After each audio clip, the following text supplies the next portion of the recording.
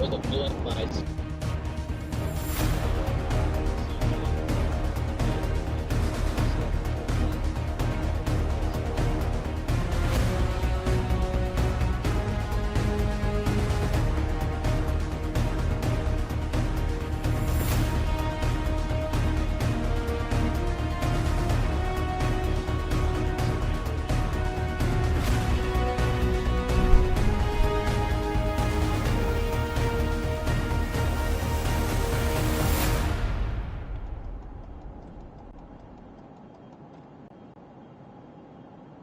All right, testing, 1, 2, 3.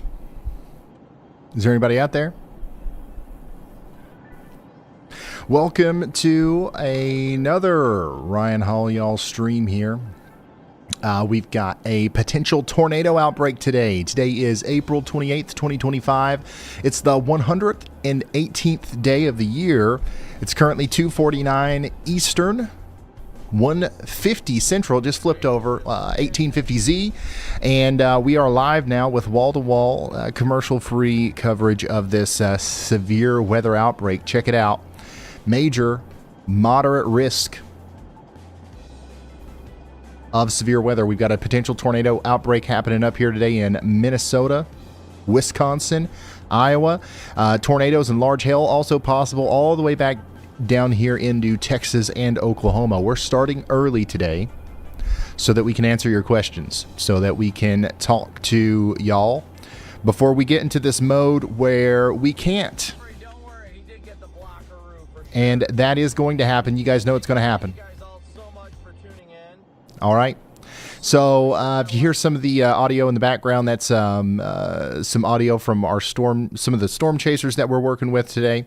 By the way, there's a lot of those out there. We got Brandon Kopic, of course, Storm Runner Media, and then several other ones. If you take a look at our map here, all these little red dots represent storm chasers who are out there right now. Corey Gherkin, I see him. Caleb Beecham is out there in Hull Force 1. Brett Adair. I mean, there's a lot of people out here. Notice how they're all in Iowa right now. This is where we expect to see some of the strongest storms today. So y'all watch out. If you're in Storm Lake, Fort Dodge, up towards Mason City, this is going to be a potentially dangerous day of significant severe weather. So that's why we're here covering it. We do already have a tornado watch, and I'm going to go over that right here in a second. Let me fix this graphic real quick. There we go. We do already have a tornado watch. Let me pull that up. Have I retweeted that? We'll talk about the tornado watch. We'll talk a little bit more about the outlooks. Then we'll answer questions from the chat. Sound good?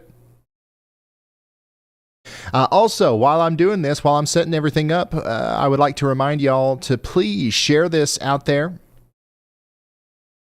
on social media. Let's get it out there on Facebook, Instagram, Twitter, YouTube, whatever else, TikTok, Pinterest. Put it on LinkedIn. I can't think of any. Snapchat. Snap it to people. All right, let's get this out in front of as many people as possible, so that we can get potentially life-saving information in front of people who otherwise wouldn't have received it. A lot of people don't like the news. They're not watching it anymore. And the way we're going to get in front of them is through Facebook. We've seen it work a million times, and we know that it can work again today. We got a few tornadoes likely until 8 p.m. Central out here in the watch area. This is from Sioux City to Storm Lake, all the way up to Fairmont, Hutchinson, St. Cloud, Wilmar, and Marshall. This is between Iowa, South Dakota, and Minnesota. Few tornadoes likely, widespread hail up to apple size likely, 80-mile-per-hour winds, about 1 million people under the gun for severe weather there. This is just honestly the first of several tornado watches that we will see today. There's likely going to be a pretty significant coverage of severe weather today.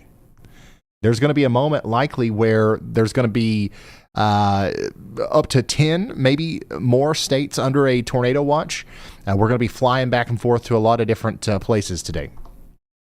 So our only storm right now that's above severe limits is out here in Minnesota. We do have a severe thunderstorm warning it's actually a considerable severe thunderstorm warning for Murray, Nobles, and Rock counties in Minnesota. Golf ball sized hail is moving in now to the Lismore and Wilmot areas. We are talking about the places like the Blue Mound State Park campground in the path there of some of that larger hail. Also, the Lismon Fire Hall. Y'all get ready for hail and damaging winds. Considerable damage threat on that one. So once again, if you're just now tuning in, here's our target area. We are most concerned about the moderate risk zone. That's where we're expecting a potential tornado outbreak today. That includes Minneapolis. That includes places in western Wisconsin and northern and northeastern Iowa.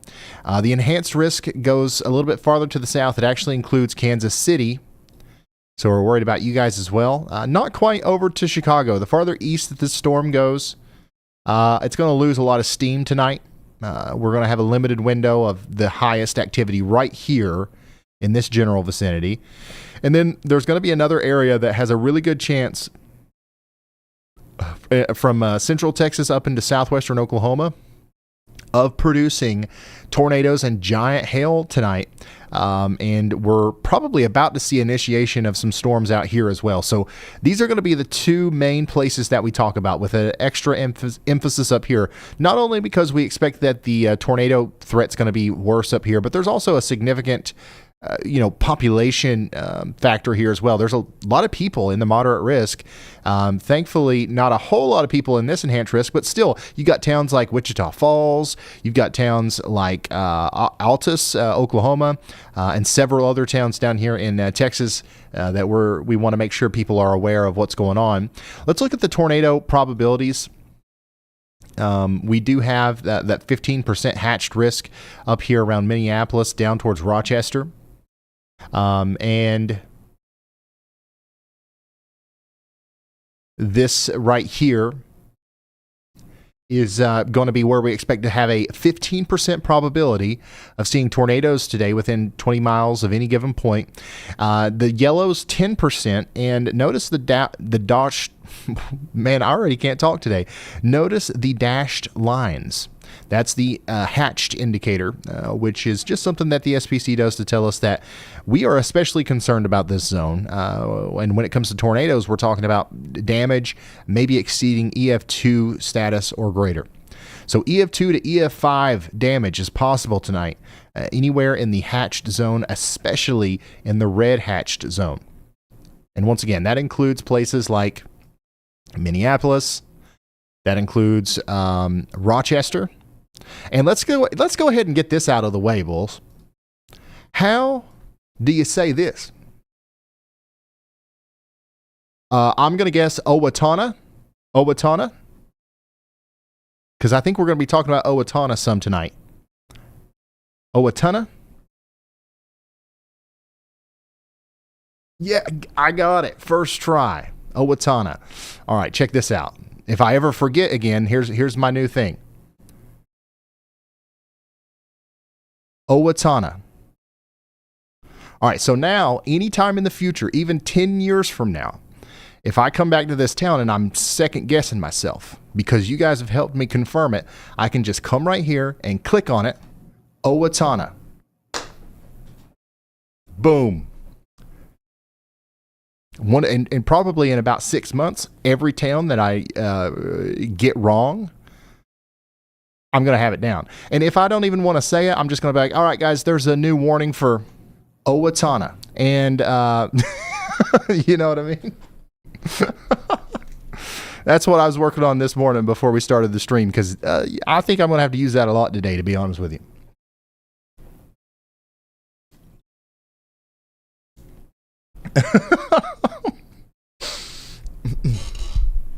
So there we go. All right, so Owatonna, yeah, we're concerned about this area today, and Rochester and down here towards Stewartville, and of course in Wisconsin we're also going to be watching places south of Eau Claire, right? And Arcadia and La Crosse. It's this corridor right in here that I'm quite concerned about tonight. So that's what we're going to be talking about. But like also, there's a pretty good chance that there's going to be a decent storm that pops up around the Kansas City area. Let's take a look at the latest HRRR and see if that's still a thing. Because on the past couple of runs, it's been pretty persistent. So here's what the radar could look like as we go through the day today. Honestly, like we've started very early. So this is what it looks like right now. An hour from now, we're going to continue to have some strong storms in southern Minnesota. But it's probably not going to be until 2 hours from now that we actually see the strongest storms start to get going. So here we are about 6 p.m. Eastern. Remember, it's 3 p.m. Eastern right now. That's when we really start to see, especially in northwest Iowa, some stronger supercell storms forming. And also that's when the convection really starts down here in Texas. All right. And then I think that we are probably going to see between 6 and 7 Eastern an explosion of supercells right here in the middle, right around Kansas City, or I guess you could say north and west of Kansas City and Topeka. That's where I think we're going to see some storms here. And then I think that's about it. I think those are going to be the 3 areas that we're most concerned about. And we're just going to track those storms as they grow upscale and move east. So between probably 6 p.m. Eastern and midnight. That's going to be our prime time for severe weather. So we've got about 3 hours of preparation time here because the window for the greatest severe threat is kind of limited. It's not going to be one of those days where there's going to be a significant severe weather happening for 12 hours straight. So, but like we can go live for, 10 hours or whatever, and that's usually the goal. So on a day like today, why not start early, answer questions and stuff like that? And that's why we're here 3 hours potentially before the main storms get going. But once again, I do want to remind you that even though it's not a main storm per se, we do have a strong storm right now approaching people in Murray, Nobles, and Rock counties in Minnesota. Golf ball size hail coming in towards Wilmot. Damage threat is considerable. Hello, Josh from Minneapolis.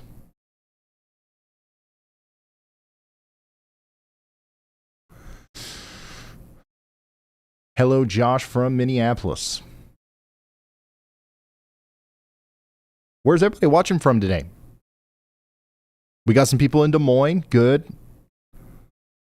We got some people in Kansas. When are you launching your radar program? It's going to be soon.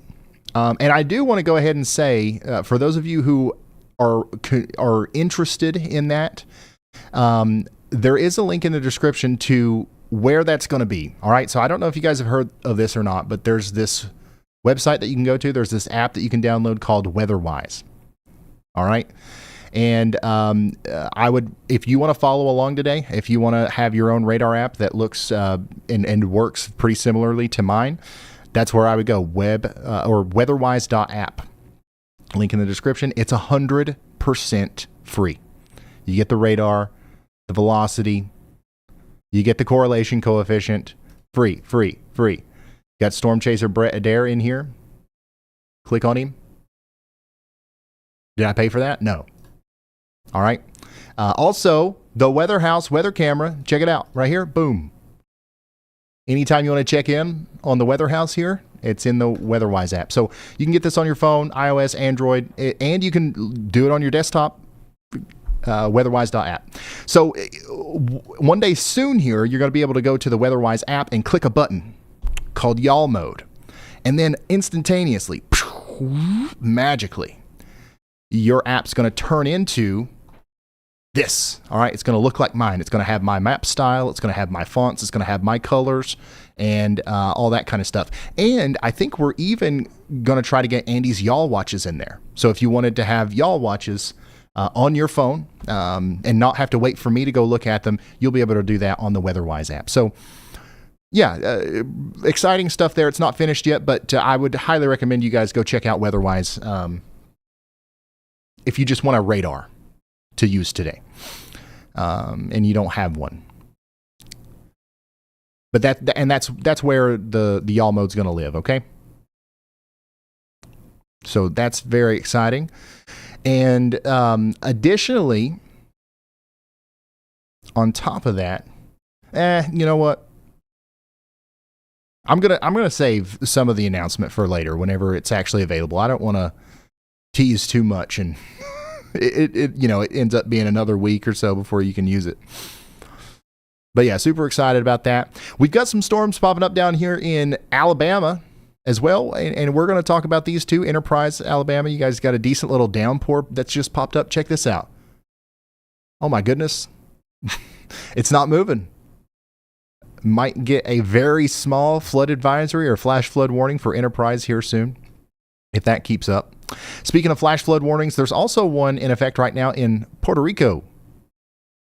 So we've got some really heavy rain going on down here. And that's been popping up all day. I've been getting notifications about that all day. But our only severe storm that we have at this very moment is going to be the one over here in Murray, Nobles, and Rock counties in Minnesota. And yeah, we're going to continue to track it as it goes east. Also, check this out. You see this graphic over here? Anytime any of these numbers change, active storm chasers, tornado warnings, or severe thunderstorm warnings, anytime any of those numbers change, that's going to pop up for 30 seconds. I know you guys like to see that. So just another addition here. Another new thing that we've got here is this. You see this? Viewing Minnesota. Sometimes when we're really zoomed in and you're just now tuning in, you might not know where the heck I am. But now you can always look right here and you can see where we're zoomed into. And if I fly all the way over to Alabama again, notice how when the map stops, it automatically updates Viewing Alabama. So now you'll never be confused about where we're zoomed into. We've listened to a lot of feedback, and we're trying to make this as best of an experience as possible for y'all watching.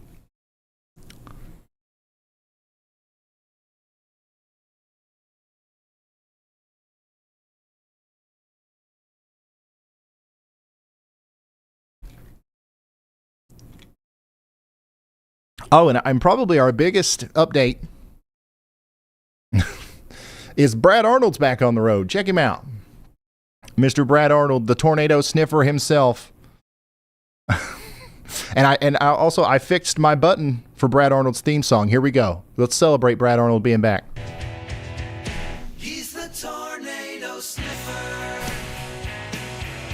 He's the tornado sniffer.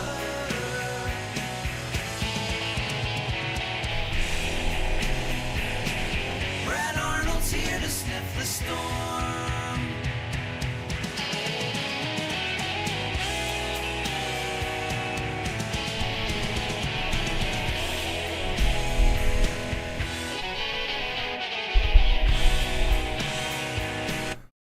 Every time we play that, I remember how good it is. Like, I know it's like a funny thing, but like, that's actually a jam, dude. I want the whole thing on Spotify.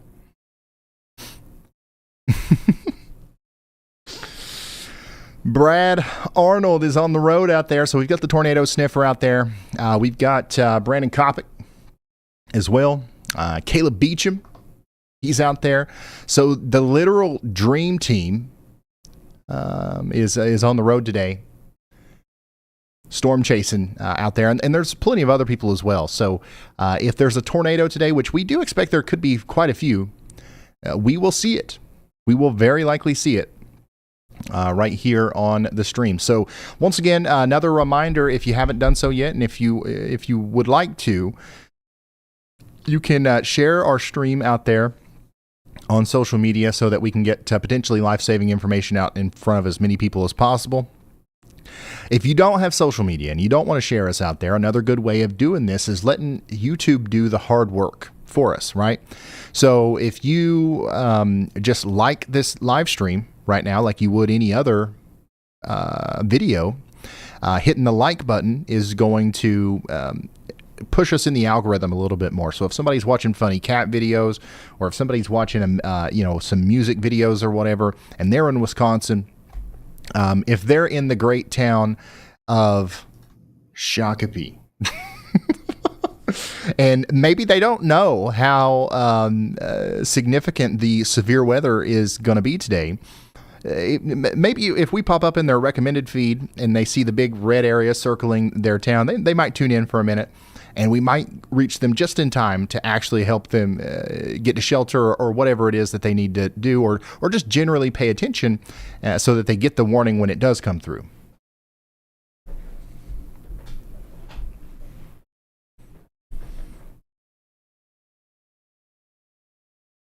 That's right. For anybody that's just now tuning in, that I said that, and I got the town name right immediately.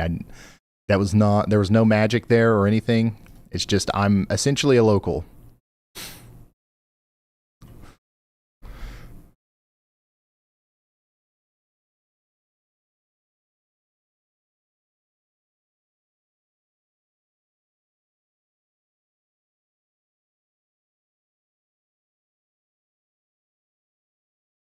Ryan's evolving into the final form. Yep. No, weather-wise shouldn't. You don't need an account. I don't think it. You didn't 15 minutes ago. You can make an account, and it is free. Like, you getting the radar and all that stuff is free.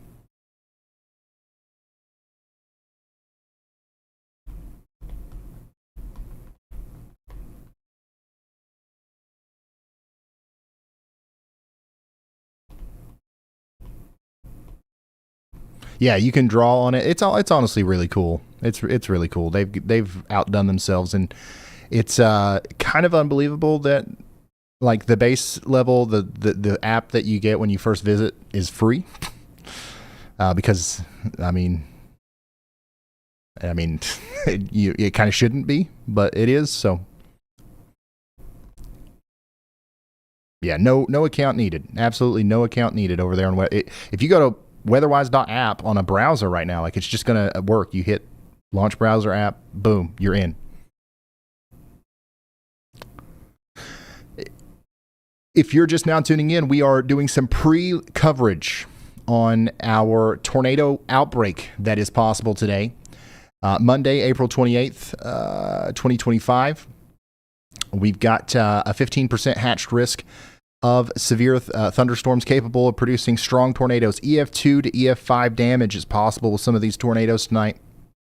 We're really concerned about places like Minneapolis.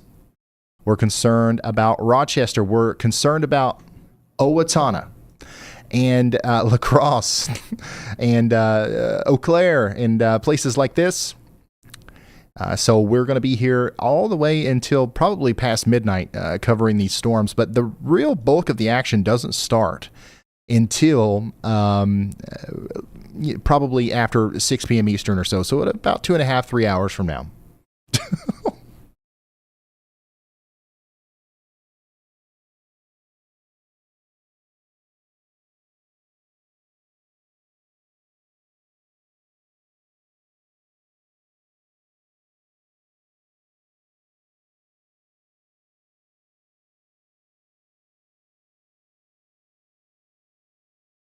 Somebody said the mic was too loud? Is the mic too loud?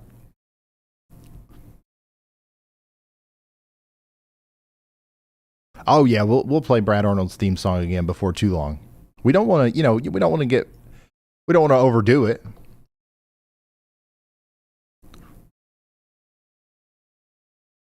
You know how those catchy songs work. Okay, it's good. All right, good, sweet. I will. Let's go look and see if there's anything going on down here in Oklahoma yet. And thank goodness we've got some storm chasers. I figured everybody would be. I'll be honest with you. I thought everybody was going to be in Iowa today, and we wouldn't have any storm chasers in Oklahoma or Texas. But Nick Smigo is down there. Steve Walton. There are a couple of storm chasers around Vernon and Wichita Falls right now. So yeah, we're going to have to watch these guys very closely. as this is going to be the second. So the first place that we're really going to have to watch for severe weather today is up here in Minnesota and Iowa, moving into Wisconsin. Shortly after that, we're going to have storms down here in Oklahoma and Texas that we have to cover very diligently. And then right after that, storms north and west of Kansas City. Those are going to be the 3 target areas today. So I don't see anything happening down here just yet, but in a couple of hours, it's going to be very possible that we see some supercells popping up down here. And they're going to start off looking like this, okay? They're going to start off looking like a bunch of nothing. Honestly, it's going to look like a blip. And you know what? When I fixed my Brad Arnold theme song button, I also fixed the blip button. So here's a lesson that we all need to understand about blips on the radar.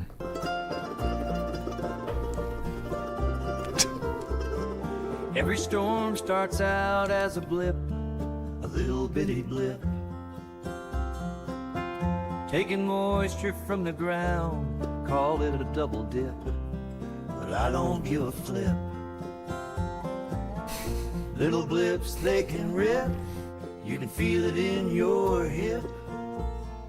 Never underestimate a blip. Never underestimate a blip. Okay? Little blips can rip. And if you don't know the context behind that, you got to go find the stream wherever the concept of the blip, not underestimating a blip, was founded, because there was literally a little blip on the radar that ended up becoming a supercell that we tracked for quite some time, and I believe it produced some tornadoes and some damage. And it's a very good lesson to remember: never underestimate a blip.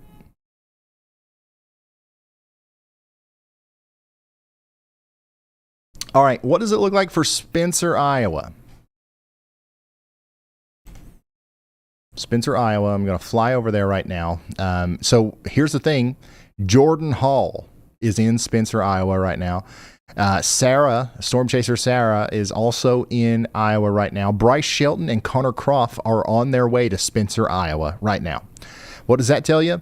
We've got people out here right now that have spent thousands of dollars, have taken time away from their families, and are risking their lives on the roads to be in your town, not because they're a tourist, not because they have any specific interest in your town, but because they think there's a good chance that they're going to see a tornado. So that's about all I have to say about Spencer, Iowa. There is a good chance that we see some tornadoes in this general vicinity today. Storms will likely arrive sometime after 6 o'clock. I would be hyper weather aware of between 5 and midnight.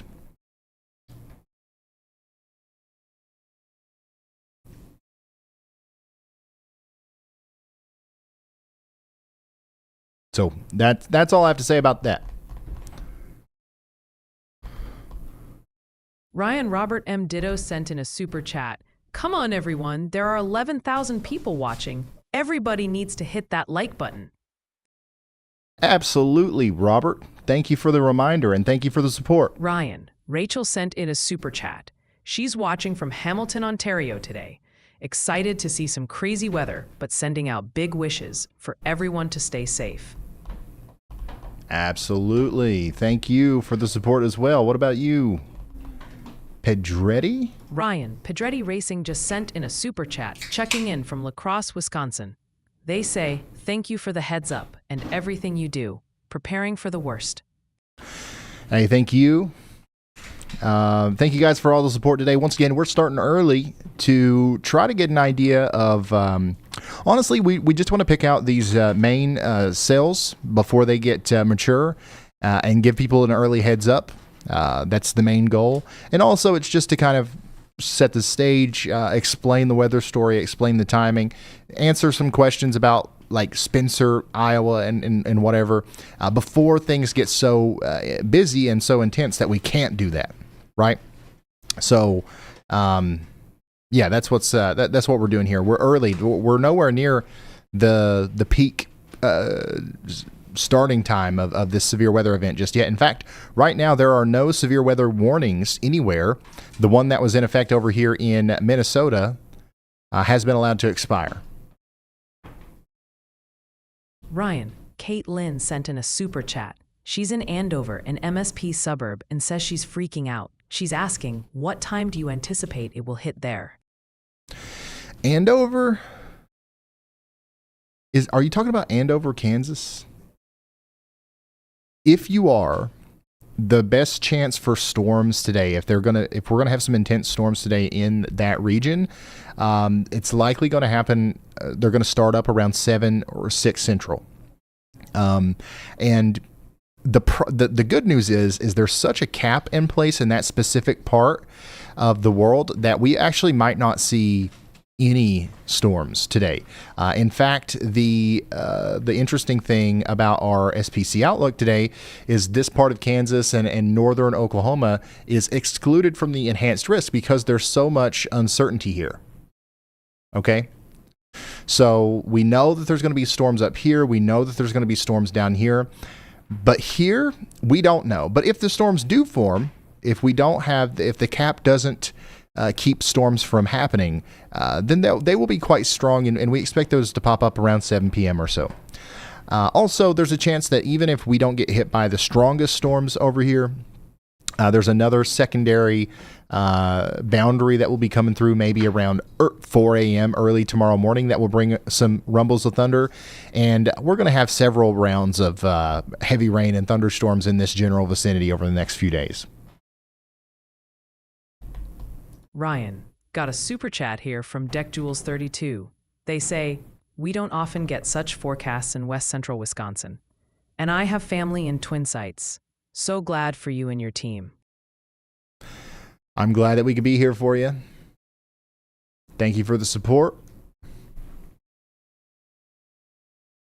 Ryan Robert M. Ditto sent in a super chat asking if, since we're early, you could talk about the weather forecast for Arkansas tomorrow. Yeah, absolutely. Tomorrow, we will probably be live again. So our system that tells us to get ready to go live is telling us to get ready to go live tomorrow. And it's likely going to be just simply because this is such a large area that's going to be experiencing severe weather. I definitely don't think tomorrow will be as intense as today. We're not going to have as much of a tornado threat, especially. But the tornado threat's not going to be zero. And we're going to have lots of considerable severe weather for probably over 50 million people tomorrow. So we'll be live, and we'll probably mostly be talking about places like Ohio, Pennsylvania, New York, Texas, and Oklahoma, and not so much about Arkansas. Arkansas, Missouri, Southern Illinois, Western Kentucky. This looks like the place in the middle that will see less of the significant impacts from tomorrow's system. That doesn't mean there will be none. But we're going to be mostly focused over here in those enhanced risk areas, and mostly for damaging winds and hail. But there certainly will be a couple tornadoes tomorrow. There's almost no doubt about it. Yo, weather wizard, stop staring at that low pressure for a sec.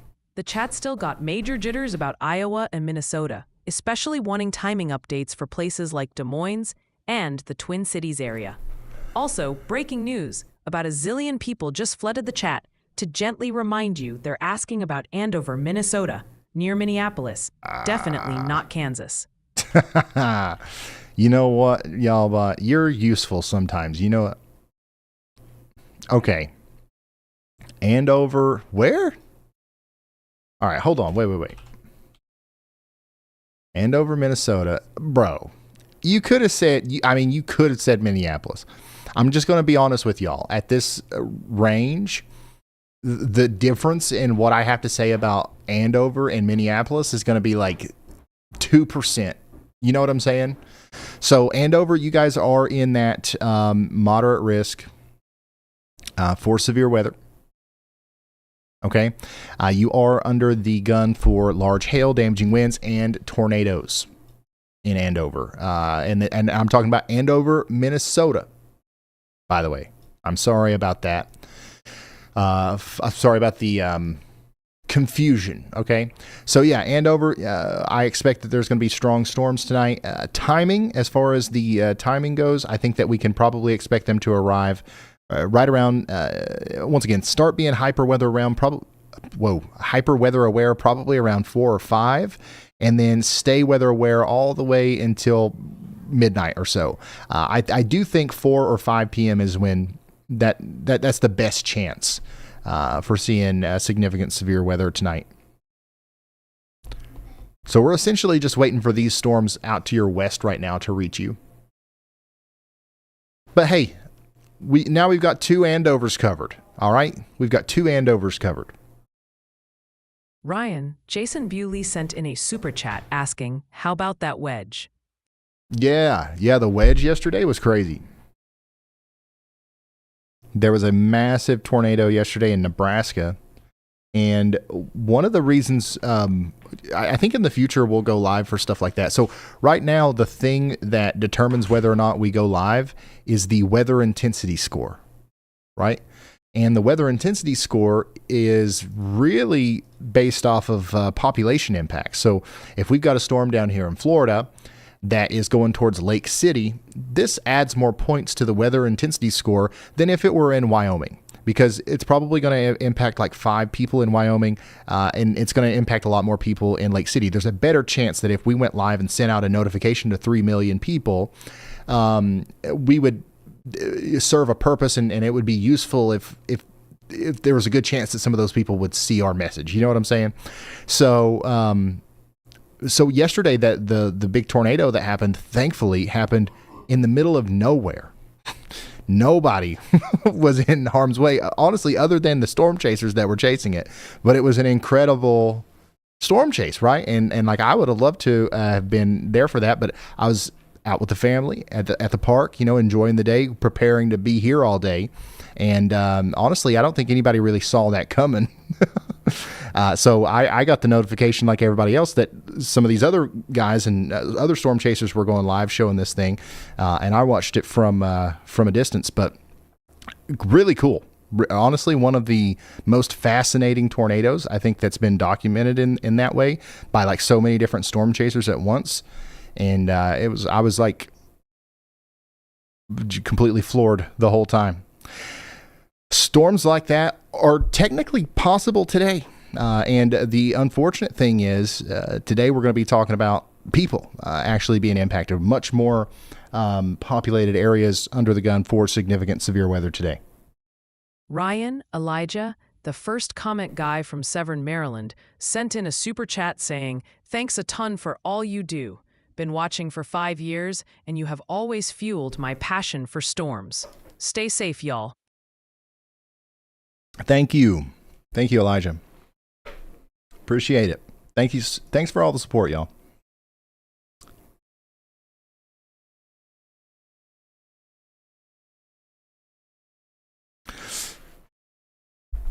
Yeah, that's days like yesterday, I think should belong to like Reed Timmer, right? Like everybody needs to go watch Reed Timmer and the Storm Chasers on days like yesterday when there's not like a ton of people in the warning polygons and stuff. They were like really killing it. There was some several people who got shots of a lifetime yesterday.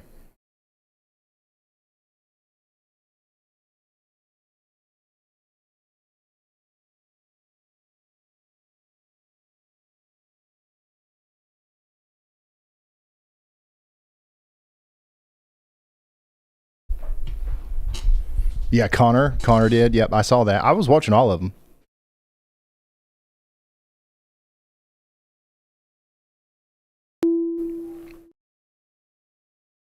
Was watching all of them.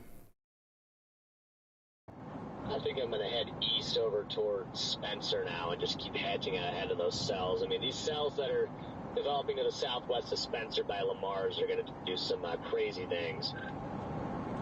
Yeah, I'm just trying to figure out at what point. We're listening in to some audio now from Storm Chaser Brandon.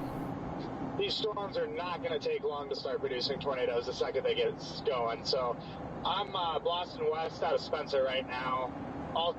So we have a new Spencer idea with a watch issuance of 95%. See, Garrett, I told you, Iowa always does it. I do think that they might take a minute to actually be tornado producers, just because photograph. Are still a little bit straight. Oh boy, here we go. So you have a little bit of crosswise shear. They're gonna have to kind of take a little bit of time to organize a sufficient low level cyclone, but once they do, as they So here is the latest mesoscale discussion from the Storm Prediction Center.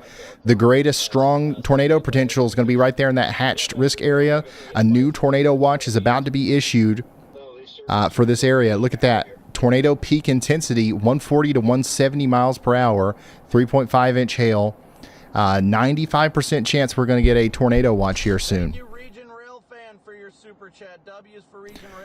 Definitely something that we have to keep an eye on. As soon as that watch comes out, we're going to go look at the probabilities on it, okay?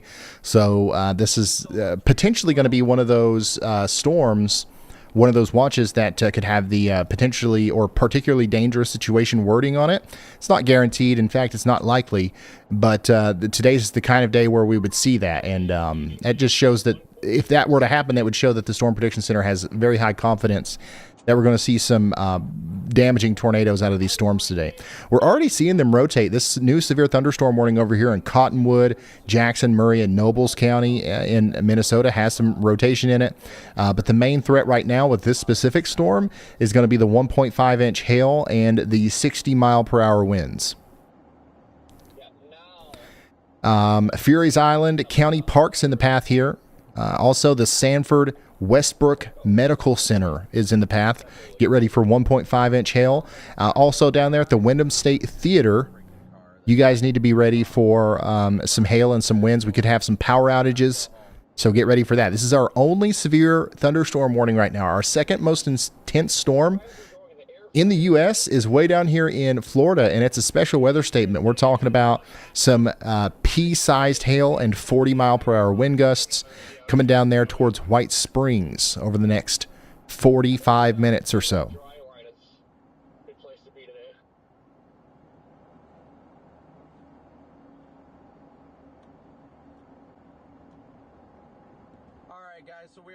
Ryan, wow. Huge thank you to Paul Wagner for this extremely generous super chat.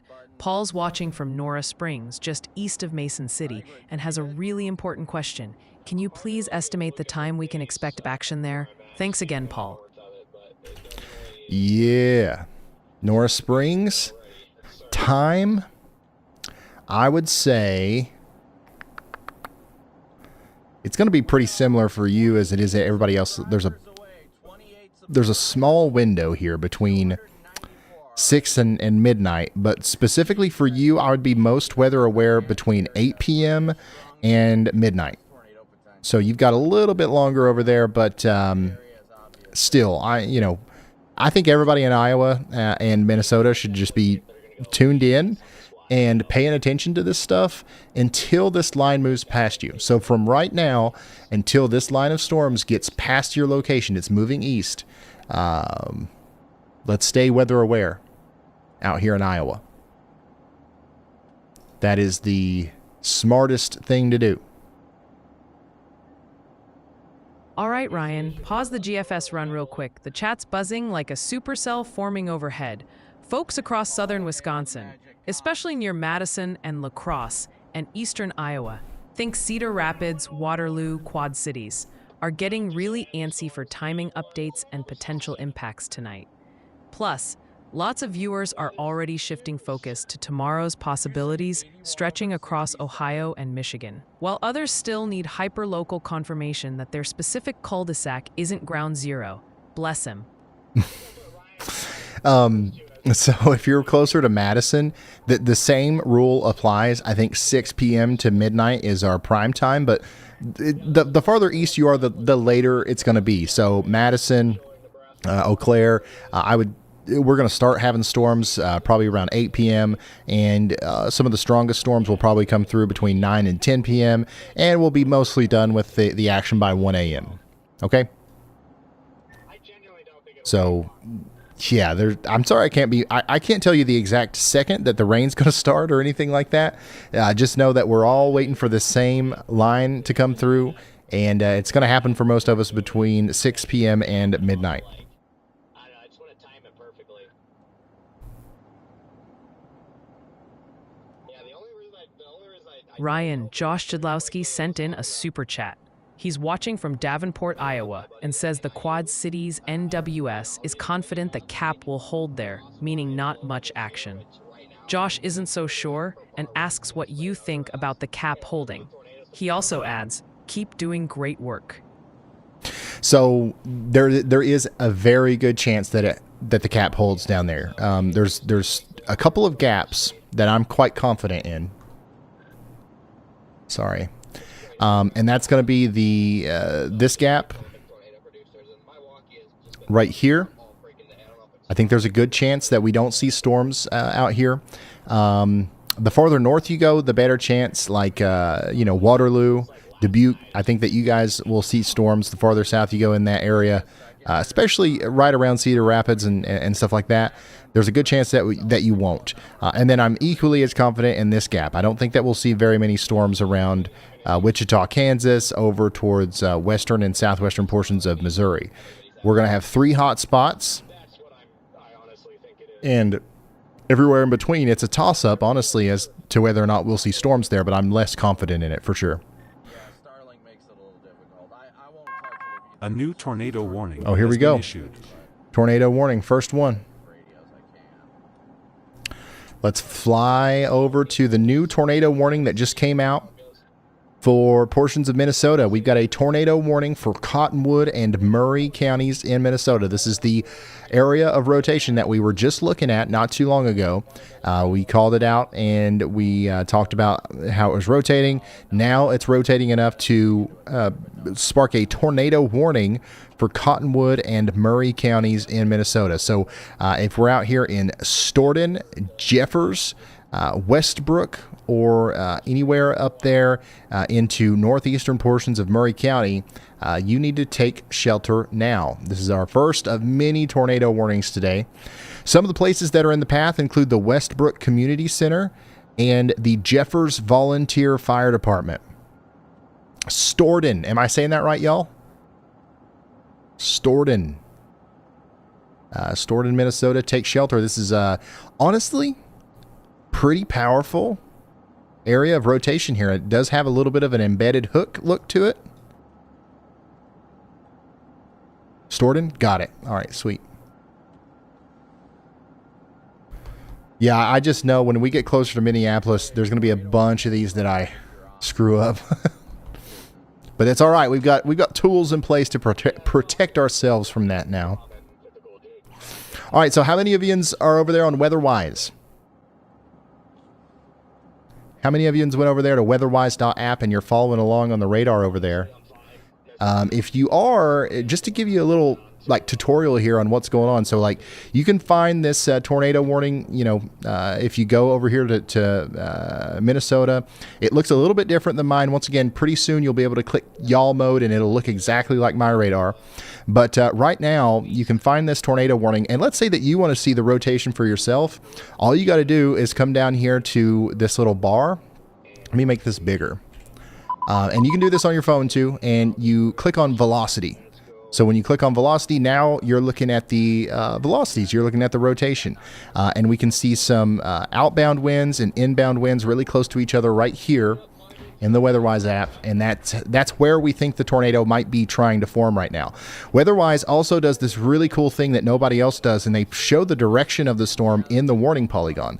So even without playing the animation, which you can do just by hitting the play button, you can get an idea of the storm vector, the motion of the storm as it moves off to the, in this case, north and east.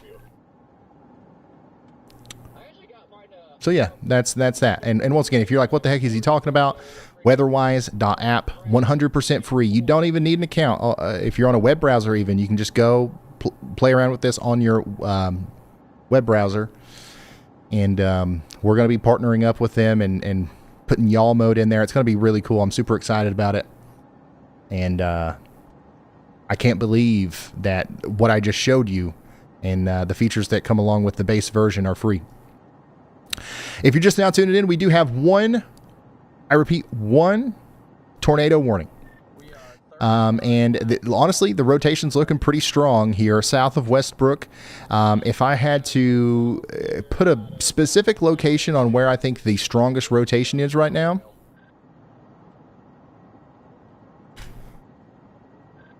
let's see here.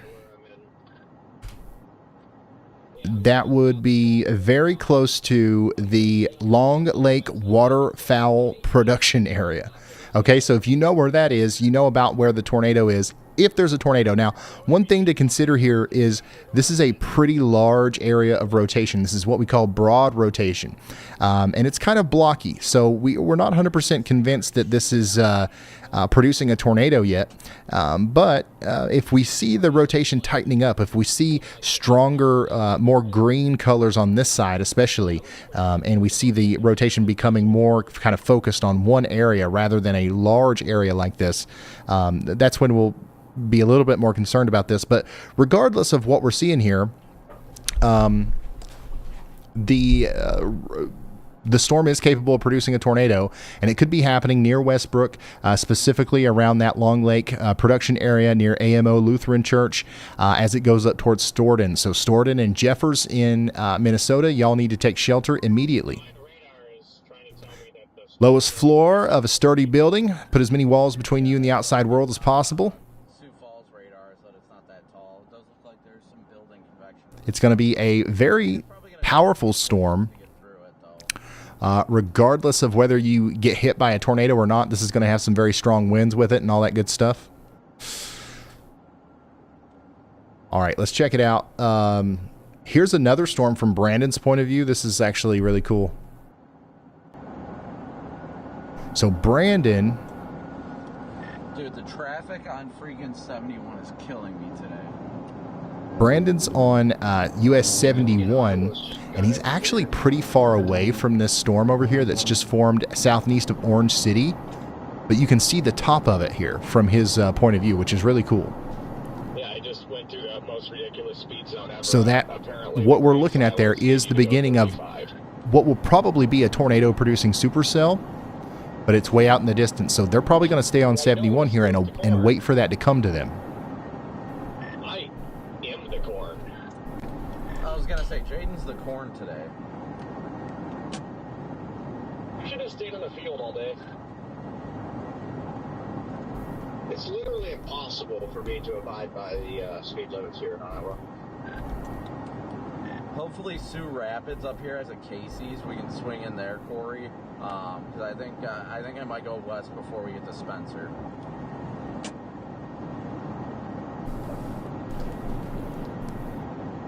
Yeah, I'm just debating to go west or just kind of stay ahead. Hey, Ryan, whenever you have a second. Yeah, go ahead, Caleb. It's gridded out here, so. Yeah, Ryan, just a quick update from my position. So I am probably 5-10 miles south of Spencer, Iowa right now, and I'm watching that storm over near Orange City, Iowa. We've seen it pop up on the radar within the last hour or so, and it's gone through rapid intensification.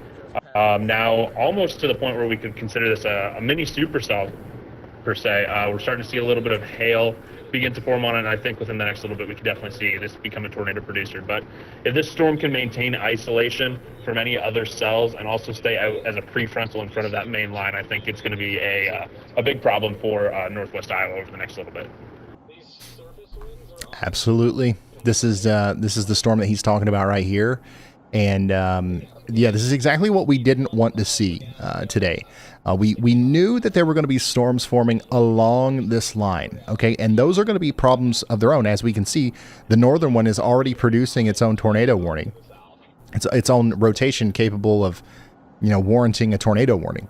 But what's going to happen now is it looks like there's going to be cells that form out in front of that line, okay? Where there is more wind shear, where there are more favorable ingredients for tornado genesis. This is a worst case scenario for the residents in northern Iowa, okay? We are on the brink of a potential tornado outbreak, and we need everybody to understand the significance of the situation and to know that when a tornado warning is issued for you today, which it likely will be in Spencer, Iowa, at some point, and also all the towns in between, Sutherland, Royal, you guys need to be prepared as well, up towards Estherville. As soon as that warning is issued, you have to take shelter. It's going to be a very dangerous day. You don't want to play around and, disregard any warning today at all. Checking back in on our tornado warning.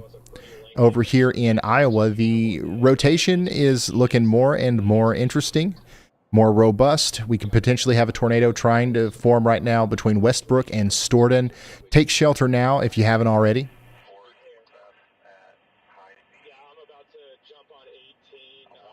Malady, thanks for being here for 27 months.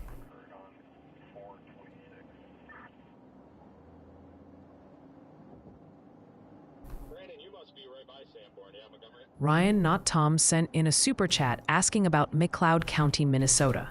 They're looking for an ETA on when storms might arrive there and how severe they could be. They also wanted to say thanks for making the stream informative and entertaining.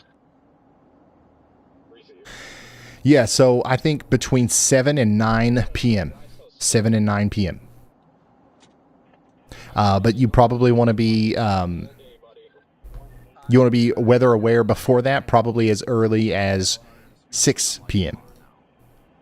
So I'm sorry I can't be more specific. It's just, hey, today's one of those days where, honestly, if I lived in the 15% hatch risk area, if I lived in the moderate risk of severe weather today, I would drop everything. I've got no other plan. I've got nothing else to do today other than watch the weather. I mean, it's not very common that these kinds of things happen up here anyways, so... You know, I would just go ahead and make that a rule in my life. If there's a chance of a tornado outbreak, let's just cancel soccer practice, or let's mow the lawn tomorrow, or whatever else it is that you've got going on. No, you don't. And as long as you're watching the weather, as long as you are prepared for what you're going to do when a warning's issued, you're going to be fine. Okay, 9 times out of 10, when people find themselves in a lot of trouble as a result of these storms, it's because they weren't prepared. They got caught with their pants down. And if you're watching this right now, I think that you're going to be fine. But we do have to be vigilant, and we have to make sure we're paying attention to those warnings as they come out.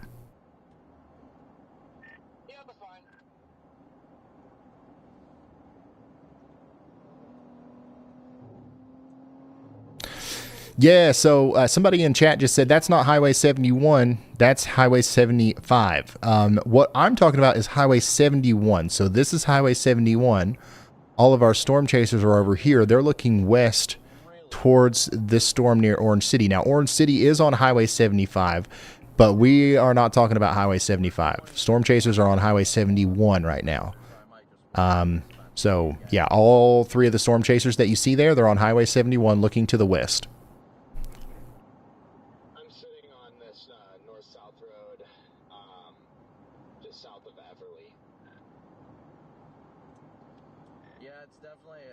Chair says, don't worry, Ryan, I never have any plans. It looks like the updraft is expanding.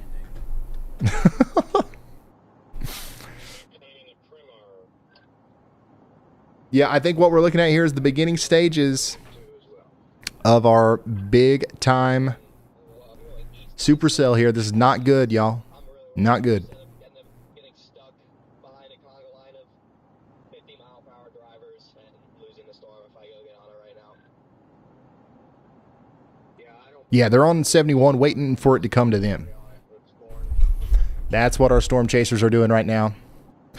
Thankfully, we also have really good traffic camera coverage today. Wisconsin, way to go. You've got good traffic cameras. Minnesota, you've got decent traffic cameras around Minneapolis, but everywhere else kind of sucks.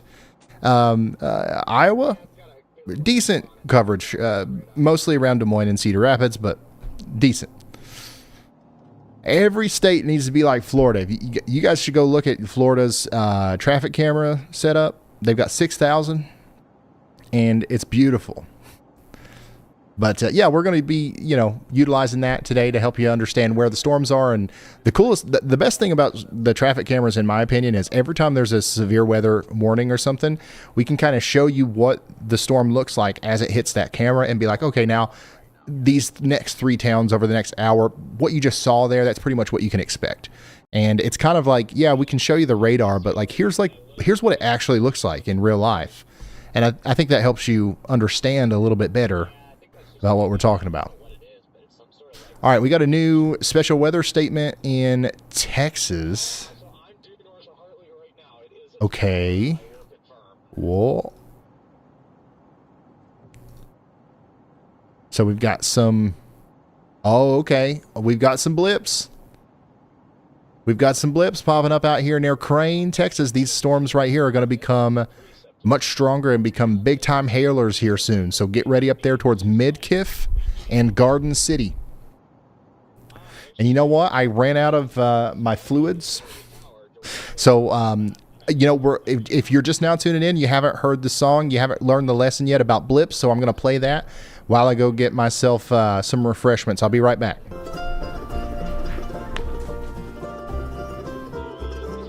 Every storm starts out as a blip, a little bitty blip, taking moisture from the ground, call it a double dip, but I don't give a flip. Little blips, they can rip, you can feel it in your hip. Never underestimate a blip.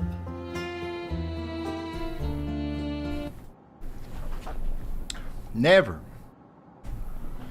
underestimate a blip. When I get to the loves, I am definitely not the loves, but whatever. I'm sure there's a Casey's in Spencer. Definitely gonna grab a full bag and throw it in the back seat.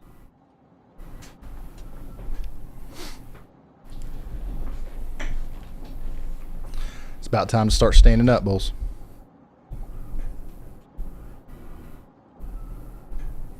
It's getting real.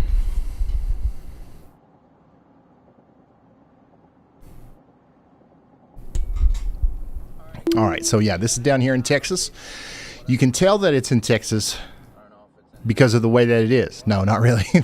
But you can tell that it's in Texas because of our new graphic here that says Viewing Texas. And now what I'm going to do is I'm going to click on this new warning in Iowa, and we're going to go look at it, and we're going to see, oh, wow, now we're in Iowa.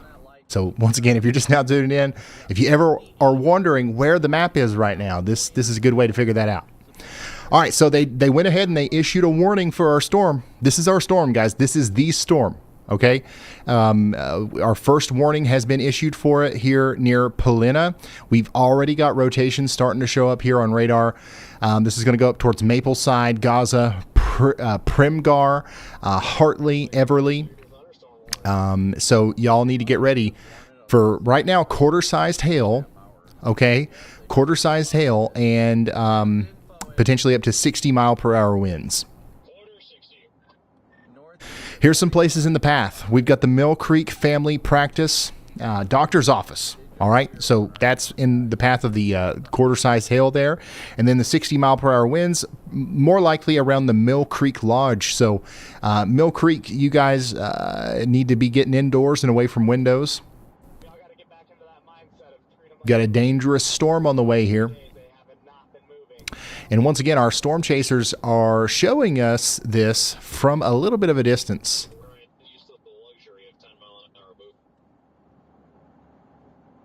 And that's what we're seeing through their feeds there. But yeah, storm's getting closer to Spencer, Iowa.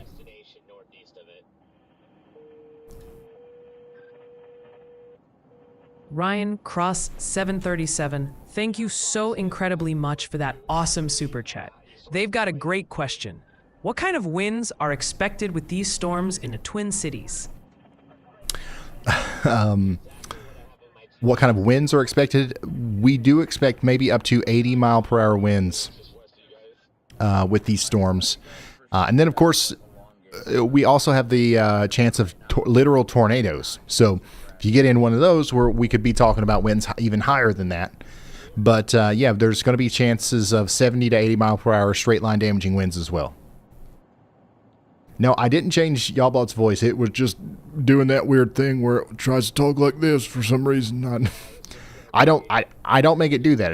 It just does that. Ryan, Kelly Dolan sent in a super chat. She says she's been watching since the early days with only 200 viewers live and thinks you're still the best doing it. She also gave us a shout out. Apparently adding Y'allbot makes the channel basically perfect, and she really loved the la la la la la la la la. Thank you for the kind words. I like Y'allbot too. Some people don't. Some people really don't like the Y'allbot thing. But I mean, come on, guys. It's reading the super chats. It's making my life a little bit easier, and adds some comedic relief sometimes to otherwise stressful situations. So I don't see any problem with it. We're going to keep it. And I appreciate all the kind words. You've been here for a long time. When I first started doing this, there was really nobody else who did. Now there's a lot of people who are trying to do what we're doing here, and they're doing really, really good. And I think anytime there's ever a storm anywhere, there's like an infinite amount of options for people to go and get life-saving information, which is a good thing. So I hope it keeps growing. My dream is one day, like right now, there's a local weather guy at every TV station, right? I hope that one day there's a local YouTube weather guy as well. You know what I mean? Like you've got me, who I'm trying my best to, be the local guy for every place as the target switches around. But there's a lot of value in somebody who's lived in an area their whole life. And I just think that needs to get away from the TV model and come to YouTube. And you guys are going to have like an infinite amount of awesome weather coverage options in the future, I think, because of what's happening here on YouTube. So I am just north of Sioux Rapids, Minnesota. I'm sorry, Iowa here. If you're just now tuning in, we do have a tornado warning in Cottonwood County, Oklahoma. Rotation continues to be there around Jeffers, so take shelter in Jeffers. Now, back here towards Westbrook and Stoughton, the rotation is less impressive now than it was a few minutes ago, so you guys are probably good. And in fact, this warning is going to be allowed to expire in about 5 minutes, so hopefully we'll be able to come out of our safe spots in Westbrook in about 5 minutes, okay? Just bear with me here. And then really our next big thing that we're watching is this storm that's coming up towards Primgar and Hartley. This is Clay, Dickinson, O'Brien, and Osceola County, Iowa. Do you guys do Osceola or Osceola?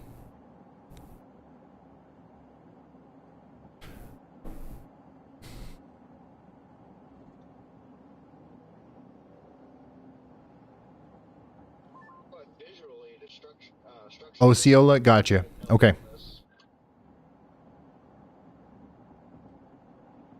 And Primgar, that's right. Yeah, we are quickly closing in on 300,000 subs, so thank you guys all so much.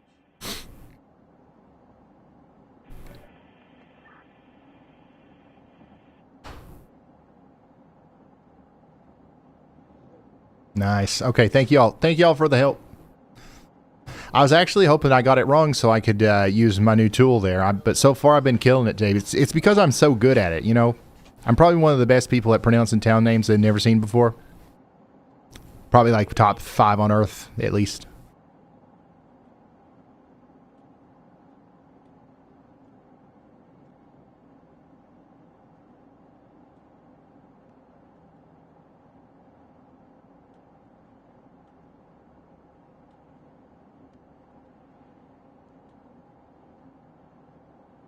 Yeah, so if you're just now tuning in, we're watching this storm down here in Clay and Dickinson and O'Brien counties in Iowa.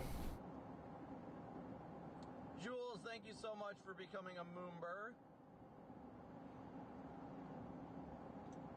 We are 14 miles out of space. Yeah, you know, some people are just now tuning in for the first time, and they don't know that I'm joking. I got to calm down.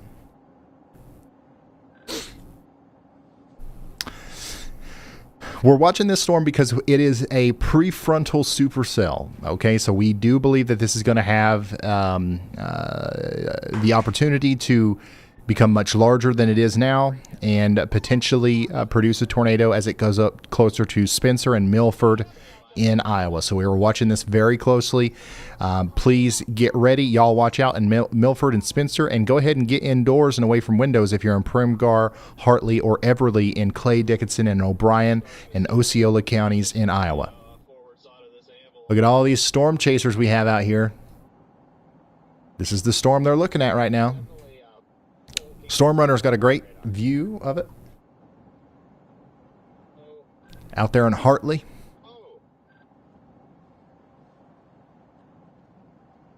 And there she is, Stephanie Thacker, the weather wife herself, Miss Hall, y'all.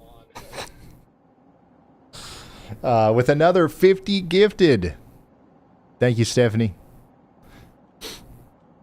Everybody say shout out to the weather wife. And congrats to all the people who now have memberships. You've got awesome emotes, emojis. I never can remember what to call those. Are they emotes, emojis? Anyways, you've got y'all bot emojis now, so use them, show them off.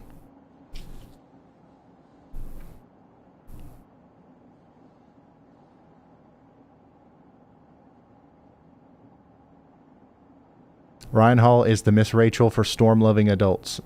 I like that.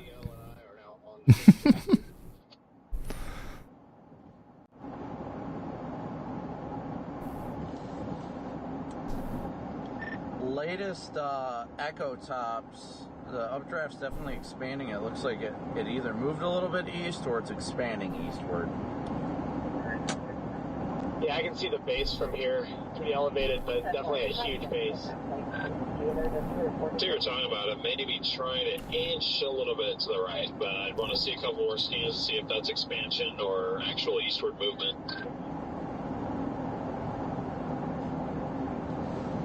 So this is what this storm looks like up close. It might be trying to turn right in that last scan. Yeah, we'll see. This storm right here. Dalton, go ahead and put Storm Runner in 1. Warren, are you on 18? You said Everly, right? So the storm that you see above my head there, that's this storm. I'm just on the south side of 18. So we've got a full view of it here, and Storm Runner is probably going to be able to keep up with this as it goes off to the north and east and becomes eventually, well, I believe it's going to be a tornado-producing supercell. So we're watching the baby infancy stages of what will become a monster storm here very soon.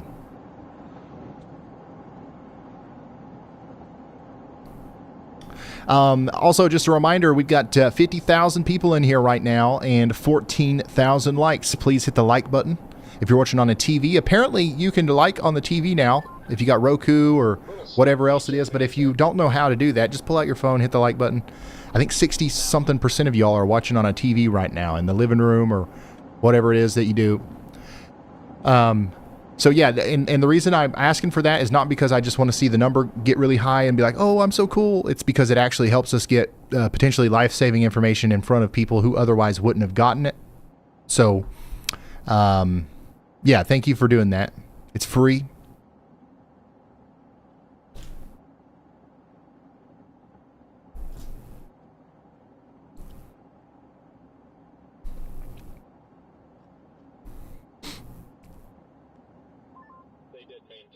Algorithm boosted. Yeah, they did just come out with a new outlook from the Storm Prediction Center. There's a slight change with it, but honestly, it's the exact same. We'll show the graphic here in just a moment. I think they expanded the enhanced risk a little bit in Oklahoma and Texas. So there's that. By the way, the tornado warning up there in Minnesota has been allowed to expire, so we are no longer worried about that. But I can definitely see towers exploding on the backside of it. Ryan, Rachel, Olivia sent in a super chat sending much love all the way from London, England. She jokes that a UK version of you might never go live with a weather intensity score of -5 over there. Yeah, that would, yeah, you're probably right. I think one of the reasons why we have such good weather infrastructure here in the States is just because we have such bad weather. Like, we've got the best radars and, all these storm chasers and researchers and stuff. I think that it's just bred as a result of how crazy the weather is here. And, like, you definitely couldn't be a full-time, weather YouTubing dude, if you just talked about someplace other than the U.S., maybe China, but like the U.S. has like the most diverse and dangerous weather, honestly, on a day-to-day basis, all throughout the year. I don't know. It's really not a good thing, but it does inspire a lot of hard work and innovation with our warnings and stuff like that. So I guess that's good. Anyways, we just got a new severe thunderstorm warning. How about you out there in Windham, Cottonwood, Jackson, Nobles counties? Out here in Minnesota, we're expecting 60-mile-per-hour winds and 1.5-inch hail over the next little bit. What in the world happened here? I don't think that was storm related. I don't know what the heck happened there, but yeah, I don't think that our blip caused that. Anyways, back to this new severe thunderstorm warning. We do have 1.5-inch hail coming up towards Mountain Lake, Bingham Lake, Wilder, Lakefield, Jackson, Alpha, Petersburg, and Sioux Valley in Minnesota. So please get into your indoor shelter. Get away from windows. Lots of lightning and some hail is going to be possible here. We do have the Anderson County Campground, the Island Park Campground, the KOA Campground, and the Sandy Point Park Campground in the path of this dangerous storm. So you want to get indoors, preferably not even in RVs. If you can get into that bathhouse or something, it's probably going to be the best place to be over the next 40 minutes or so.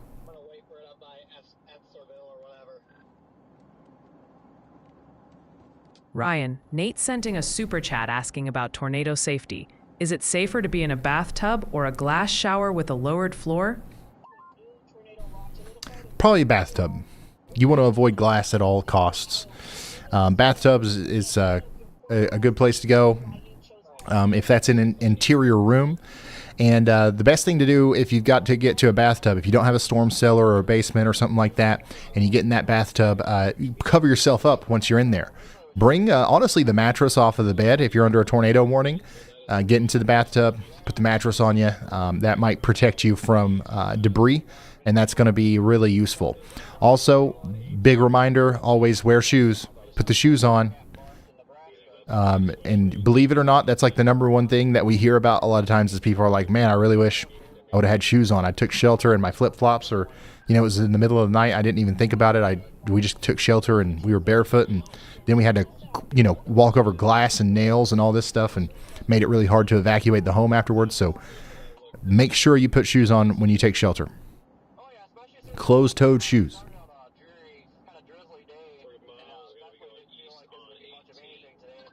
And source a helmet right now.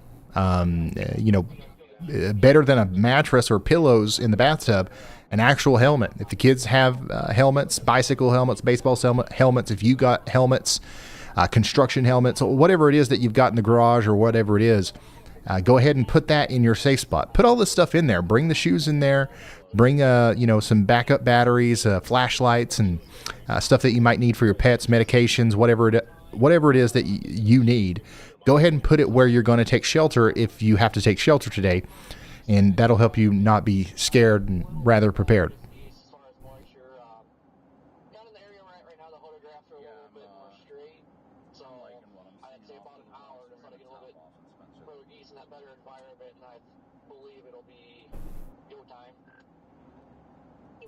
Suzanne, a lot of people don't think about that. It's very common to not think about taking your shoes into your safe spot. Most people wouldn't think about that, believe it or not. So that's why I try to mention it a lot. We've got some storms popping up out here in Wisconsin. Do we have anybody in Neillsville? Neillsville, you guys have a storm that's just popped up in the past little bit. Yeah, look at this. Man, this was quite the blip. Now it's producing 1-inch hail and 60-mile-per-hour winds as it goes across Neillsville towards Granton. This is in Clark County, Wisconsin. Loyal, Greenwood, Colby, and Abbotsford. Abbotsford? It's Abbotsford, right? You guys need to get indoors and away from windows. This looks like it's going to be a pretty intense storm here. Are you hearing thunder out there in Neillsville and Marshfield?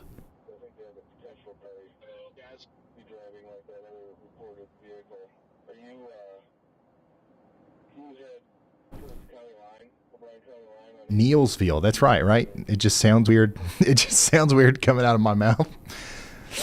And looky here. The lights are green. So we've got meteorologist Andy Hill here. Go ahead. Hey, Ryan, how does this sound?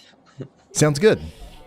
Oh, cool. All right, I'm at my home setup right now, and I can transfer over to my office later. But I was going to talk a little bit about those storms in Wisconsin that just popped up. I took a quick peek at them on mesoanalysis, which tells us the latest conditions in the atmosphere there to reference wherever these storms are. And it does look like those in central Wisconsin there are in a very stable layer at the surface. There's a lot of stability that hasn't mixed out yet on the surface. That low pressure is off to the west, and we haven't quite seen those really high dew points and warm and moist surface conditions make it to central Wisconsin yet. So these storms are going to be hail producers and not quite tornado producers like we are very concerned with later today in this region. So eventually those conditions are going to get there.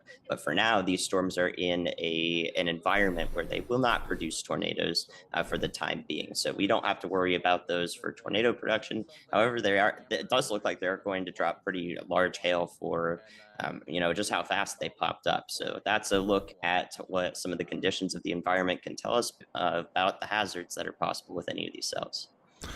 Okay. Thank you so much, Andy. Guys, that's meteorologist Andy Hill, who is helping us out here, watching these storms, giving us some insight about what's going on. So you got storms right now, but keep in mind, you will have more tonight in this region, and we want to watch both very carefully, but make sure you stay vigilant. When the storm ends here in Neilsville, you're not done for the day. Marshfield, Spencer, Colby, Abbotsford, you guys need to get ready as well. We also just got a new severe thunderstorm warning for portions of Minnesota. This is Brown and Watonwan County in Minnesota. How about you out there in Sleepy Eye, Stark, New Ulm, St. James, and Madelia? You guys have some 1.25 inch hail. That's quarter size hail and 60 mile per hour winds coming in over the next little bit. Darfur, LaSalle, Hanska, Linden, and Leavenworth are also in the path here.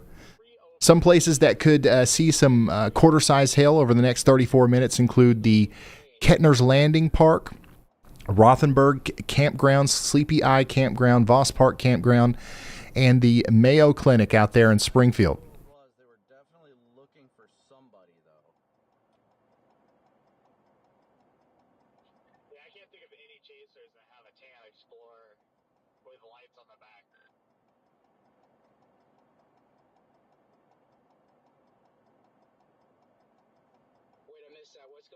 So yeah, we've got lots of storms popping up out here, and we're starting to see some storms even in Texas. We looked at this earlier, south and west of Texas, or Odessa in Texas. There was a little blip. We still have a little blip here. We're going to continue to watch those as they move off to the north and east. But we're going to really pay attention to this area around Vernon, Texas, and Wichita Falls within the next couple of hours. We expect for some very large storms to blow up over here that will be capable of producing giant hail and maybe even some tornadoes as well. So Wichita Falls up to Lawton, down to Seymour. You guys are in the target area as well tonight. We're, of course, potentially going to have some storms in Oklahoma City and Tulsa, maybe even Wichita, but things get a little bit more serious, I think, the closer we get to Topeka and Kansas City and points north and west. There's a better chance that storms will actually start convecting up here a little bit later tonight, and we are going to probably have lots of severe weather warnings and tornado warnings in this area between Seneca, Hiawatha, St. Joseph. So y'all get ready for that. That might extend up into southwestern portions of Iowa and northwestern portions of Missouri as well. Des Moines, you might luck out, and we might not see very many storms in the greater Des Moines area. It looks like some of them will go off to your north, but there is certainly a chance that something changes here and we see more storms actually in Des Moines. So Des Moines is one of those areas where there could be a situation where the cap keeps storms from happening at the full potential here, but you definitely want to stay tuned in. You definitely want to not forecast too much in this situation. You want to nowcast. If we see storms popping up and getting strong in Greenfield or Creston or Guthrie Center later, then we've got to assume that those will make it over towards Des Moines as they move off to the east. So our biggest storms right now, our biggest problem makers are the ones over here in Minnesota and northwestern Iowa. All of our storm chasers right now are on that storm that's approaching Everly and Milford. Surprisingly, at this very moment, this storm doesn't have a severe warning on it, but it's probably producing some hail and some winds as it comes up towards Everly and Fostoria and Milford. So y'all watch out. A new warning will likely come out here soon for you guys. This is what it looks like. From Storm Runner Media's point of view. So pretty interesting looking. And here's what it looks like from Caleb's point of view in Hull Force 1. But it looks like it's trying to form a lowering back there potentially. This is a nice new camera view. I didn't know he added this. Right now, just a little bit of scud developing. I don't even know how he's doing it. What is this on? Overall, this supercell looks beautiful. Like a beautiful, beautiful supercell. It's just taking its sweet time. So normally when we look at the camera here from Hull Force 1, we're seeing out of that white thing there. That's a PTZ rooftop camera. But he's got another camera on top of something else. Pointed at the camera. We've got a camera on the camera. I believe that's 71 out of Spencer and 18. But yeah, you can see the dark clouds there in the distance. That's our storm that we're watching. Oh, he's giving us a view here. Oh, I see that, Caleb. Nice. So we've got a Tempest weather station on the on Hull Force 1 there, and he's went ahead and added a camera onto that as well. I love it. Great addition.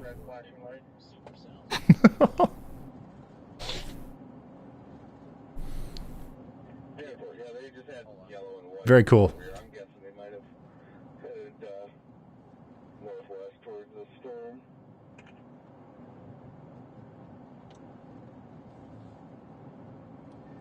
Still talking about it on the scanner. They said so if you're just now tuning in, we've got a moderate risk of severe weather today. We do expect a tornado outbreak potentially up here in Iowa, Minnesota, and Wisconsin. We're going to have an outbreak of severe storms that stretches all the way down into Missouri, portions of Kansas, maybe even into Oklahoma and Texas as well. We're going to be here for the next several hours. We've already been live for 1.5 hours as we've started early to try to get ahead of this thing and to give you guys time to ask questions and really set the stage for what's about to happen. I think we've done a really good job of covering the timing for this over the next 6 hours or so.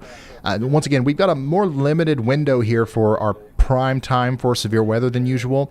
It's going to be mostly between about 6 p.m. and midnight rather than 2 p.m. to 2 a.m. But that's not to say that there's not going to be storms past midnight. There will be storms past midnight. It just looks like the strongest ones will happen before 2 a.m. So that's what we've been talking about. And if you have any questions about your area, I'm going to try to answer a couple more of those before we get locked in here again. But pretty soon, we're not going to have time to do that at all. So keep that in mind. We're going to be in complete focus mode, calling out warnings and calling out locations and stuff. Ryan, Arthur sent in a super chat reporting from Barron County, Wisconsin. No storms yet, but it's definitely getting very windy there. Oh yeah, you're going to feel those winds continue to increase as the storms get closer. That's one of the driving factors behind the overall setup. Got a lot of very warm, moist air racing northward here in front of these storms. Ryan, Jennifer Brookin sent in a super chat saying, Watonwan sounds like Wantonwan. Wantonwan, that makes sense. That was a county, wasn't it? I don't have a way to do counties with my new system. I'll have to figure that one out, I guess. Watonwan. Maybe if I do Sleepy Eye. Sleepy Eye in Watonwan County. So if I ever need that one again, I'll just click on Sleepy Eye. Sleepy Eye in Watonwan County. Oh, why did that sound so terrible? deputies were Oh, well. watching them for any reckless driving. But thank you for the tip. Recklessly, so they're not stopping them. Ryan GD Tog sent in a super chat asking about the outlook for Baraboo, Wisconsin. They're also wondering about the name of the app you use on stream and wanted to say thank you for all that you do. Hey, no problem. Thank you for the support. Being straight with you guys right now, you get Baraboo? definitely said RAV4 or 4Runner that was black in color with amber and white lights to the rear. So the outlook for you is honestly, it'll probably be later before it gets to you, around that midnight time frame, maybe even a little bit later than that. So you guys need to be hyper weather aware, probably between 9 p.m. and 1 a.m. or so. That'll be one of the last places that we talk about tonight before we have to end the coverage. So you guys have a lot of time to prepare. So use that time wisely. All right, weather nerd, pause the radar admiration for a sec. The masses are clamoring for intel on the Twin Cities. Timing seems to be the big question mark there. We're also seeing a surge of requests for southern central Wisconsin, Madison, Green Bay, Wausau, La Crosse, Milwaukee, and the Kansas City metro, plus the usual smattering of what about my specific backyard from across the risk area. All right. So we just went over the southern and southwestern Wisconsin area. I think that you guys will be a little bit later, but still probably between 8 p.m. and midnight or in 1 a.m. or so is when you guys need to be most aware. Also, some people are asking about the app that I was talking about earlier. One more time, because I really do want you guys to follow along today. If you don't have a good radar app, a lot of the free ones that you can get on the App Store are not great. But this one is good. Okay, Weatherwise, weatherwise.app. You can even use it on your web browser if you're on a computer. And guess what, y'all? You can do this. You can look at your radar, and you can look at the velocity. You can even look at correlation coefficient and all these other products for free. You can go over there right now, and you don't have to set up an account. You don't have to do anything. It just works, and it's for free, and you get all kinds of cool features. Including some storm chasers. There are some storm chasers in the app here that you can pull up and watch in the app. There's going to be more over time, but yeah, if you guys want to follow along, go over to Weatherwise. There's a link in the description, and you can kind of follow the same storms that I am, and you can look at velocity and all that stuff. One day here soon, you'll have a button up here where you can switch it over to y'all mode, and it'll look exactly like mine. But we're still working on that right now. Southwest or near Mobile, Iowa is starting to get. Okay. Also, I'm hearing that some people that need to know how to turn on the towers.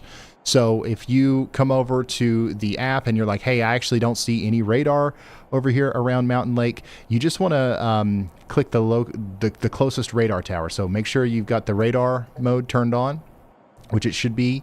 Up here on the top bar, and then you'll want to click this. You see this KFSD, I believe it's the pill by default. You click that, and now you're on that radar. But if you want to switch to the Minneapolis radar, you click on KMPX over here in Minneapolis, and now you can see that one. Does that make sense? If you want to go to La Crosse, you click on the radar pill over La Crosse. If you want to go to Green Bay, you click on the one over here to Green Bay. That's how all radars work. That's how high quality, high resolution radar data works. You've got to view it per radar site.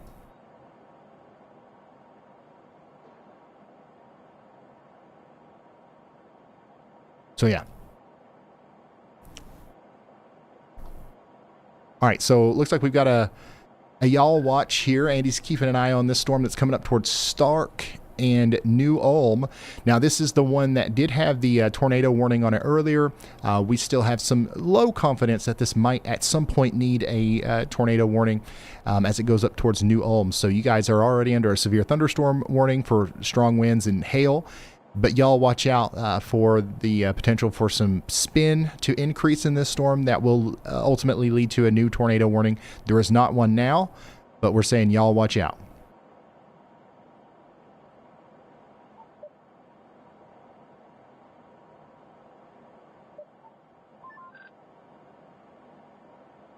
bunker's right today is still like 45 knots, so I don't really. Caleb Beecham's got a good view here Slow down. of our storm in Iowa. This is the one that we're really kind of paying the most attention to right now. And it continues to look pretty good out here as it goes towards Milford. Bunker lies, by the way. Continues to rotate, continues to get stronger. No warning on it right now, but something that we're keeping an eye on for sure.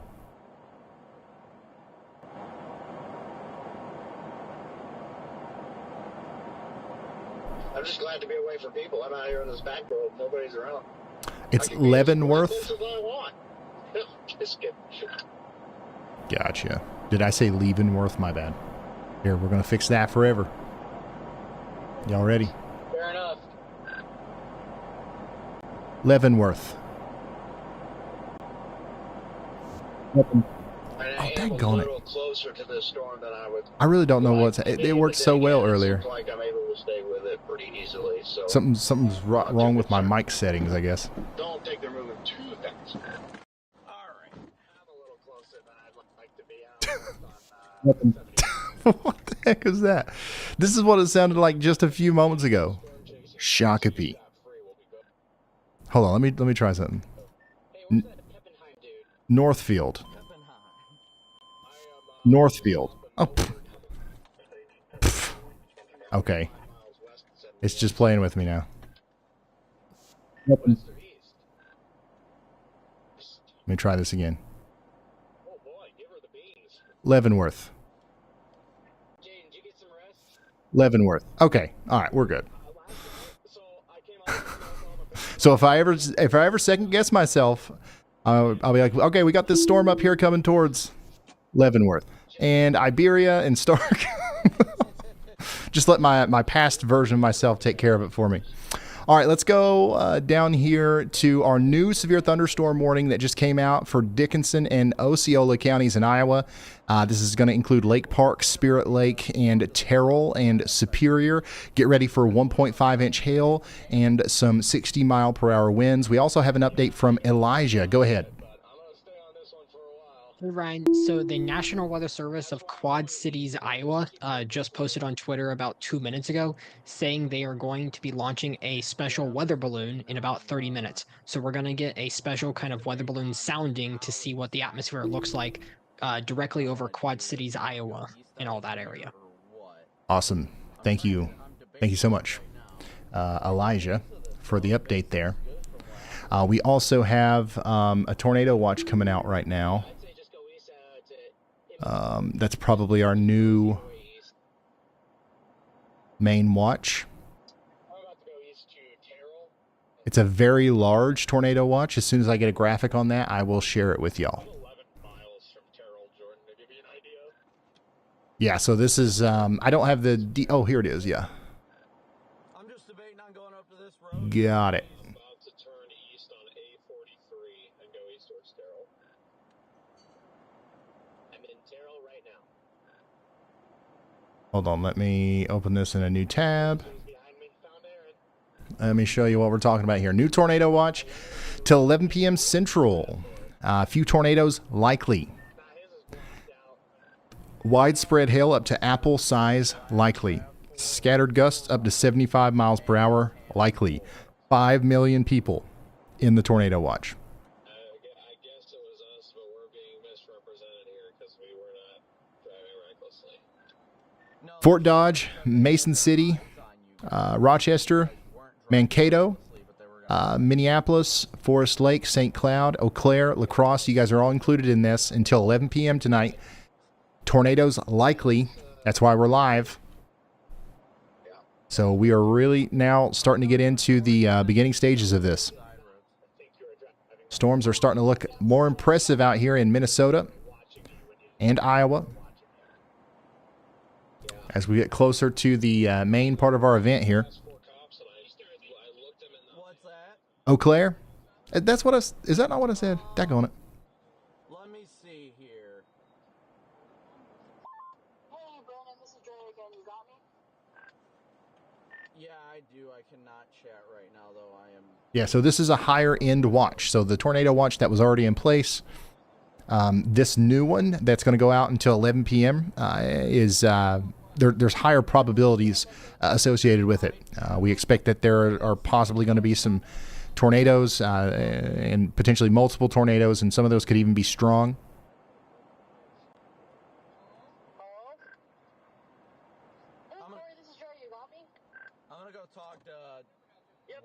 Ryan, Robert Decora sent in a super chat asking what your gut is saying about Cedar Rapids. He also mentioned grabbing a Tempest and Halometer from the store a couple weeks back and says he misses the old bless their heart y'all bought. Guys, first of all, thank you for the support. My gut feeling about Cedar Rapids also is that there's a pretty good chance that you guys get missed by the storms tonight. Don't hold me to that. That's just a pretty good possibility. So keep that in mind. And thank you for buying from the store. But the Y'allbot, nothing's changed with Y'allbot. Y'allbot reads the chat. It reads every message in the chat and it reacts accordingly. So y'all must have been more deserving of the rude comments from Y'allbot the other night. I don't know, but like whenever you guys are not being, you know what I'm saying? Like I have made no changes to Y'allbot. It's completely on the way that you guys are talking in chat. I reckon. I think, you know what I think? I think it's Clarksville. I think the more Clarksville we have in the chat, the sassier Y'allbot gets for some reason. We've got 3 severe thunderstorm warnings right now. 21 active storm chasers out there. No tornado warnings at this current moment. Once again, if you see these numbers over here pop up, it means that one of them's just changed.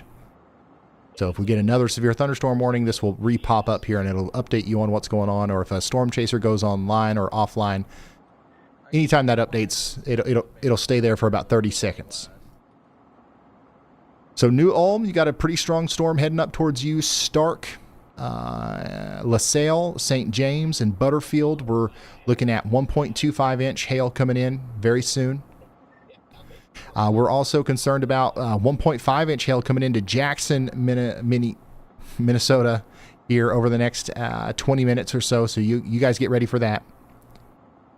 And then Spirit Lake, we also are concerned about 1.5 inch hail coming in here very soon. This is where most of our storm chasers are. In fact, this is what we're seeing here from Storm Runner Media's point of view. This is a live look at that storm and what it looks like right now from the ground.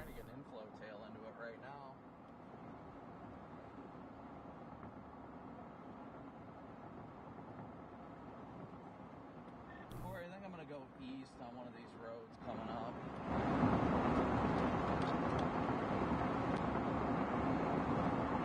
Ryan, Melanie Kraft sent in a super chat.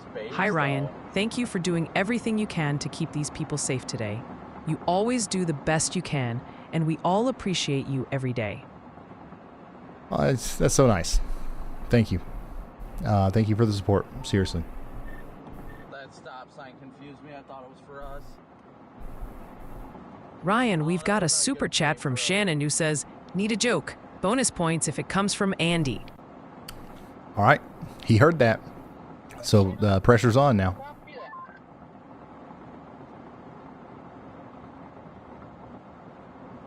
Update on Kansas City. There's really not a lot to say about Kansas City other than there's a pretty good shot that we're going to see storms there a little bit later. Let me show you the latest HRRR zoomed in on Kansas City, or the greater Kansas area.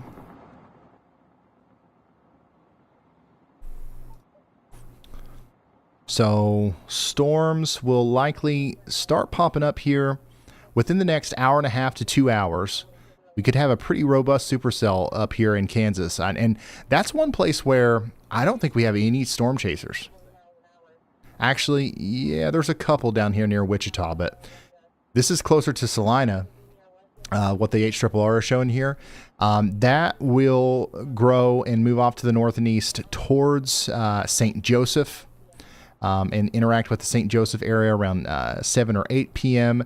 Storms, if they make it into Kansas City, it might be much later. It might be 10 p.m. to midnight before they make it there. But there's also a chance that you get missed. There's also a chance that the cap holds in Kansas City, and most of these storms stay off to your north and east. So keep that in mind. Kansas City's right here. But yeah, we're going to watch for the initiation of this cell here very soon.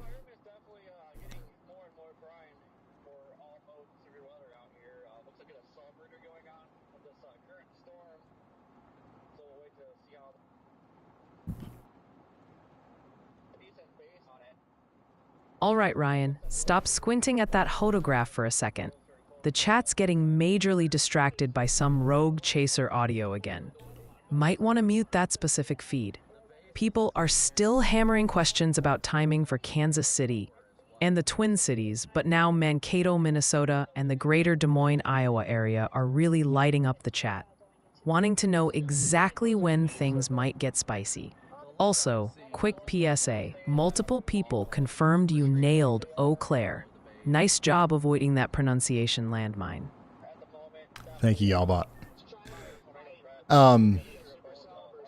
Yeah, so the audio that you hear in the background is chaser audio. I try to turn it down, but I actually like it. And like you guys can hear it because I can also hear it. And the idea is like if Brandon or one of these guys sees something, we can know a little bit quicker, and I can turn their volume up.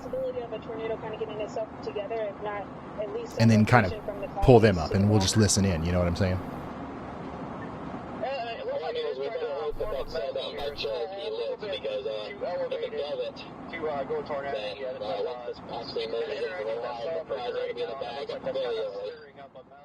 So yeah, I'll try to keep it down. But if you're hearing that in the background, that's what it is.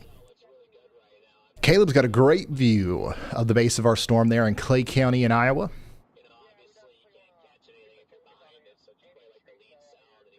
And Brad Arnold has a good view there of some of the darker clouds that he's rolling into out there in St. James, Minnesota. So he's a little bit farther north than everybody else.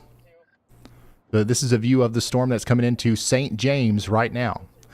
We're kind of looking back towards Butterfield from this point of view.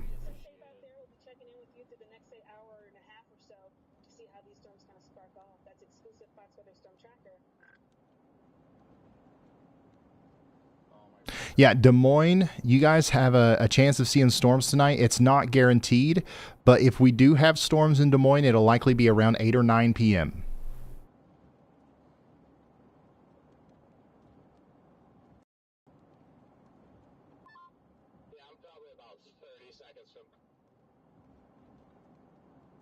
And I'm sorry I can't be more detailed than that. I know a lot of you guys want me to be like, all right, the first raindrop's going to fall at 7:37.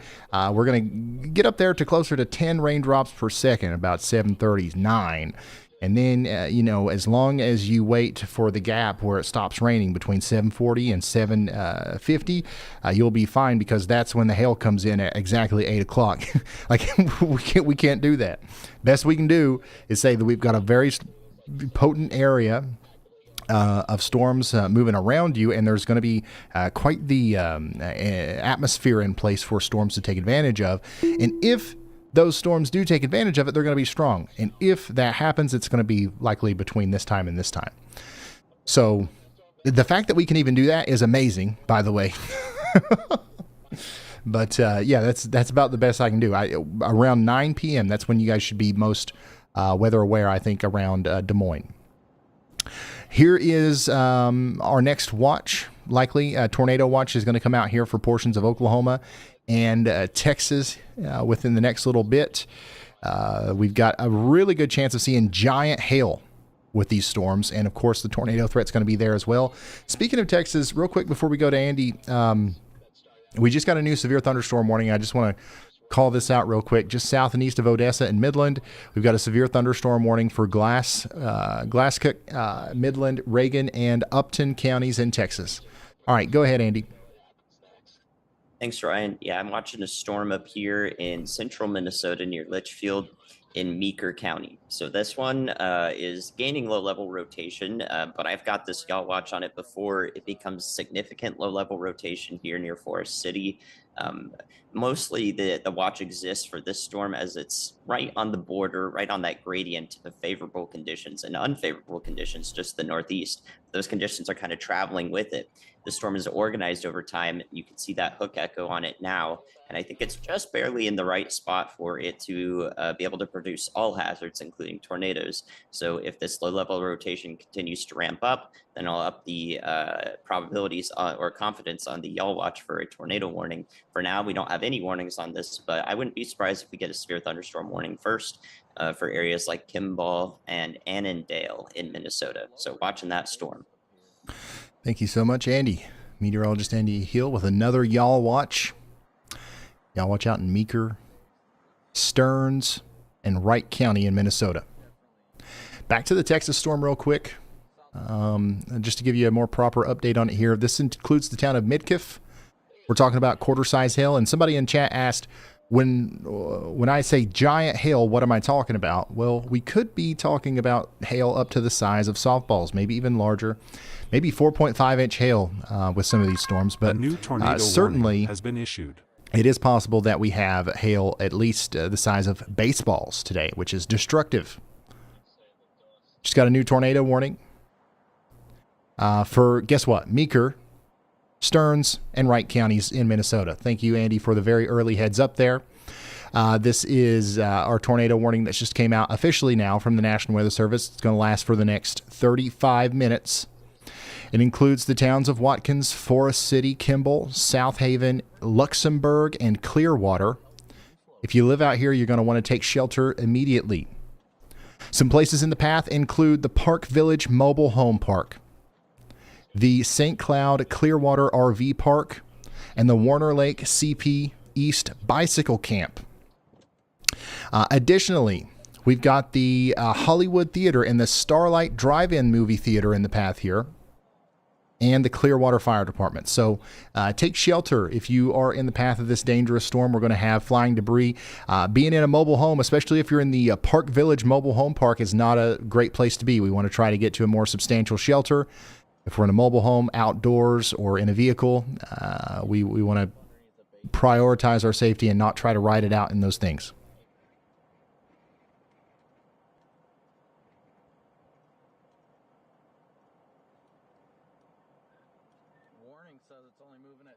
Greece, pretty good chance, honestly. Pretty good chance. So be vigilant and be hyper weather aware.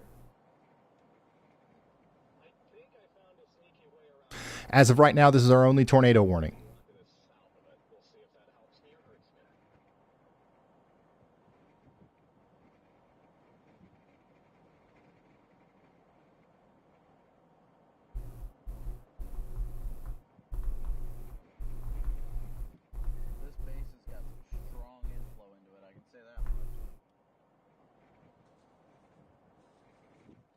Let's see here.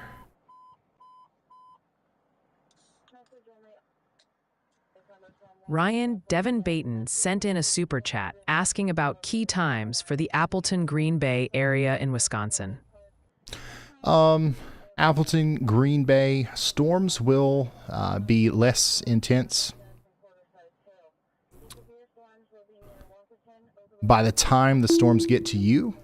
But the timing is a little bit more straightforward here. You'll have off and on thunderstorms starting around 8 and 9 p.m., but the strongest storms will likely get to your neck of the woods after midnight. And we'll be done with the storms in Green Bay likely closer to 4 a.m. Currently, you guys are under an enhanced risk of severe weather, the moderate risk. The greatest chance of severe weather is to your west today. What's up, buddy? Looky here. Caleb Beecham has a shot of Brandon Kopic. That was Brandon Kopic's car back there.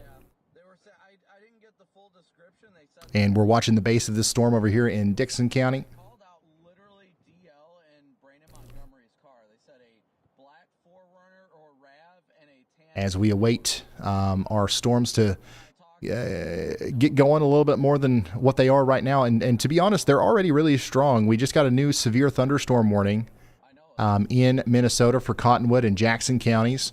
This is going to be for 1.25-inch hail and 60-mile-per-hour winds. This is coming into Jackson here very soon. One tornado warning currently for Meeker, Stearns, and Wright counties. Just whatever you do in this county to the south, just gotta be chill. Oh yeah. The Clay County, they literally brought out more units to the area to look for them. I'm like, kidding. Well, luckily I know the sheriff for Clay County. So, oh, do you? And the emergency manager there. So.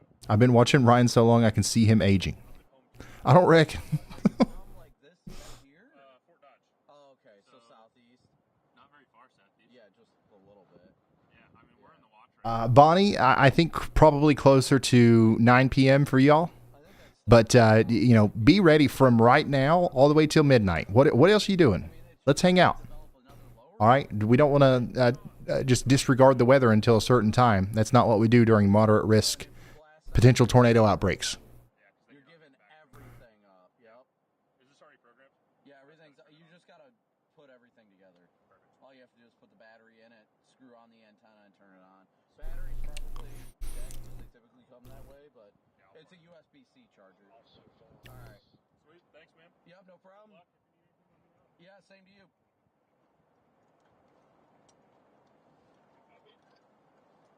Omaha area, you guys are... This is another spot where not 100% certain whether or not there's going to be storms at all, but if there are, it'll be within the next couple of hours. So let's be weather aware. Let's stay vigilant for the next 4 hours or so. But nothing's going on in Omaha right now. All of the action really is in Texas, Iowa, and Minnesota at this current moment. And that's why we kind of are staying locked in there.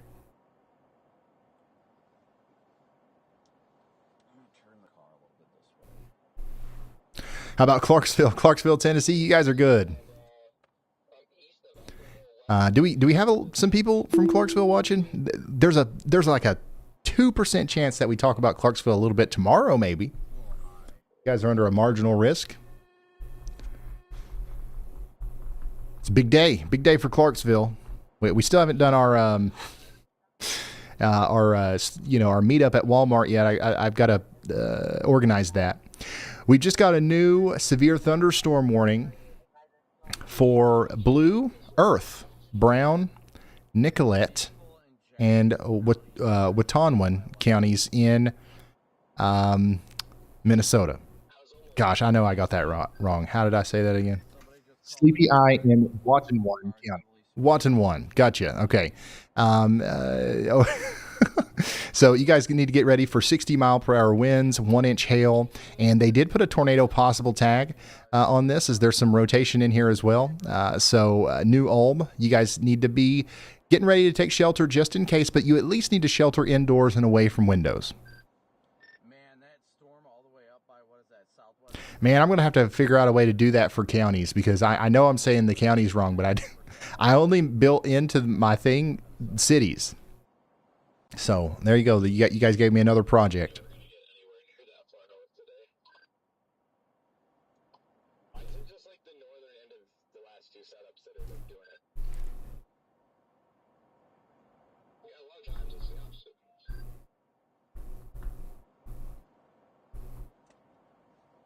I mean, I'm just watching the space closely. It's not looking that intriguing right now. By the way, somebody asked about Mankato earlier. This storm in particular is actually going to be to you within the next hour or so.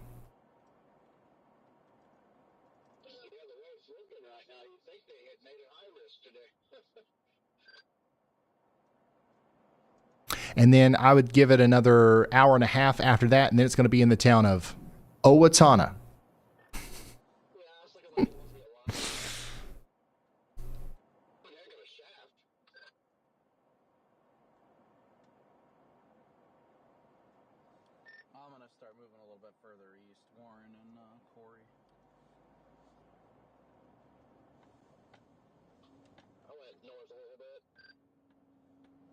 I'm probably gonna head north and east.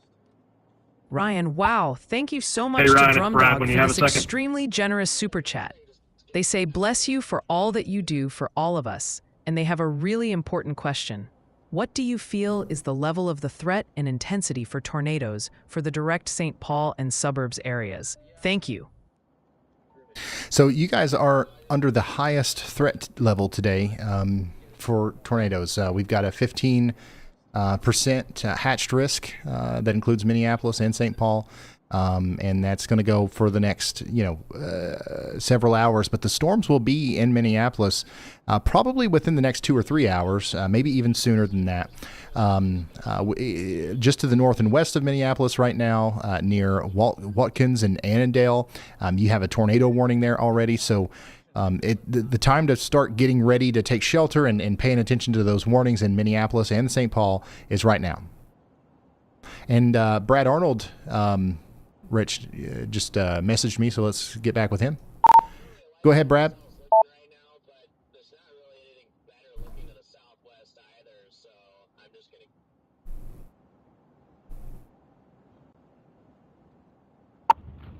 Hey, I was going to let you know, I don't know if it's the blind leading the blind today, but I haven't chased, shockingly enough, I haven't chased Minnesota very much. There's not many severe weather events up here. And you may have to help me, or y'all may have to help me, because I'm about to kill some of these city and county names. I've got no clue how to pronounce those, so you'll just have to bear with me on my reports too, man. Hey, no problem. Brad, we've got you covered. If you ever need to know, just ask me, because by the end of this stream, we're going to have every questionable town name saved. We've already got several. Check it out right here. Just click Shakopee. Boom. So you guys, make fun of me while you can. The days are just about over. No longer are people going to make fun of Ryan Hall, y'all, for saying their town name wrong. I'm playing chess. I'm way ahead of you here. You correct me once, you never have to correct me again. Tornado warning continues for Meeker, Stearns, and Wright counties in Minnesota. Pretty broad area, but concerning area of rotation coming together between Watkins and Kimball. Take shelter in Clearwater and Luxembourg. It'll be to you all in about 25 minutes. Yeah, it looks interesting. It apparently isn't moving fast because it's barely moved. Channel 5. Yeah, that's why I'm not moving as much either. I'm about to head east though. Yeah.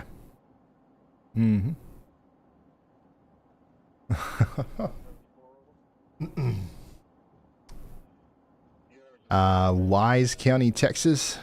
So Texas is under the threat for some severe weather today. If we go back to the severe weather outlook, or specifically the tornado outlook, there is a 5% probability that goes all the way down into the Wichita Falls area, 2% all the way down past Odessa. So we are going to be keeping an eye on this part of Texas today as well.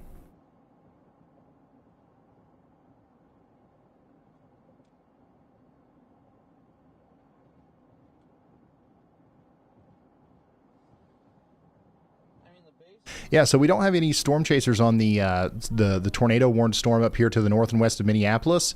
All of our storm chasers are still mostly concentrated around the Minnesota and Iowa border.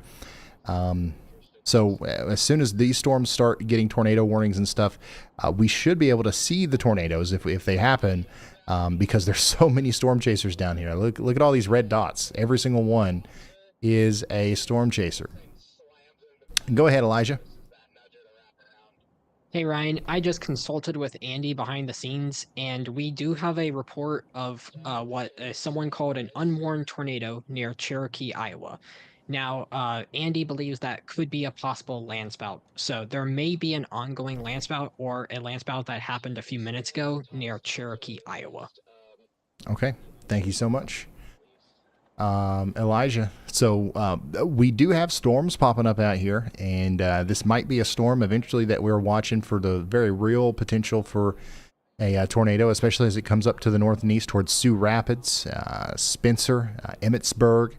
So y'all watch out. Storms continue to fire here, so that's part one. We didn't know for sure that this was even going to happen. So the fact that they are popping up means that we're halfway there to experiencing the potential that this storm system is capable of.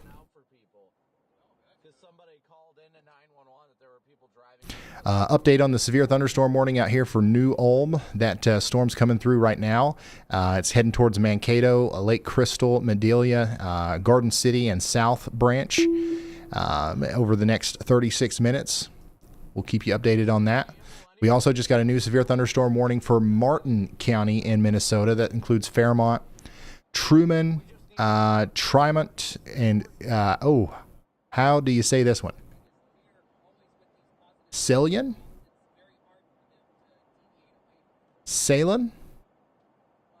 But yeah, it's north of Dolliver here in Martin County, Minnesota. You guys want to get indoors and away from windows. Ceylon. All right. Ceylon. Ceylon. All right. It's forever in our memory there. So we do have an interesting situation where we've got two storms essentially heading towards Ceylon, where we've got the supercell that our storm chasers are tracking coming up towards you, which that might have its own tornado threat at some point here. And then the stronger line of storms that's coming in right behind that. So this has all come together. I would watch for the tornado threat with this cell over the next little bit as this line kind of interacts with it.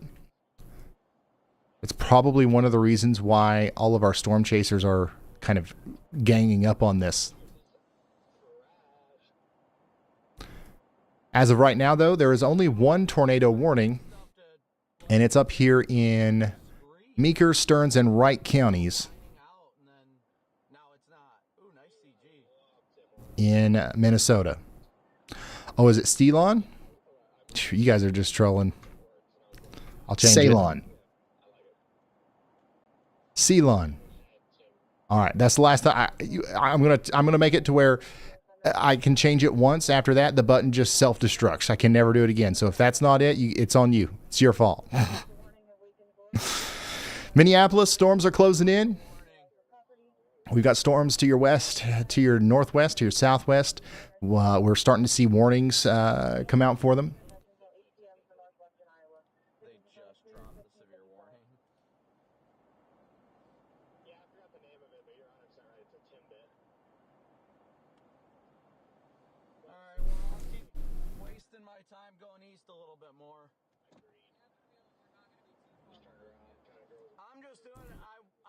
And then we do have a warning still in Texas that we should go check in on for the next 19 minutes.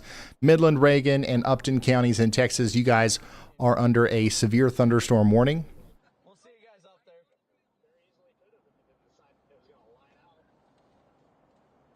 Get indoors and away from windows.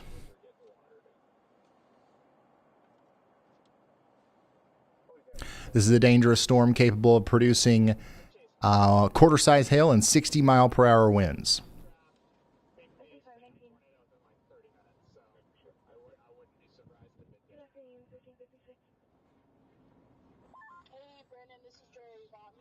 This is what that storm looks like right now from our storm chaser's point of view.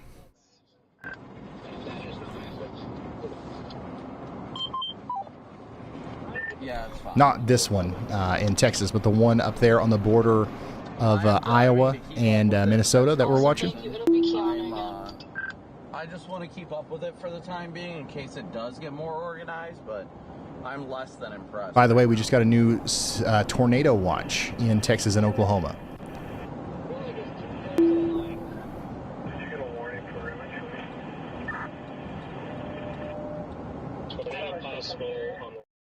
All right, so here it is, the latest tornado watch for Oklahoma and Texas. A couple tornadoes possible. Scattered hail up to apple size likely. Scattered gusts up to 75 miles per hour. 2.6 million people included here. This is San Angelo, Abilene, Wichita Falls, Lawton, Chickasha, Oklahoma City, and Stillwater. Ardmore, Oklahoma is also included in that. Lawton and Altus as well. Caleb Beecham's got a great view of the storm out here that we're watching in Dickinson County, Iowa. By the way, that watch down there in Texas and Oklahoma goes until 11 p.m. Central. So we've got a bunch of storms out here, y'all. We're tracking them in Minnesota, Iowa, Texas, and now daggone Florida. Marion County, Florida is now under a severe thunderstorm warning for the next 31 minutes. Grape-sized hail and maybe some 60-mile-per-hour winds are working their way over the Altoona and Camp Ocala and Wood and Lakes area, north and east of the East Lake Weir and Starks Ferry. So get ready for some small hail and strong winds out here and a big-time downpour, lots of cloud-to-ground lightning in Florida. One more warning, and we're probably going to see our weather intensity score exceed 100 for the first time today, as things are getting more intense for sure. That storm in Minnesota looks pretty intense from Brad Arnold's point of view. This is not the tornado warned storm. This is the severe thunderstorm warned storm that's coming into Mankato. It's just now going through St. James as well. So St. James, you're getting a big downpour, some hail, some wind. That's moving towards Medalia and Louisville now. And that's what we're watching here from Brad Arnold's point of view.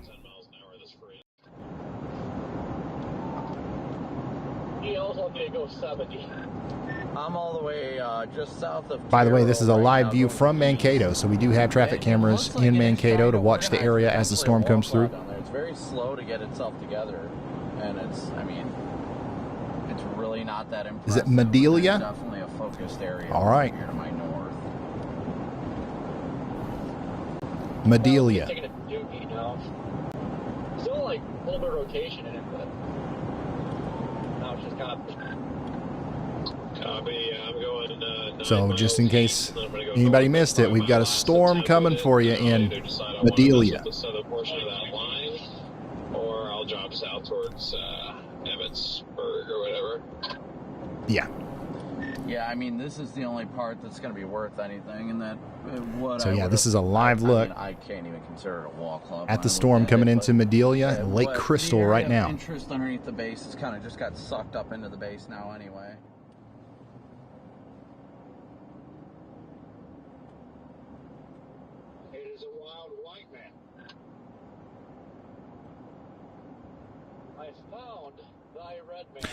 Somebody said, I wish he would say the state, not just the city. First of all, I try to do that as much as possible. But second of all, anytime I'm using this map and you want to know what state we're looking at, just look right here. Right yonder. When we go to another state, let's go back to Texas real quick. Notice it will automatically update as soon as the map stops moving. That's always there for you.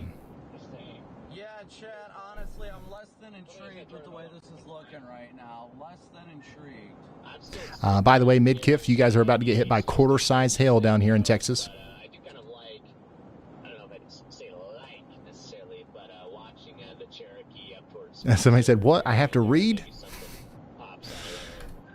Oh, man, you're right. I'm just going to have Y'allbot come in every time I forget to say the state name. Like, Ryan, bless your heart. You're talking about Minnesota, and you forgot to mention it.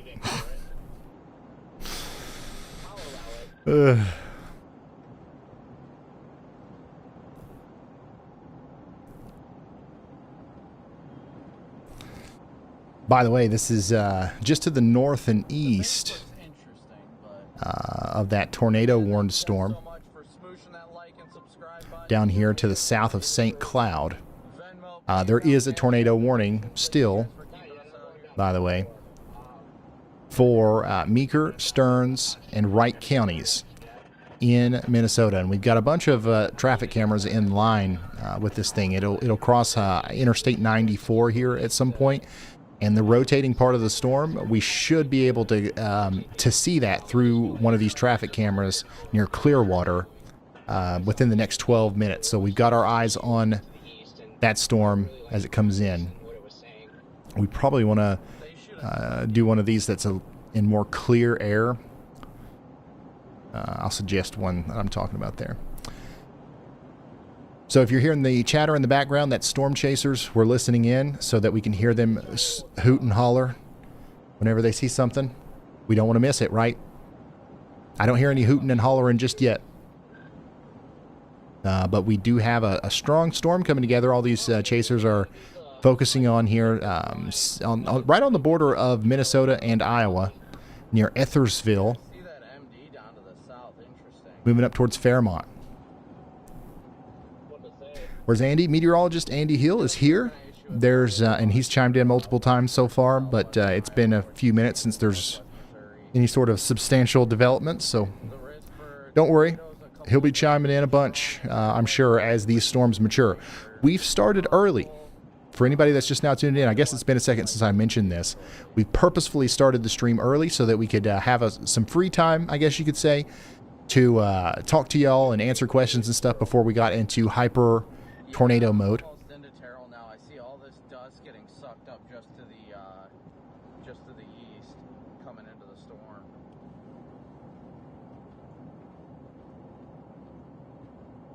Oh, is it Esterville? All right. Hey, no problem. Esterville. So yeah, all of these storm chaser views, they're all near this town called Esterville.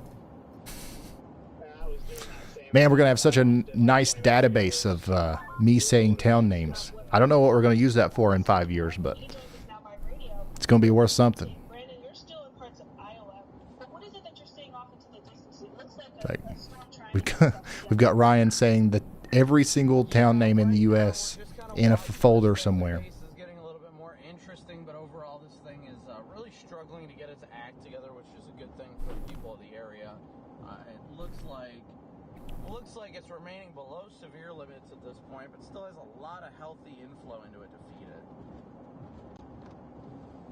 And this is going to be one of the things that we kind of watch play out going through the next couple of hours. I know that you're here in Iowa for a specific reason. We have a watch to the north of you now, a new watch to the south of you. But as we go through this evening, what is it that you think will materialize here in Iowa? Well, I think the tornado potential will have the potential to be on the uptick as the evening progresses. No, we are still right at the beginning stages of this, so it's really conditional today. While there is we still expect storms to get stronger here as they get closer to Fort Dodge, Mason City, Albert Lea, places like Owatonna and Shakopee in Minneapolis over the next little bit. We do only have one tornado warning at this current moment. It's north of Annandale, and it's in Stearns and Wright counties in Minnesota. The rotation here isn't nuts, okay? But I'm excited to see what this looks like as it crosses Interstate 94 because we've got a lot of views here. You see all these 511 MNs. Likely one of these will see the base of the storm here very soon. And that's the part of it that we want to inspect to see if there's anything hanging out down there. You know what I mean? But yeah, the town of St. Cloud, you guys aren't included in this tornado warning. The strongest part of the storm for you has already went through, to be honest. It's kind of went to your south, and it's more coming towards places like Clearwater. Before we let you go, I took a glimpse of your windshield. I saw a crack. How do you feel about hail tonight? Is that something that you're hoping to dodge, or do you think that's something you'll see too? Well, I mean, there is definitely a large hail threat. Brandon's doing a Fox News thing. Let's listen. Given the tornado parameters today, my goal is to stay out of the hail unless I absolutely have to, focusing more on the overall tornado potential. All right, well, stay safe out there. We'll be checking in with you, of course, through the course of tonight as these storms start to fire up. That's exclusive Fox Weather Storm Tracker, Brandon Copic. Ridiculous amount of dust is getting pulled into this freaking thing right now. I was like, what? I thought he was saying that on Fox News. There's a little bit of a lower. I guess the interview's over, though. Okay, that makes sense. All right, so yeah, that's a live view from Brandon Kopic. Here's one from Brad Arnold. He's out in a nice shelf cloud. Underneath the shelf cloud there in what we call the whale's mouth. Between Louisville and the town of Madelia. This is a strong storm that's about to come over Highway 15 right now. Yeah, that's probably what I'm seeing as well. I'm losing it to the dust, but it didn't look like a good wall cloud, so to speak. Not your lower classic one, but just hanging down from the base just a little bit. My goodness, insane dust in front of me. Ryan, Awa sent in a super chat asking about the weather. What's it looking like down in Antarctica today? It's looking all right. And by the way, if you're asking about your town and you think I'm ignoring you, no, I'm not trying to. Just know that if I'm not talking about your specific neck of the woods right now, that's probably a good thing.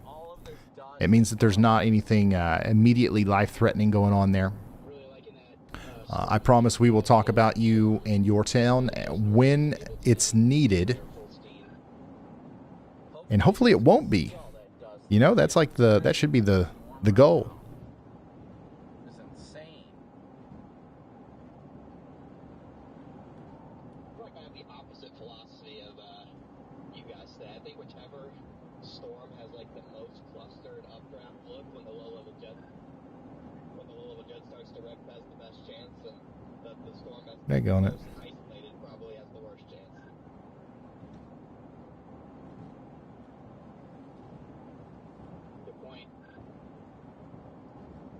My mouse got slow here all of a sudden.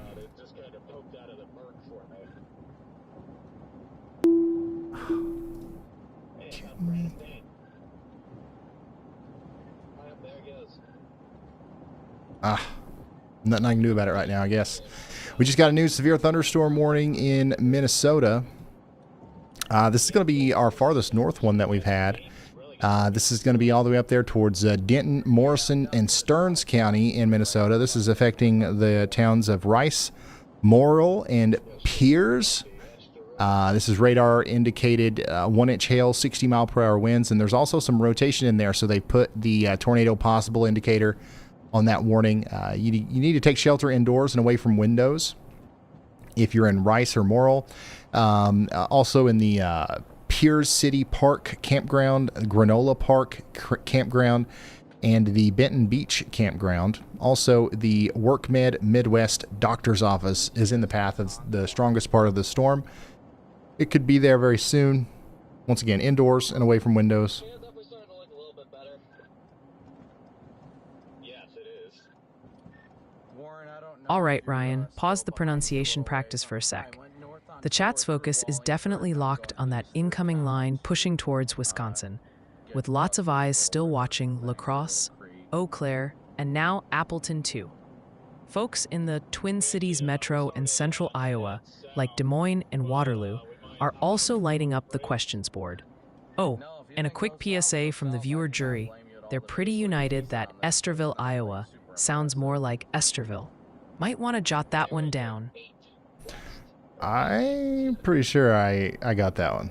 I'm just about to hop on Pretty sure I got it. whatever that is.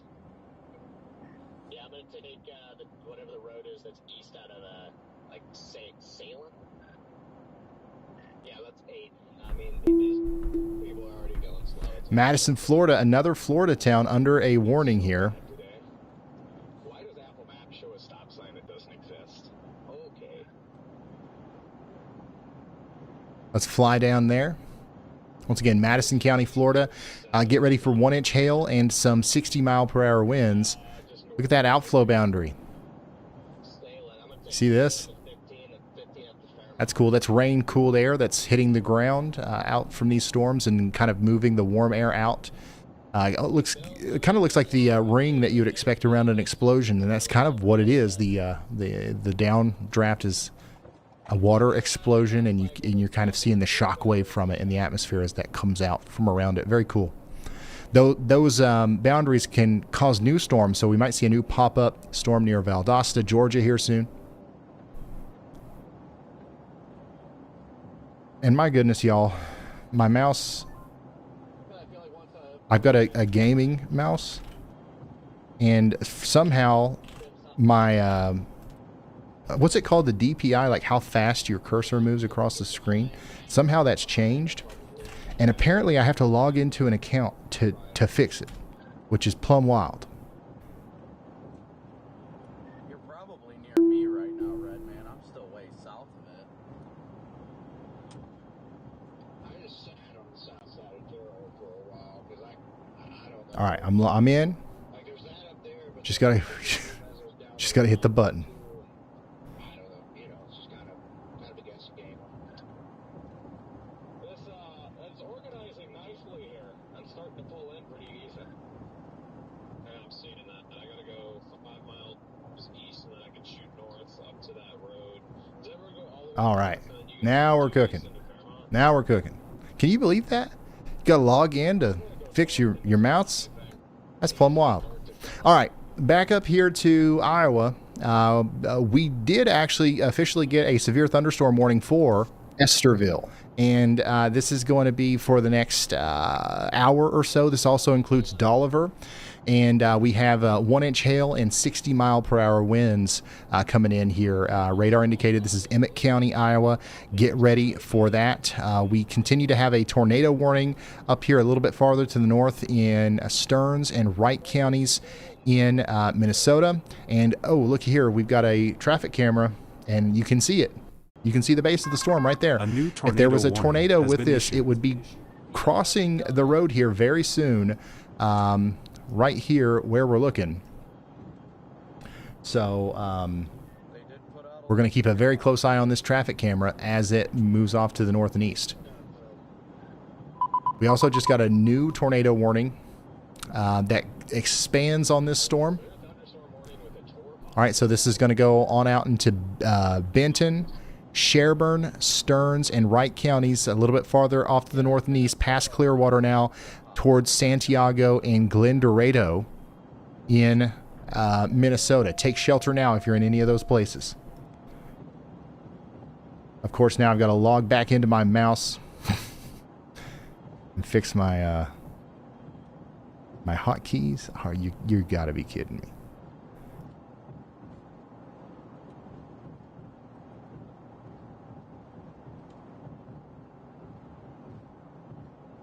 Here's a live look of the tornado warned storm as it crosses I-94. I think I see some hail in there. My laptop mount is completely eating itself. This thing's about to fall apart. Now, how in the world did this happen, y'all? Yeah, the line's crashing through it.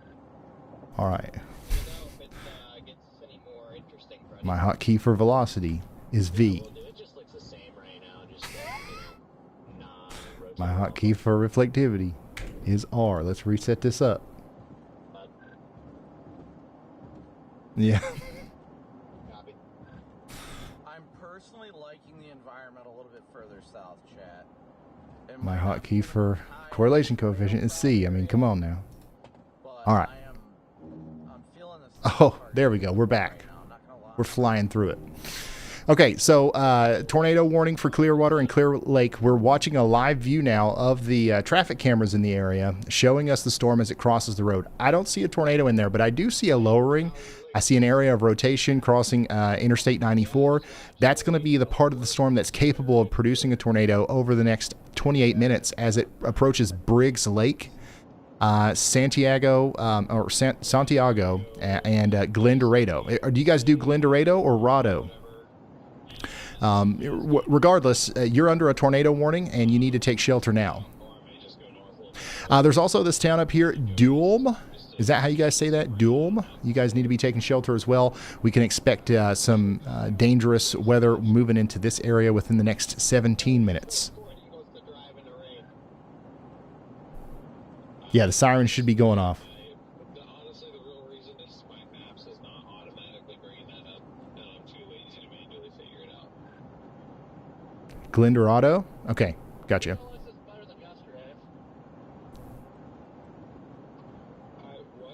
Dwelm?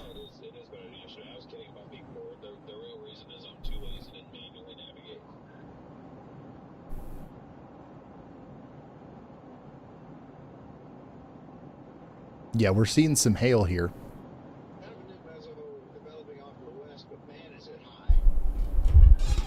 No, I don't think so. Yeah.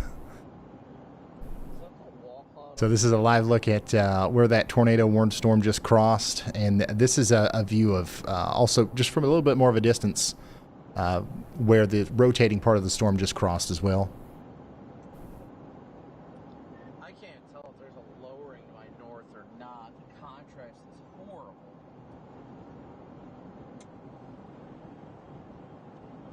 Duom.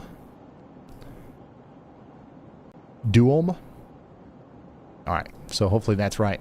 We also just got a new severe thunderstorm warning down here in Texas. So this is south and east of Midland. We've got a considerable severe thunderstorm warning now for Glasscock, Midland, Reagan, and Upton counties in Texas. This is going to be for 70-mile-per-hour winds. St. Lawrence, Midkiff, and Garden City, get ready for golf ball size hail as well over the next 41 minutes. This is a dangerous storm, and we believe this is the first of many hailers that we will get down here in Texas today. That storm's just about to cross into the tornado watch as well, which is including places like San Angelo. So San Angelo, you guys need to stay weather aware and stay vigilant at least through 11 p.m. tonight. And all of our storm chasers you're hearing talking in the background are just watching these storms in Iowa and Minnesota right now.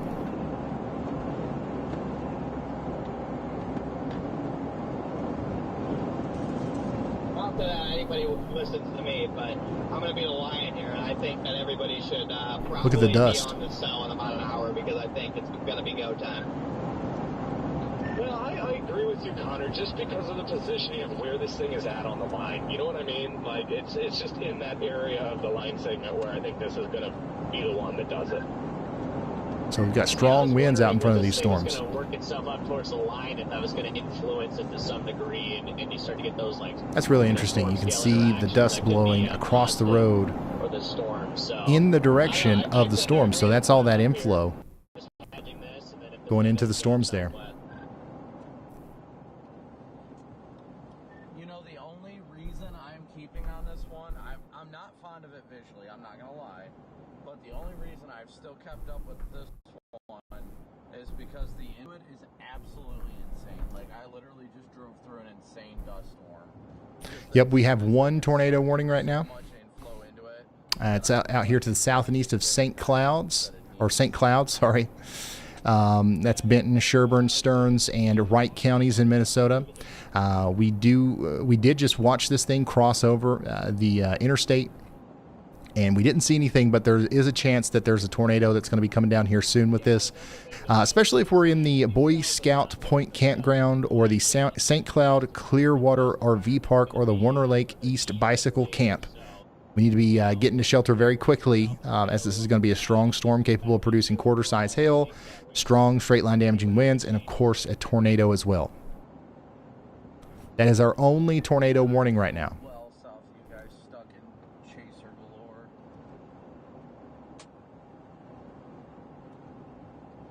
Hey, Brandon, that wall cloud directly to your west, pretty much behind you, is really coming together as well right now, too, if you spin your PTZ around as opposed to that more northern rotation. Copy, thanks, Caleb. So you can see we've got 3 views of it there on our traffic cameras, and it does look like there is a trucker that's parked under an overpass trying to protect himself from hail. Just a reminder, don't do that. It's dangerous. You'll give other people the idea to do that, and now you've backed up traffic. Somebody ain't going to see you when the rain starts pouring down, and you're going to get rear-ended. Now we're going to have a pile up. Now there's going to be a flash flood, and everybody's going to get stuck under the overpass in the rising water. You know what I'm saying? It's literally worst case scenario. Well, it'll be pretty easy to get on this stuff, so... I don't know. This one's kind of got me intrigued.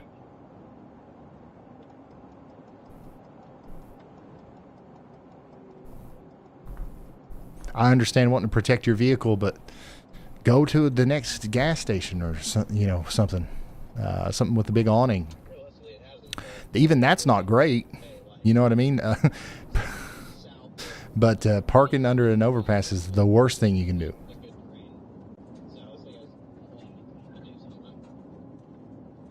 Yeah, that's what. Now I'm just basically focusing on just getting out ahead of it. Yeah, which is hard enough. We gotta Oh man, beautiful view of a blip from Chris. This blip just erupted out of nowhere in Orlando, Florida. That is a beautiful little cloud there. And look at the downpour. Nice.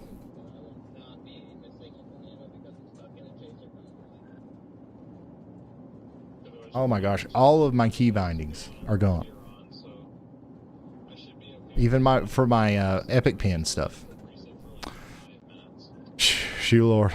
Lafayette and Taylor counties in Florida, you're now under a severe thunderstorm warning for the next hour. So yeah, these storms in Florida are meaning business today. We've got several severe, in fact, almost more than Minnesota. We have severe thunderstorm warnings in Florida right now. Several special weather statements. A new tornado warning has been issued. But we do have a tornado warning up here in Minnesota now, and this is actually observed. Weather spotters have confirmed a tornado here on the storm in Blue Earth, Fairmont, Martin counties in Minnesota. So I don't know which storm chasers have confirmed that, but Freddie McKinney is probably the closest. So we need to be watching him. Corey Hartman as well.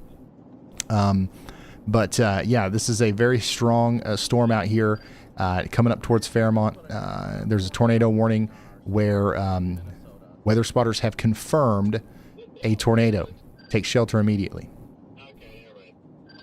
It's an observed tornado warning. Is it pronounced Fairbo? Okay. I can't quite see right now, but that kind of surprised me.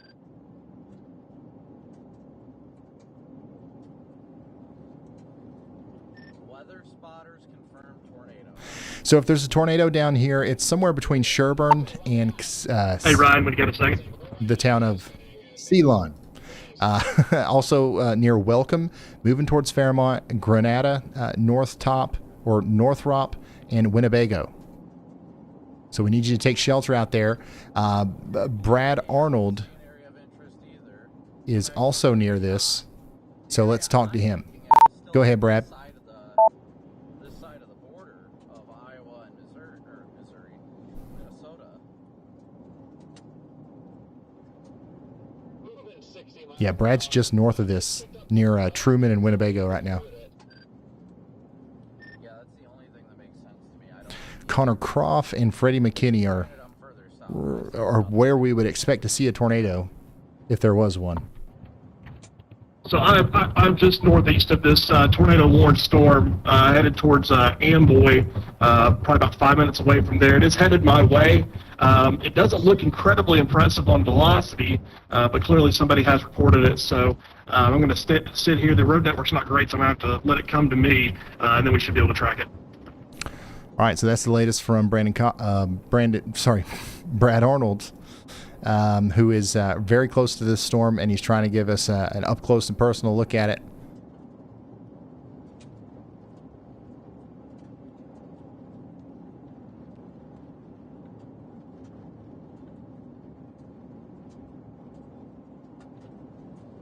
We also have Storm Runner Media out there getting close to this thing. He's in Dolliver, Iowa right now, or just north and east of there. Kind of in the one of the stronger parts of the storm right now.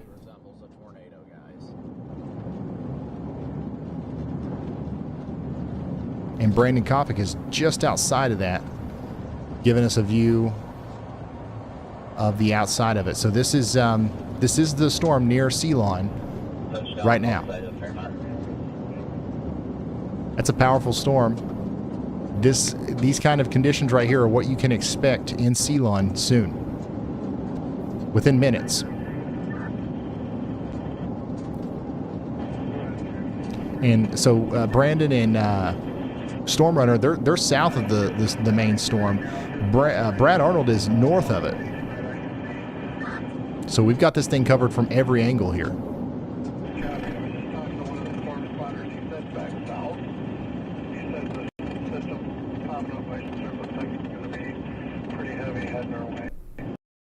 If you're just now tuning in, we've got a tornado warning for Blue Earth, Faribault, and Martin counties in Minnesota. We want you to take shelter all the way out towards the town of Winnebago. I mean, this thing looks good. It's pulling in good inflow, but I am seeing zero indicators of a tornado.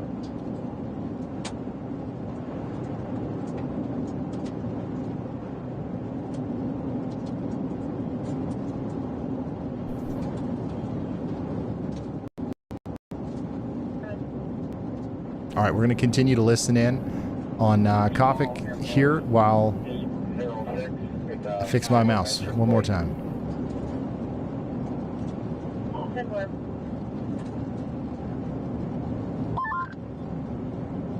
Hey Brandon, this is Drea. We were looking to see if we can talk to you in about 7 minutes, if that's okay.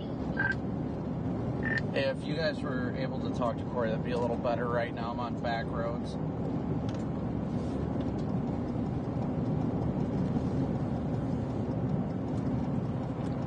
Corey, are you able to talk to Fox in a couple minutes? My goodness. Very, very strong arm, Dia. Would not be surprised if there was a rain rap circulation just in front of us. Yeah.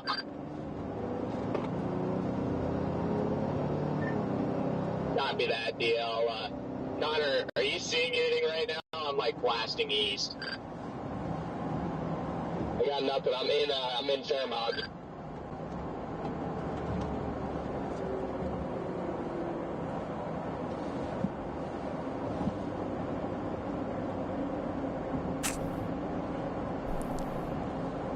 Not going to be able to fix it, it looks like. That's all right. We'll do it live. We'll manually circle stuff.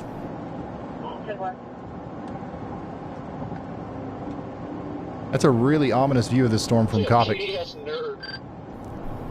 you're just now tuning in, this is the tornado warned storm that's heading towards Fairmont right now.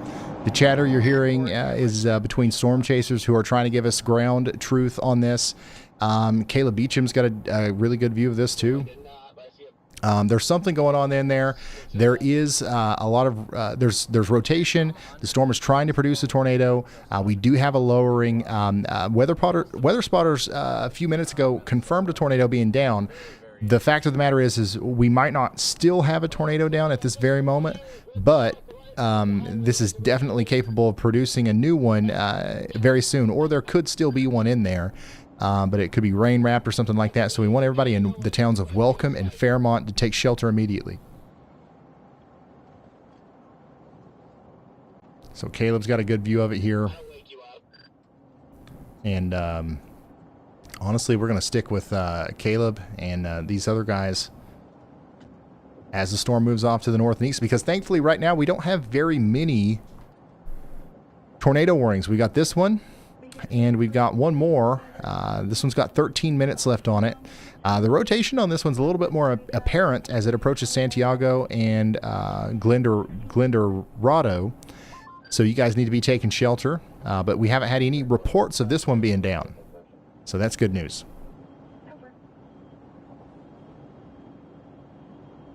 So tornado warning continues for the next 13 minutes in Benton and Sherburne counties in Minnesota. And then we are watching this one coming up towards Fairmont right now in Blue Earth, Faribault, and Martin counties in Minnesota. All of these storm chasers, they're giving us a live view of this right now. Starting with Brad Arnold, who's on the northern side of it. Brandon Kopic, who's on the southern side. Storm Runner Media is inside of it. Connor Crofts just to the east. Caleb Beecham is to the north and east. And Corey Gherkin's just to the south of it as well.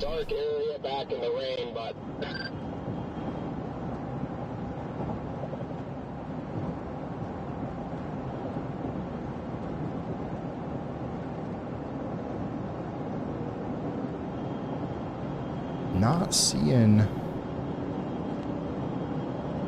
anything other than a really impressive storm right now. Corey, this is Dre. You got me?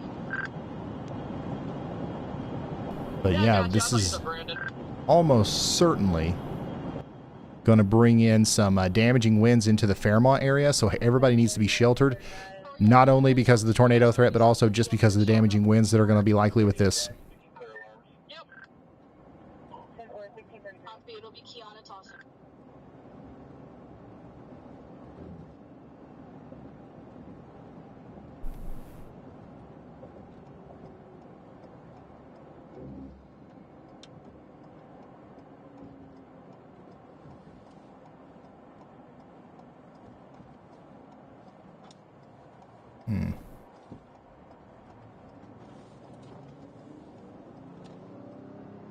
Jackson, I would yell.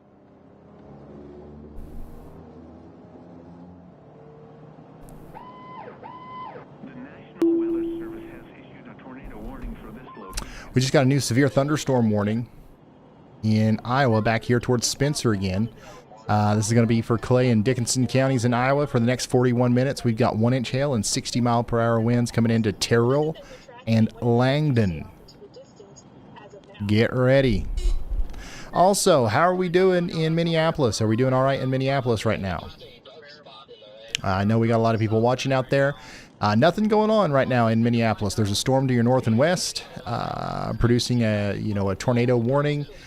South and east of St. Cloud. There's a storm to your west. There's a storm to your south and west, but nothing immediately concerning for the greater Minneapolis area.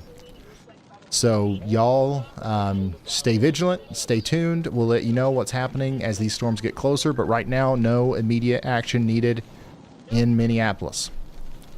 The same could be said for the town of Owatonna, Rochester, Austin, Mason City, and Fort Dodge. So we're watching y'all. The storms just ain't quite there yet. Same thing for Eau Claire, Rice Lake, Spooner, Hayward. It'll take a little while longer for them to get there to y'all. But once they get there, we will be right here for you, okay? We've got near 9 minutes left on this tornado warning up here in Minnesota for Benton and Sherburne counties. There's a chance that they continue this on up towards Princeton, so y'all watch out in Princeton. But the rotation honestly looks quite broad with this, so maybe not. But yeah, definitely still something that we need to be sheltering for in Glendorado and Santiago in Minnesota. Caleb's got a really good shot here from Emmett County, Iowa, of our other tornado warned storm coming up towards Winnebago.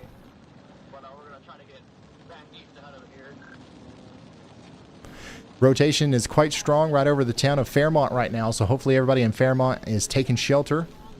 Remember, not too long ago, weather spotters had confirmed a tornado down back here. National Weather Service decided to upgrade this to an observed tornado warning, but it's been a minute since we've had one of those reports, so we don't necessarily know if there's a tornado down right now, but we might as well assume that there is, and because it's better to be safe than sorry, right? Also, we've got extreme storm chaser Luke Hatton out there in Emmett County, Iowa.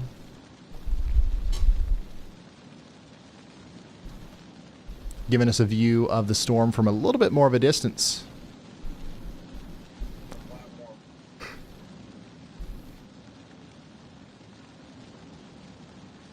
Yeah, Steph, that sounds good.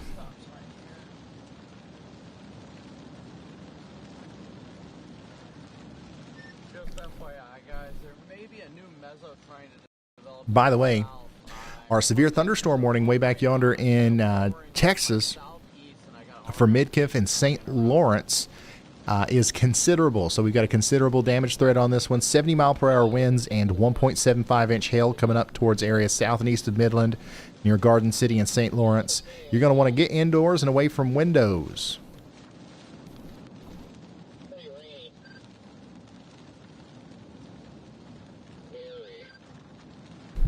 I'll see y'all down there.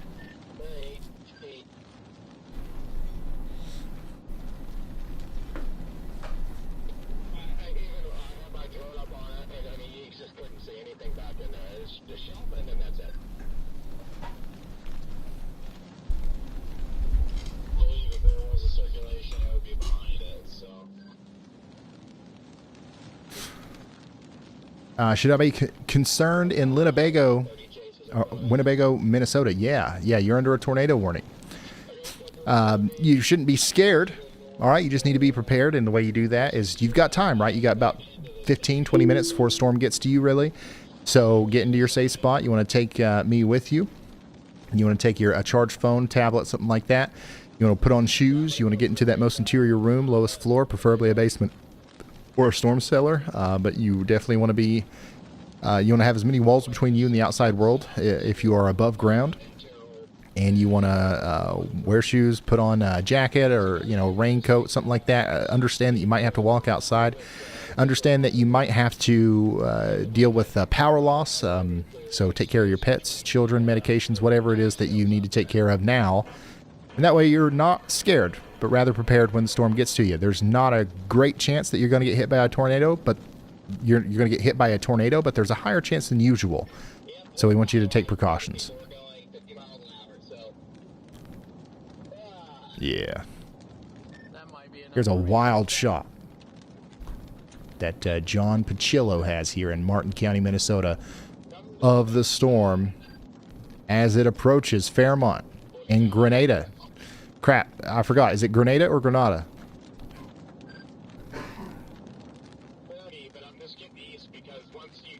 Yeah, this one's starting to rotate a little bit more, too.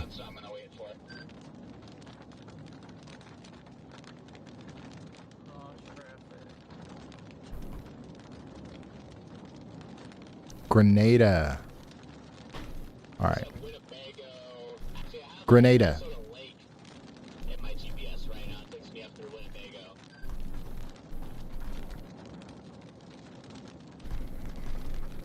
Thank you, sir. You're just now tuning in. This is a live shot of our tornado warned storm in Martin County, Minnesota. Here's another one. Man, Luke Hatton's got a good shot. These are some pretty photogenic storms tonight. Look at how fast that's moving, too. There are about 15 tripods set up at the on-ramp to 90 here. Wow. That's not enough. Now that is a big one. As the on-ramp to 90, aren't you guys getting blasted? Actually, you're probably east of there by now. 100%. They got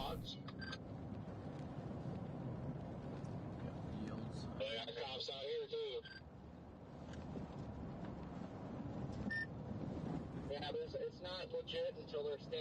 This is what you've got coming towards you once again if you are in places like Grenada and Winnebago and Delavan. I don't know why sometimes the mic doesn't work. We've got a new severe thunderstorm, by the way, for Blue Earth, Le Sueur, Rice, and Scott counties in Minnesota. We've got 60-mile-per-hour winds and 1-inch hail coming in over the next little bit. This is going to be for Cordova, Elysian, Waterville, Warsaw, Shieldsville, Montgomery, Lonsdale, and Elko New Market. Y'all get ready over the next 33 minutes. It's going to get wild out there. We're going to have strong winds and hail. It's going to look about like this.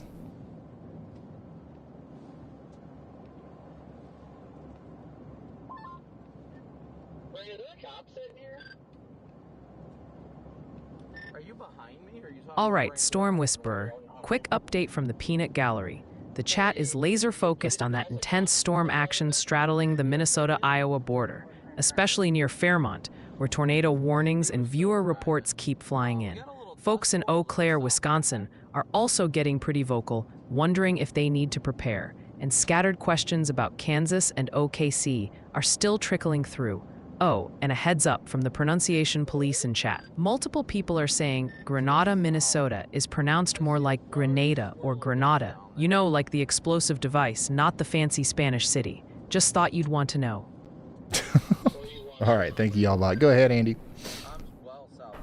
Hey, Ryan, I put out some new Y'all Watches here in Minnesota. We have better organization here on the storm west of the radar near Howard Lake, Minnesota, but that's still low confidence as it's only begun organizing most recently in the last few frames here.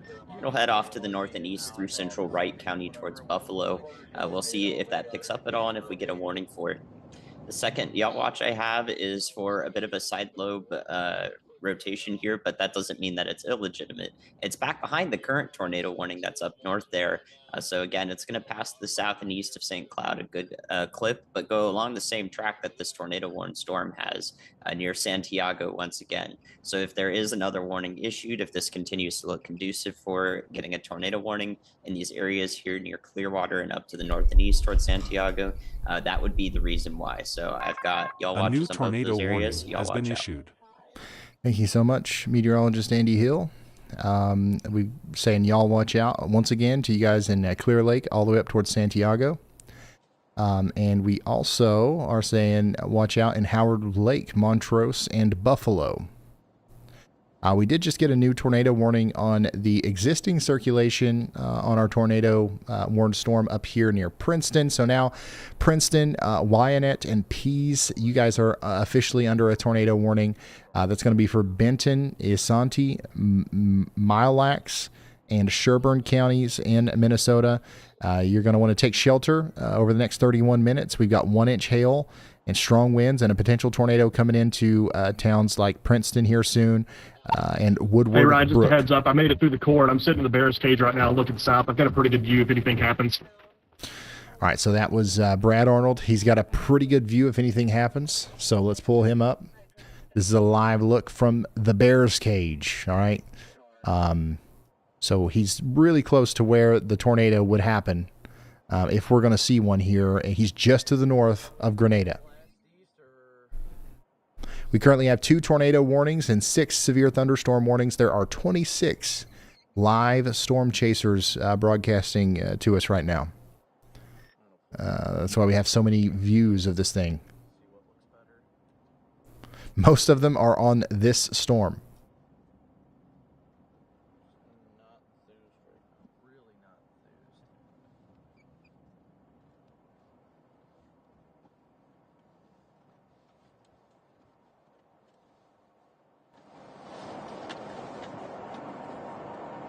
Give me a second here, chat.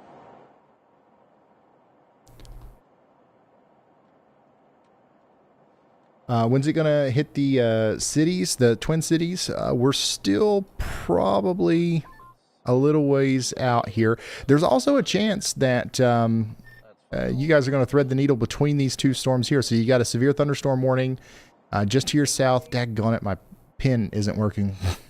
You got a severe thunderstorm warning just to your south here. You've got the one that Andy just y'all watched to your north and west. That's going to be the storm that is probably going to interact with places like Rockford, Brooklyn Park, eventually maybe up towards Oak Grove. But there's a chance that some of Minneapolis gets missed here, and that's what we're going to hope for. But we don't want to go off of hope. We want to wait until this line completely clears Minneapolis before we let our guard down. And we're still several hours away from that happening. So we don't have any storms directly near Minneapolis right now in the immediate future, I should say. But we have quite a few concerning storms happening around Minneapolis that we need to watch. Kansas. We just got a first severe thunderstorm warning for Kansas today. There's that storm. Wow. The HRRR did a really good job with this one. Right on time and in the perfect placement. You guys remember us talking about this? This is exactly what we expected to happen, and now we have a supercell forming out here in Kansas. Abilene and Chapman, this is Clay and Dickinson counties in Kansas. You are now under a severe thunderstorm warning for 1.5-inch hail.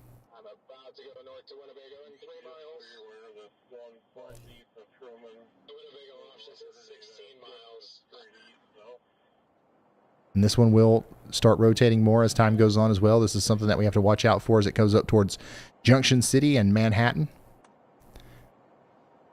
Go ahead, Elijah.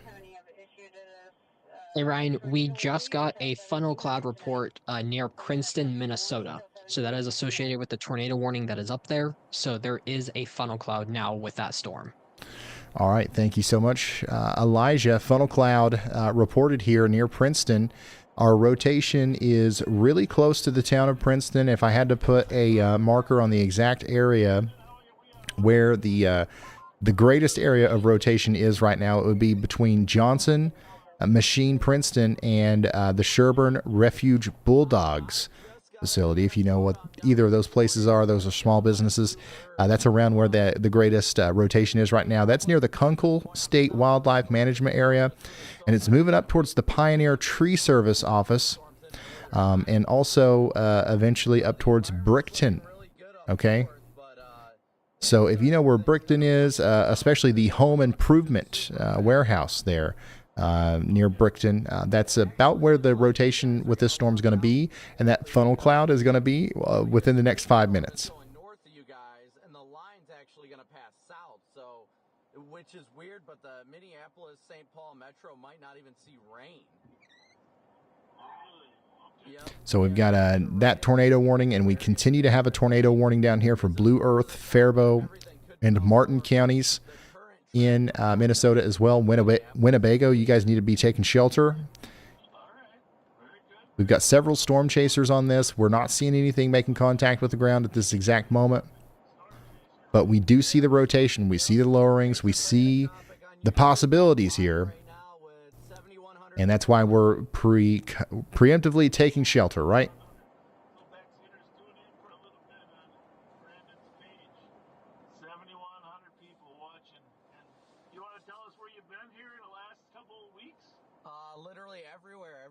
Pretty much every significant tornado that's been on the news, I have been the one that filmed it. And I saw you're on Fox a lot, so you're... We're starting to get some flash flood warnings in Texas as well. New flash flood warning just came out for Reagan, Upton, and Crane counties. This is where we saw some heavy rain the other day, and more is coming down now. All right, sounds good. You guys be safe up there. If you need anything, give me a shout. Thank you. See you, buddy.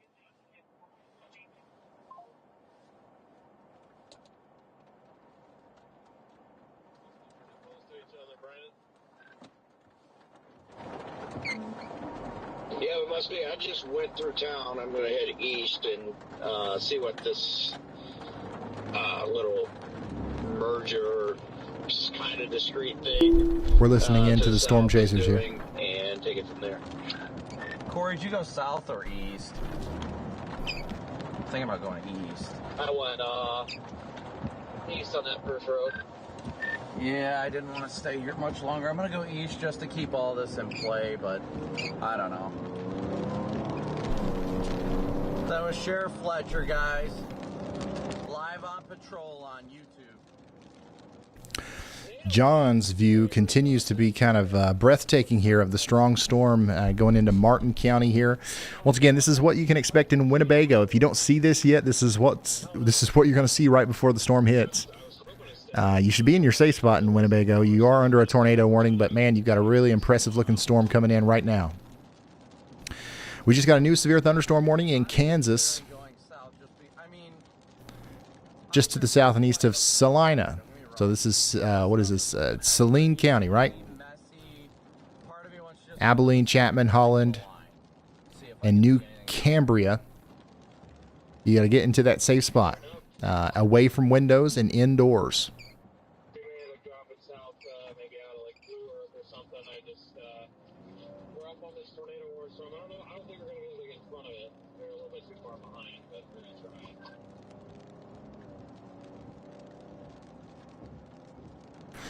So coming back up to our tornado warnings in Minnesota. We still have some good rotation here coming into Princeton. Hopefully everybody is taking shelter out there. And then all of your storm chaser views that you're seeing right now are coming from the Winnebago storm in more southern portions of Minnesota. And we need you to take shelter in Winnebago as well if you haven't already. Moderate risk of severe weather today continues. It's currently 5:52 local, 4:52 central, 21:52 Z. We've been streaming now for 3 hours. We are now officially in the beginning stages of what will be our severe weather outbreak.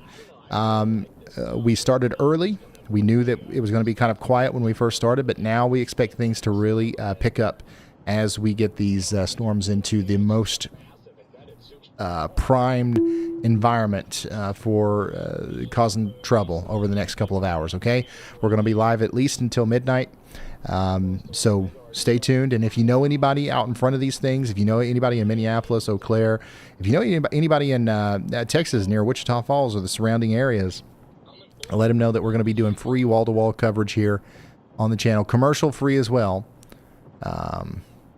through the evening. Yeah, I mean, I think this thing does have Corey Gherkin's got a great view. potential. It's just, man, it is so HP and it's moving fast. Yeah, let's put Corey in 3. Just a really fascinating view of our storm coming into Faribault County.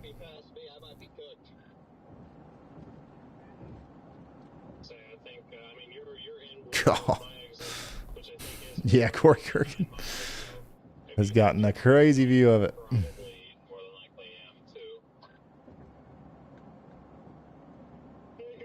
Yeah, so this is what's coming towards you out there in Winnebago.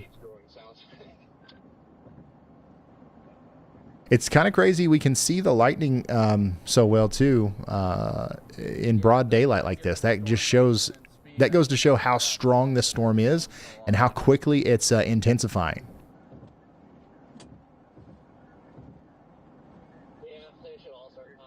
Brad Arnold's in it, literally.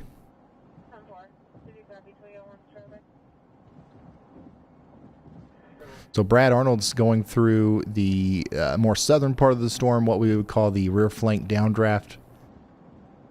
And he's going to pop out here soon and hopefully give us a pretty good view of right where the tornado would be.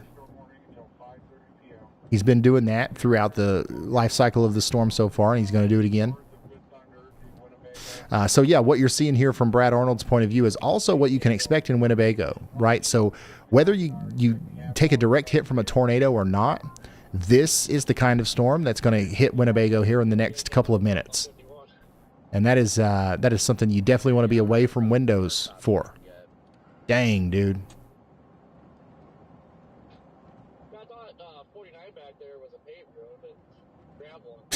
That is a strong storm. Once again, this is exactly what you can expect in Winnebago within the next 5 minutes. Please get indoors. Take shelter now.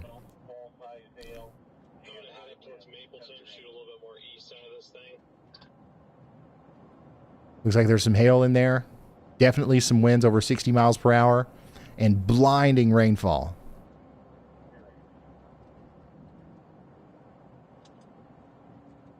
Good CG and we missed it. Nice inflow here. I'm on a county road right now. My dust is just absolutely ripping into it. So these storms are getting stronger really fast and pretty much exactly what we expected. Now that we're in this prime time for severe weather, we're going to continue to see this behavior with these storms. Here's our newest severe thunderstorm warning that just came out. Emmett and Palo Alto counties in Iowa. You guys are now under a severe thunderstorm warning for the next hour. We've got radar indicated 1-inch hail and 60 mile per hour winds moving in here soon. I also want to go check in on Texas because we do still have a severe thunderstorm warning out here for places like St. Lawrence. You guys should get ready very soon. We could be seeing some golf ball size hail coming into town. All right, new tornado watch. Here we go. New tornado watch for portions of Iowa, Missouri, and Kansas. This includes Topeka, Junction City. In Missouri, it includes Maryville and St. Joseph, and in Iowa, it includes Ames, Hey, Des Ryan, Moines. incredibly strong storm. Very, very, very strong winds. Not big hail. I would say probably about dime-sized hail with that one. Coming up to Winnebago right now. But winds in excess, well over 75 miles an hour with blinding rain, impossible to see when you're driving. So stay off the roads. Did not see any tornadoes or funnel clouds as of yet, though. All right, so that's an official update from Brad, kind of confirming what we were, kind of assuming from looking at his feed there. Very strong winds, damaging winds coming into Winnebago now. Take shelter. Back to our tornado watch. This is going to go on until midnight. A few tornadoes likely. Scattered hail up to apple size likely. 75 mile per hour winds, and that's going to be about 1.5 million people in the path of some dangerous storms here through midnight. So this doesn't include Kansas City. It does look like the vast majority of these storms are going to stay off to the north and west of Kansas City for a while. So that's good news for y'all.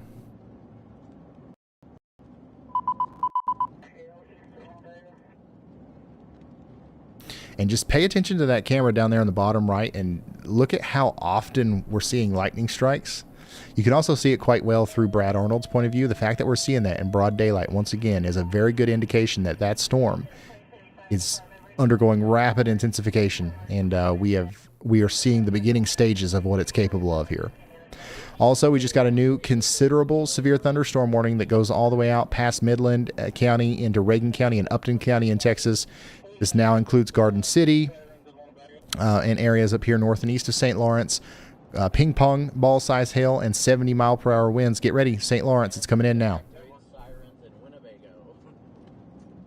All right, tornado warning continues up here for Isanti and Mille Lacs counties in Minnesota for the next 16 minutes. Our other tornado warning down here actually expires in a few seconds. It'll be interesting to see if they issue a new one. If they don't, they should probably at least upgrade this severe thunderstorm warning here to considerable, because the storm that Brad Arnold just went through was no 55 mile per hour storm. You know what I mean? I would get ready in Mapleton, Minnesota Lake, and all of these places for potentially 70 mile per hour winds. The hail's not going to be your biggest problem.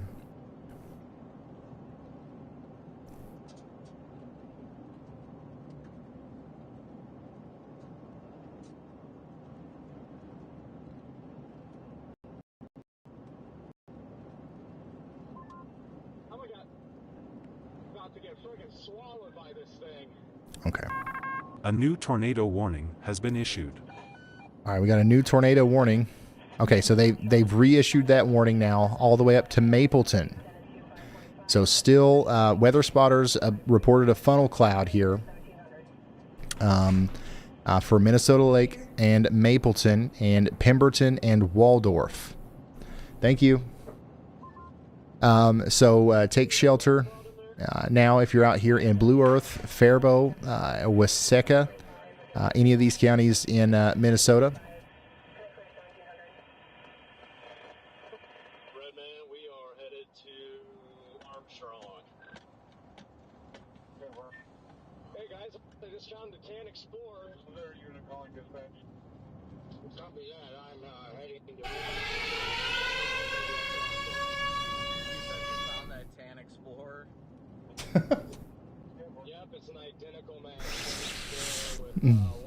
I don't know if you guys heard that or not, but we've got these very loud alerts that sound on our phones now whenever the weather intensity score gets over 150. So it's over 150 now. Sorry about that. This is a live drone shot from Faribault County as the rapidly intensifying storm moves in. All right, be on standby. We're doing sketchy things. Sounds good. Currently,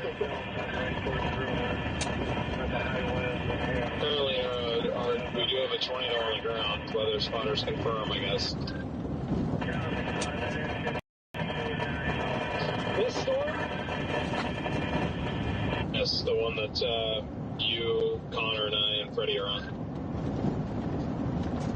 Yeah, I mean, there's so much dust. It's probably just a bunch of idiots reporting dust. I see like 5 dust rolls out to my left. What it is, I mean, if there was a tornado on the ground, I'd see it right now. And no, it's just dust. There's just a bunch of rocks out here. Yeah, there's some dust getting kicked up there. So, weather spotters reported a funnel cloud, so they went ahead and put observed on it. Yeah, no, just a bunch of dust.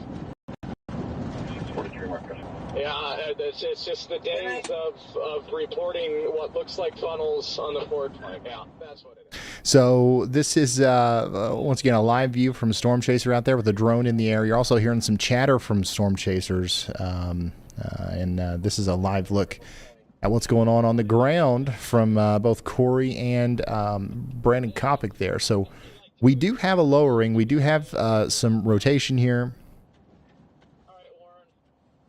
And we do have, a significant storm ongoing. But we don't see a tornado, okay? So that's good news. Hey Ryan, it's Brad. I saw that tornado's confirmed now. I don't want to lower people's guard, but I was right underneath that thing. If it was on the ground, I would have been hit by it. I don't know I don't think it's on the ground, honestly, Ryan. Yeah, I think that I don't think it's on the ground either. I think that we've got I mean, we can see this thing from like 87 different angles. So if it's on the ground, it's doing a good job of hiding from us. Go ahead, Elijah. Hey, Ryan, so I can actually kind of answer that question. So I just read the text of the warning itself, the confirmed tornado warning, and it actually does not say there is a confirmed tornado on the ground. What it says is there is a confirmed funnel cloud.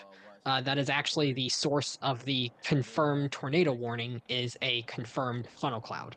So that is why there's a little bit of confusion. I don't know if they just chose the wrong, if they meant regular tornado warning versus confirmed tornado warning on that. But there is actually no confirmed tornado with this. Even according to the National Weather Service, it's a confirmed funnel cloud. Gotcha. All right. Thank you, Elijah. Great insight there. Thanks for the update. So yeah, the fact of the matter is there could be a tornado soon, right? So if we're in Minnesota Lake, Mapleton, Waldorf, or Pemberton in Minnesota, we should be taking shelter right now. This is a dangerous storm, and it's capable of doing damage here as it comes up towards Waseca. Is that how you? Was that right? Waseca.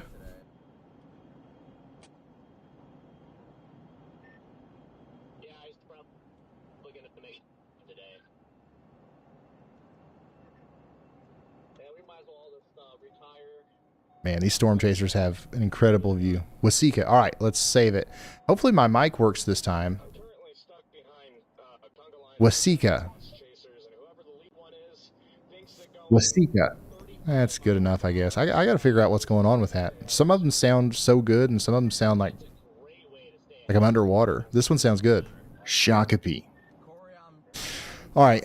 Yeah, so I've permanently remembered that town name, the correct pronunciation now. So thank you for helping me.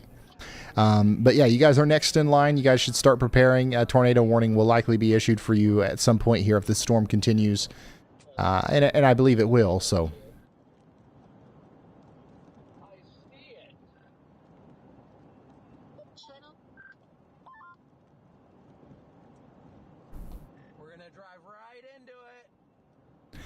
All right, so Minneapolis, you guys, honestly, it's looking pretty good for y'all right now. The storms are definitely skirting around town. I would say if we make it another 2 hours without any storms in Minneapolis, we're probably good. We probably Brian, missed everything in Minneapolis. I think I know what they're saying as far as a tornado goes. Go ahead, Brad. Don't let your guard down yet, Minneapolis. Just know that we might be threatening. Hey, there's a lot of dust. It's getting kicked up. You'll be able to see it on my stream here in just 1 second. I'm trailing right in the bear's cage of this thing, and it doesn't check out with where the velocity, if there was rotation on there. That's probably just the gust front out in front, and people are seeing that dust getting kicked up. That is not a tornado. You'll see it on my stream here in just a second. All right, yeah, I see it. Go ahead, Elijah. Hey, Ryan. So, I'm not wanting to add to the confusion, but the National Weather Service actually just posted on Twitter a minute ago, saying they have received multiple reports of a tornado near Winnebago heading northeast. And then they followed that up saying there could be 2 tornadoes down with the storm. That is straight from the National Weather Service. They think there might be 2 tornadoes on the ground right now. Okay. Thank you, Elijah. National Weather Service. Okay. So we've got to, take what they say as the truth here in the gospel. So if we're in Minnesota I'm about Lake, to go right into this dust to confirm that there's no take tornado. shelter. This is just a dust swirl. I'm going to go and ride. It'll be fun. I'll drive right into it. All right. Yeah. Brad's going to drive right into the tornado right now. And here's what I think that we should do, right? Because like it is very smart. It's a good practice to always, take shelter when the National Weather Service issues a tornado warning, whether there is a tornado or not. Hey, let's act like there is. All right. This is a good time to practice your tornado action plan. And let's say there is a tornado, right? Boom. Thank goodness we took shelter. All right. So none of our storm chasers can see it. We've got like 87 people out there with drones, with night vision goggles, with daggone PTZ cameras with 800,000 times views, zooms. We're not seeing anything, but that doesn't mean that it's not a dangerous storm. So take shelter now and practice your tornado action plan.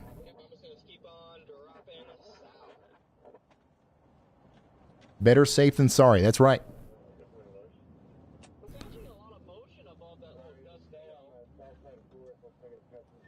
Yeah, so Brad's going to drive into this, which is going to be interesting, to say the least.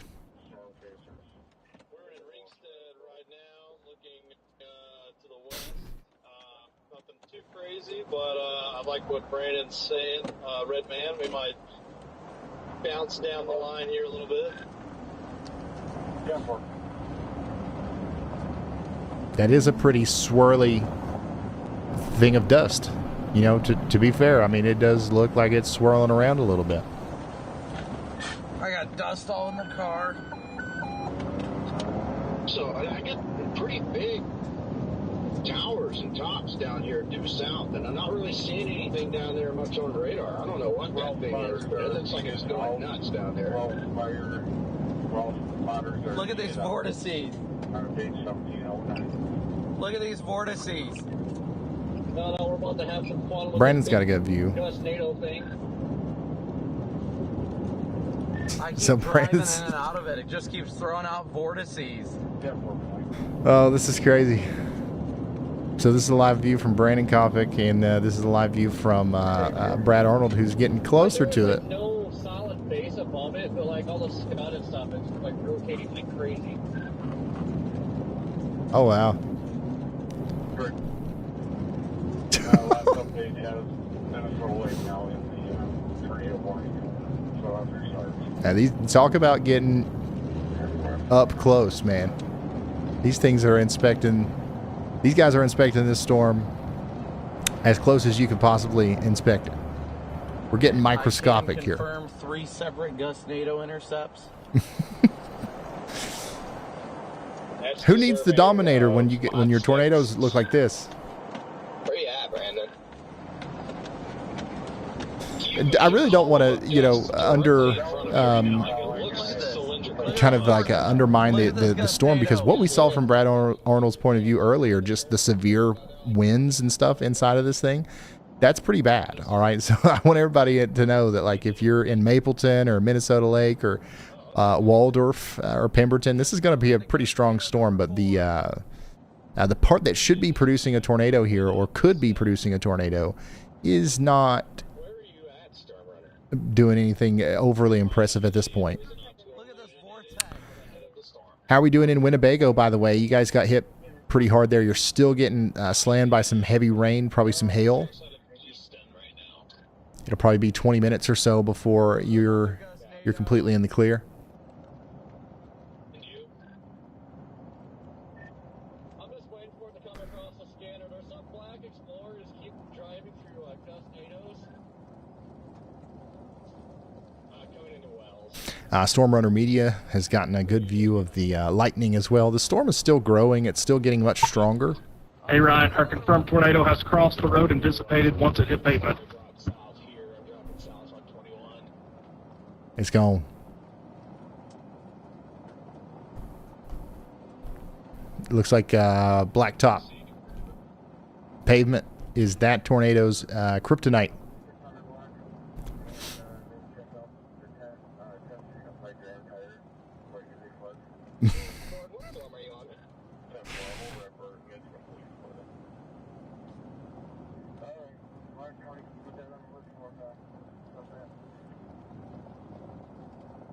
Did you say Corey or Warren?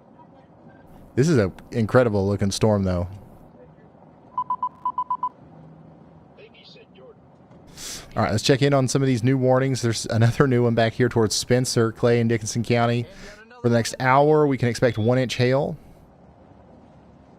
Also, we continue to have a considerable severe thunderstorm warning down here for St. Lawrence and Garden City. We're talking about 1.5-inch hail up there.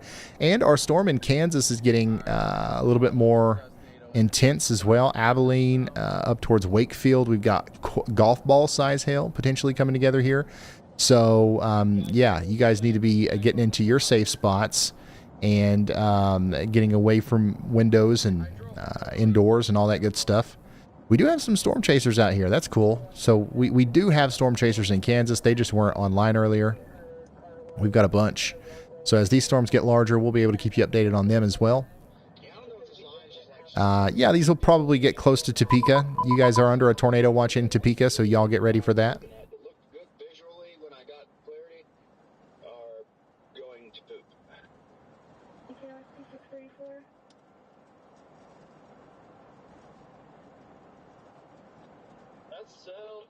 Just southeast of Spencer, man. It's got some velocity on it. I think that's Catan. Yeah, some of it is, but yeah, it is. It has been having some velocities on it, so. Eau Claire, no updates for you. We still expect the storms to come in a little bit later. We're going to be watching your all's area probably after 9 p.m. through midnight, a little bit after midnight. No updates other than that right now. Go ahead, Elijah. Hey, Ryan. So this will clear up a lot of the confusion we had. The National Weather Service just posted that the video they were posted in is more indicative of a gustnado, which is more of an area of broad rotation near the ground and no clear attachment to the storm base. They do continue to receive reports of strong rotation with the storm, but there is no tornado, according to the National Weather Service. It is a gustnado. Okay. Thank you, Elijah. So, yeah, what a series of events there with this storm. The bottom line is it's a powerful storm. All right, it's going to do damage as it comes into places like Waldorf and Pemberton. So let's continue to take shelter in Blue Earth, Faribault, and Waseca counties in Minnesota.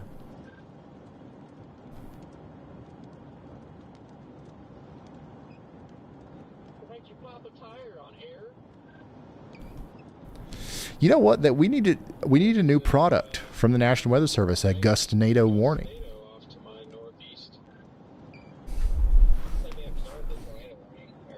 That'd be cool. Hey, Ryan, when you got a second, let me know. Go ahead, Brad.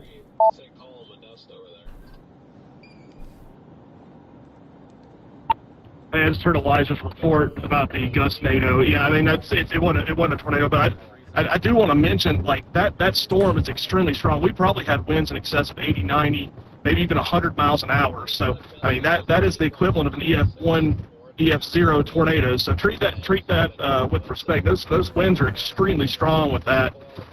So that can definitely cause some damage as well. Absolutely. Absolutely. We are respecting the polygon. Anybody who's watching this stream obviously is. You guys are, probably some of the smartest people on earth. So you're definitely taking shelter out here in Waldorf. But if you're not, if you just now happen to be tuning in, just a quick reminder, you do need to be taking shelter in Waldorf and Pemberton. We've got very strong winds and just an overall very strong storm coming towards you right now. Yeah, if you've chosen this stream or this medium to receive your weather information today, you're very smart. All right, here's another look at our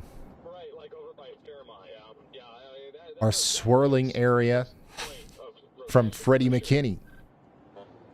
Looks a little bit more organized now. So Freddie McKinney's in Martin County. And I don't think it was down then. I don't know. I just And this is a live look once again at our tornado warned storm. This is what's happening on the ground, right underneath the right underneath the storm as it goes up towards Pemberton and Waldorf.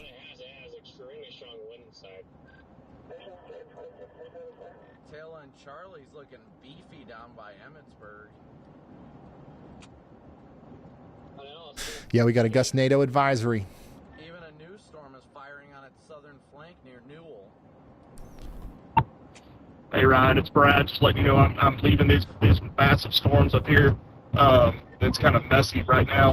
Headed to that possible tail end Charlie type scenario near Spencer. It looks to be pretty beefy supercell. If you just now tuned in and this is the first stream like this you've ever watched, I don't know what you took away from that, but I would love to explain to you what tail end Charlie and beefy mean in this context here.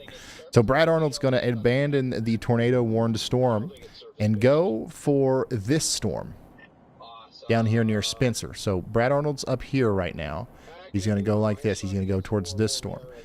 The reason we call it the tail end Charlie is because it is at the tail end of this line of storms. Very simple stuff. And, you know, he's referring to it as beefy because it is thick. All right. We have lots of high reflectivity values here. You see the pinks and even the blacks showing up there over several square miles from about the distance from Dickinson to Ruthven. We've got 2-inch in diameter hail in there, which I would consider beefy myself. So if I'm in Ruthven, out here in Clay or Dickinson counties, I would be watching out. We've got large hail moving in, and we've got the tornado sniffer himself moving in.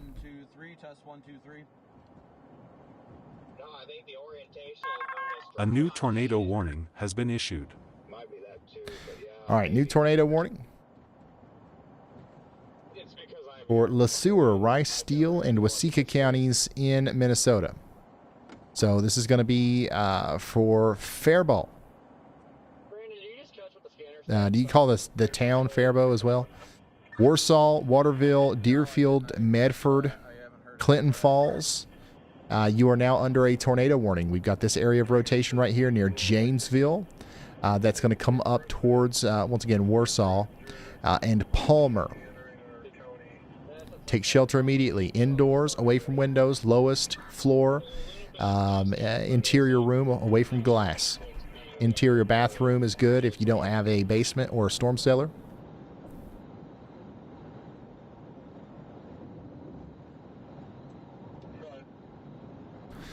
Some places included in this around Faribault are the Camp Maiden Rock caravan site, the Docks Dock caravan site, the Camp Dales campground, and the Scotts campground. And also we've got the St. Lucas Healthcare Community Nursing Home in the path. We got to get to shelter. And additionally, we've got the Horse Arena Stadium. Arena Stadium in the path of this as well. So those are all places between Waseca and Faribault. Please take shelter if you are anywhere in the polygon that's flashing red and black there on your screen.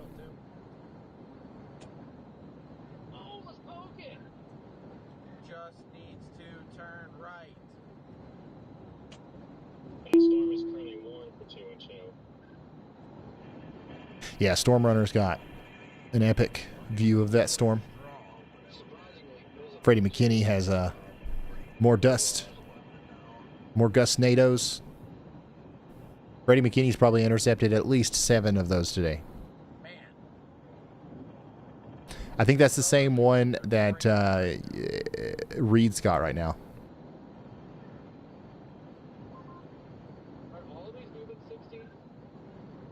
Rotation, by the way, the rotation on this storm out here in Minnesota, the one coming into Le Sueur County near Palmer and Waterville, this is decently,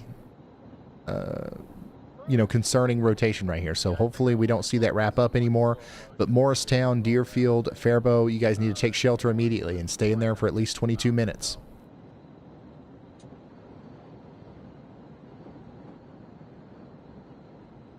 All right, we got a new severe thunderstorm warning all the way up there in South Dakota. Wow, large hail coming into Lake Andes. Marty Wagner and Dante get ready for 60-mile-per-hour winds as well over the next little bit. Checking back in on our considerable severe thunderstorm in Texas. We've got large hail coming through or just out of St. Lawrence now, moving towards areas south of Garden City. This is in Glasscock and Reagan counties. Take shelter. Let's go ahead and put Storm Runner in 1.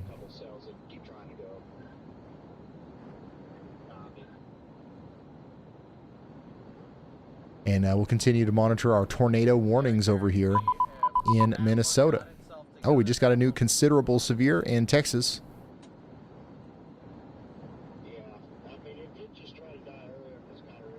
Can the Twin Cities consider themselves clear of the nastiest stuff yet? I would not just yet. It looks to me like the biggest storms are going to miss the Twin Cities for sure, but I'm not comfortable saying that like it's completely over down there just yet.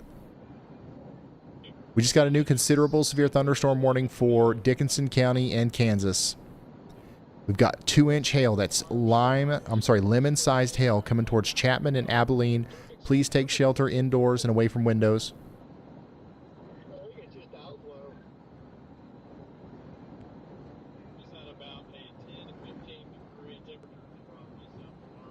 We also have 2-inch hail now associated with this storm in Texas coming towards Sterling City. That's lemon-sized hail.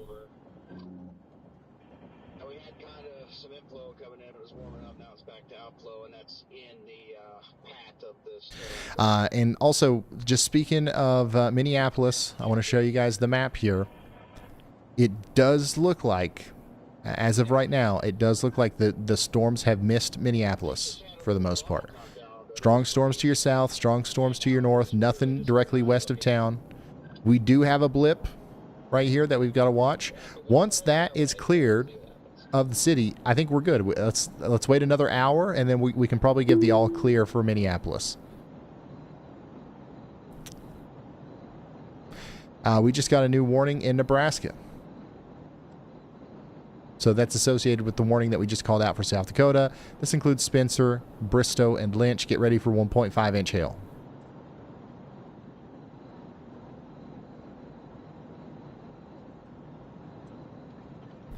Yeah, I'm going westbound. These freaking southerlies are ripping right now, just shaking my car all over the place. I thought I was going off the road there for a second. Yeah, Lincoln is looking fine. Yeah, for sure.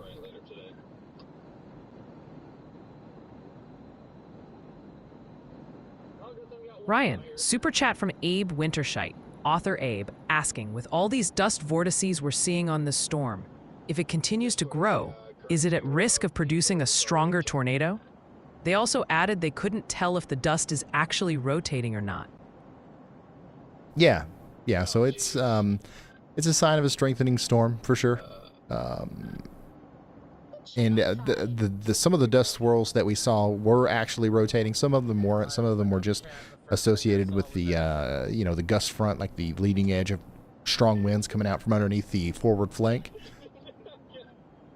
But yeah, very common stuff to see with any storm, honestly, in such a dusty area. But that's besides the point. The storm is very strong. It's capable of producing a real tornado, and even if it doesn't, it's capable of doing damage to your home just through the very strong winds. Caleb's got a really good view of a supercell out here in Iowa. He's actually closer to that tail end Charlie that Brad's going after. So this is that strong storm at the end of the line that is going to try potentially to produce a tornado here soon.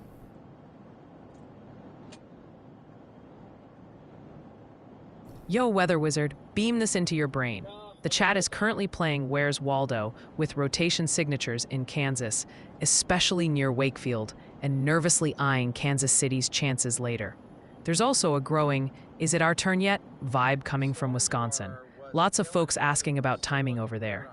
Oh, And the saga of Faribault, Minnesota continues. People are still gently correcting your pronunciation. Think Faribault, maybe? And very concerned about a certain cat sanctuary dodging the storm. Faribault. I'm pretty sure I said Faribault. Anyways, talking about Kansas City, most of these storms are off to your north and west. It doesn't look like they'll be there anytime soon. In fact, there's a good chance that they will miss you tonight for the most part. There will be storms eventually, but nothing to worry about right now. We will let you know. But these storms to the west of Topeka, like, they are starting to look more and more concerning. Each of these is rotating. Andy's got a yaw watch on this one. He's got a low confidence for a tornado warning maybe at some point along Interstate 70 between Junction City and Abilene. But yeah, there's an area of rotation right here. There's an area of rotation right here. And yeah, we have to watch these very closely, especially as they get closer to Manhattan and Wamego and Westmoreland.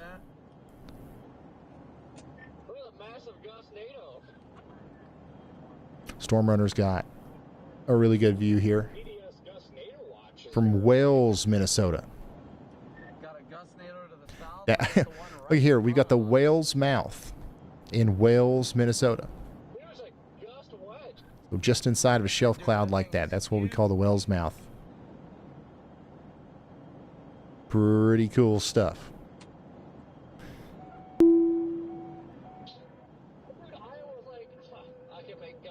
We have a new severe thunderstorm warning in Minnesota. Blue Earth, Faribault, Freeburn, Martin, Steele, and Waseca counties. You guys are now under a warning here for 60-mile-per-hour winds, 1.25-inch hail. This includes the town of Owatonna and Albert Lea.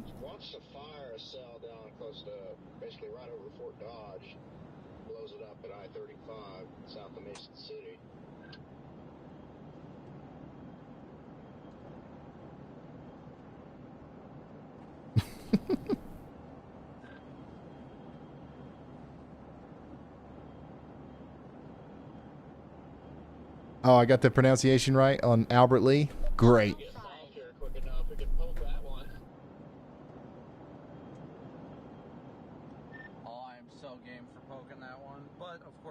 Yeah, we're pretty close to giving y'all the all clear in Twin Cities, to be honest. I would hang on for just an hour or so just in case something pops up to the west of town. Speaking of Wisconsin, lots of people are wondering about Wisconsin. We do have a severe thunderstorm warning now in Wisconsin for Florence and Forest counties. Yeah, I got you, Steve.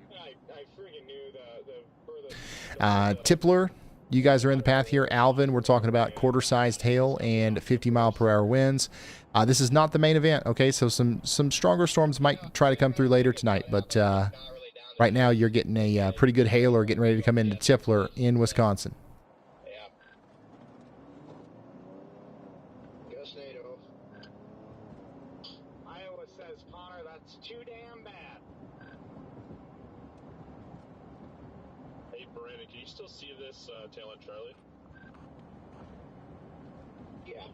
Yeah, Joplin is looking fine right now. Is that just outflow pushing up on the bottom, or is that a slight ground circulation that we have there? It is definitely from outflow. It's another gustnado. All right, Kansas, Riley County, Kansas. We just got a new considerable severe thunderstorm warning for golf ball size hail. This is going to be for Riley County, Leonardville, Randolph, in the Highway 77 corridor between Cottage Hill and Randolph. This is going to be a dangerous place over the next little bit.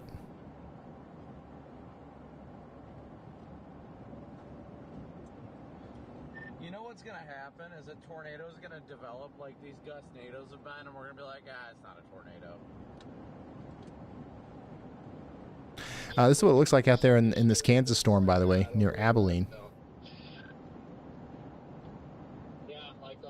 Looks like some hail in there, but for the most part, not terrible. Closer to Chapman. Hey, Man, Ryan, when you have a second. why are all these cameras pointed towards the daggone ground? Great shot of the ground, but who wants to see that? Go ahead, Brad.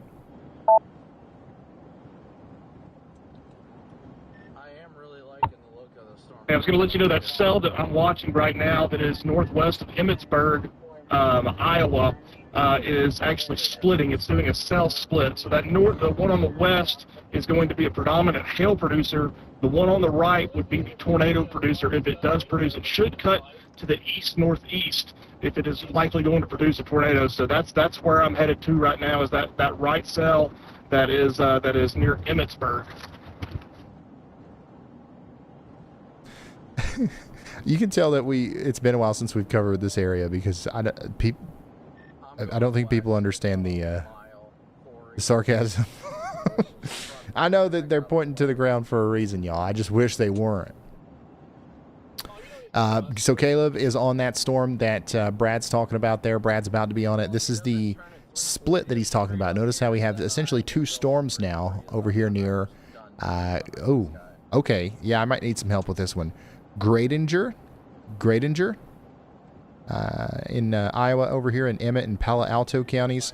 This is north and west of Emmitsburg, but Brad Arnold's coming down the road here. He's going to give us a view of this. Caleb is already giving us a view of this.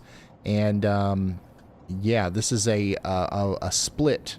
So the storm split in two. A lot of times you'll look at the one on the right as the one that could potentially produce a tornado. Gredinger.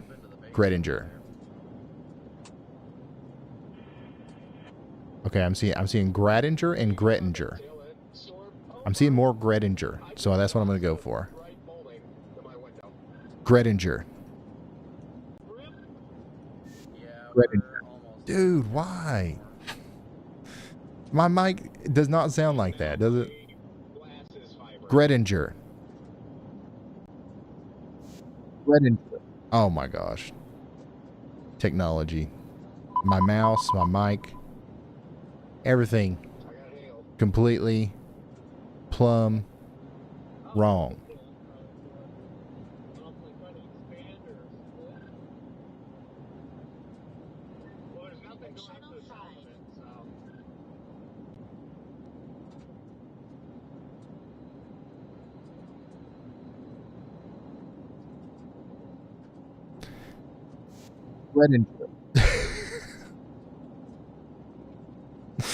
Oh, sometimes it works, sometimes it doesn't, y'all. If you're just now tuning in, though, we do have a strong storm coming into Gredinger right now, up towards Ringstead, and we are watching this for its potential to produce a tornado. Caleb Beecham has a great view of this, and so does Brad Arnold as he's approaching from the north and east. We currently have 2 tornado warnings. By the way, Rice, Steele, and Waseca counties. You guys are under a tornado warning for the next 9 minutes. Faribault, you guys are in that. So take shelter.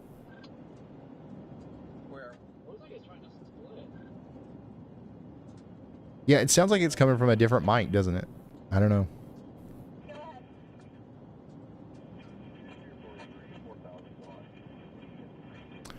We also have a strong storm coming down through Abilene, Kansas with some hail. And we just got a new severe thunderstorm warning in Texas for Sterling City.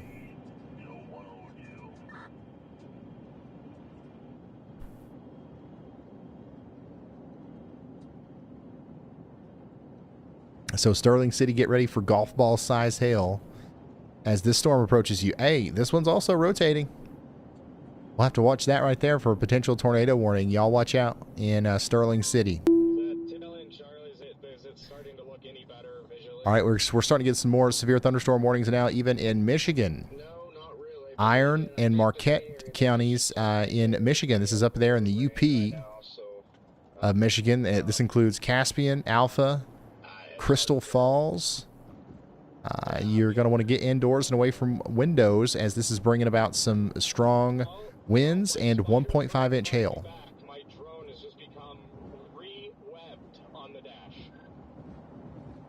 And here's a live look of just to the north of Faribault, where we have that tornado warning. So, yeah, this is the tornado warned storm as it comes into Faribault right now. Hopefully everybody in the town of Warsaw is sheltered. and Deerfield and Medford. Impressive is really going on so far.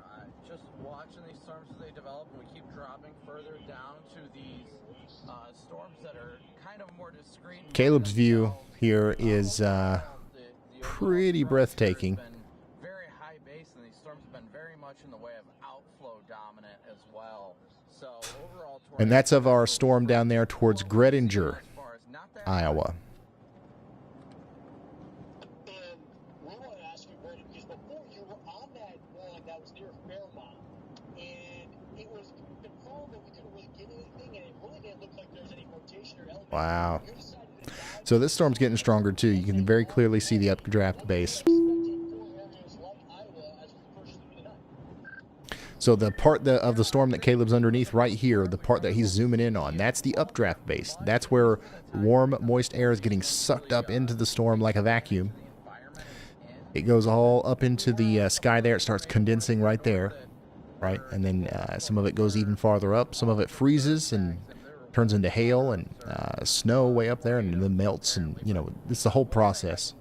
And then if he zooms out a little bit, you'll see that you can see the rain coming down on the other side. So all the warm, moist air that went up has to come back down, and that's where the storm is happening, right over there on the other side of the updraft base.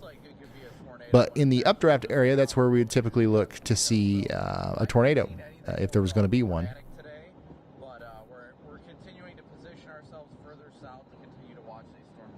All right, we got a new severe thunderstorm warning for Geary and Riley counties in Kansas.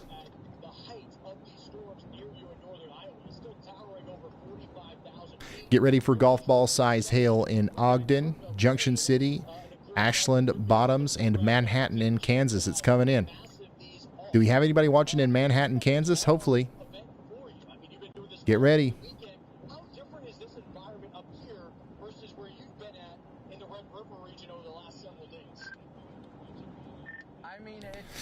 Also, we just now are starting to see some big storms pop up over here in Texas and along the Oklahoma-Texas border near Quinaw and Chillicothe and Crowell. Storm chaser Nick Smago is on this storm. We probably need to watch him in the background there, as this is likely going to erupt into a very strong storm here soon. I would watch for this one to potentially at some point produce baseball-sized hail or larger. So y'all get ready in Quinaw.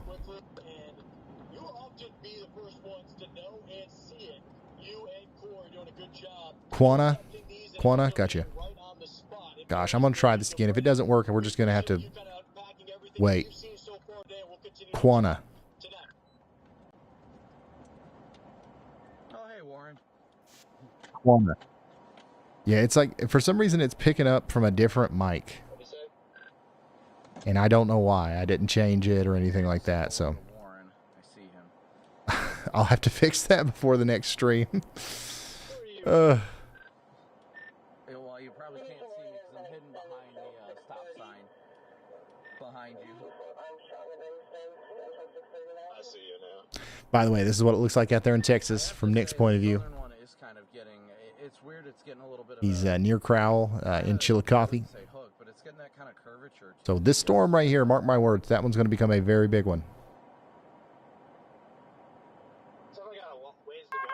A new tornado warning has been issued. No, I agree. I definitely don't think it's looking too Brady bad. McKinney's got something going on here too in Faribault. We shall see.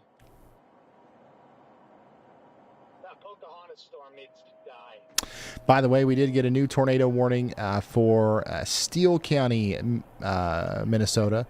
This includes the town of Owatonna. I did that with the same microphone. I don't know what the heck. Anyways, Clinton Falls and Medford and Havana. Take shelter. We've got rotation coming in. Could have a tornado. The main threat's going to be straight line damaging winds and hail, but there is a chance that we have a tornado here. So take shelter immediately. The what we're seeing from Freddie McKinney's point of view is the storm that is not tornado warned down here near Blue Earth. But we are watching some rotation in there. Honestly, the fact that We've got that little bit of a line just off to it. Hey Ryan, I was going to let you know that this storm that A new tornado warning has been issued. north of Emmitsburg, in the great words of the legend Chris Hall, is starting to do the funny.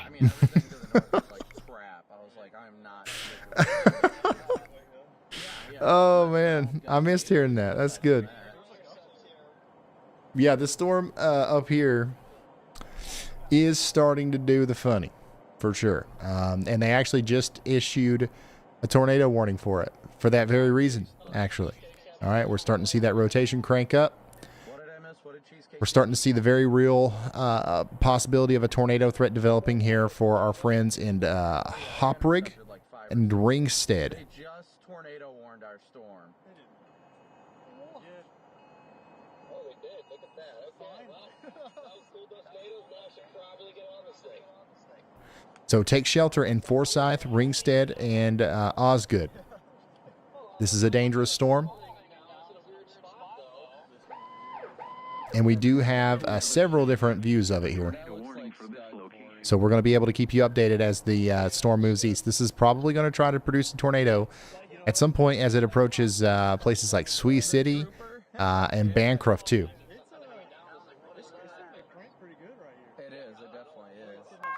A new tornado warning has been issued. Another new tornado warning has been issued. It does look like it is cranking under here. I mean, it doesn't look like it's tornado. So now we've got 5 active tornado warnings, y'all. So that area of rotation that's going by Faribault right now is continuing to tighten up, and it's moving off to the north and east towards Nerstrand and Kenyon.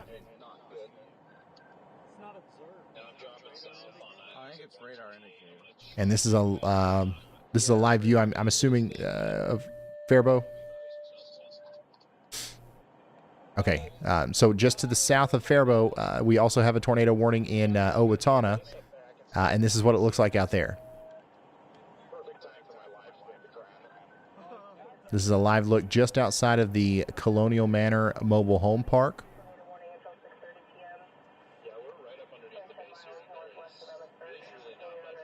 Skyline Gardens Mobile Home Park is really close to this as well. Yeah, it's definitely trying to get a mezzo under here. The structure. And here's a live shot from Brandon Kopic from Palo Alto County, Iowa. This is that tail end Charlie everybody's going for. This is our newest tornado warned storm. No tornado warning yet, but a definitely a strong storm.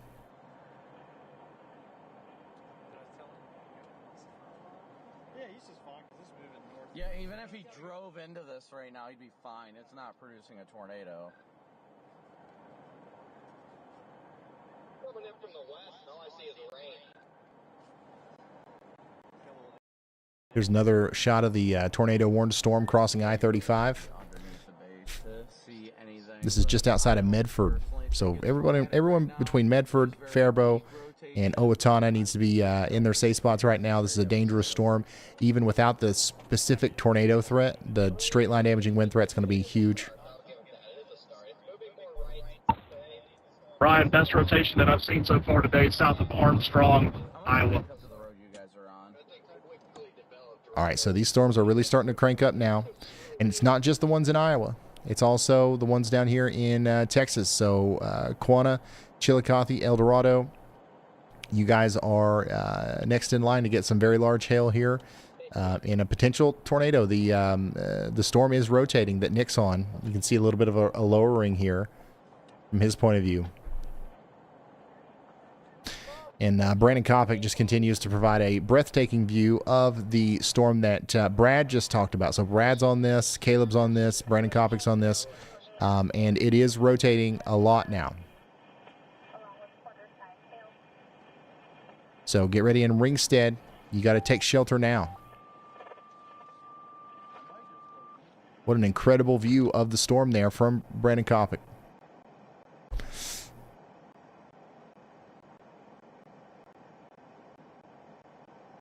And once again, here's that tornado warned storm moving through areas between Faribault and Owatonna right now. Remember, you're under a tornado warning in Steele County, Minnesota for the next 12 minutes, and that includes the town of Owatonna Take shelter immediately. Faribault, the rotation's moving past you now. Give it another 5-10 minutes and you should be good. But Cannon City, Nerstrand, Kenyon, and Aspland, you guys are next in line.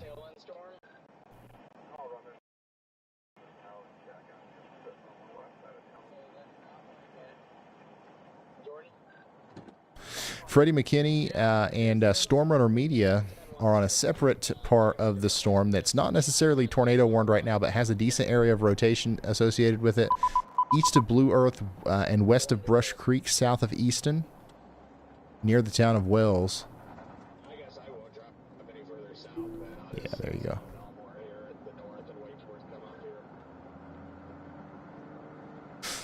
We just got a new severe thunderstorm warning, by the way, in Minnesota, all the way over here towards Dodge County. You guys get ready for that. And then way back here in Kansas, we continue to have a considerable severe thunderstorm warning with tennis ball size hail coming up towards Cottage Hill right now. Tennis ball size hail, y'all. Wow, yeah, these storms down here are looking pretty gnarly. So these are just to the north and, well, just to the west of Topeka, Chapman and Junction City. You've got two large rotating supercells coming up towards you. These are producing large hail and potential tornadoes. That's something that we have to watch out for. But Manhattan and Ogden, Kansas, please get into your safe spots away from windows. This is going to be a very loud storm in Manhattan as that comes through.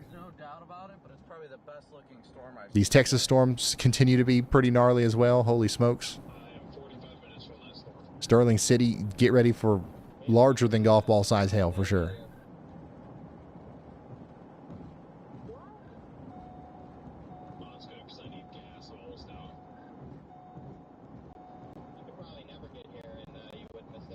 And then back to Minnesota. Just a really crazy view here from both Freddie McKinney and Brandon Kopic. So what you're looking here, what you're looking at here from Freddie McKinney's point of view is the storm that's about to come into places like Alden. And this is also the storm that's heading towards Albert Lea right now. So y'all get ready for this.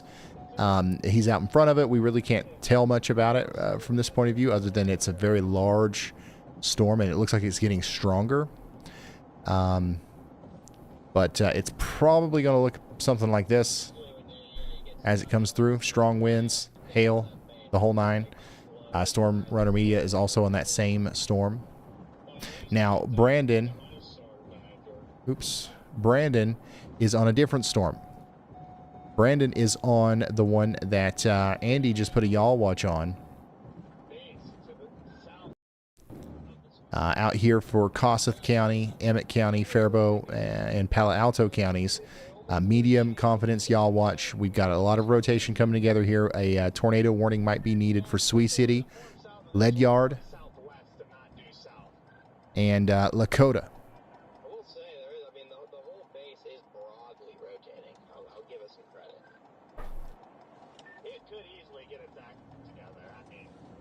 And you can see the whole rotating part of the storm really quite well from Kopic's feed. If he puts us back on that, I'll show you again. But these are really photogenic storms. Gah. All that rising scud is trying to consolidate into one area. It's still stupid high base, though. Why is this guy backing up on the road right now? Yeah, you do have a little bit of rising. This is our most impressive looking storm so far, for sure. Could get it back together in theory. And uh-oh, we got a destructive severe. I told yous. This one right here was going to be a big one. Destructive severe thunderstorm warning now for Sterling City, Texas. This is Sterling County, Texas. We're talking about 3-inch hail and 70-mile-per-hour winds. That's going to be destructive as it crosses Highway 87 over the next 22 minutes. Golly, we got 13 severe thunderstorm warnings. One of the newest ones is for Marshall and Riley counties in Kansas. Blue Rapids and Cottage Hill. Get ready. Golf ball size hail, 60-mile-per-hour winds coming in now. Actually, these rain bands are starting to wrap around it. There's actually quite a lot going on right now, y'all. We've got storms breaking out to the west of Topeka in Kansas. We've got major storms out here in Minnesota. We've got that tornado warning up there north and west of Rochester. We got a tornado warning to the north and west of Pocahontas and Humboldt, closer to Sioux City and Bancroft. And we've got storms down here in Oklahoma and Texas forming as well. So it's starting to look very active, is what I'm trying to say, as we enter the beginning stages of what will become the peak severe weather stretch here between right now and probably 3 or 4 hours from now. Rotation's trying to get stronger here with our tornado warned storm in Goodhue and Rice counties in Minnesota. This is moving up towards Epsom and Kenyon. And by the way, yeah, it looks like the strongest storms have made it past Minneapolis now. So we're pretty close to being able to say that Minneapolis has dodged a bullet here, but let's stay weather aware for the next little bit just in case.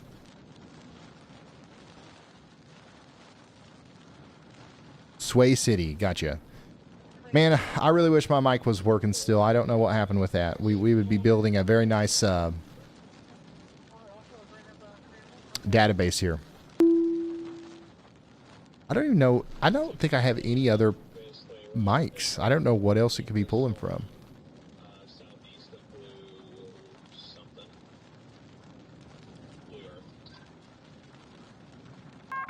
A new tornado warning has been issued.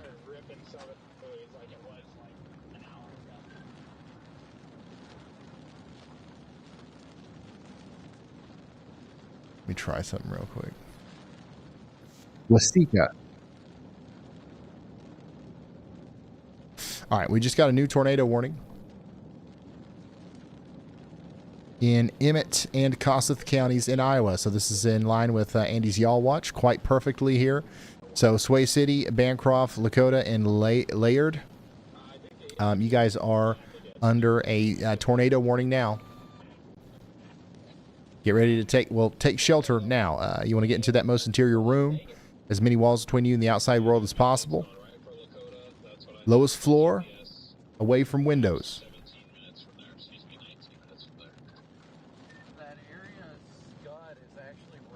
It only messes up when you do it and there's a warning box on it. Is that true?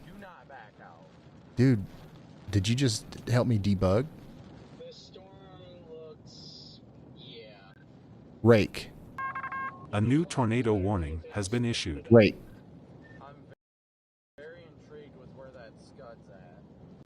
Buffalo Center. Buffalo Center. Oh, no. Wait, well, there is a tornado watch. Hold on. Let me try one more thing here. Sibley.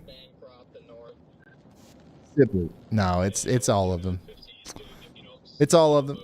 All right, back to Minnesota. We got a new tornado warning for Goodhue, Rice, and Steele counties in Minnesota. We have a strong area of rotation coming together now between Ruskin and Epsom. This is probably going to try to produce a tornado as it comes towards Kenyon, Wanamingo, Zumbrota, Goodhue, Mazeppa, Bell Creek, White Rock, Vaza, and Belchester. You're going to want to take shelter over the next 33 minutes.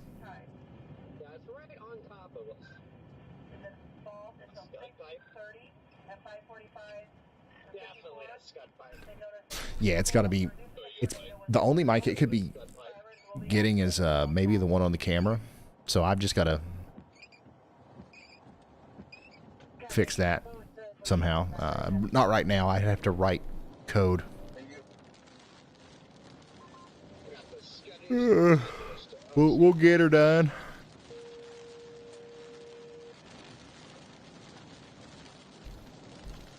Yeah, this is pretty concerning right here, actually. Don't like the way this looks at all. So hopefully we're really taking shelter here in Kenyon Asplund, and Bell Creek.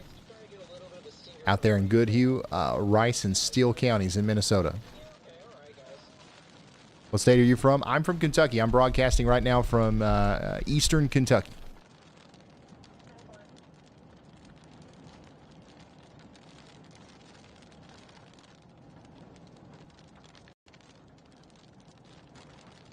Yeah, it's definitely getting a good lowering out there.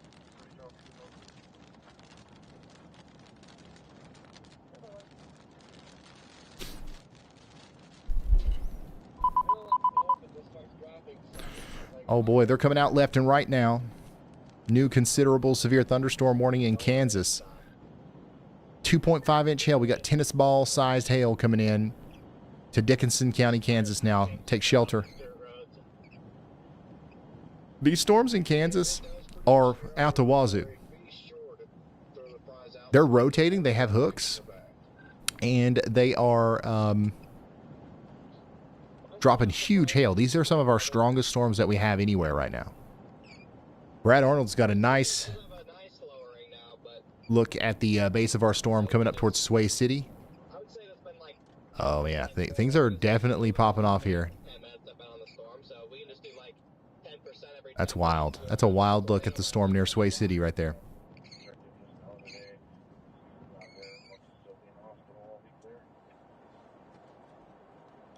Yeah, this lowering is definitely. Unfortunately, we do have a little bit of a radar hole here. Doesn't look like it's rotating all that much, but it's definitely. So somebody remind me, Sway City would be a good place to put a tower camera. Going north to that intersection to go east.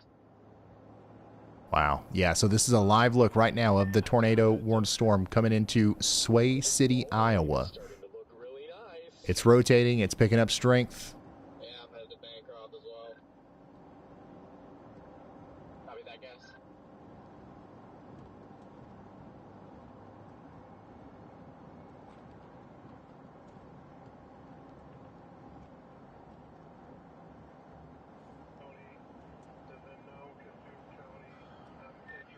I think this is the same feature, but from a different point of view, like literally right under it, from Corey Gherkin's point of view. I'm just going to throw all three of these up.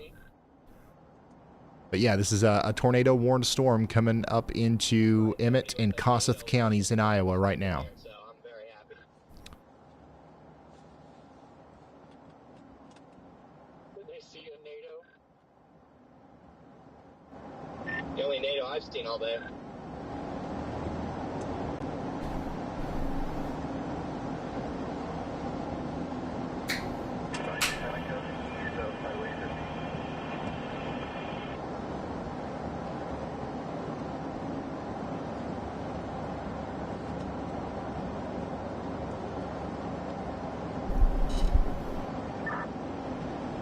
Oh yeah, Ziegler's got a great view of it too. This is it, y'all. This is probably going to be one that we track for a while here.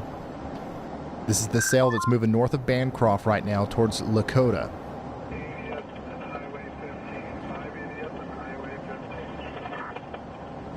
Oh, it's Kossuth. All right, sorry, y'all. Brandon, Corey, this is Chris and Fox. Anybody good to talk in the next minute or two?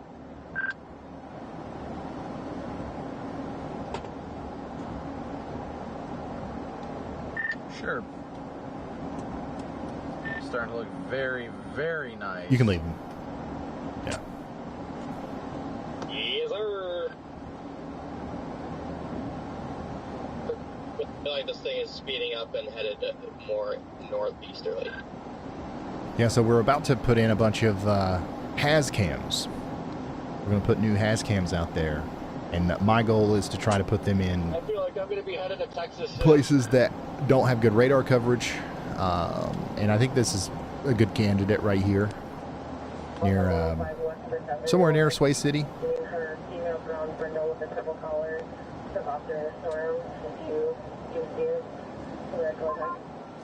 Oh, this thing has some nice motion to it, actually. Oh, no. You guys should definitely go put the fries in the bag. On the right side, that's a decent looking base. Not the worst thing I've ever seen.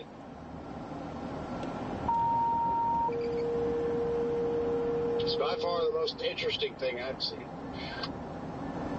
37 active storm chasers right now. Stick intercept. This is So- actually getting a lot larger. Things are definitely picking up. With meat stick? 3 tornado warnings, 11 severe thunderstorm warnings at this moment.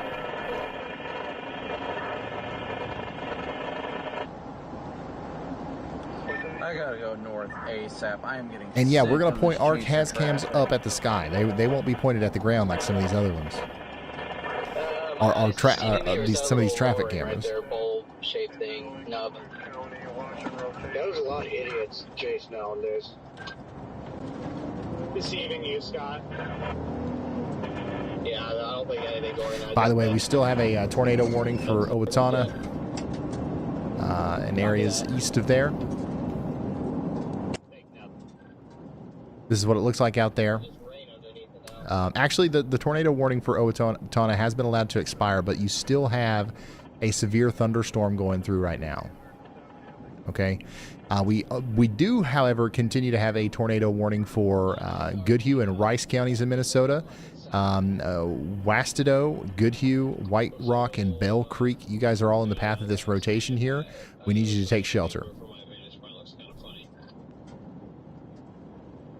But some more robust rotation is definitely apparent down here in Iowa. That's why we're paying such close attention to this feed from CJ in Kossuth County. You know, if we're going to see a tornado, it's going to come from this general vicinity here. So take shelter in Sway City, Laird, Lakota, and Elmore. This is coming towards you right now. Are right on this tornado one. Can you walk us through what you've seen over the last hour since we've talked? Hey, Steve. So they recently put out a tornado warning on this storm. Yep, as the sun starts to set here, we are going to see an increase in our low-level jet. And there's going to be another opportunity for some of these storms to increase their rotation. So, you know, I would definitely be watching this cell right here very closely. If I lived out in front of it, Buffalo Center, Rake, Keister. This is not one that I would want to play around with. I mean, it definitely is the most intriguing looking storm I've seen all day. We just got a new severe thunderstorm warning in Iowa. This is for Cherokee, O'Brien, and Plymouth County. This is out here actually closer to Sioux City. So we've got storms popping up out here now as well. Lamar's, you guys are experiencing some small hail right now and 60-mile-per-hour winds. That's going to keep going up towards Ramson and Marcus. Get ready in Sutherland as well. Strong storm coming towards you right now.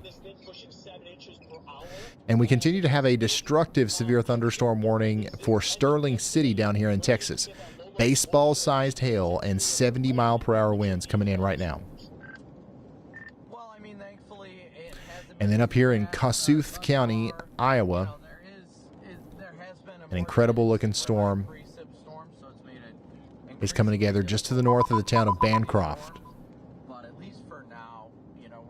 And we just got a new considerable severe thunderstorm warning for Altus, Oklahoma, and Olustee. Get ready for 1.75-inch hail and 60-mile-per-hour winds. And Colby brought this up. I mean, we're relying all on frontal boundaries. It doesn't seem like the actual storm itself is going to aid in any of these developments just because of the way it's tilted. Yeah, it really is going to take us to get a storm that's moving more easterly to really do anything, at least in my opinion, with the way the winds are. A big caveat of today's threat is the surface winds across a lot of the open warm sectors. Yeah, we've been live now for 4.5 hours. And we're honestly just now getting started. We started 3 hours early on purpose. Michigan, you got another severe thunderstorm warning up here. This is going to be for Dickinson, Iron, and Marquette counties in Michigan. Republic, you guys are included in this. We're talking about some 1-inch hail and 60-mile-per-hour winds over the next hour. We also just got a new severe thunderstorm warning in Kansas for areas east of Marysville. 37 minutes left on this one. 1-inch hail and 60-mile-per-hour winds. How about you in Beatty? And my goodness, another considerable severe in Texas. Lemon-sized hail coming down towards Water Valley. Y'all watch out. Get ready. That's a strong storm. Considerable damage threat on it.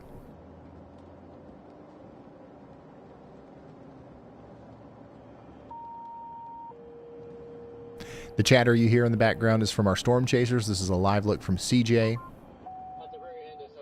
There's about 40 storm chasers, probably more than that, but I can see on my map about 40 storm chasers all crowded onto this one little street here. Already going to leave this thing as that wall cloud completely falls apart.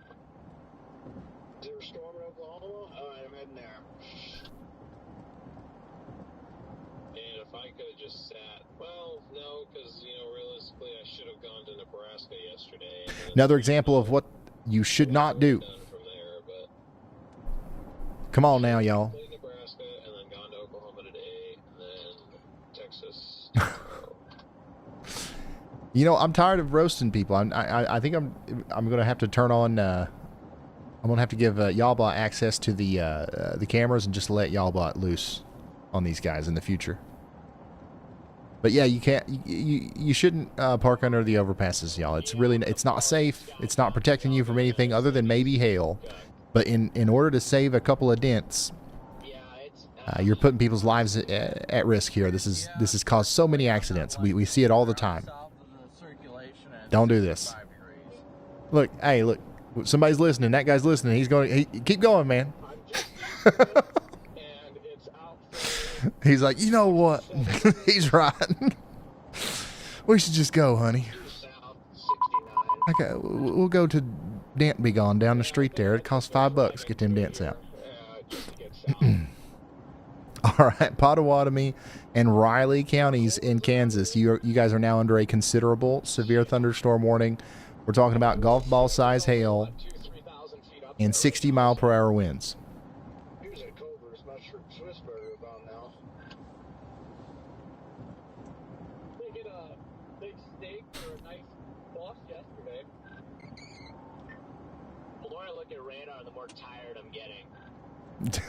This is a pile-up waiting to happen, y'all. Please don't do this. Oh, no. Oh, no. Come on, man. What is this, Minnesota? We're better than this, Minnesota. Down there in Owatonna, or just outside of Owatonna. Yeah, it's bad. This is an embarrassment to Iowa. Tornado on the ground. Iowa's becoming a cub. Continue to have destructive hail moving into the Sterling City area. Tornado warning for Kossuth County in Iowa goes on for 18 more minutes. I would imagine they will reissue that farther to the north and east here soon. So y'all don't get too complacent out here in Rake and Frost.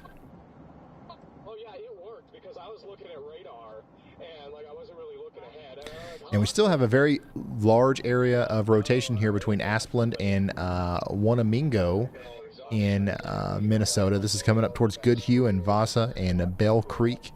You got to take shelter at least for the next 18 minutes, okay? It's Goodhue County in Minnesota. I mean, I like the underside of the storm. It looks good. It just doesn't look tornadic.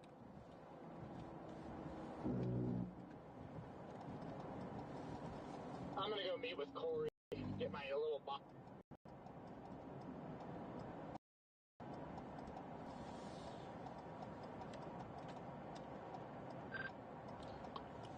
What? Oh, hi Connor. I just drove by you, going west. Oh, hey Jaden. All right, if you're just now tuning in, we are zoomed in on a tornado warning for Kossuth County in Iowa. This is going to go on for the next 17 minutes. We've got live views from some of our storm chasers of this. We're also keeping an eye on storms in Texas as well, and Kansas. Then I'd say we find a culverts. This is a live look from Texas, by the way. Nick Smigo and Quanah. It's 79 degrees here in Burt. Just 72 in Bancroft. Oof. There's still hope, guys. Oh no, y'all. Come on now. Look at this. Yeah, I was gonna say. I mean, can you imagine being the person that's like, all right, there's people blocking all the lanes to the right of me and to the left of me. I'm just going to park right here in the middle. What's going on, man? Hey, I don't know what just happened. It's the chaser apocalypse right now. Yeah, I think there's about 1 million more behind me, so you should probably, like, go if you want to go. Where is this happening at? I just got. That's, I mean, I also imagine like it's about to rain even harder here, right? So you're going to have a downpour. You're going to have some trucker going 30, 40, maybe 50 miles an hour. And they're not going to see you until last minute. And now they got to slam on their brakes. And Yeah, I'm heading eastbound south. can't be doing that, y'all. Structure on the south side actually looks good. I'll give it that much. It does not look tornadic, but it's a beautiful. New considerable severe thunderstorm warning down here associated with our Sterling City storm. Lemon-sized hail now moving into Coke County as well on as Sterling County. For the next hour, we want to take shelter indoors and away from windows around Sterling City. Lemon-sized hail, y'all. Bring me back to the 2% and 5% days. Thank you very much. We'll be back to it soon. Yeah, those days are much better, usually. Clearly, yesterday was a 5%. That thing was probably. Yeah, it must be raining hard. Somebody said that it must be raining hard if people are parking under the overpass like that. And like, yeah, it probably is, but the worst place to park is on the road. You're supposed to not do that. You know what I mean? Even if it's raining hard.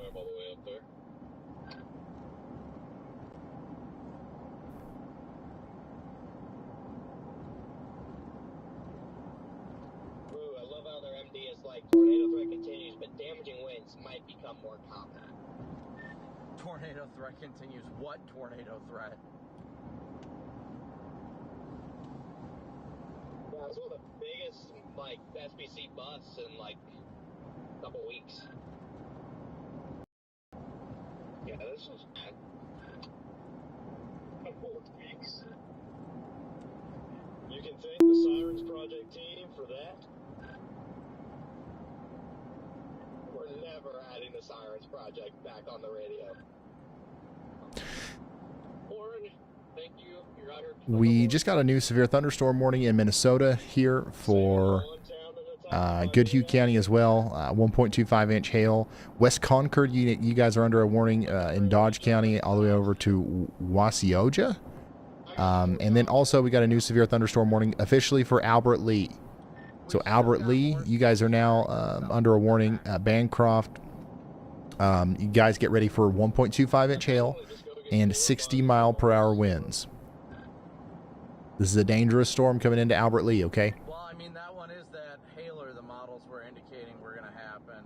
That thing is. Our most dangerous storm at this moment, though, is probably going to be this one down here in Iowa in Kossuth County. We are still seeing some rotation with this, and most of our storm chasers continue to follow this one. This thing formed, like, doesn't even exist anymore. Emmitsburg still has a lowering now to our southwest.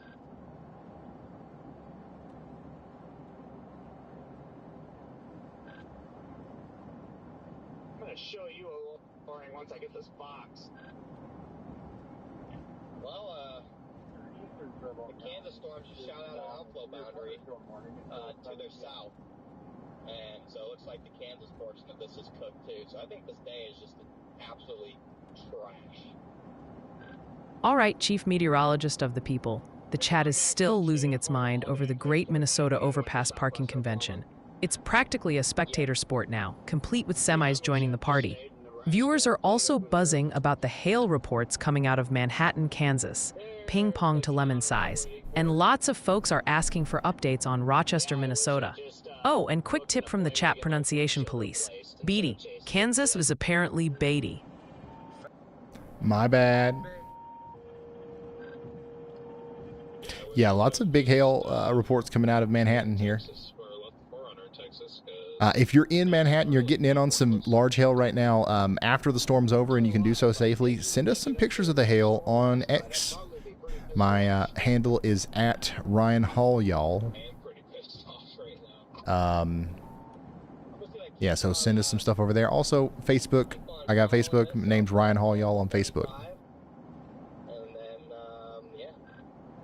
Yeah, I mean, the base it is lowering. It actually looks a little bit better back there. Still, again, doesn't look tornado. Yeah, it's a pretty strong storm that's going through Manhattan right now.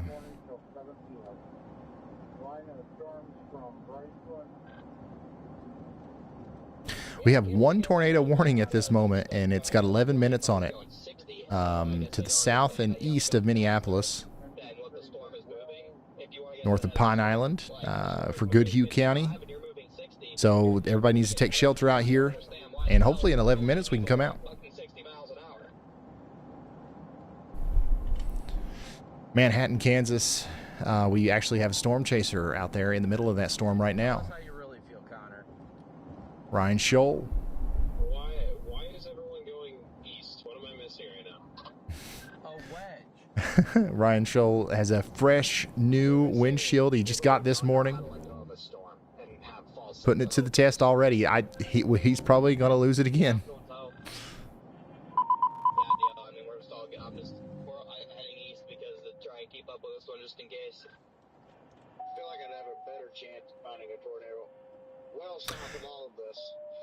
So a lot of our severe thunderstorm warnings are being upgraded to considerable.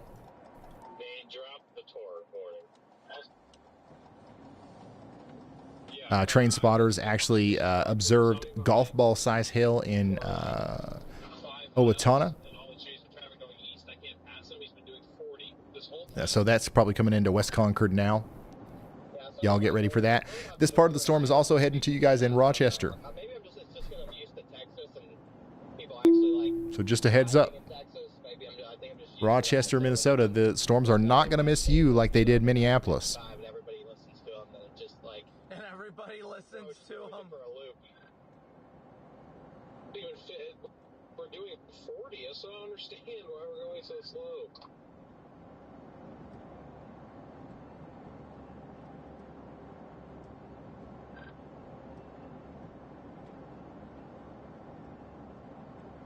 I am not used to hearing DL complaining about going slow.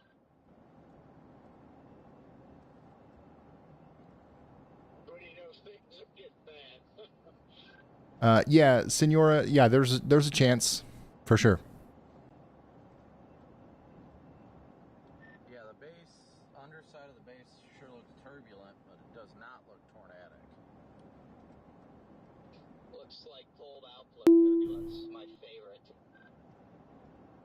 There's nothing tornadic about today. I'm just not seeing it. I mean, The background audio is distracting.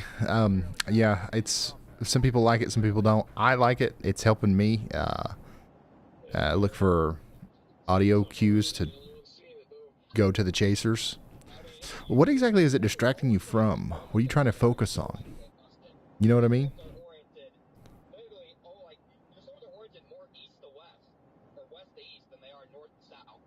I like it. I think it's awesome.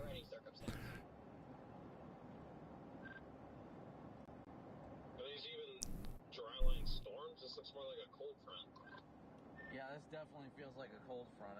It's a mix of a dry line and a cold front, that's for sure. We could poll it. You want to poll it? Let's poll it. Frank's going to put a poll out there. What do we think about the storm chaser chatter? Do we keep it or do we trash it? I'm keeping it, and I'll put it in my earpiece for me only if y'all don't want it. I don't think I've ever seen a setup like this work where your initiating boundary is oriented in the same direction the storms are moving. And the lovely surface winds out of the southwest are making it so much better. Before we, had this on, people would in the chat would be like, southwest. When you're not talking, it's way too quiet, Ryan. And then for some reason, like, winds are supposed You need to background back music. winds are all the way in freaking Wisconsin.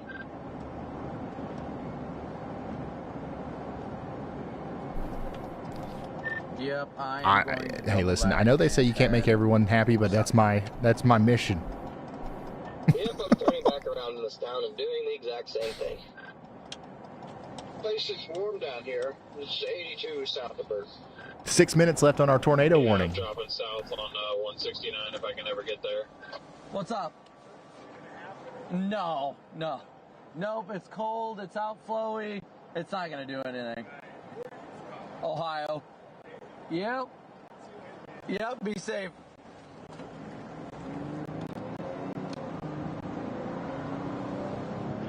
Oh, okay. So there's a pretty loud vocal minority. Freaking PDS bug. So there's already like 2,000 people that's voted, and 95% of you guys like it. So yeah, I think we're gonna keep. Holy conga line. My goodness, now I'm driving back the other way behind somebody who's going 50 for some reason. And yeah, this is Do you know what? The polls, that's a good way to just settle things. Because there was like 3% of people who didn't like that, and it looked to me like half of the people didn't like it just by looking at chat.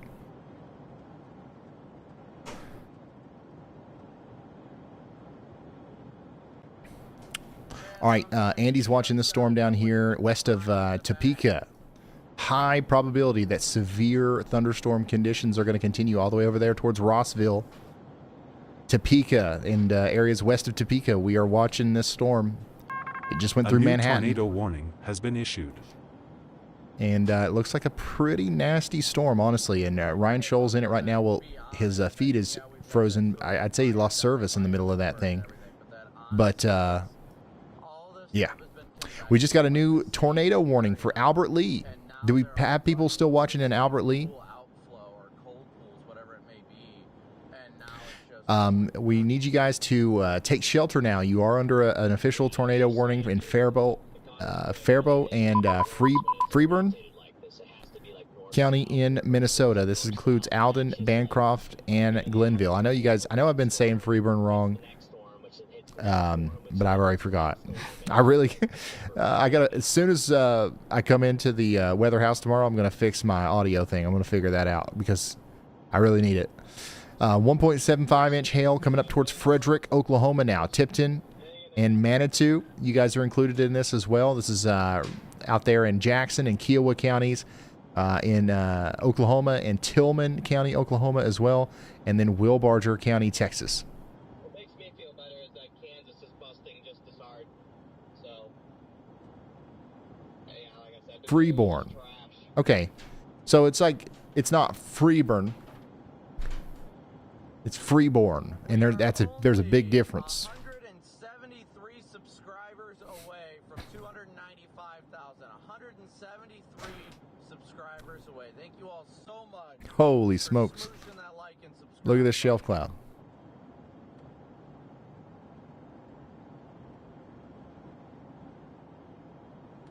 All right, so 8,000 of y'all voted.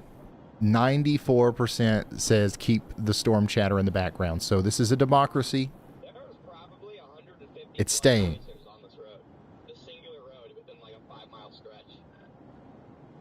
It's the First Amendment to the Constitution here. The Constitution.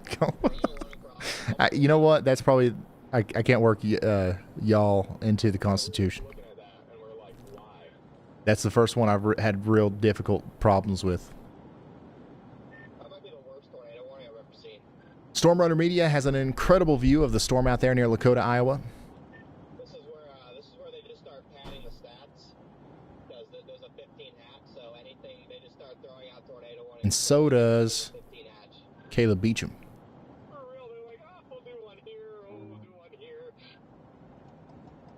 The Constitution? Yeah, that's what I was going for. That works. Amendment 1. That's ironically enough, which was kind of funny though. Storm Chaser chatter always on. Okay? And he was asking me what I thought about the storm. He's like, Go ahead, Elijah. Hey, Ryan, so there is actually a large wall cloud associated with that new tornado warning we got, and we actually do have a photo that we can share on stream of that. Chaser sent it in to us, so I just sent that to you. Okay, thank you so much, Elijah. We have a lowering here. This is the storm that's prompted that tornado warning for Albert Lea. Okay, so this is the storm that's coming towards you right now in Albert Lea. You want to take shelter. This is also coming towards you in Mansfield, Minnesota, Conger, Alden, Twin Lakes, Glenville, Hayward, and Clarks Grove. This is Faribault and Freeborn County.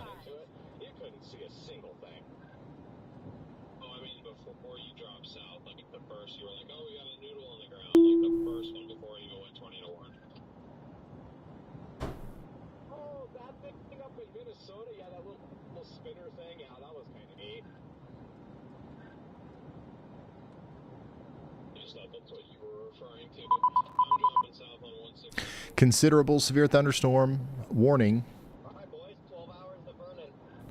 for Kent, King, and Stonewall counties. This is going to be for areas like Aspermont up here in Texas. 1.5-inch hail and 70-mile-per-hour winds going over the Highway 83 corridor here in the next over the next little bit. So y'all get ready for that. It's going to be a dangerous storm down here in Texas, west of Rochester, north of Aspermont. Zooming out a little bit, this is south of Paducah, north and east of Snyder. Speaking of Paducah, that's another area we've thought about putting a tower camera. If anybody's watching this right now that has a tower in Paducah or Sway City, Iowa, reach out. Because we got the cameras. We just don't have the towers. I'm only saying that because for days you've been telling me that's what you want to do. So I'm just reinforcing what you told me you wanted to do. Well, I mean, I'm just annoyed not having real headlights.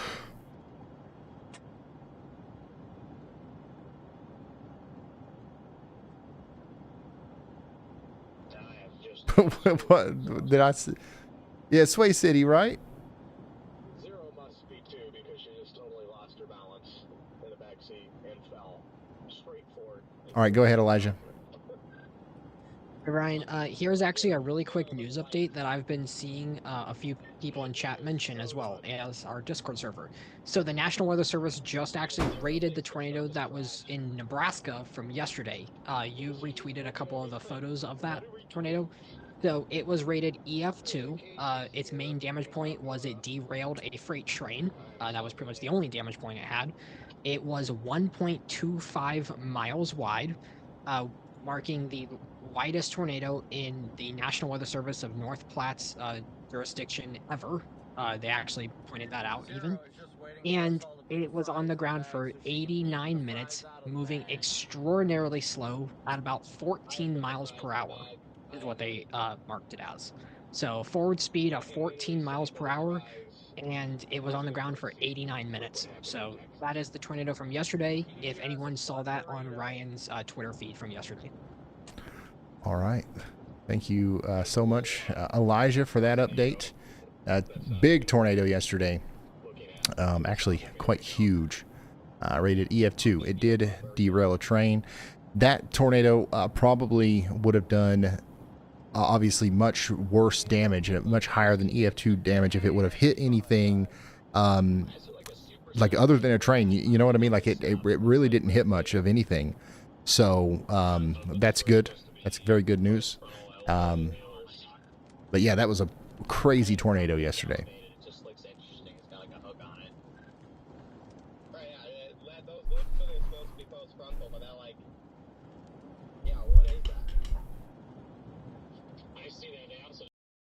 Albert Lea.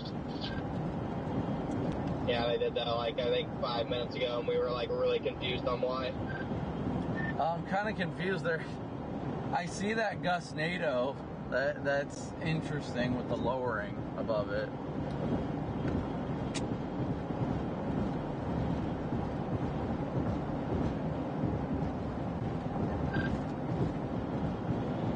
All right, so Albert Lea, you guys remain under a tornado warning. We're going to keep monitoring these storm chaser feeds, and I'm going to go real quick. About an hour ago, my wife dropped off some food. I'm going to go get some real quick. I'll be right back. It'll take me like 5 seconds to grab it. There is an area of rotation due south of me. Let's see here. Area of like fairly rapid spin. It's pretty funny. Okay, yeah, I'll be right back. Okay. We'll listen to the chasers. Yeah, I'm watching that. I don't know if it's actually going to do anything, but last time that happened, it dropped like a little brief circulation on top of Garrett while he was out of the car, so keep an eye on the ground. Gonna try to look for it, Deal. I'm to your east. I think what he's telling me is I need to get out of the car so I get hit by a tornado again. It's like a very minuscule little area and like this dark cloud up ahead. I don't think it's associated with anything major. I just like, you know how sometimes, you know, up in these clouds you just get like little random areas of spin that last 30 seconds. That's all it was. Burrito.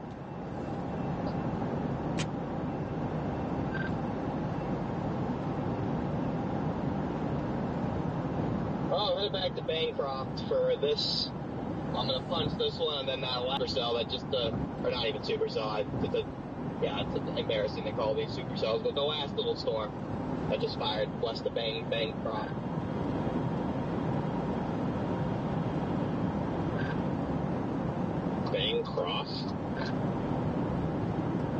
Bancroft, whatever. What's everybody up to? I'm gonna say if you say so.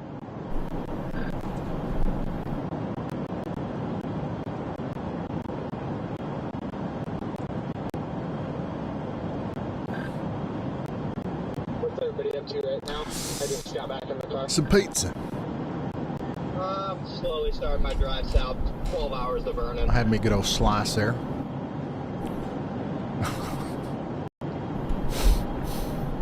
Yeah, I bet that slice near Polina's definitely elevated. All right, we're good to go. We're locked and loaded. We're ready to go. If you're just now tuning in, please consider sharing this with others out there, as we are just now getting into some of our, major coverage for the night. We're still got like a lot of storms to go.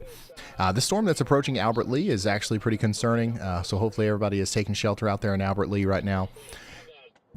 Other than that, we have several severe thunderstorms that we're watching as well.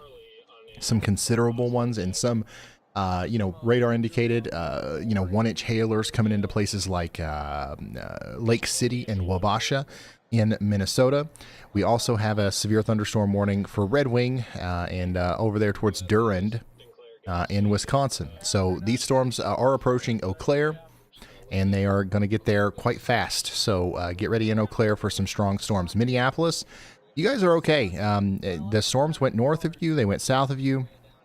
And, I think for the most part, they pretty much missed Minneapolis. I am concerned about Albert Lea. Okay? So I really want you guys to take shelter if you haven't already. Oh my gosh. Y'all. I probably said a couple of the town names wrong there. I'm sorry. I'm doing my best. I have a cool thing that's going to help me in the future. It's just not working right now. Durand. Let me see if it's working right now. Durand. Maybe it's magically fixed itself. Durand. I mean, that's all right. Hey, look here. It's Storm Chaser Caleb Beecham in Hall Force 1. I don't know, like 45 minutes maybe? Okay. Live view from Brandon Kopic's rooftop camera. We'll start heading home, but we might. So anyways, the town of Durand is under a severe thunderstorm warning. Gosh, dude. That was working so good earlier. I want you guys to hear how good this was working just a few hours ago. Shakopee. You like some people wouldn't even know that I was clicking a button there, and they would think I was saying it. But now something's wrong. Albert Lea, take shelter.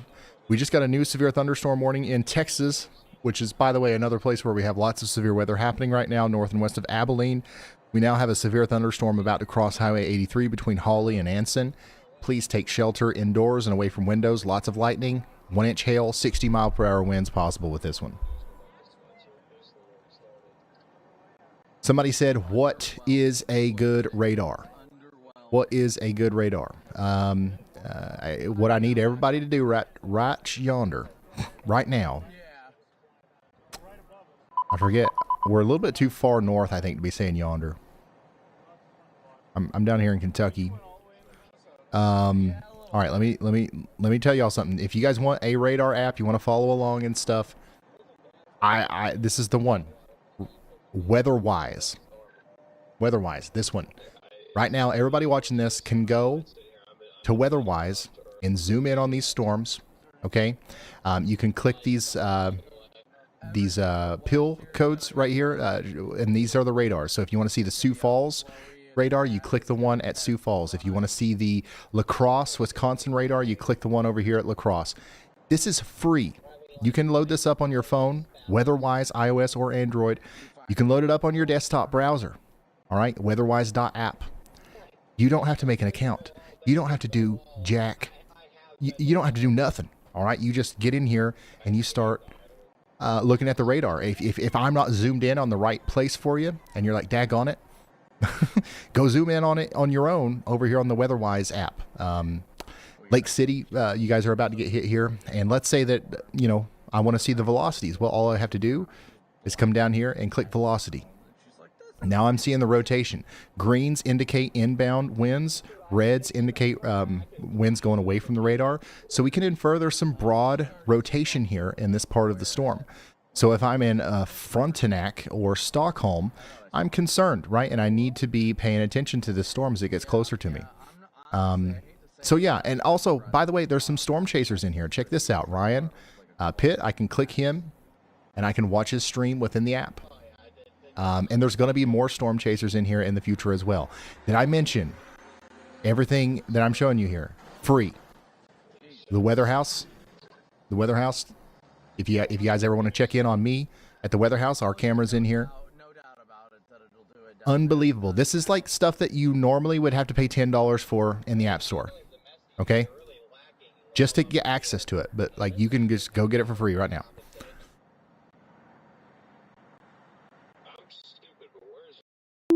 And once again, I want to turn on this radar tower here in Oklahoma. I click KFDR. Now I've got high-res radar for free in Oklahoma. These guys, Weatherwise, are going to completely transform the weather app game. It's just unbelievable. Unbelievable what they've put together here. And they're just getting started. So Sterling City, by the way, big, strong storm coming in here soon.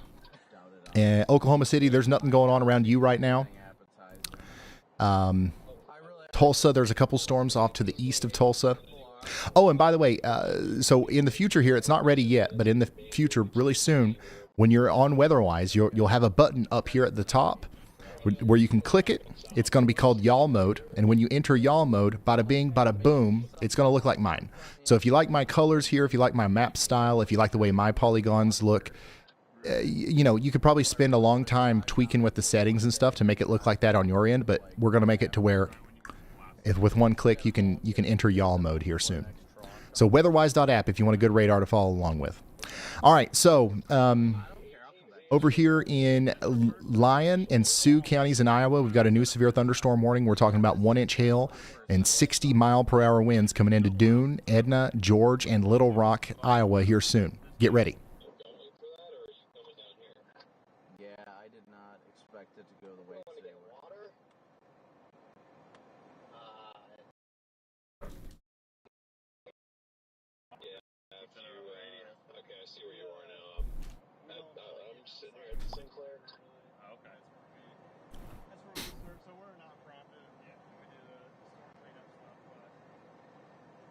Yeah, there's a link in the description for Weatherwise if you need that.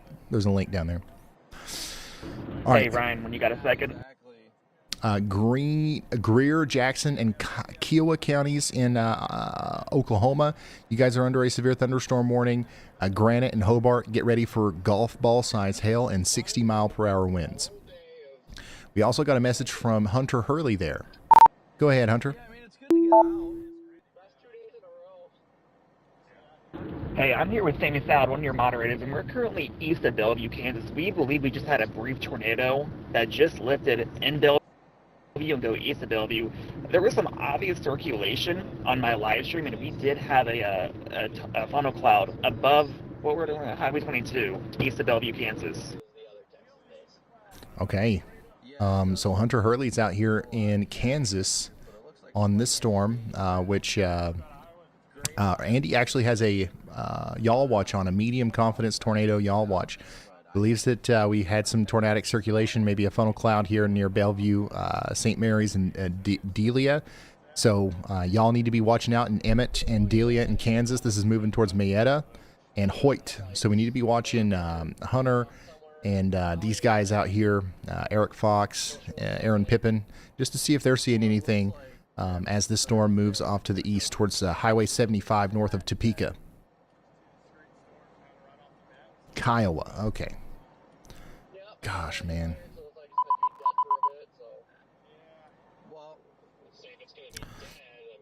All right, new tornado possible. Severe thunderstorm warning for Buffalo Center, Thompson, and Lake Mills in Iowa. This is Kossuth and Winnebago counties in Iowa here. Also, new considerable severe thunderstorm warning in Texas for King County. It's about to cross Highway 82 with 1.5-inch hail and 70-mile-per-hour winds. I mean, I'm tempted to go back down to Texas, don't get me wrong, but at the same time, I'm not seeing, it'd be like maybe a day or two that I go down there for, and then I head back north.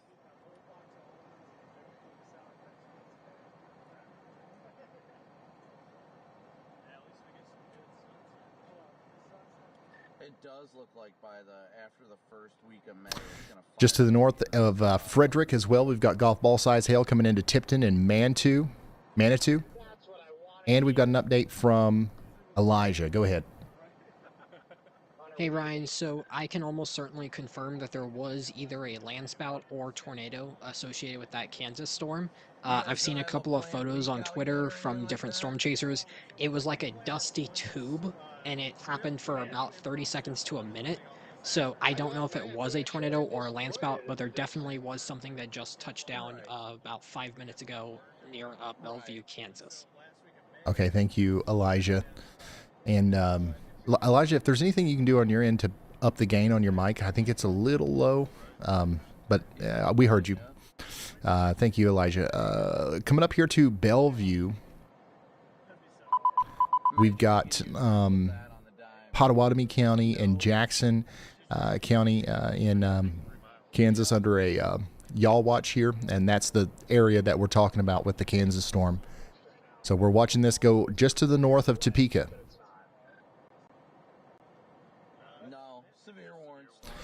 Also, our storm up here in Goodhue County, Minnesota, and Pepin and Pierce counties, Wisconsin, has been upgraded to a considerable severe thunderstorm warning. 70-mile-per-hour winds are possible as they go towards Durand. Get ready in Durand for a significant severe thunderstorm.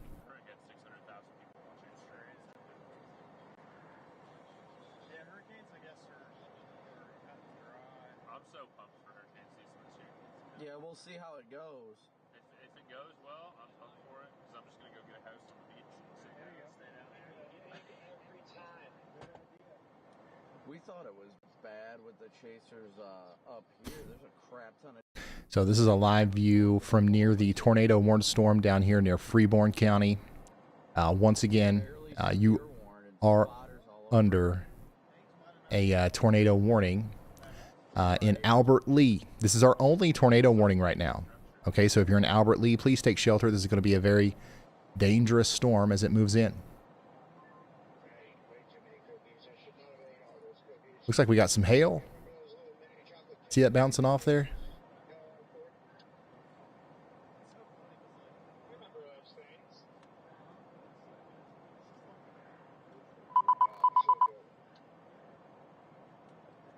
15 Hatch of Doom. Well, what's everybody else doing? Going home.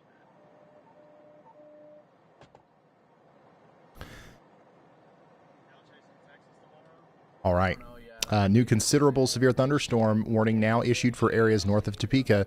This includes Holton. This includes Delia and Mayetta. We also just got a new yawl watch from Andy that goes out past Highway 75 near Mayetta as well. This is out here in Kansas. We've got a pretty good chance of a tornado warning maybe being needed here with this storm as it goes towards Delia and Mayetta in Kansas. Y'all watch out. And go ahead and take shelter anyways, because we're going to have 70-mile-per-hour winds and golf ball size hail associated with this storm. I mean, last year was really good, and then like last year I had a great year in Iowa. Every time there was a storm in Iowa, it was pretty tornado. We've got a couple of traffic cameras out there. We also have a couple of storm chasers, so we will keep you updated on anything that we learn here from this storm as it moves on in. 10 minutes left on our tornado warning for Albert Lea. There's a chance they will extend this, but if they don't, hopefully they won't. We need to stay sheltered for at least 10 minutes. But honestly, it'll probably be 10 minutes before the storm even starts in Albert Lea, so I would say 30 minutes or so is how long we should be staying sheltered out there. So just keep me with you. Get cozy in that safe spot. I think we're going to be all right, but you still want to stay sheltered until the storm's over. Ford and Knox counties in Texas, you guys are now under a severe thunderstorm warning. We're talking about 1.75-inch hail. That's golf ball size hail, 60-mile-per-hour winds. Benjamin, north of Benjamin, up towards Truscott and Ford City. Get ready. And if it would have oriented north-south, definitely would have did it.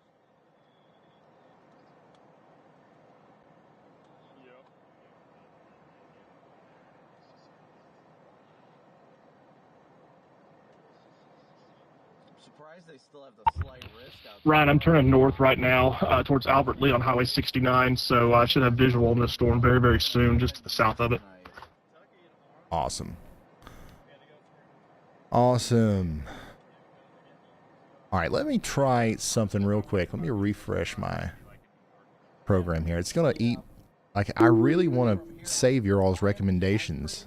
Just as far from eastern Ohio as I am from Texas. Albert Lea. Albert Lea. What a freaking bust. Daggone it. You need to clean your camera out there, Brandon. Dadgummit. Nah. Do you have the issue where it shakes a lot? No. Yep, I'm just going to have to keep saying the town names wrong tonight, y'all. I'm sorry. Let's see here. Acme, Holland, over towards Navarre. You guys have some rotation in this storm that we've got to keep an eye on here. There's a severe thunderstorm warning for Dickinson County, Kansas, and it's rotating as it goes up towards Navarre and maybe Pearl in Kansas. All these storms in Kansas are honestly quite impressive. So we've got to watch this corridor very closely. I don't even know what to do, honestly. StormNet thinks there's about to be a SIG tour going into Wisconsin. Have you tried muting your background? No, that shouldn't matter. It's the mic, you know? Yep. I can't keep track of everyone talking.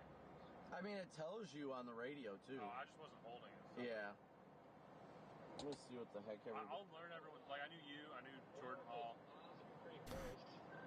It's something, listen, I'm not a very good developer, okay, but I have developed this app that we're using here to show you the warning overlays and record stuff, and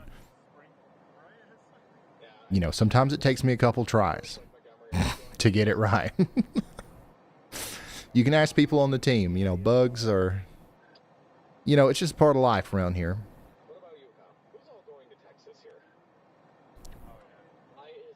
I'm not a classically trained coder. I'm a vibe coder. Circleville, you guys are now under a yawl watch. Okay, Andy's he's watching a lot of these storms. He's putting out yaw watches left and right. He's got his eyes on these Kansas storms, especially. We got another area of rotation right here that's kind of coming off of the main area, and we'll go a little bit more north and east towards Circleville. So y'all watch out. That's a good y'all watch there because it's outside of the severe thunderstorm warning. So shout out to Andy. Yeah, it's nice. Yeah, it's on for ice. For another 30 minutes, then you're going. If I was close to home, I wouldn't be going to Texas. And one last thing about weather-wise, we're thinking about maybe trying to get y'all watches on there for you guys as well, so you can see the y'all watches up close and personal on the weather-wise app. Go ahead, Andy. Thanks, Ryan. I just issued another yaw watch there. I accidentally made it a severe thunderstorm warning, but that's supposed to be a tornado yaw watch south of Abilene, Kansas. You can see that structure, and the velocity ramped up significantly on that new scan. I just about bet we get a tornado warning with that. That would go out to Navarre and Skiddy here in Kansas, south of Junction City. So y'all watch out there for a tornado warning. Definitely a bunch of spin there. And then, of course, I have those y'all watches on the leading edge supercell. That's got clear and warm inflow going into it. So those spin up tornadoes, much like what Hunter Hurley saw a little bit ago, are probably occurring here in fields in Jackson County, Kansas. So I just about bet we'll see a couple of verifications of some either gustnados or probably actual tornadoes with these circulations here. So watching both of those areas, but definitely thinking about areas south of Junction City, Kansas, receiving that tornado warning soon. Thank you so much, meteorologist Andy Hill, for keeping us updated here. Very concerning signature on the y'all watch you've got there for areas near White City, over towards Woodbine, south and east of Enterprise.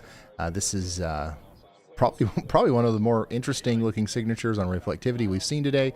And if you flip over to velocity, you can see that we do have a developing area of tight rotation.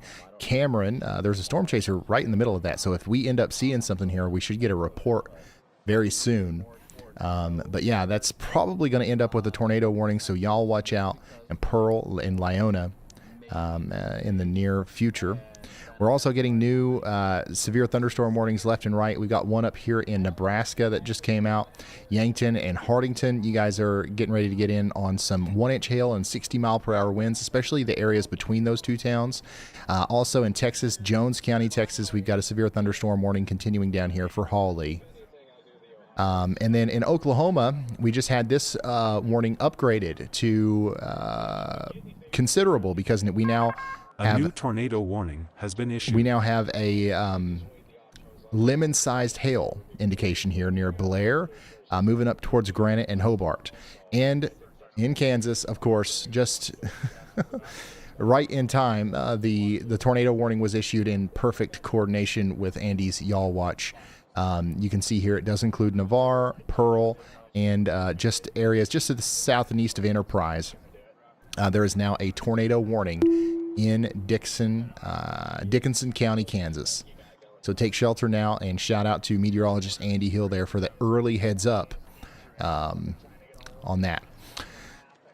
Steve is on that as well. So Dalton, make sure you're watching Steve.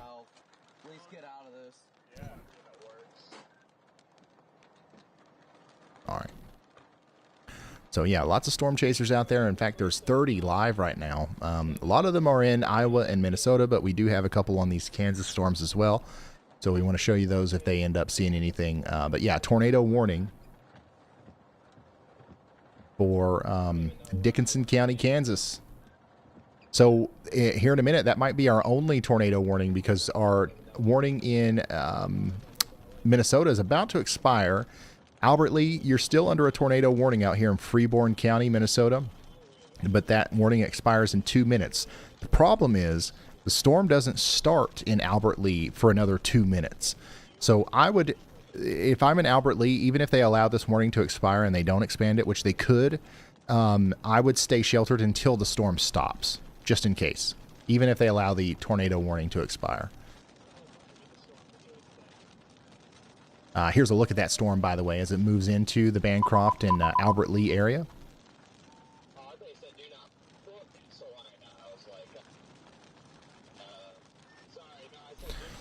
And we just got a new considerable severe thunderstorm warning in Texas. These storms are they're really getting going. Robert Lee and Bronte, you guys are next in line there to potentially see some very strong storms capable of producing lemon-sized hail. Oops, sorry, I didn't know I was still on the chaser cam. Robert Lee, get ready. Coke and Nolan counties in Texas. Here's a live shot from the roof of Hall Force 1. Caleb Beecham is driving the truck down the road there in Kossuth. Daggone it, I already forgot. I think it's Kossuth or Kossuth County, Iowa.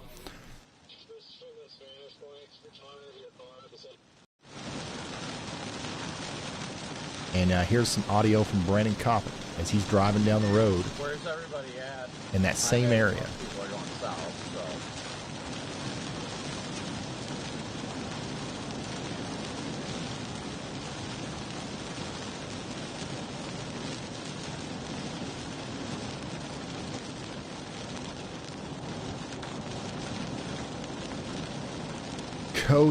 Kossuth. Daggone it. Yeah, I really need my recorder button for that one because I'll never remember that. It looks like Kossuth, y'all. You ought to have named that a little bit different. Punch out ahead of this. Yeah, I'm about 25 minutes from Fort Dodge here. Yeah, I'll go. I'm like 20. Kossuth. Yeah, I just don't know about it, y'all. All right, they allowed that warning to expire in Albert Lea. You're not under a tornado warning anymore, but y'all just, if you're already in that safe spot, the storm's literally about to start. And there's still a tornado possible tag on here. We've got 60-mile-per-hour winds, quarter-size hail. Just stay in your safe spot. But the good news is it looks less intense than it once did. New severe thunderstorm warning way up here in Minnesota for Aitkin, Crow Wing counties. This is going to include places like Emily, Crosby, and Wakanabo. Y'all get ready for quarter-sized hail, okay? And then another new warning in Minnesota goes past Albert Lea towards Glenville and Austin. Get ready. You guys are next in line.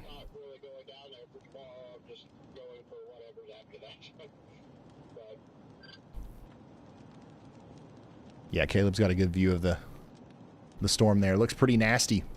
I'm just going down there because I got nothing else to do.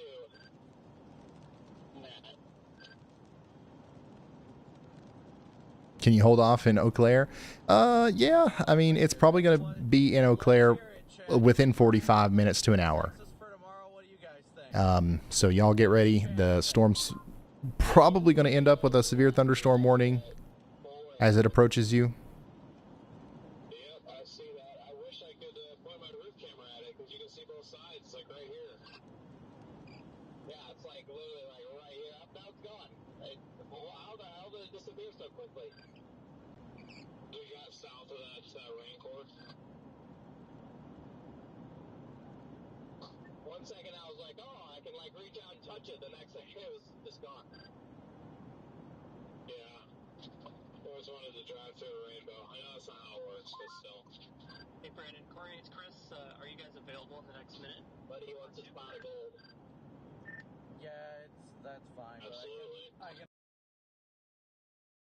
Incredible views from our storm chasers and from traffic cameras across portions of Minnesota and Iowa right now. All right, Ryan, pause the satellite stare down for a moment. The chat is buzzing about those storms popping up in southern Minnesota, particularly around Rochester and Albert Lea. And there's a growing chorus asking about various spots across Iowa as things try to get going there. Also, forget meteorology school. You're getting a live phonetics lesson. Multiple viewers are chiming in that Kossuth County is pronounced more like Kossuth. All right. Kossuth. You guys must be very kind about it, though, because it's not saying bless your hearts.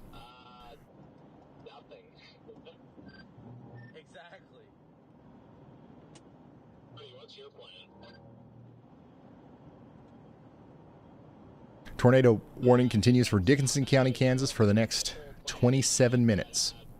All right, give me just 2 seconds here. I'll be that. Yeah, I don't know if I'm going to hold up long enough, but I'm going to try to get southwest of Kansas City, stop there, but I don't know.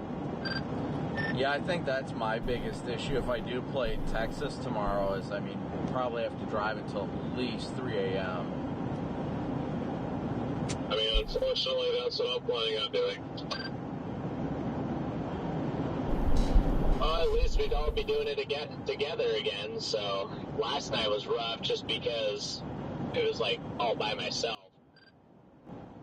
Yeah, I think I'll make it to about dark, and then I'd have to have Garrett take over, so I didn't kill myself. Or one of you guys. Bryce Shelton's just to the southwest of Twin Lakes, watching that big storm roll in.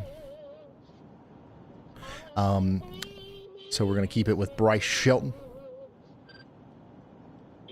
and Brad Arnold, and we've really got a core group of chasers here recently. Bryce Shelton's been killing it, Storm Runner Media. Of course, Brad Arnold always sniffing them out. And we also just got a new severe thunderstorm warning for Greer and Kiowa counties in Oklahoma. So Lone Wolf and Hobart, you guys get ready for lemon-sized hail. Lemon-sized hail. Who's singing? Ain't nobody singing. Oh, was somebody singing? Somebody was singing. It's probably Brandon. This is how we have to stay awake. Oh, yeah. So, yeah, they have to do that to stay awake, apparently. You guys didn't know that?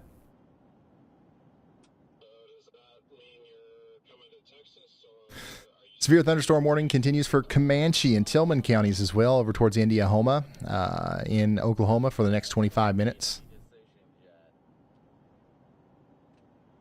And our one singular tornado warning for Dickinson County, Kansas continues for the next 24 minutes.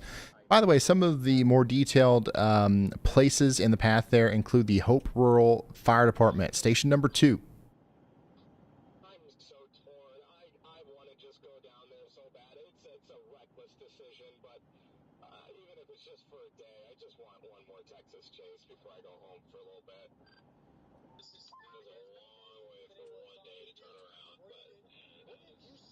Yep, so according to what I'm looking at, we will also be live tomorrow, more than likely.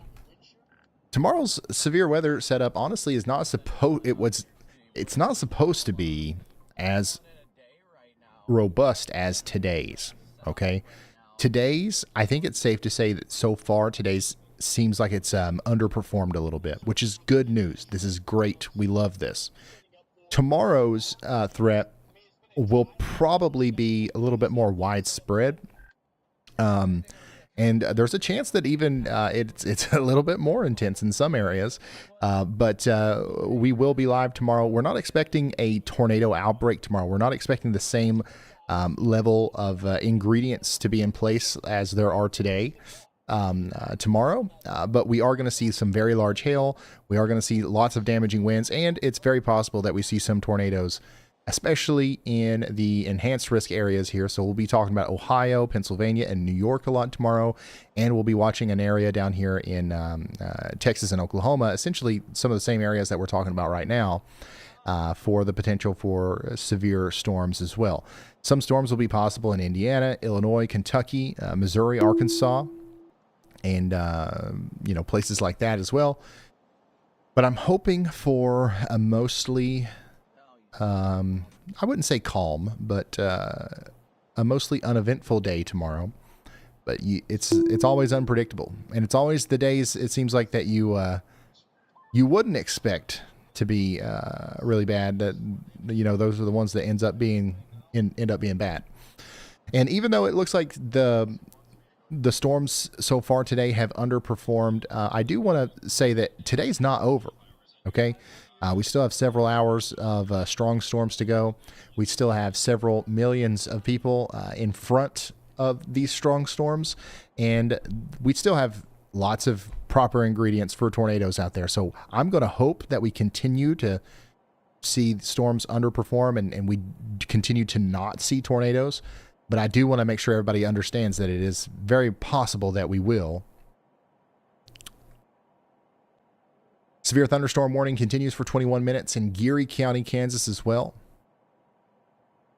And a new warning back here for Saline County for the next 36 minutes.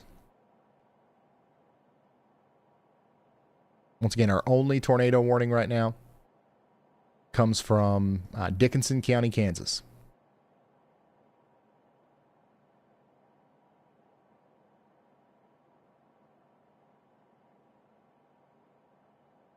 Roger Davidson, huge shout out to you, man. Thank you for that.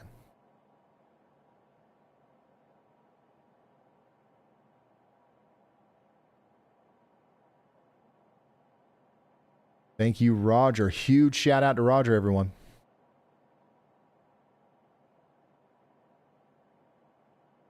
What does the HG and D stand for on the radar? So those are reports, and I'm going to make that look better. I know that it's kind of confusing. Those are honestly just the first things that I thought of to put on there. I'll probably put icons that make more sense, but this is a wind gust report, 60 mile per hour wind gust report earlier. That's indicated by the G. The green H's are hail reports. Okay.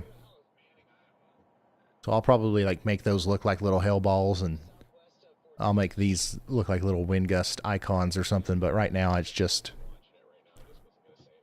preliminary stuff. And the D's, that's damage. So an outbuilding was damaged down here north of St. Mary's. Hey, Ryan, it's Brad. When you have a second. All right, let's talk to Brad. Go ahead, Brad.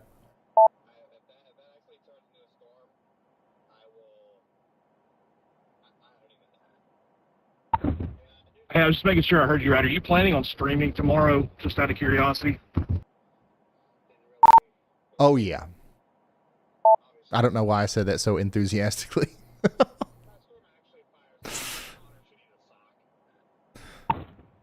All right, well, I'm going to get these storms, and then I'm probably going to start headed south towards Texas. It's a 12-hour drive for me.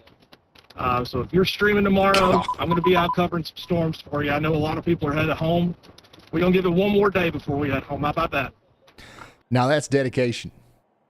Storm chaser Brad Arnold, this tornado sniffer himself, is dedicated. And that calls for one thing. He's the tornado sniffer. He's the tornado sniffer.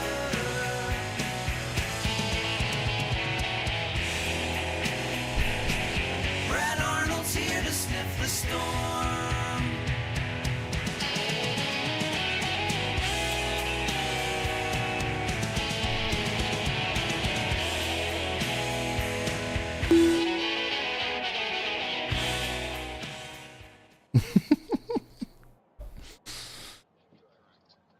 Huge shout out to Brad Arnold, sniffing them out. He'll be sniffing them out tomorrow as well.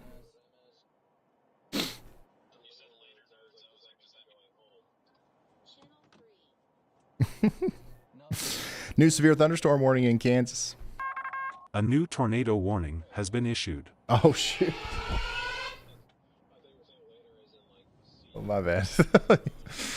We just crossed back over 150 weather intensity score because we got a new tornado warning in Minnesota. We'll talk about that right here in a second. But Valley Falls and Nortonville in Kansas, you guys. Brian, all I'm going to say to that theme song is the stream tomorrow is going to be plumb wild, so you better tune in. It's going to be plumb wild, Bulls. All right. Thank you, Brad. Valley Falls, Nortonville, get ready. Golf ball size hail. Now let's check out the new tornado warning in Minnesota. Wow. Okay. This is north of Minneapolis, up here near Aitkin. We've got some rotation on this right here. This is the part of the storm we're concerned about, south of Mission, moving up towards Wakinevo and Palisade.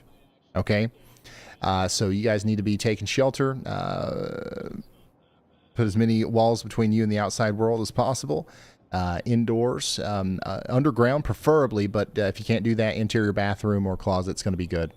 But yeah, tornado warning for the next hour up here. You can see it's got a little bit of a curvature to it. This is a decent storm that's also dropping pretty large hail, about maybe close to golf ball size hail, coming up towards the towns of Mission and Emily in Minnesota. Aitkin? All right. Aitkin. Wakahihi? No. All right. Yeah, you got me on that one. That's definitely not how you say that. I trust y'all too much. I just look at the chat and read. Shouldn't be doing that. Effingham, Shannon, and Atchison, you guys are now under a severe thunderstorm warning. This is the Leavenworth and Atchison counties. 2-inch hail. Lemon-sized hail. You know, I'd love to, but the part of me is saying I can't do it because there's a chance I have to go to Texas, so I cannot lose time. Lemon-sized hail coming into Effingham. Get ready. This is a strong storm north and east of Topeka. Do we have anybody watching in this area? Effingham, Atchison? Looks like that's actually going to be a pretty big hailer for you.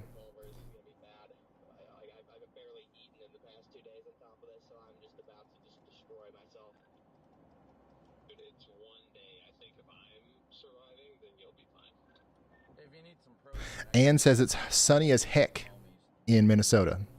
Yeah, you guys got plum mist. Thank goodness, huh?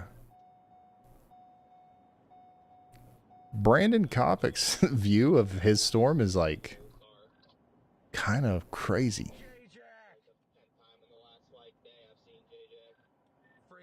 It's sunny where he is too, and that makes the storm look even more ominous. Yeah, he wouldn't like you, DL. And then Storm Runner, of course. Oops. He flipped away from it, but he had a nice shot of the sun poking through the clouds there. New severe thunderstorm warning in Wisconsin. Tornado possible tag on this one. So here you go. Eau Claire, Chippewa Falls, or is that Chippewa Falls? And Bloomer. Guys, get ready. We've got a real severe thunderstorm warning coming in. This storm is going to be capable of producing 60-mile-per-hour winds and a tornado. They've got that tornado possible tag on there for spin-ups. That will be possible. So go ahead and get ready to take shelter, but definitely get indoors and away from windows. Chippewa? Chippewa Falls. If my thing worked, I'd record it next time. Next time, I promise. That's what I get for quickly adding a feature in the morning and not testing it before going live with it.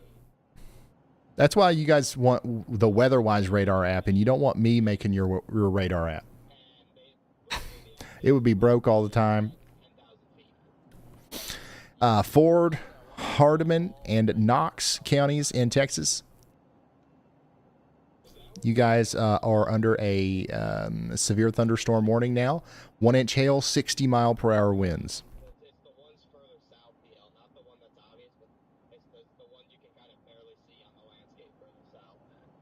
Albany, Texas, that's in Jones and Shackelford counties. You guys are also under a severe thunderstorm warning now. So all around Abilene, we've got storms. So y'all watch out in Abilene. They're coming towards you eventually. New severe thunderstorm warning in Wisconsin. This is for Florence, Forest, and Marinette counties. Goodman, get ready for some 1-inch hail and 60-mile-per-hour winds. Dunbar, Pembine, and Kingsford, you guys are in line for some 1-inch hail as well. So we've actually got, 15 or 16 severe thunderstorm warnings now?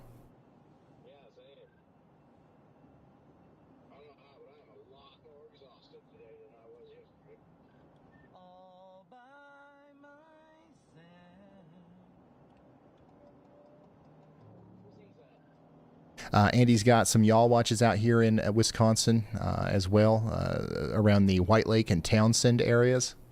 So y'all watch out. You're under a severe thunderstorm warning, but we're also watching for the low chance of a tornado warning also being issued for these.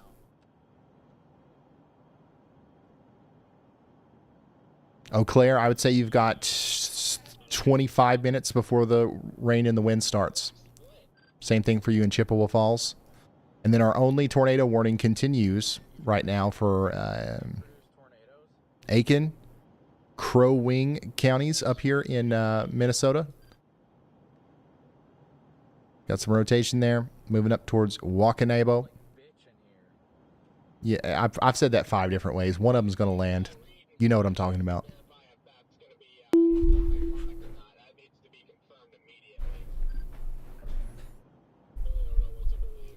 All right, new warnings coming out left and right here.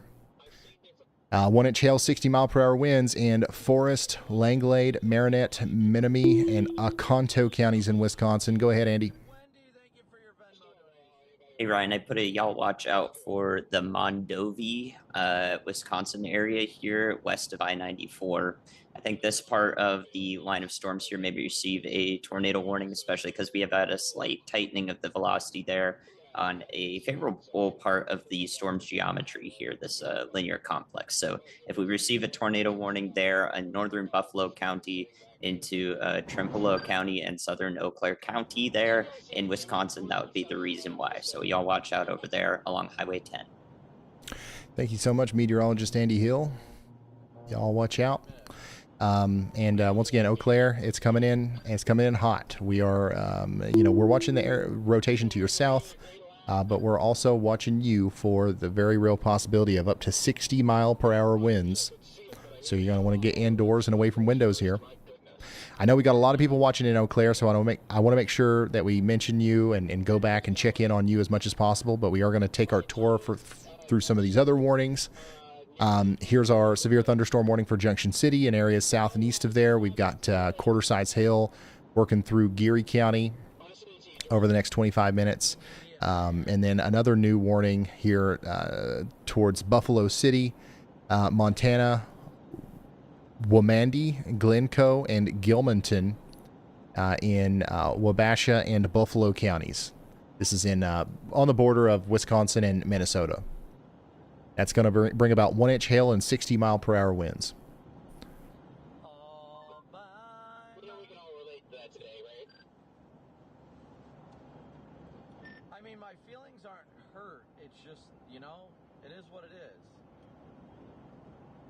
Yeah, are the sirens going off in Chippewa? Is it marked as a damage report or like a hail report? It says other. Is somebody singing again? I'm somehow missing that. Actually.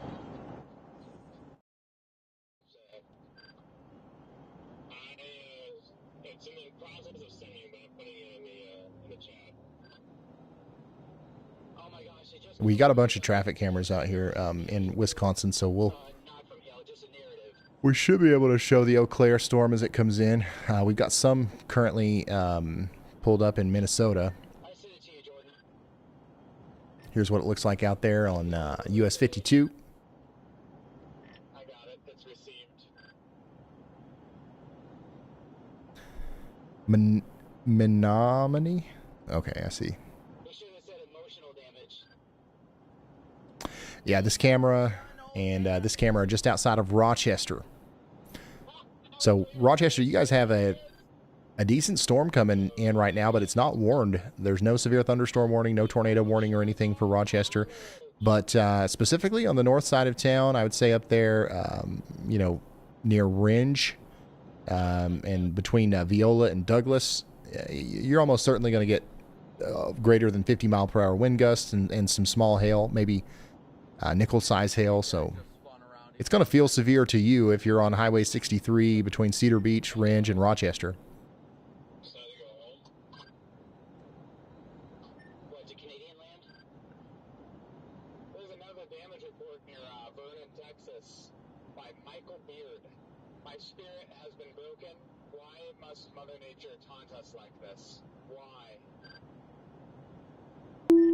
If you add an overlay highlight on the mini map of the states above you, so it shows some sort of indicator where on the large map you are currently zoomed into. I see.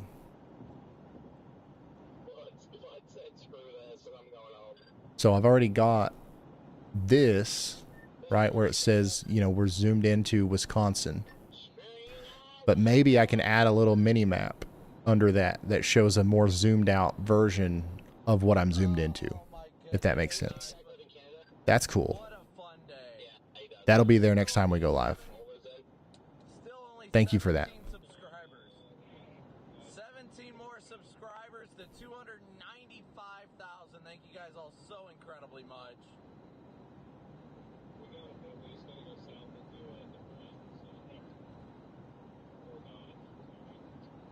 Emotional damage. Well, I don't know if it'll be there tomorrow. Actually, you know what? It probably will be there tomorrow, but it'll probably break tomorrow too.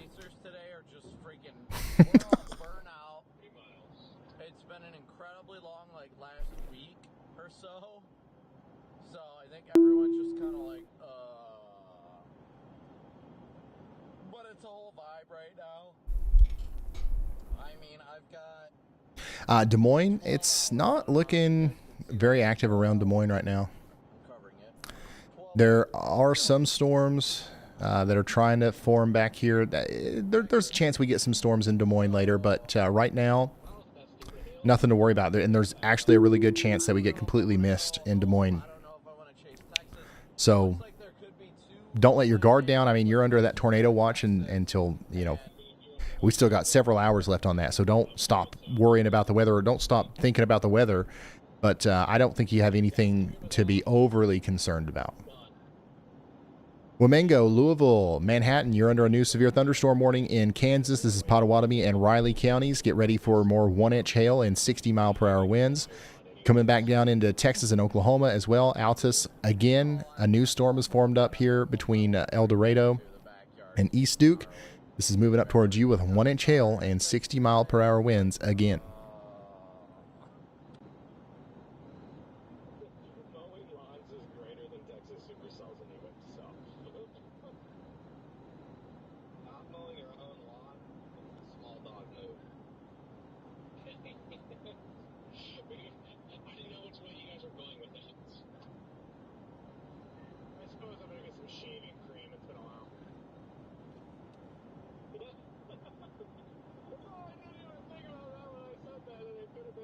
What about Kansas City, Missouri? So there's some storms around Kansas City, but they're staying well off to the north and west. So while it might storm in Kansas City much later, we're talking about potentially after midnight. You're good. They'll be a lot weaker by the time they get there. I was actually talking about, like, cutting my grass, not my bush. Come on now.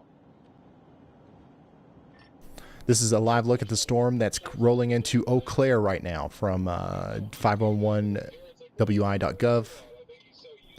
Huge shout out to Wisconsin for having good traffic cameras.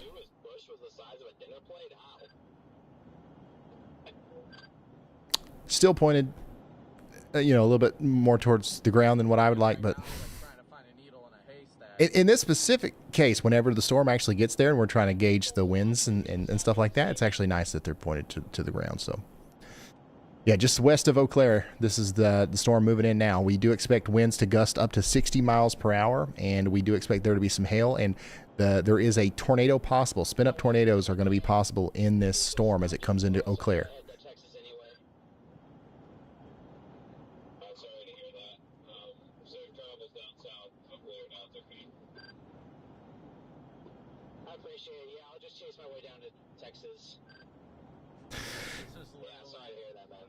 Yeah, if there was like a...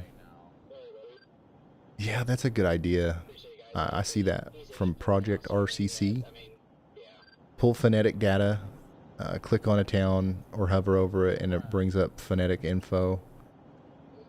I just don't know if a library of something like that already exists. I guess Wikipedia.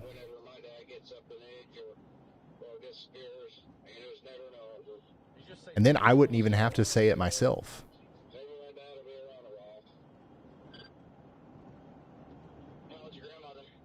Like that was the original purpose of Y'allbot, was to try to help me pronounce town names right, but it does worse than me. So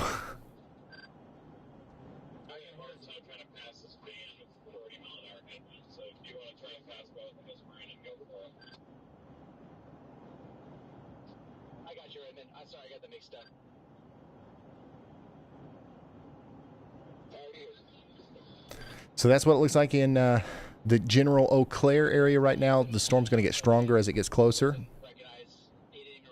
So y'all get ready for that. A tornado warning does continue for Aitkin and Crow Wing counties in Minnesota for the next 31 minutes. Got some rotation here coming right up towards Palisade. Y'all take shelter. Oh, wow. CJ's got a cool view. Look at that. You can see the whole backside of the storm there. Anything in Des Moines? Not immediately. There are storms forming in western portions of Des Moines, but nothing to worry about right now. Holy smokes. If there's going to be storms in Des Moines, we'll probably talk about those closer to an hour, well, probably like 2 hours from now. So if we don't see anything substantial west of Des Moines an hour from now, then we're probably going to be all right. Look at this shot, y'all. PDS rainbow.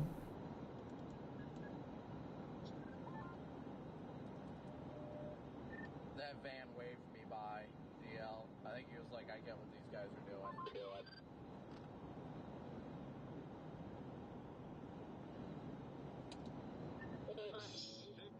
This is an amazing shot here.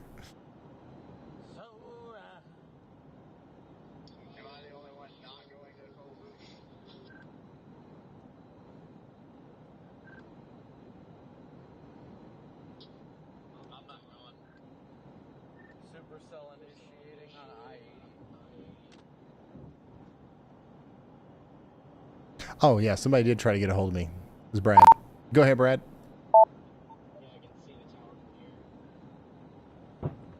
I was going to let you know we're dropping south right now towards the Des Moines area.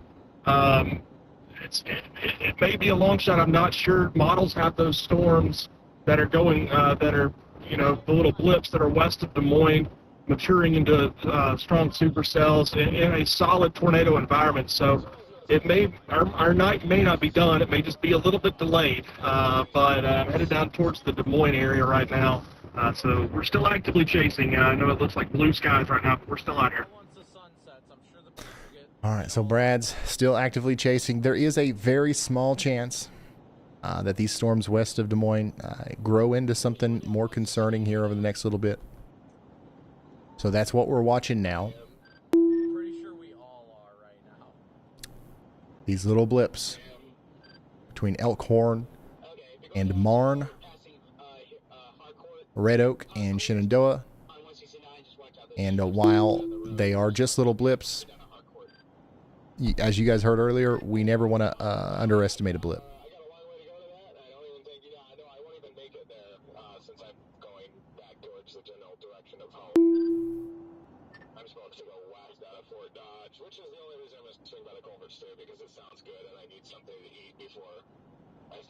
New tornado watch till 2 a.m. for much of Wisconsin. A few tornadoes likely. Scattered 2-inch hail, 75-mile-per-hour winds. About 1 million people in this one from La Crosse up through Stevens Point, Wausau, Marinette, Green Bay, up towards Iron Mountain, Tomahawk, and Merrill are also included.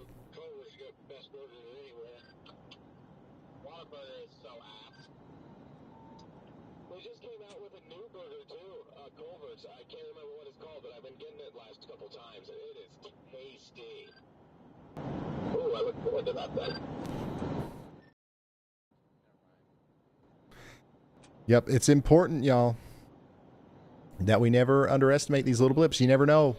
I mean, they are actually moving into a decent environment, so we'll see.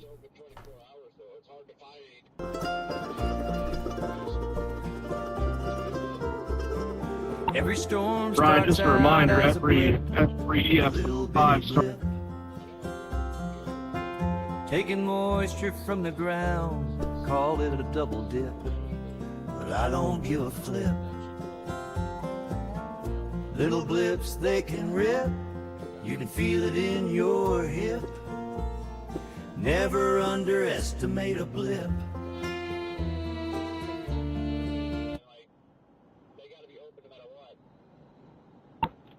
Brian, just a reminder, every EF5 starts the blip.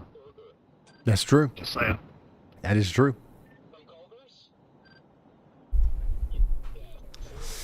Little blips, they can rip. That sounds incredible. I'll just try that. Interesting. I'm just a mushroom Swiss burger guy. I love their mushroom Swiss burger. So yeah, we've got some blips out there west of Des Moines, so we're going to keep an eye on them as the storms get closer. That's the advantage of our coverage here, I believe. You know, even if there's no tornado warnings on a night like tonight, we're going to stay live just in case. And, you know, that's something that you really can't do if we were on TV.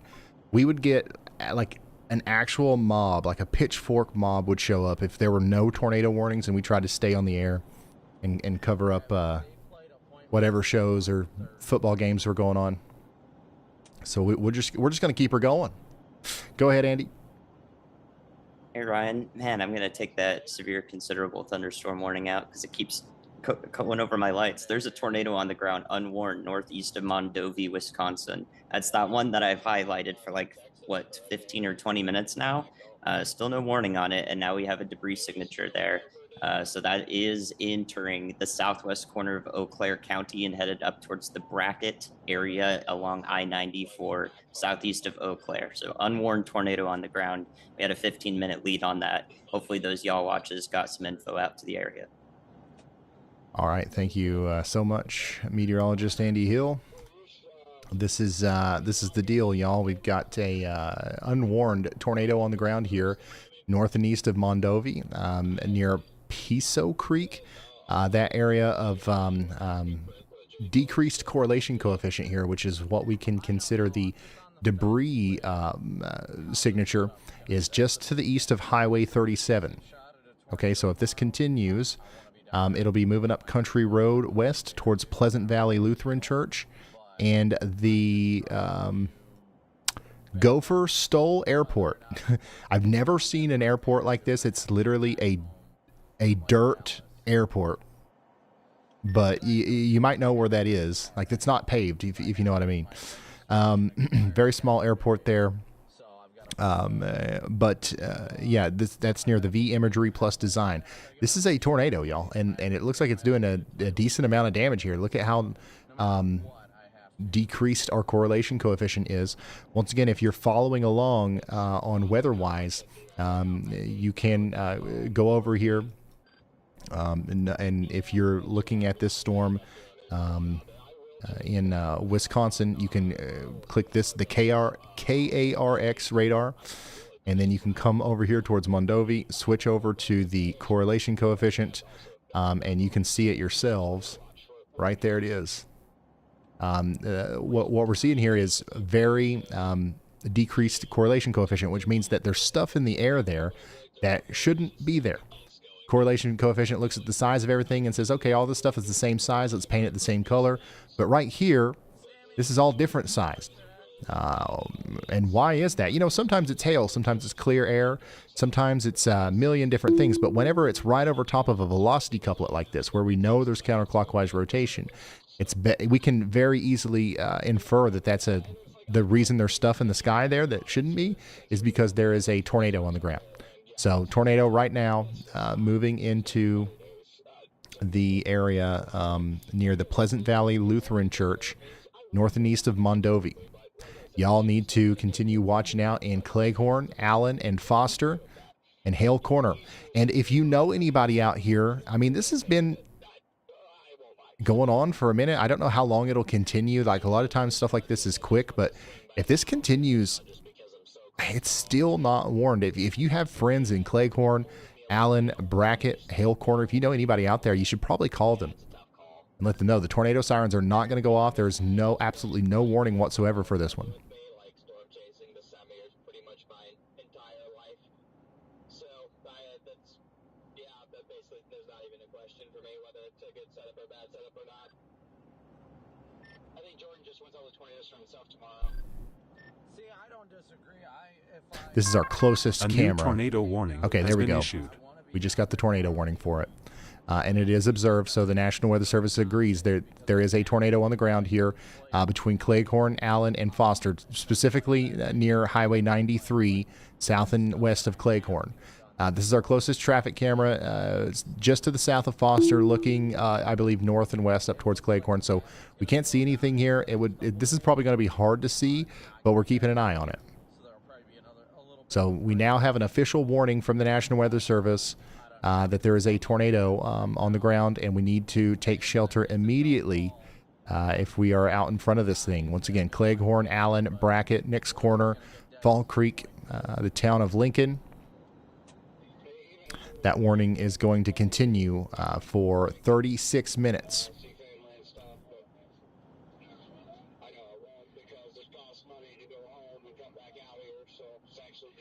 Now, once again, a lot of times stuff like this doesn't stay on the ground very long, and that's what we're going to hope for. But if this does, it'll approach Highway 93 near Cleghorn, specifically around Pack Basic.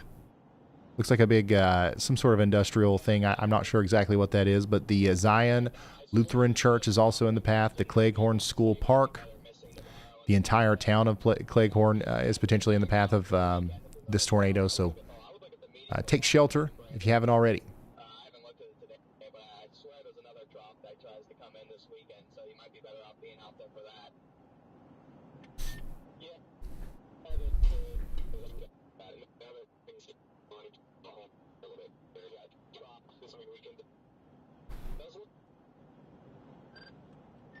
What? So we did not get that. That was you were tweeting. Yeah, so this is just to the south and east of Eau Claire, okay? For those of you who need to, I'm zooming out here to give you a little bit more context. There's Eau Claire. Here's our tornado warning. So Eau Claire's not in the warning. But the I-95 corridor is between Washington and, is that Osseo? Osseo?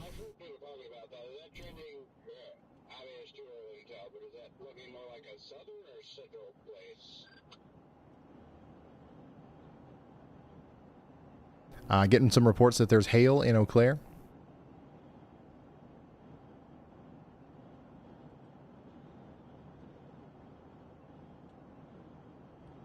I'm trying to take a look at it now. I know last I saw, at least, it looked like around the 5th or so that there was going to be a good trough ejection. And we have another camera in the path of our tornado warning as well. So if something happens here, we might be able to see it through this camera on I-94. If you're just now tuning in, there is a tornado warning for Eau Claire County, Wisconsin. But it does not, I repeat, it does not include the town of Eau Claire. It does include Fall Creek and Augusta, and we need you to take shelter.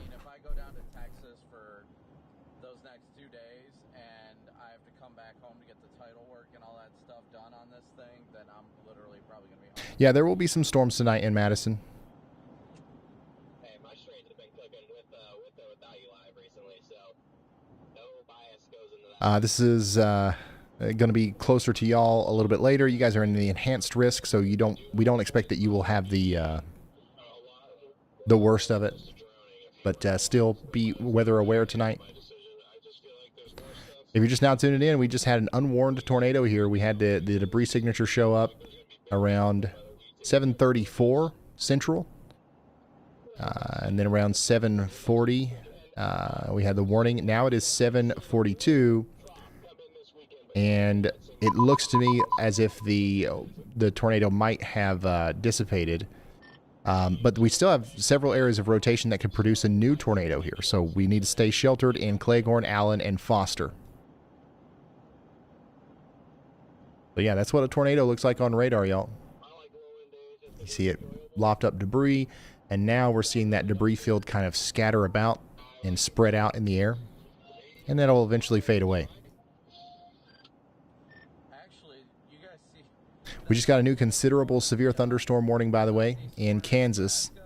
This is just to the north and west of Kansas City. This is Atchison, Kickapoo, DeKalb, St. Joseph. St. Joseph is included in this. I know we got a lot of people watching in St. Joseph. 2-inch hail, lemon-sized hail. Get ready for it. We have 16 minutes left on our tornado warning in Minnesota. That's Aitkin and Crow Wing counties. Take shelter if you haven't already in Palisade.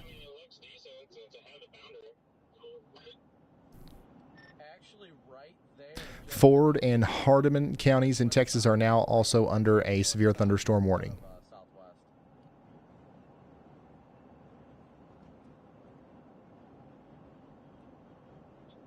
So all of your cameras there that you see at the bottom are in the Eau Claire vicinity around this tornado warning. We really need you to be in your safe spots in Cleghorn, Allen, and Foster. That's where the greatest areas of rotation are right now. In fact, we might have a new tornado trying to come together right here, just to the south and west of Cleghorn. And that's actually the same area of rotation that was producing the original debris signature. So, yeah, we could definitely see a new one pop up here as it gets closer to Cleghorn.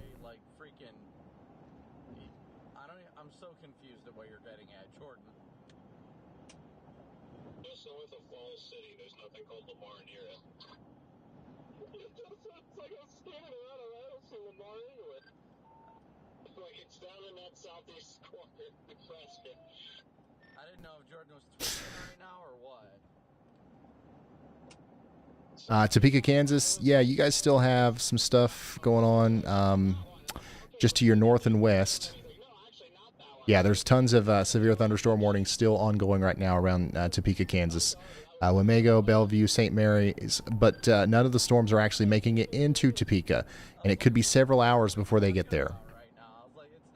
That's why we have so many flash flood warnings back here as well. These storms are just not moving that much. I don't know why. I probably shouldn't be, because I could totally go east in 12 miles because I'm leaning more towards heading home. But the other part of me is like, well, I mean, if... Once again, take shelter in Eau Claire counties. Eau Claire County, Wisconsin, sorry. Especially near the town of Cleghorn.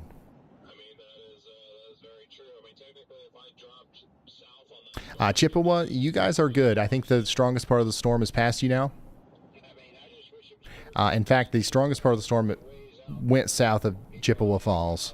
It's hitting more downtown Eau Claire and then especially down towards areas closer to Foster.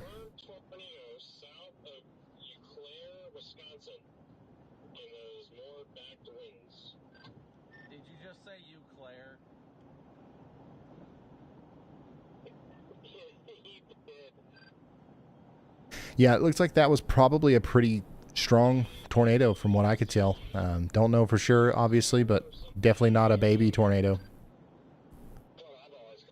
What we should probably do right now is just assume that it's still down as it approaches Brackett and Allen. Brackett and Allen take shelter immediately. That rotation is pretty daggone close to... It's getting closer to Interstate 94, but it's not quite there yet. If it continues on its current trajectory, it will cross Interstate 94 somewhere between Brackett and the St. Raymond Penafort Parish Church.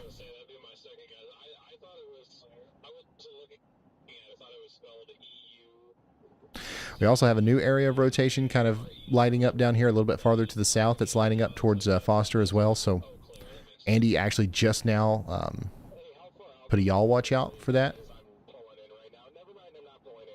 So that's what he's talking about here. Medium confidence in a tornado warning potentially for this new area of rotation here that will go towards Foster, Augusta, and the Eau Claire County Forest.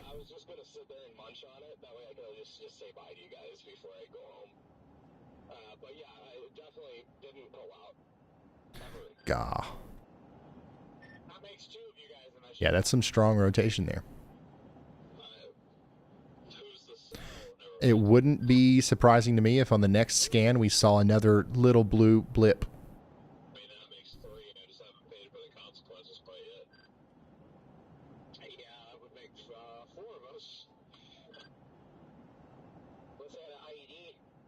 So we've got two areas of rotation we're watching here. One of them is right here near Cleghorn. And the other one is larger, but it's becoming more organized near Nick's Corner. And these are moving towards Brackett, Hale Corner, Foster, Broadale, Augusta. Y'all need to take shelter out here.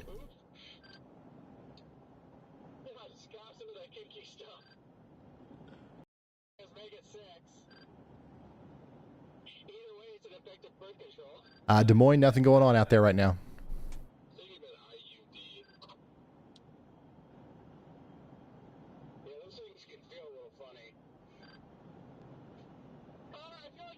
We will be watching y'all a little bit later, almost certainly.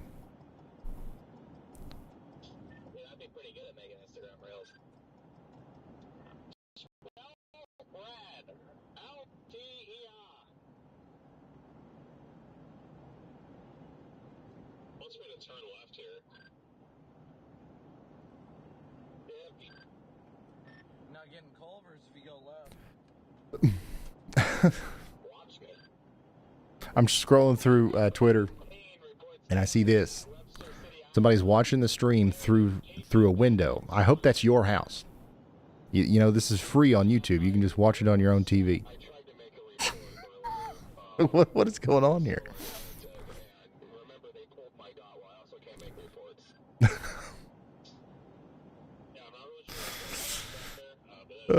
If you're just now tuning in, we do have a tornado warning for Eau Claire County. It does not include the town of Eau Claire, but I know you guys are getting in on a good storm up there. It's going to be over in about 10 minutes, okay? South and east of town, though, Fall Creek down towards Augusta. We've actually got some rotation down here. We had a tornado on the ground south and west of Cleghorn not too long ago. Now we've got a new area of rotation trying to do it again as it goes over Interstate 94 near Foster.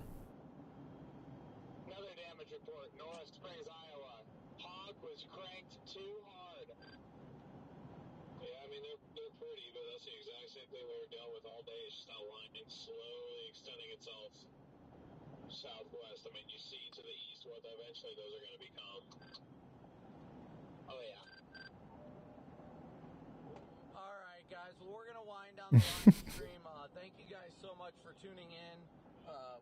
We'll do a quick stream prayer real quick before we finish it out. But thank you guys as always so much for tuning in. We'll do a quick stream prayer and then I'll talk with you guys for a minute. We'll wrap it up. Yeah, there's been some big hail. That's like the biggest thing that we've seen today. And then now we've got tornadoes actually touching down out here in Wisconsin. We had that one between Mondovi and Cleghorn, and I think we might have another one trying to happen here near Foster. So hopefully everybody in Foster is sheltered right now. Lord, I pray you continue to use us to help others each and every day, and we continue to bless others each and every day. Lord, I pray if anybody watching right now is struggling in any way, shape, or form, that they seek out your goodness and your grace, that you are the light in the darkness, Lord, that they can get all their strength and hope in you. Southeast Iowa, you guys are under an enhanced risk of severe weather, and you're under a tornado watch. So we need to be watching out just in case, but there's a chance that we get missed by the storms out there. We're about to go check in on the storms that are coming together west of Des Moines, just to see if there's any development out there. But, you know, I'm kind of anxiously awaiting each scan here near Foster. I just hope everybody in Foster's in their safe spot. The storm will be over soon. We've got, 10, 15 minutes. Hopefully this is not going to produce another tornado, but if it does, you need to be in your safe spots. And then down here in Kansas, we just got a new severe thunderstorm warning for Jackson and Pottawatomie counties. This is north of Topeka. This includes Holton and Circleville. We're talking about quarter-sized hail. All right, guys. Well, again, thank you so much. Hancock, Kossuth, and Winnebago counties in Iowa are also under a severe thunderstorm warning as this storm is continuing out here. As all of our storm chasers are on Interstate 35 heading south, it seems. A lot of these guys are going to try to go intercept these storms that are forming west of Des Moines as they get closer to Interstate 35, if they do anything. Right now, they don't look very impressive, just to be honest with you. Does that mean that they won't an hour from now? Of course not. We're nowcasting. We're not forecasting. Even though it really didn't end up that eventful. But thank you guys so much for tuning in as always. Smooshing that like and subscribe button. It's been fun. It's been entertaining as always. So, I mean, really can't complain. Thank you guys as always. We have one tornado warning at the moment. And that's what we're keeping up with here. Between Foster and Augusta in the Eau Claire region in Wisconsin. We'll see you guys later. We'll see you tomorrow perhaps. We'll see what happens. Never stop chasing.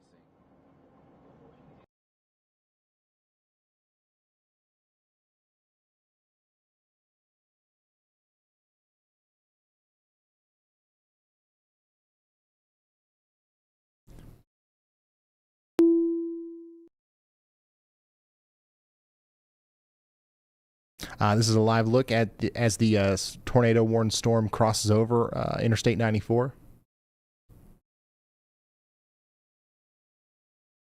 And here's another live look at the same storm, but a little bit farther down the road a little bit.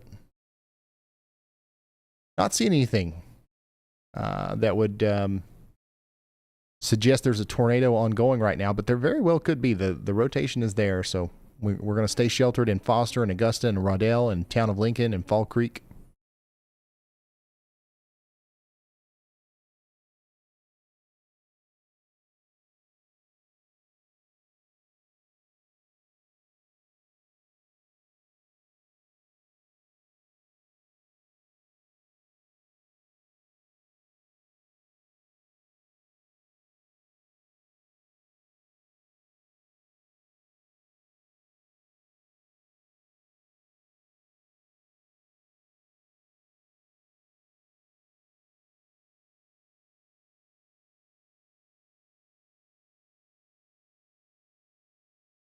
Yeah, we did have a tornado down. It's not been, we haven't been able to confirm a new one yet with this new area of rotation, but we're being cautious just in case.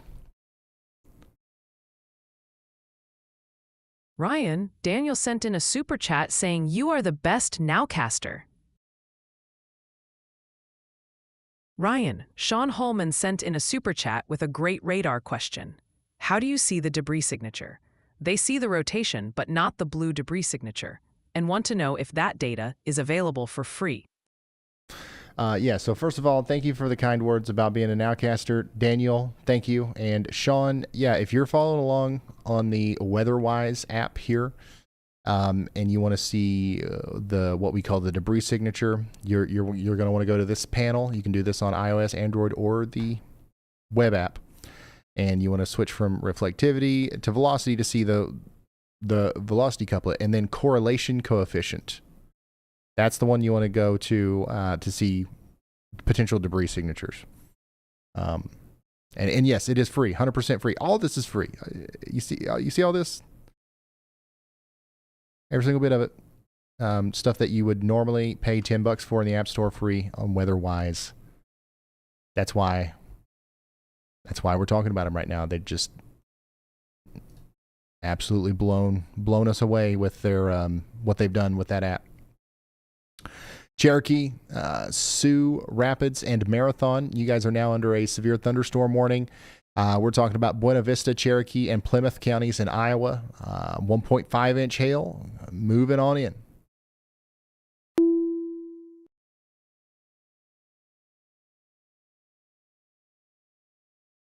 Okay, Ryan, sounds like Brandon Kopic's prayers just got a whole amen corner going in the chat tonight.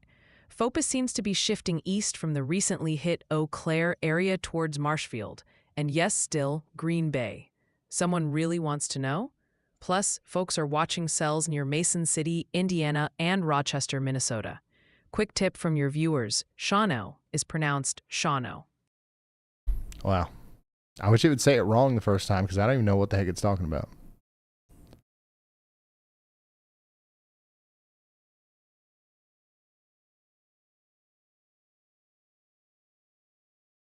Yep, Eau Claire, you guys have got a big storm going through. The worst of it, I believe, is past you now. Yeah, downtown Eau Claire, you're good. There is still a tornado warning, obviously, for areas just to the south and east of Eau Claire. That's going to be allowed to expire in 16 minutes, or they might continue it. But yeah, the tornado that was down that was causing damage is no longer down.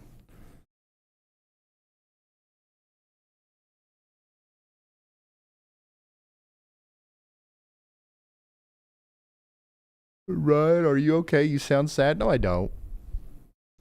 What are you talking about?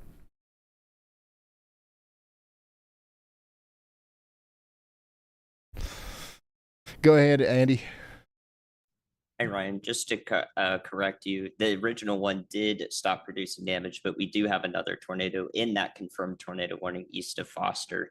I've been watching it for a couple of scans now. It's definitely looking like a weaker tornado than the last one based on its debris signature here, but it is in the confirmed tornado warning still. So I just wanted to make sure that we talk about it correctly, but I didn't mention it first because it's still in the confirmed tornado warning. So it's a moot point. We should be taking shelter there in the Augusta, Wisconsin area and areas to the north and west along Highway 12. I also have that y'all watch further south. That rotation is a little bit side loped right now, but could come together. Definitely looks similar to some of the previous ones we've seen in the past in this line that produced tornadoes. So we'll have to watch that area coming up. It's a bit south outside of the current tornado warning. So if we see another one and this tightens up, that would be the reason why. All right. Thank you so much, meteorologist Andy Hill. Hey, y'all, this is why we respect the polygon. Look at this. So we had a tornado earlier, right? And you know, it was associated with this area of rotation. That area of rotation stopped producing a tornado. We had this new area of rotation. It looks like it was trying to produce a tornado, and then it actually did, just right here on the southern and southwestern side of the polygon. So it's kind of just shown up in the last couple of scans, but probably not a terrible tornado, but still. Always respect the polygon, even when we feel like the original area that was producing the tornado in the warning is kind of letting up. So yeah, a very good use case there for the term or the phrase respect the polygon. And then also, of course, we're going to continue to watch this new area of rotation that's forming down here that Andy now has highlighted via the y'all watch. And it's probably going to do the same thing, right? So we've seen this happen 2 or 3 times. It's like a zipper that's going down this line. This will tighten up and then probably produce a tornado, maybe somewhere around Hay Creek.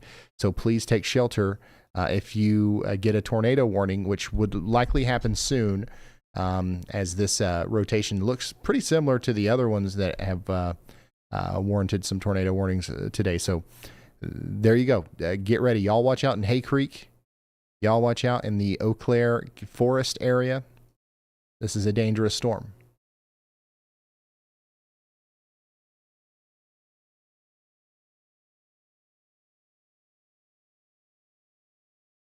Hey, Rob Casper.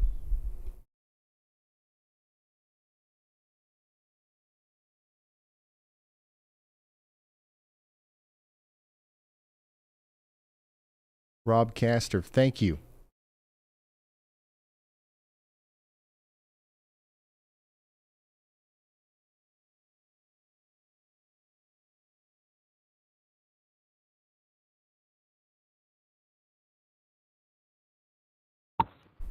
Hey Ryan, it's Brad. When you have a second. Yeah. Go ahead, Brad. Sorry, I got quiet there, y'all. I'm reading some information as it comes in.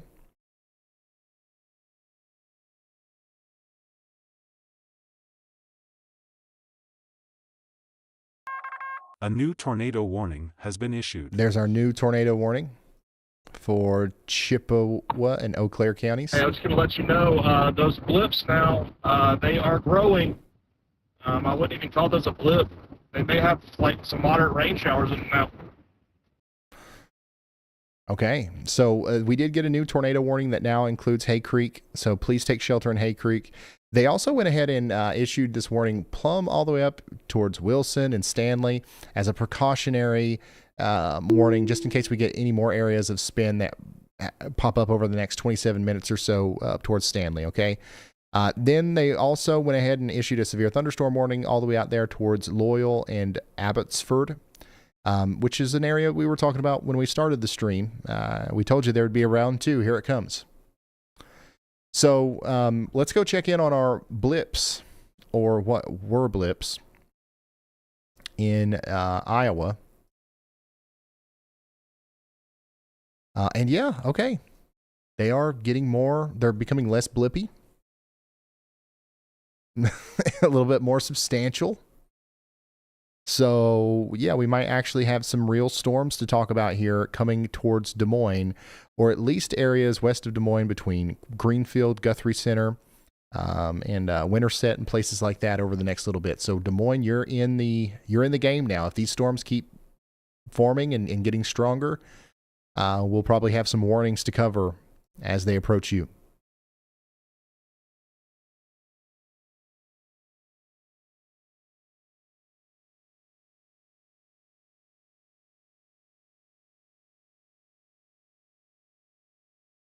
In the meantime, we're going to continue to kind of hone in on our tornado-warned storms here in Wisconsin, okay?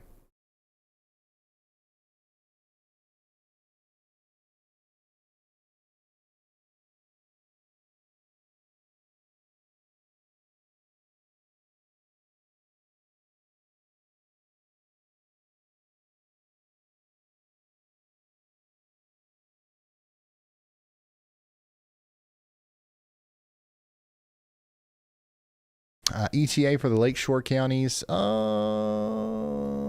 If you're talking about like, it really depends. If you're talking about down towards Milwaukee, it's going to be a long time. However, if you're talking about Green Bay points north, maybe 3 or 4 hours. If you're talking about really points north, if you're talking about closer to Marinette, 2-3 hours maybe. So notice how the line is kind of slanted here, right? This part of the line is going to hit the lakeshore counties has been issued before this part of the line gets to the southern part. You know what I'm saying?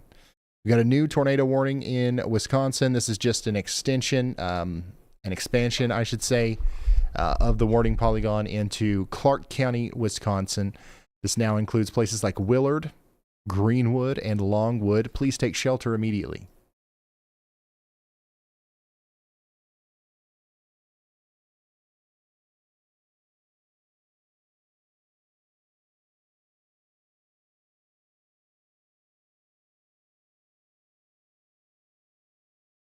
I'm glad y'all like the WeatherWise app.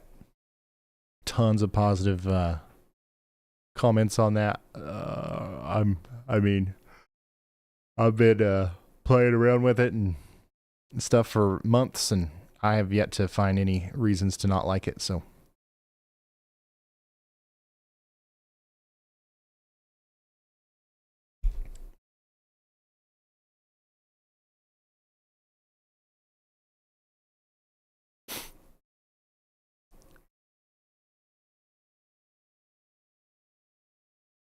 Yeah, it's an app you can get on your phone, iOS, Android, or you can use it on your desktop in the web browser. Very simple. You don't even have to download anything. You don't have to make an account. It just works. Link in the description. Neilsville. This is also an area that we were talking about earlier. The tornado warning is just north of you, but this line of storms will probably impact you in about 38 to 40 minutes or so.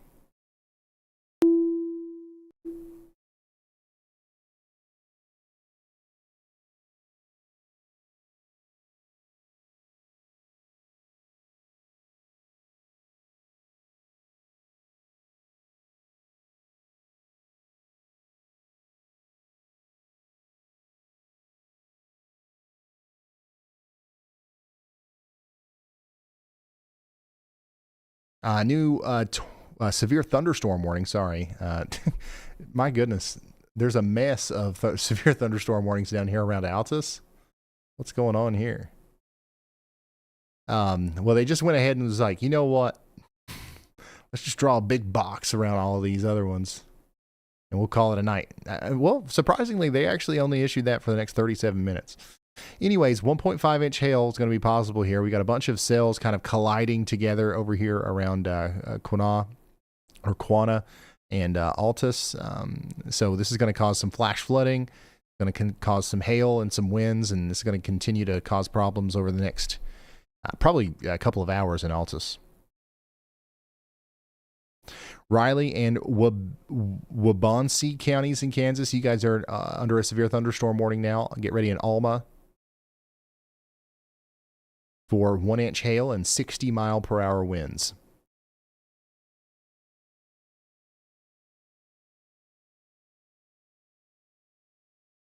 Where exactly are those blips? I'm assuming you can't. I'm assuming you're following along on weather-wise. I'll show you how to find them on there. Go over here to Iowa, click KDMX, and then to the west of Des Moines here, which is where the KDMX radar is. That's where you'll see the blips that we're talking about, which are honestly not blips now. These are real storms. We'll probably start seeing severe thunderstorm warnings issued for them at some point here. This one going over Interstate 80 near Brayton is quite intense. Probably already has some small hail.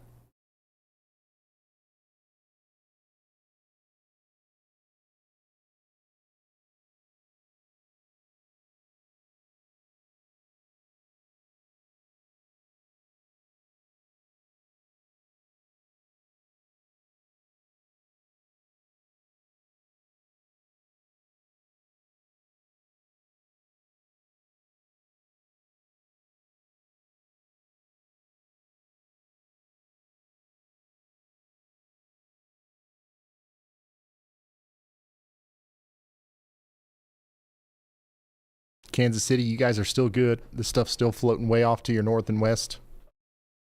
You could probably see some distant lightning, though, if you go out and look.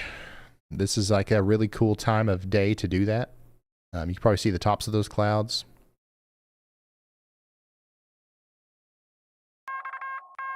New information, this tornado warning has been upgraded.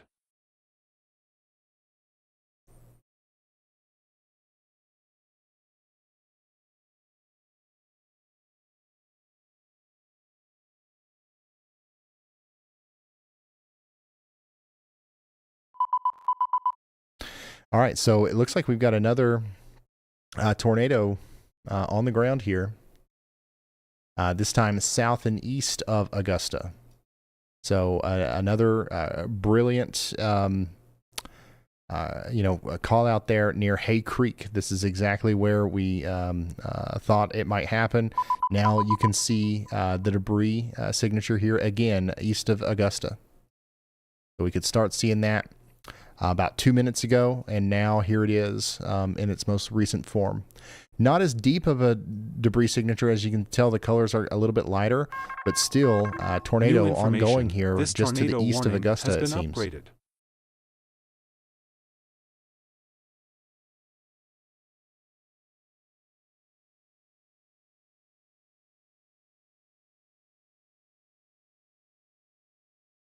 That tornado, if it's still on the ground, it's near the Pea Creek Sedge Meadow State Natural Area. Moving up towards Deer Farm near the Coon Fork Barrens State National Area. It's really close to the Two Forks Beach, if you know where that little lake is, where the Two Forks Beach is. You know about where that tornado is. Moving up towards Rock Dam Road, Camp Globe Road, and the Rock Dam Country Park and Campground. Lots of RV parks and campgrounds around here. Everybody around Rock Dam Lake needs to be sheltered. You don't want to be in an RV for this. You don't want to be in a tent for this. You want to get to that central bathhouse or whatever you call it. Tornado on the ground right here, moving very close to the Rock Dam Lake.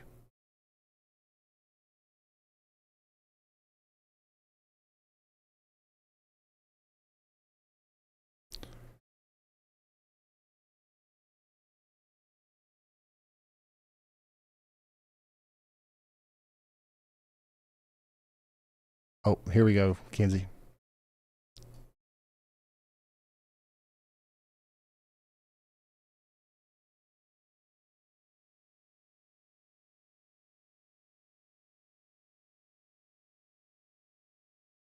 Minneapolis? Yeah, you guys are fine.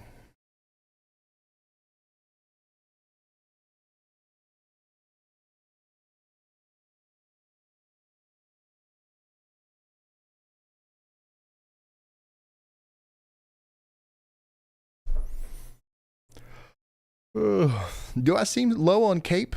You're the second person to say that. I feel like I'm fine. What the heck are you guys talking about? What do you guys want me to do? Jumping jacks?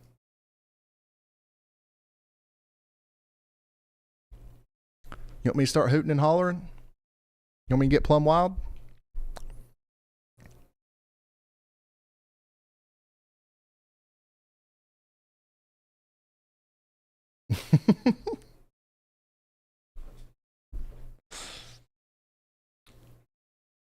We're doing the weather here, Bulls.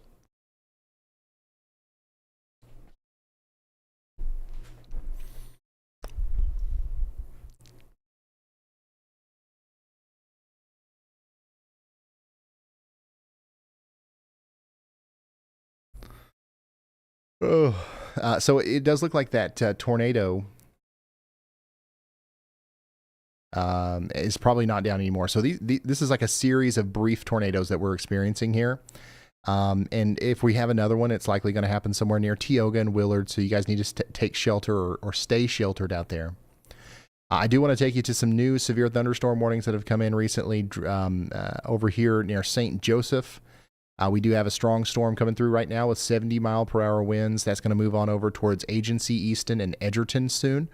So you guys get ready for that. And then Price and Sawyer counties in Wisconsin, you guys are under a severe thunderstorm warning with a tornado possible tag.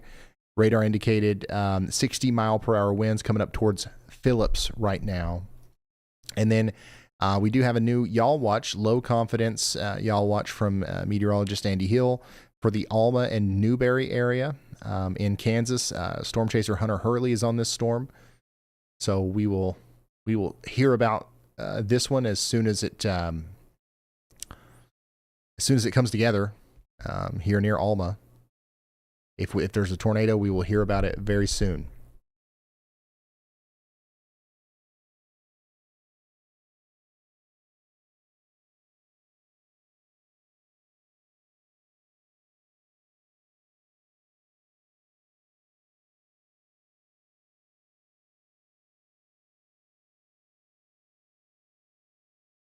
Yeah, I might be tired from hillbilly days, and now honestly, I'm completely fine. I don't know. I think you guys. I don't know. I'll start hooting and hollering here.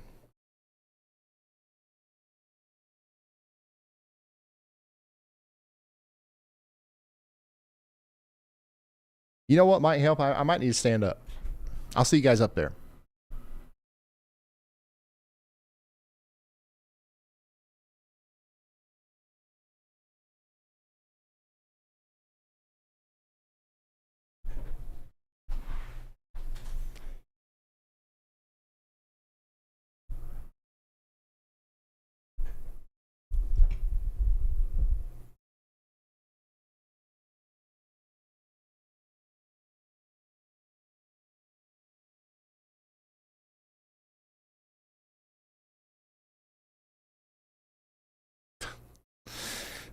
If you're just now tuning in, we have several severe thunderstorm warnings and a couple tornado warnings.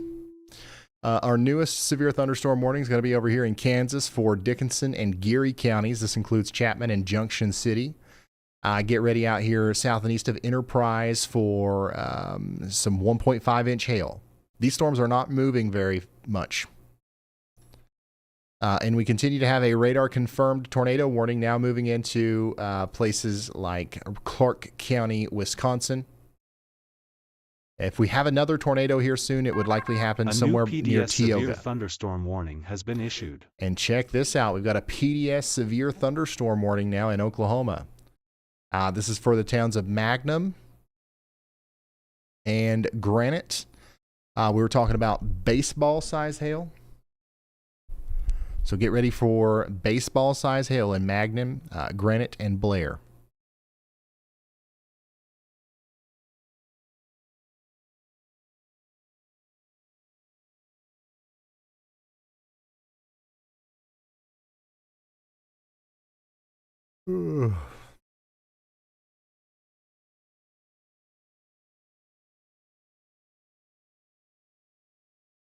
That's going to be for Greer, Jackson, and Kiowa counties in Oklahoma.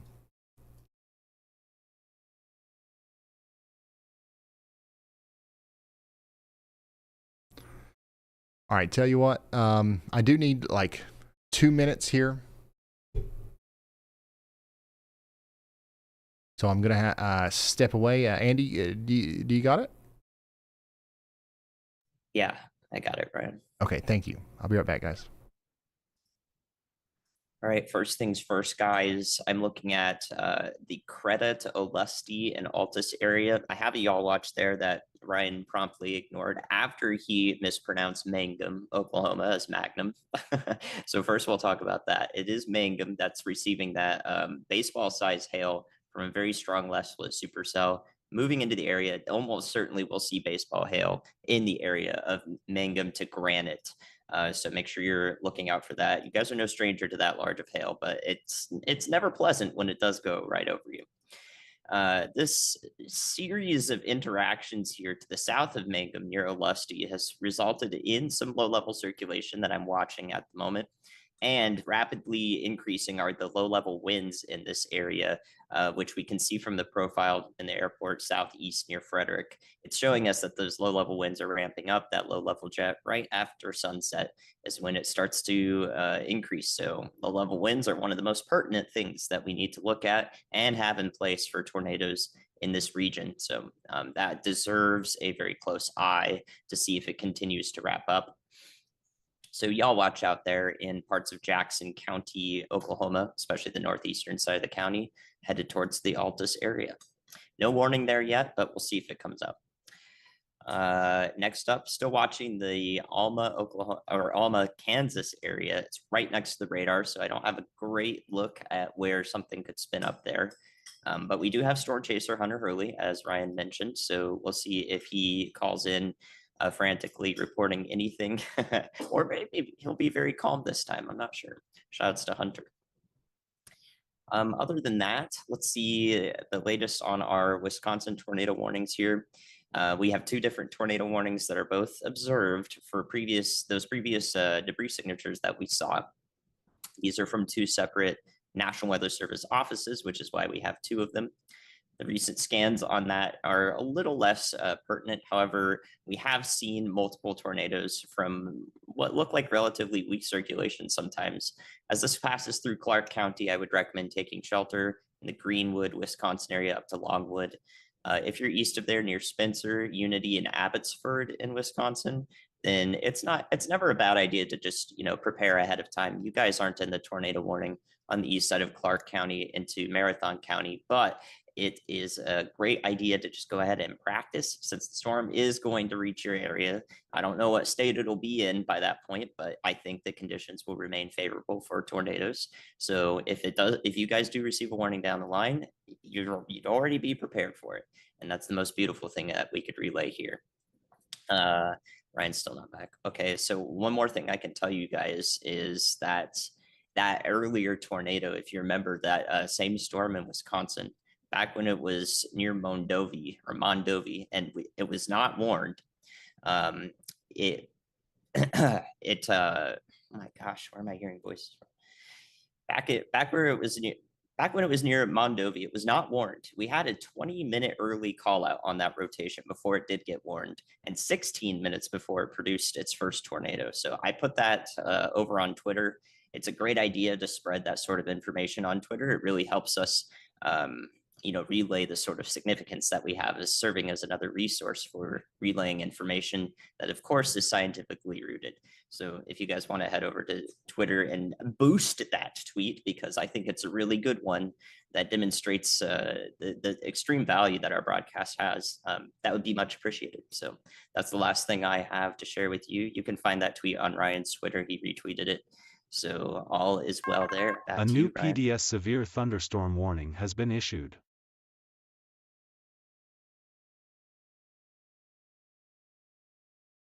I know. Okay. Thank you, meteorologist Andy Hill. We're good to go now. All right. So let's go check back in on our destructive severe thunderstorm warning. And honestly, Andy, I didn't see where y'all watch. I see it now. Yeah, this is down here next to our destructive severe thunderstorm warning. That is prompting, baseball size hails. It goes up towards Granite, Lone Wolf. So please, treat that as if it was a tornado warning. Take shelter. Also around Altus, and Blair, Mountain Park, this is going to be probably a pretty significant flash flooding situation as this is stuck around for so long. So keep that in mind. On top of that, we have 20 minutes left on our Clark County, Wisconsin tornado warning. We still have rotation down here, especially near Willard. So please take shelter in Willard if you haven't already. In Greenwood, you guys need to be taking shelter as well. Our next most concerning storm is probably going to be the one that's just now coming out of St. Joseph, moving over into Plattsburgh. We've got 70-mile-per-hour winds on this coming into Smithville. That's going to be for Leavenworth County, Kansas, Andrew, Buchanan, and Platte counties, Missouri. New severe thunderstorm warning in Kansas, by the way, for Wabunsee County over here in Newberry and Maple Hill. And we've got an update from meteorologist Andy Hill. Go ahead. Hey, Ryan, two things. I've gone ahead and increased confidence in that Southwest Oklahoma y'all watch to high odds for a tornado warning. It's going to happen right over Olusty. So if that continues looking like that, that's a seriously concerning look. So we need to be paying the utmost attention there to Olusty and Altus, Oklahoma.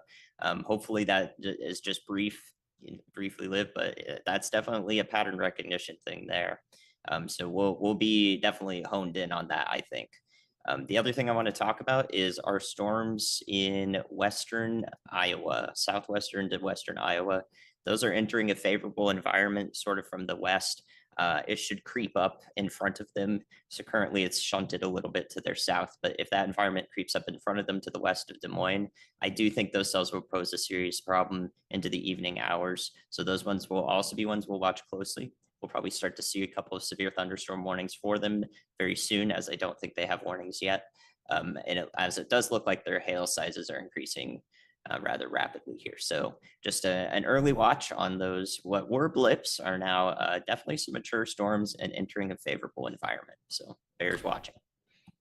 All right. Thank you, Andy. And of course, just another example of why we should never underestimate a blip. Good news is we've got tons of storm chasers that'll be in range here soon. So if we need to see anything on these storms that we can't see through radar, we might be able to see that through our storm chaser feeds. We've also just got a new severe thunderstorm warning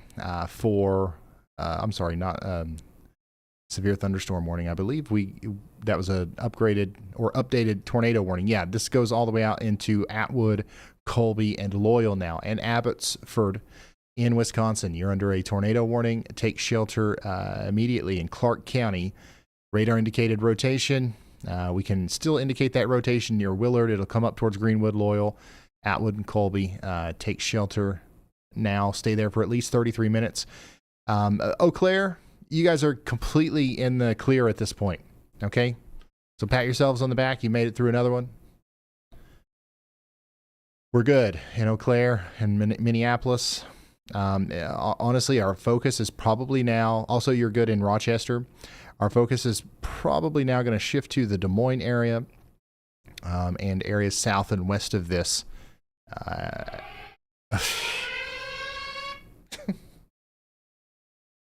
Oh boy. Sorry about that.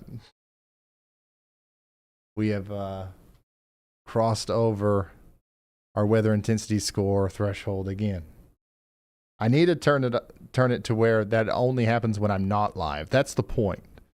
The point is like, hey, I'm out doing a picnic, and the weather intensity score is creeping up. I need to go home. I need to go live. If I'm already live, I don't need that alarm. Sorry about that.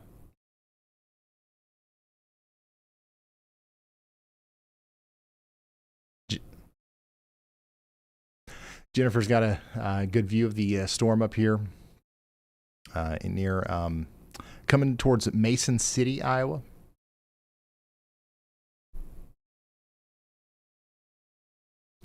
So we're going to continue to watch this storm, but remember, we are also watching these down here west of Des Moines.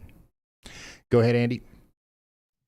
Hey, Ryan, I know you can't bring this up on the radar program, but the terminal radar from the Kansas City International Airport is showing a pretty tight circulation right next to the surface, 80 feet up. So it might be sampling a tornado as it crosses I-29 here. If not, there could be a funnel cloud there for sure with that sort of rotation. So I put y'all watch out on there. You can see the circulation in general from the further radar, but hopefully that doesn't keep spinning up there, but it was briefly strong just for a second. So if there is a tornado warning in that area, that would be the reason why National Weather Service might hold off and not warn a very brief rotation like that, but we'll see.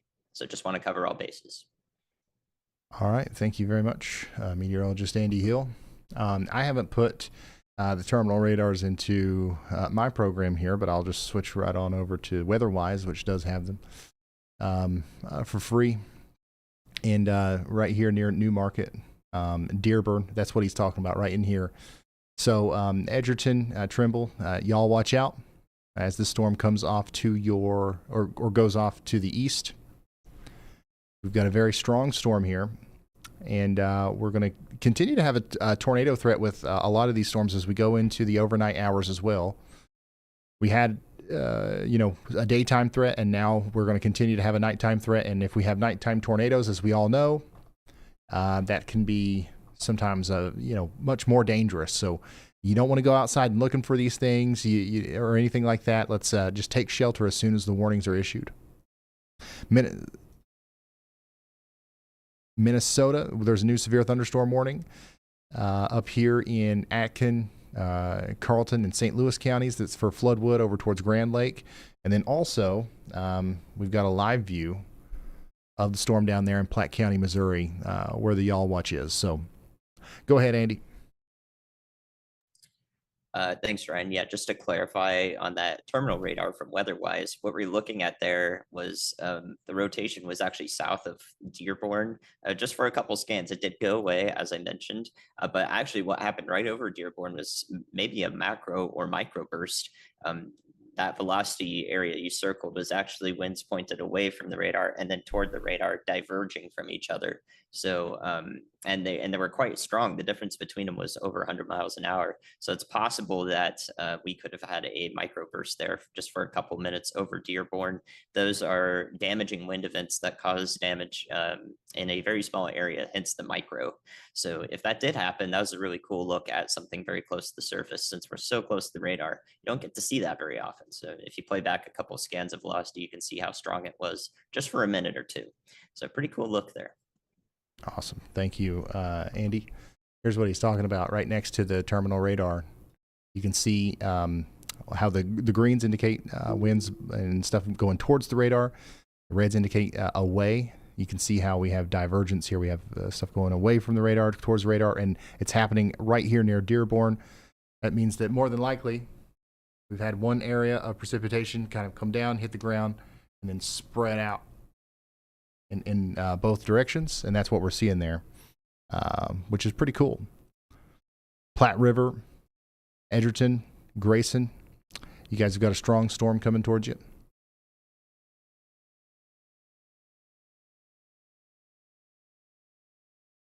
Continue to have a destructive severe thunderstorm warning in effect for Granite, Willow. This is Greer, Jackson, and Kiowa counties in Oklahoma. This is a baseball-sized hail out here, and this is definitely producing very large hail right now in Mangum, Highway 283. Very dangerous place to be right now. Baseball-sized hail falling in the town of Mangum right now.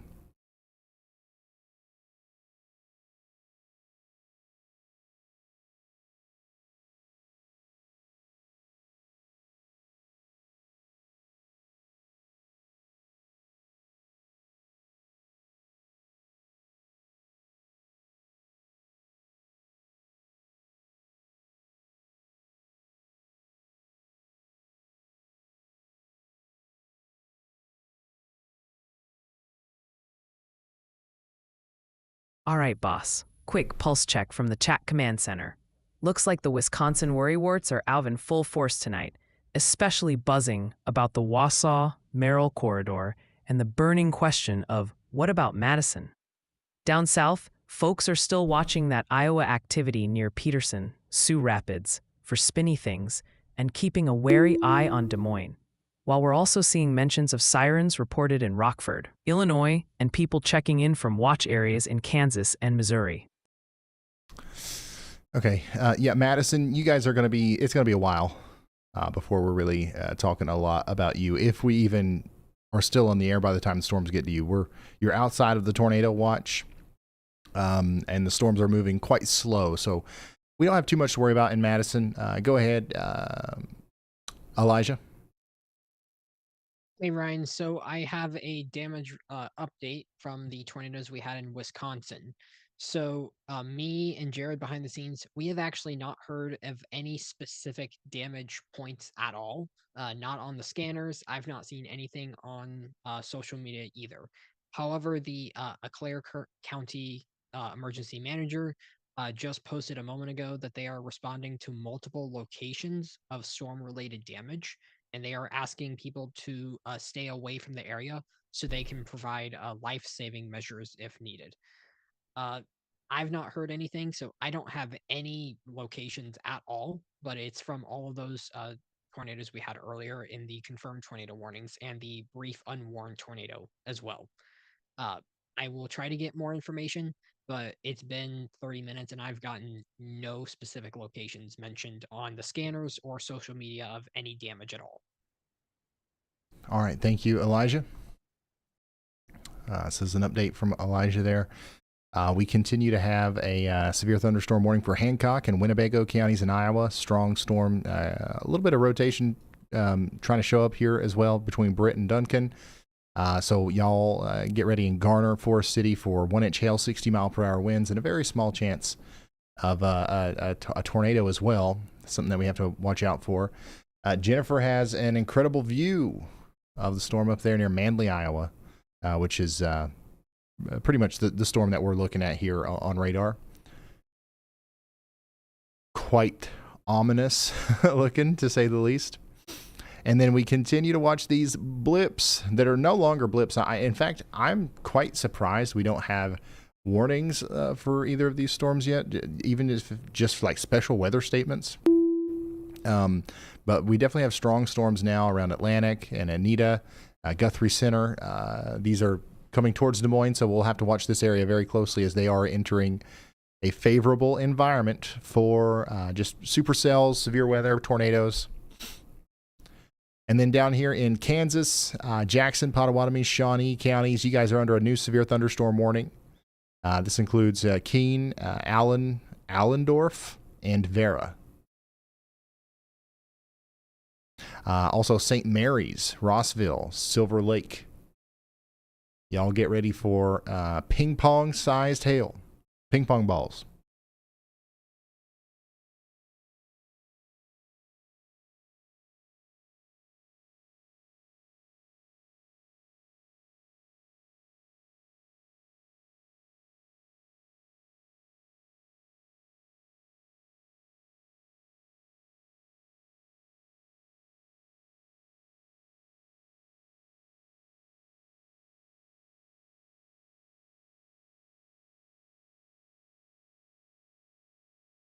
If you're just now tuning in, we've got 2 tornado warnings. We have a bunch of severe thunderstorm warnings stretching from Oklahoma and Texas all the way up into Iowa and Wisconsin. We've also got some storms in between in Oklahoma and Kansas.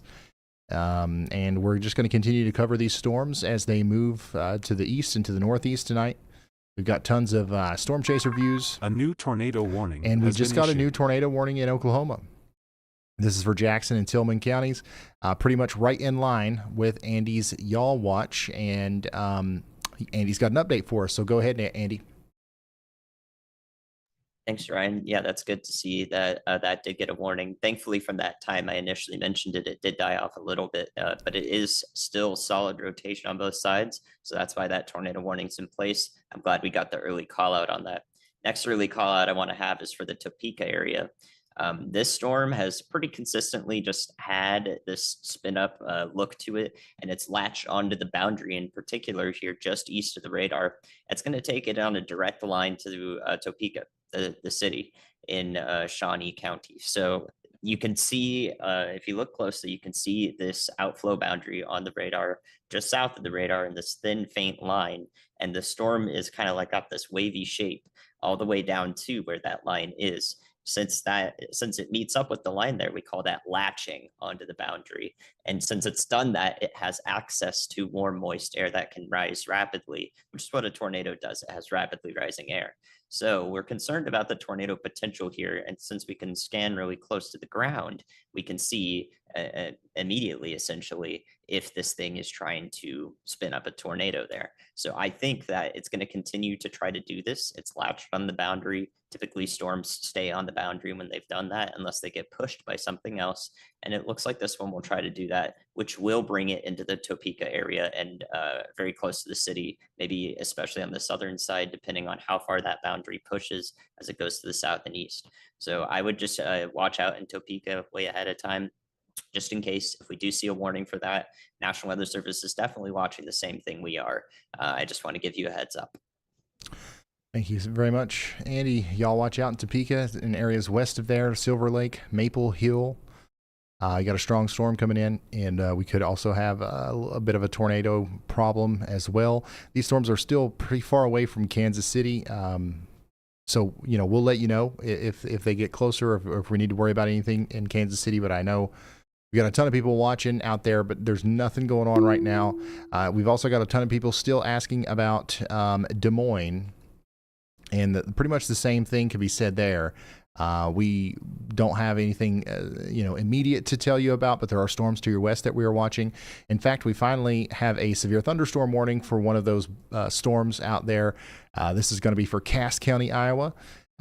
We've got a severe thunderstorm warning for Atlantic and Weota.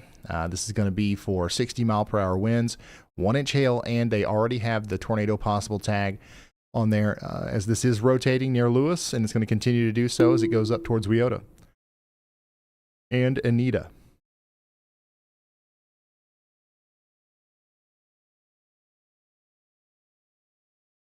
All right.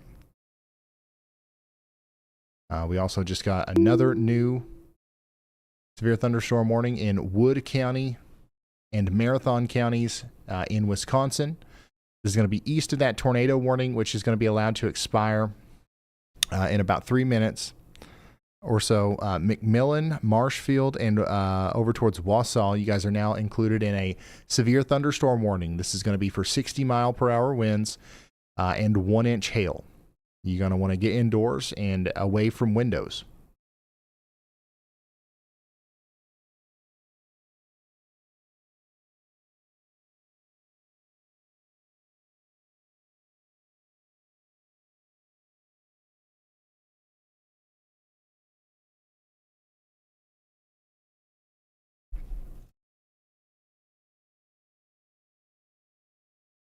All right, let's go back to Oklahoma real quick.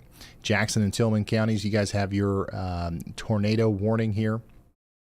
Got a little bit of a hook here north of Elmer, south of Altus. This is the area that we're concerned about there potentially being a tornado. It's moving up towards Humphreys, Ozark, and Hedrick. So please take shelter if you haven't already. Get into that interior room, lowest floor. Hopefully you got a storm cellar. If not, interior bathroom closet, whichever one. It has the least amount of glass and has no exterior walls. What an incredible view from CJ of a distant storm. Look at that lightning in there. Very cool.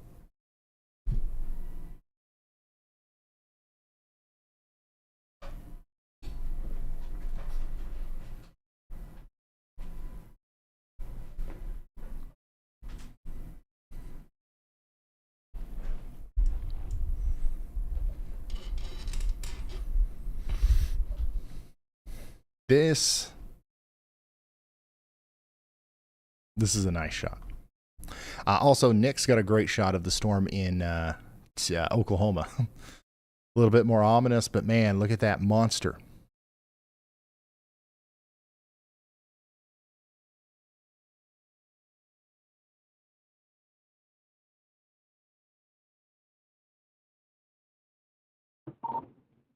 Ryan, we get a second, let me know. Yeah, go ahead, Brett.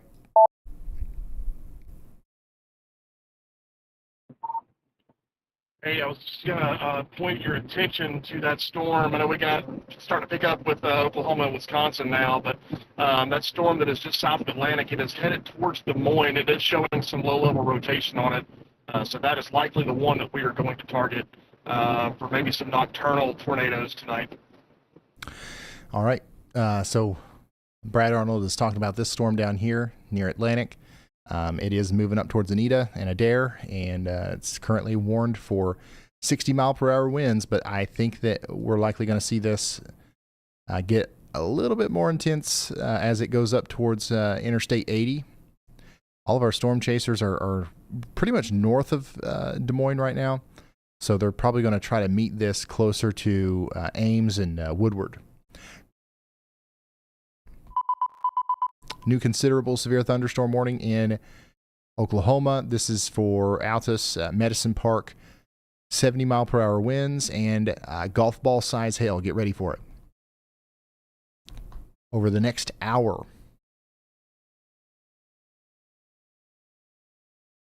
Yeah, the blips, it's a good thing we did not underestimate them, huh? Ain't that right? Ryan Paroxym sent in a super chat. They wanted to say thanks. Apparently, a trucker near Topeka, Kansas just told them at their lumber yard that they avoided the worst of the storms thanks to your updates. Oh, that's awesome. I know what we do here is very useful for truckers, and I'm so happy about that. It's not... anytime I hear about something that is happening and like we're not even trying, I'm like, good, because we try really hard to do a good job here and make this useful for you guys. But like honestly, helping truckers plan their routes and stuff didn't even cross my mind. But knowing that it's helping is awesome. So love to help you guys out, and thanks for the kind words. Go ahead, Elijah. Hey, Ryan. Hopefully my audio is a little better. In the Discord, it sounds really good now.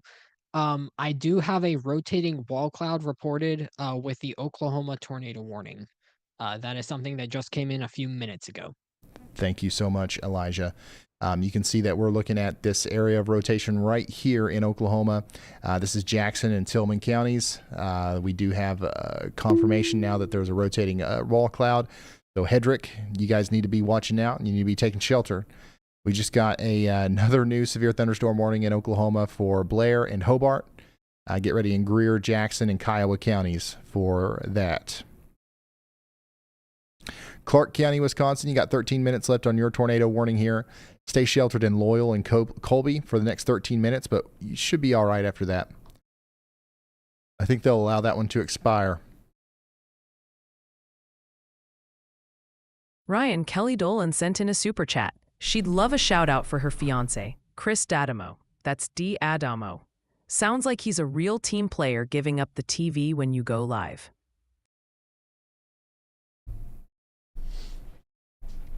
Yeah, that's awesome. We love team players. And Y'allbot completely ignored your la la la comment that time. It just completely skipped over it. Ryan, when you get a second, let me know.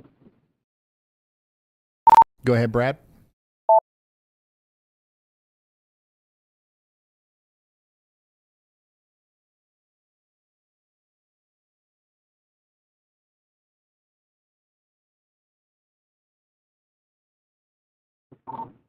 Hey, you're going to want to go to my Twitter. I just pulled a sounding from Des Moines for right now, and tonight is far from over. You're going to want to go look at that one. Oh, that was ominous.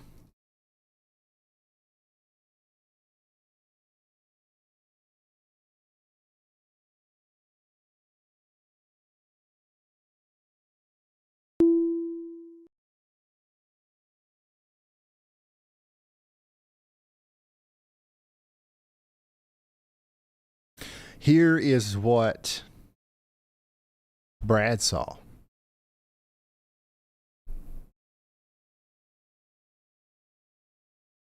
So this is an observed sounding from Des Moines, and essentially what we're looking at A here new tornado warning has is been a issued. sign that the storms that are forming west of Des Moines are likely going to enter an environment like this, and this environment would be quite supportive of tornadoes, especially just in terms of wind shear and stuff like that. This is a hodograph.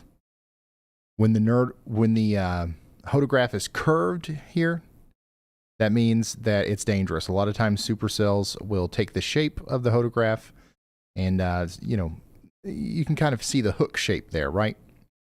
So this is a looping, curved hodograph. This shows us the wind speed and direction, essentially, as you go up in height. And a balloon was launched to get these measurements, and it looks like there's winds turning with height, and that's ingredient number one for tornadoes.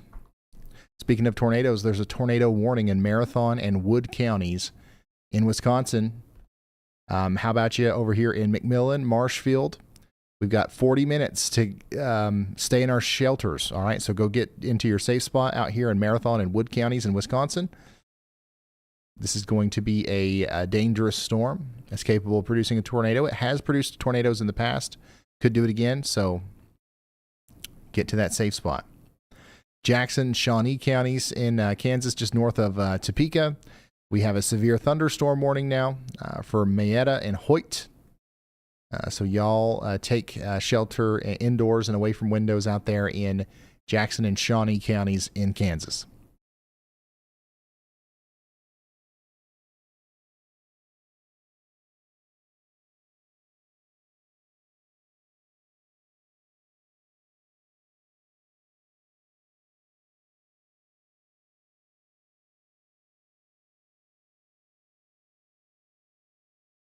Oh, is Colby live?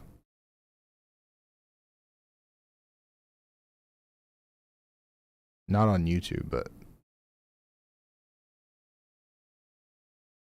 somewhere.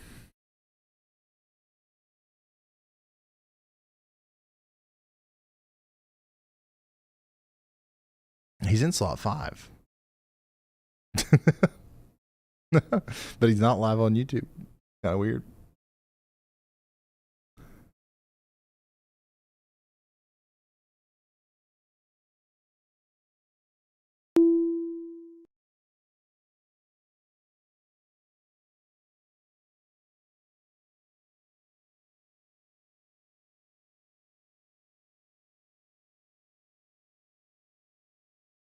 If you're just now tuning in, we are monitoring several storms out here from Texas, plumb all the way up into Michigan and Wisconsin.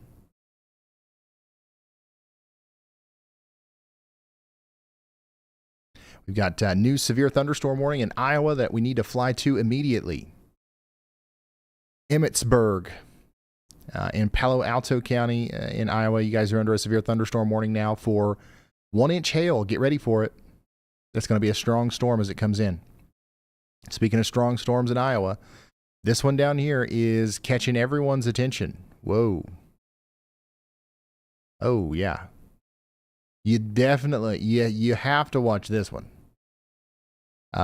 This is like probably one of the better looking storms that we've seen today. So I would say that a tornado warning at some point here would be possible with this storm as it goes towards Anita. Ryan, I know you're looking at that storm near Iowa, just like I am, man. That thing is. I've seen storms before, and you know that I know what I'm doing. That screams significant tornado potential very, very soon. Now, Brad Arnold has seen storms before. I can confirm that. My gosh, dude, I could watch this all day. Sorry, I'm getting distracted here, but this is just so cool. CJ's, this is the guy. We need a storm chaser every day that just does this. Like, yeah, we got everybody underneath the daggone thing trying to find the tornado, but we also need the distance chasers because this right here is just as cool to me. All right, Andy's y'all watching us. Low confidence that we'll need a tornado warning within the next 30 minutes in Norway Center, Berea, and Linwood.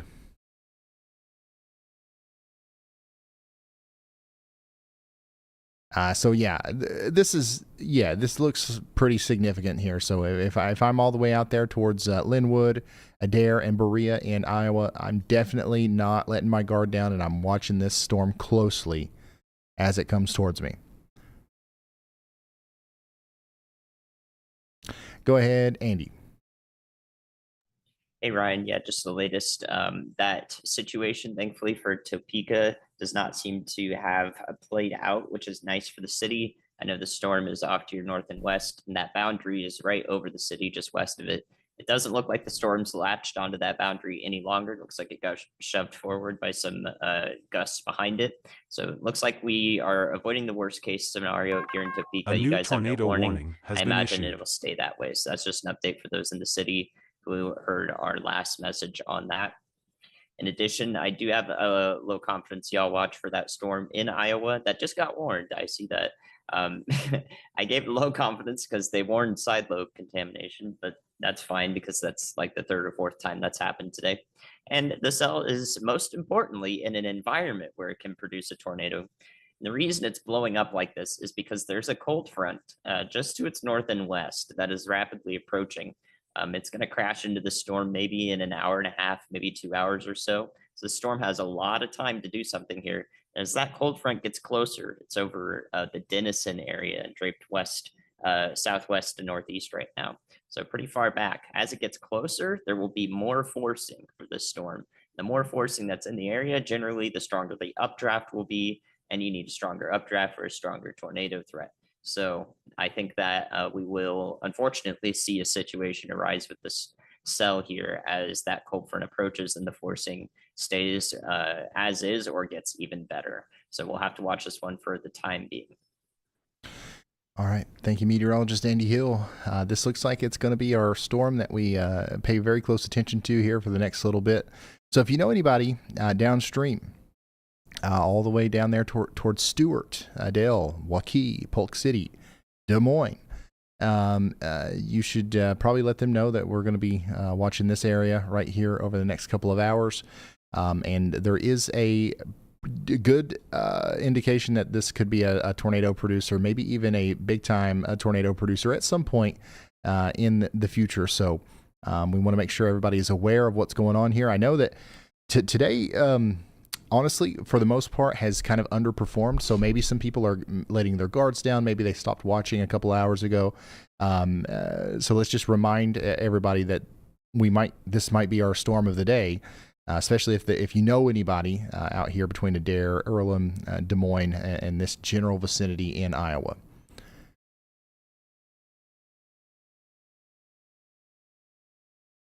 And we do have traffic cameras out there, so we'll be able to show this thing through our storm chasers and through the Department of Transportation in Iowa. But yeah, this is going to be one of our bigger focus areas, I should say, as we go forward. We're also focusing quite heavily on this giant supercell down here in Oklahoma, where we have a considerable severe thunderstorm warning For Caddo, Comanche, Greer, Jackson, Kiowa, and Tillman counties for the next 32 minutes. Snyder, Mountain Park, Medicine Park, you guys are included in this. Yeah, this is going to continue to cause flooding problems and hail problems. We also have a tornado warning that continues for 32 minutes down here for Hedrick. The rotation is not quite as significant with that one, so we'll check back in on it in a moment. But for the most part, we are okay. We've got a tornado warning continuing up here. Sorry. My goodness. For Marathon and Wood counties in Wisconsin. So you guys need to be taking shelter in McMillan and Marshfield, at least for the next 32 minutes. Outside of that, y'all, I've got to be honest with you. Everything else is just, there's not a whole lot to talk about here. That our main situation at this moment is this storm that's approaching Des Moines. Like, this is going to be it. This is going to be our biggest problem, I think, as we go forward. All of these traffic cameras are on this storm. And one of the reasons why I like to look at this is the lightning. Okay, so I don't know if you can tell or not, but the lightning is crazy on this storm. And it's increasing. We're actually seeing lightning become more frequent as time goes on. And that means that the storm is strengthening. And it means that we're unfortunately probably going to have to deal with a real tornadic situation with this as it approaches Adair and Casey and Menlo down the line. Do we have anybody watching in Des Moines?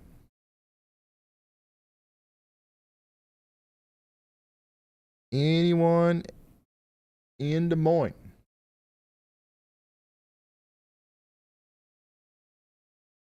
Oh yeah, these must be pretty close to each other because the lightning is kind of synchronized. Check it out. Pick a flash in the middle one, and then left, and then right. Middle, left, right. Middle, left, right.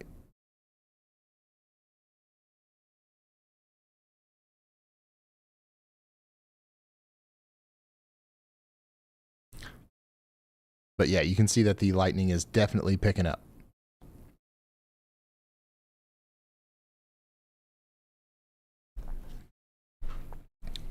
Go ahead, Elijah.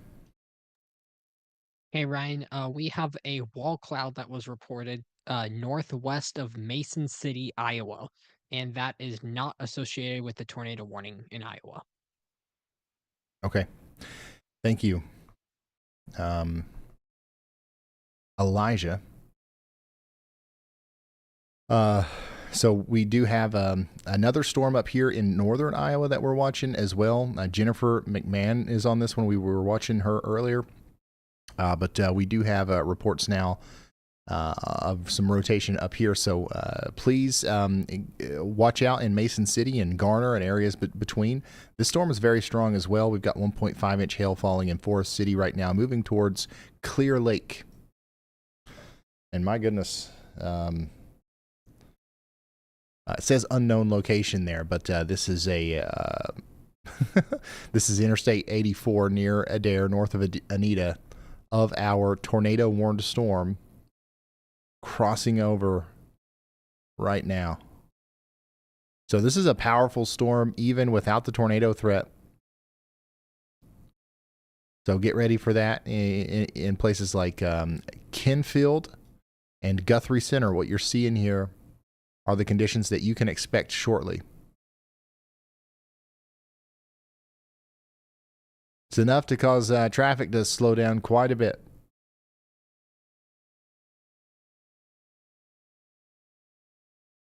So this is right in the middle of the core of that storm there near Anita.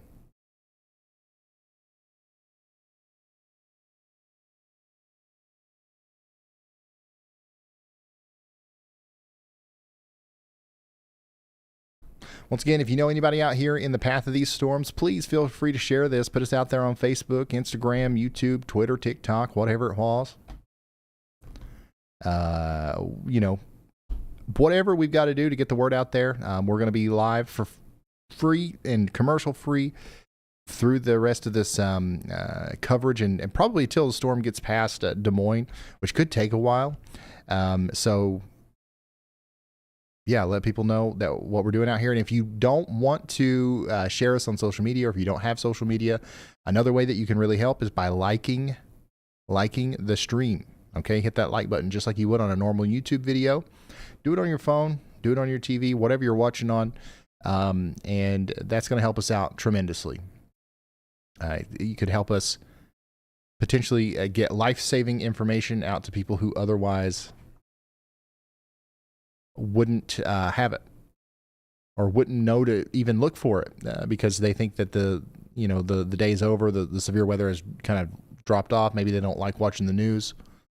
Here's another fascinating shot from Caleb Beecham of another distant storm with the increasing lightning there. Wow. I ain't even kidding. I could watch this stuff all day. This is what I would, if I was out storm chasing right now, this is what I would be chasing. These views. We'll let Reed Timmer get up there real close and personal. We'll let Brad Arnold sniff the storms.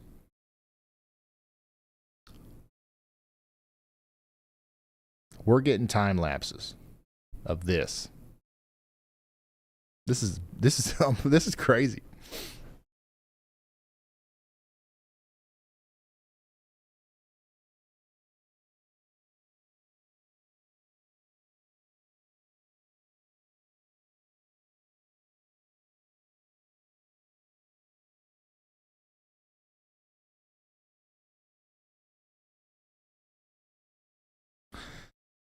So if you're just now tuning in, let's go over all of our tornado warnings that we have right now. We've got 25 minutes left on the tornado warning for Marathon and Wood counties in Wisconsin. That's going to continue for the next 25 minutes for McMillan and Marshfield in places just to the west of Wausau in Wisconsin. On top of that, we have a tornado warning for Cass County, Iowa, for Anita. Okay, that's going to go on for the next 40 minutes. You're going to want to take shelter if you're anywhere near Anita. Additionally, in Oklahoma, we have a tornado warning that continues for 25 minutes for Jackson and Tillman counties. This is for the town of Hedrick. Okay, none of these are confirmed. These are all radar indicated tornado warnings. Let's put Jennifer or Caleb in one. And then we also have some new severe thunderstorm warnings. All right. Jefferson County, Kansas, you guys are now under a severe thunderstorm warning for the next 25 minutes. Oskaloosa, you guys are under the gun for 1.25-inch hail and 60-mile-per-hour winds over the next little bit. Adair, Ogden, and Cass counties in Iowa are also under a severe thunderstorm warning. This is associated with the storm that is prompting our tornado warning. So make sure you guys are getting ready for not only a potential tornado, but 1-inch hail, 60-mile-per-hour winds, maybe even more than that, in Adair and Casey in Iowa.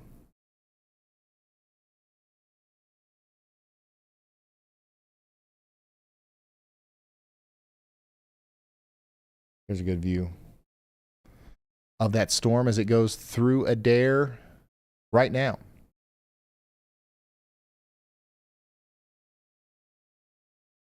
So this is what you can expect in Casey and Menlo in the next little bit.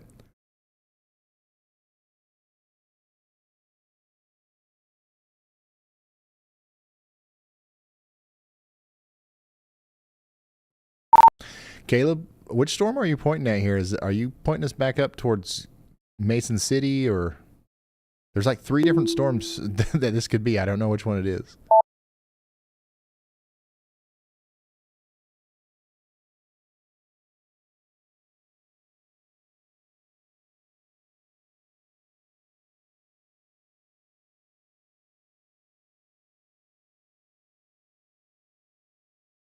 If you're just now tuning in, this is a live look at Adair, Iowa, where a severe thunderstorm is moving through right now.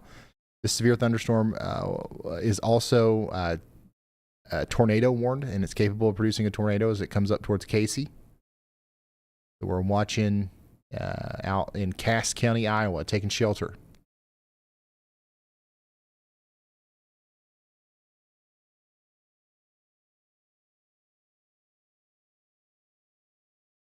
Yeah, Ryan, right now we are looking north towards the Mason City south. Right? Okay, so yeah, Caleb Beecham is close to Fort Dodge, and he's looking north towards Mason City, and that's the storm that we're seeing there. Jennifer has a really ominous view of that storm in Mason City, so this is cool. This is what the storm looks like from a distance when we're just looking at the top of the storm, and then way over there, right next to the storm, this is what it looks like from Jennifer's point of view in Mason City. Very unique. That's cool. That's just a cool thing. Mesmerizing.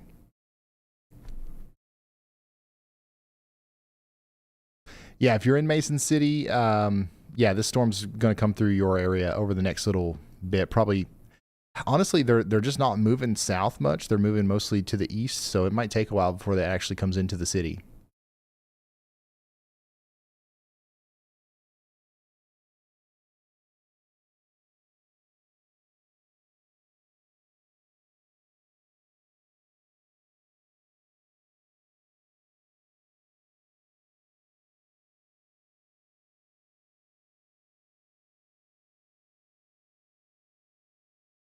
We have 3 tornado warnings. We have 11 severe thunderstorm warnings. Our most recent severe thunderstorm warning is this one right here for Emmett,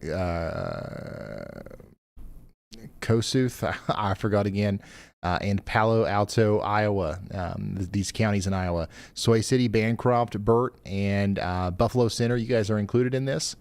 So please get indoors and away from windows. We know that the lightning is quite prolific here.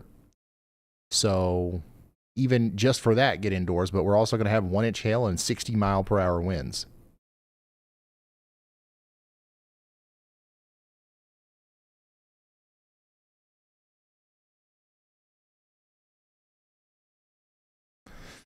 So we finally found one of these traffic cameras that's not pointed completely down at the ground.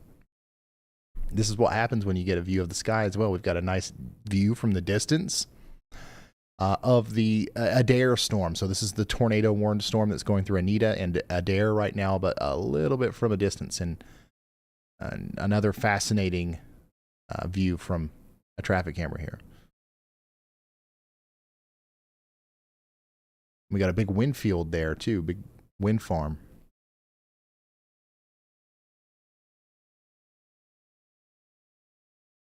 So as that storm gets closer, you'll probably see a lot of lightning strikes here. A new tornado warning has been issued. And we've got a new tornado warning in Oklahoma. Comanche, Jackson, Kiowa, and Tillman counties in Oklahoma. You guys are now under a tornado warning. This includes the town of Snyder and Mountain Park. We have several storm chasers on this one as well, so if something happens down here, we will be the first to let you know.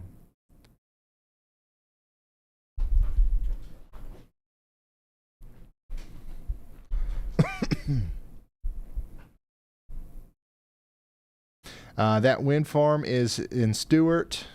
It's in Greenfield. It's got 387 wind turbines. Dang.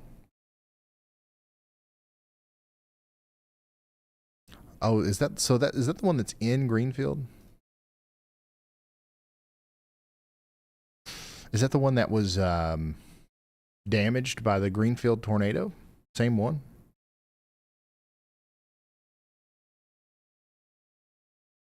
The one in Reed Timmer's video?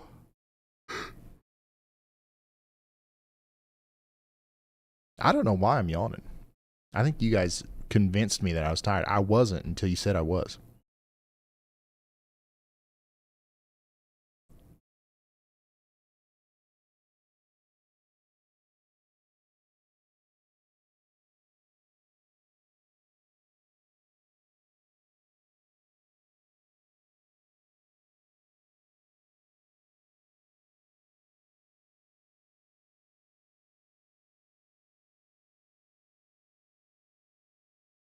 By the way, Mason City, you are now officially in a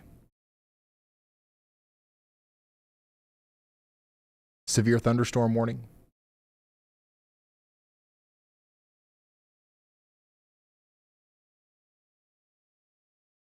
1-inch hail, 60-mile-per-hour winds are possible. That's going to be for Cerro Gordo, Hancock, and Worth counties. And it's going to last for the next hour, and it could take a while for the storms to clear Mason City. Get ready for lots of rain out there.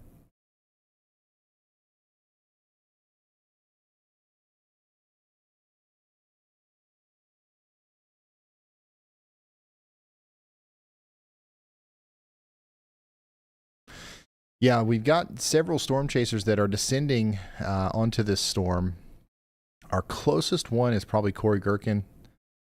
Brandon's getting awfully daggone close. And then Storm Runner Media. Brad Arnold is also pretty close. He's like in Des Moines right now. So we should have several people that are right on this thing pretty soon. But Corey's definitely the closest right now.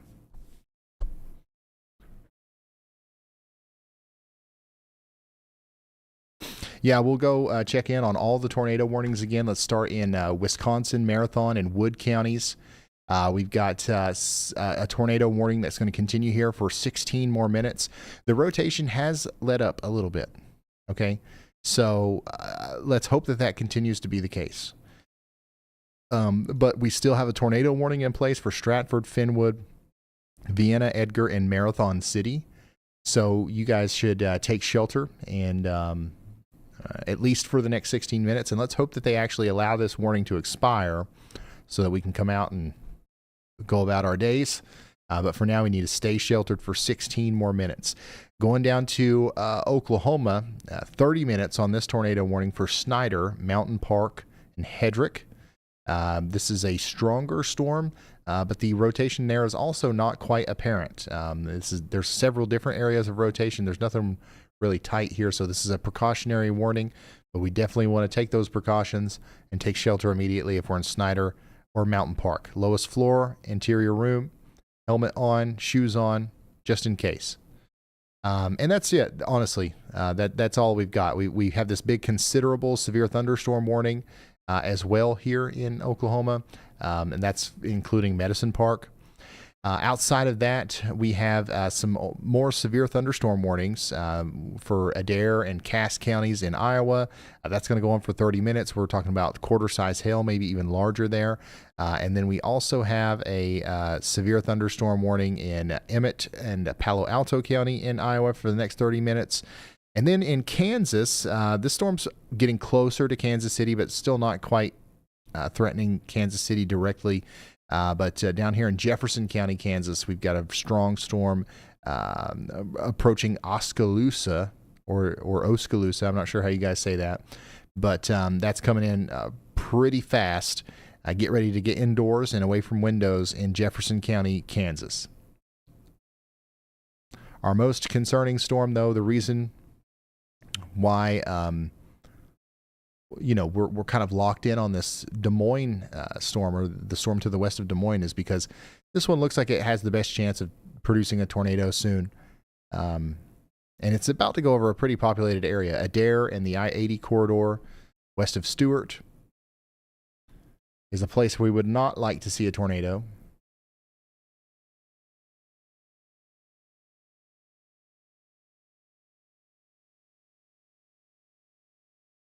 But here we are, watching and waiting. It's Oskaloosa. Gotcha. I wonder if my daggone thing's going to work. I'm going to try it one more time, y'all. Ready? Oskaloosa. Ah, oh, crap. Hold on. Oskaloosa. Ah, oh, crap. Hey, it's working.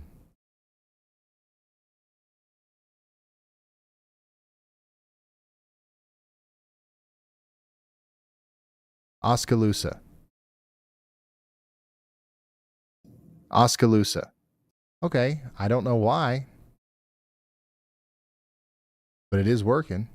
You guys are going to say it's because of the background audio, but I promise that has nothing to do with it.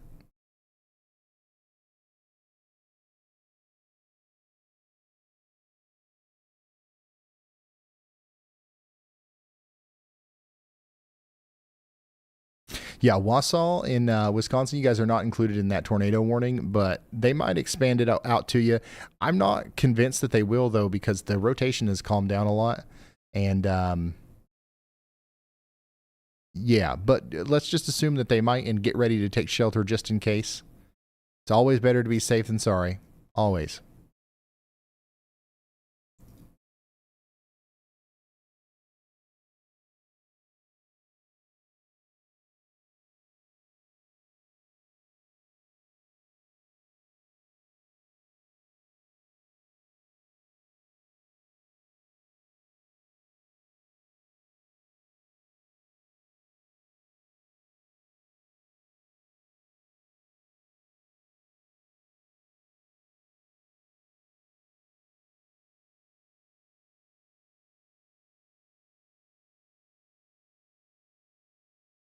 Lots of people are asking about specific towns. I'll try to get to some of those, but just know if I'm not talking about your town right now, that's probably a good thing. Go ahead, Elijah. Hey Ryan, we have had a couple of storm chasers on social media posting that there is a very large wall cloud associated with the Oklahoma tornado warning. And I have seen a couple of photos of it. It is a pretty large wall cloud. All right, thank you, Elijah. Pretty large wall cloud associated with this tornado warning down here in Oklahoma. So that means what? Snyder. If you're not in your safe spot yet, you need to be getting there.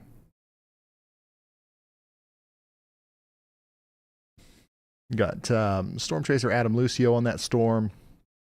A couple other guys that we're watching. If we see anything, we will let you know. Nick's Smego is also really close to that as well.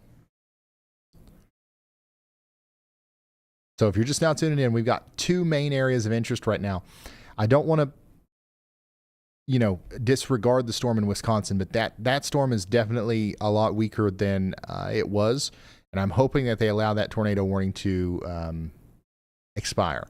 But our number one area of focus is in Iowa. Our number two area right now is going to be down here in Oklahoma. Mountain Park, Snyder, you're under a tornado warning. We are very concerned also about the Cass County, Iowa storm. We might see a new tornado warning here for Adair and Casey here soon. If not, we continue to have a very strong severe thunderstorm moving past Adair up towards Panora and Linden. And then, of course, we are still watching the Wisconsin tornado warning where there's 10 minutes left on this. The storm is about to come into Wausau right now, Pine River, Maine, Wausau, down towards Mosinee. You guys need to be getting indoors, away from windows, as this is going to be a strong storm as it comes through. La Crosse, you guys are in the path of a storm as well. It's taken a while for it to get there. But notice how everything is below severe limits, y'all. This is just going to be some lightning, some rain. It looks like there's a chance that we get new warnings on this as the storm moves east. It could get a little bit stronger, but right now, as the storms went past Winona, Black River Falls, Osage, we haven't had any severe reports out of this. It's going to be a strong storm, but it looks like it's below severe limits right now. And just to get it out of the way, how do you say this one? Onalaska? Onalaska, just north of La Crosse. How do you guys say that?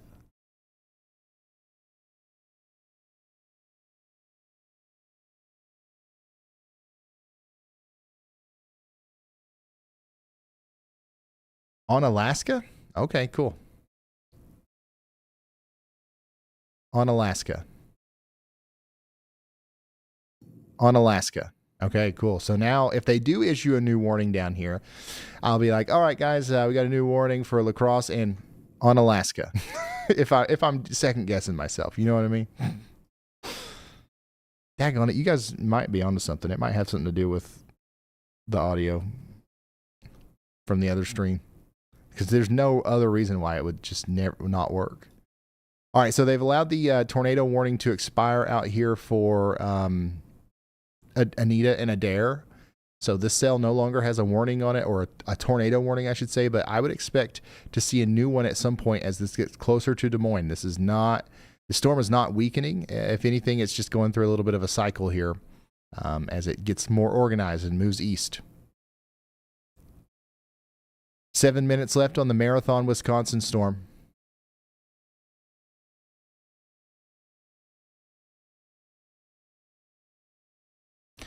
Oh yeah. How do you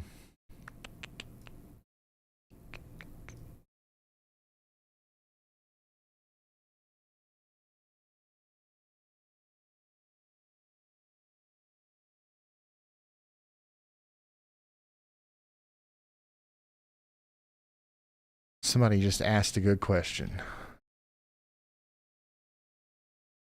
Fond du lac. How do you say this?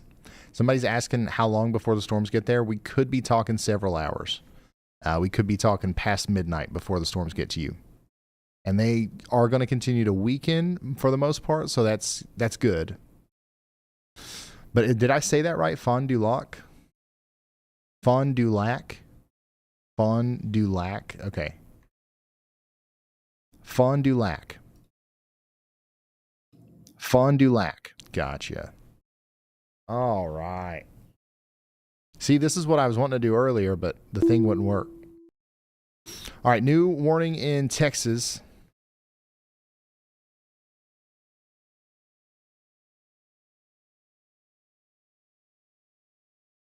Midland, Reagan, and Upton counties in Texas. Man, this place has like a magnet or something that just attracts storms. There was nothing going on down here earlier, and then boom, storm. Now it's happening again. It's like the same looking storm too. Midkiff, get ready for hail and wind. It's happening again here as the storm approaches you, literally from the same exact direction as before.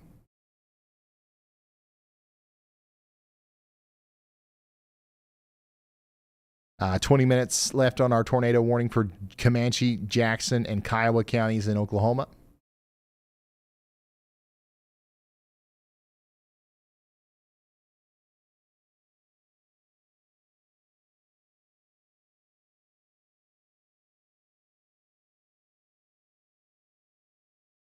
Ryan, Allie H. sent in a super chat saying they call it storm dodging, but will chase for those long-distance views. They also wanted to say thank you guys for all you do, and especially thank you for showing the point soundings again. They really appreciate the learning opportunity there. Hey, no problem. And yeah, storm dodging. That sounds like, there's got to be a lucrative, like that. There's a market for that, I think, because everybody storm chases. Could you imagine like having a storm dodging, like a bad day storm dodging though, like you accidentally intercepted a tornado? Blaine, Custer, and Washita counties in Oklahoma are now under a severe thunderstorm warning. This includes Weatherford.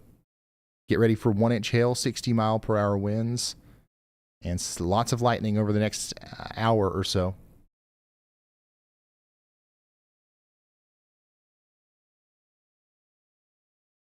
All right, Storm Commander, the Chat Legion has spoken. Lots of folks still tracking that Iowa system, wondering about the Ames-Des Moines path and asking about Mason City. Wisconsin eyes are peeled, especially around La Crosse, on Alaska, and folks are wondering about any Green Bay potential later. Also, the masses have very clearly decreed that it's on Alaska, like the state you stand on. Consider yourself schooled, boss.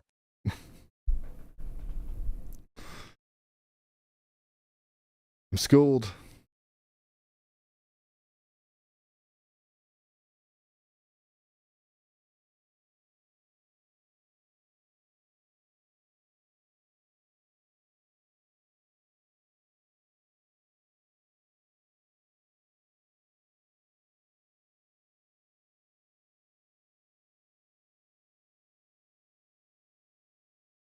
Yeah, Yalbot seems incredibly tame today.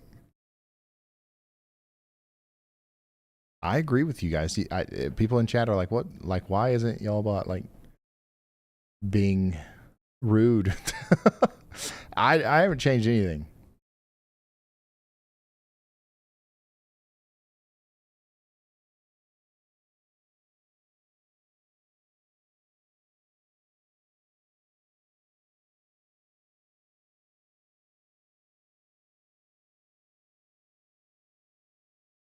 Yeah, so we are watching these storms as they approach Des Moines. There's a chance that the heaviest parts of these storms will miss downtown Des Moines just to the north,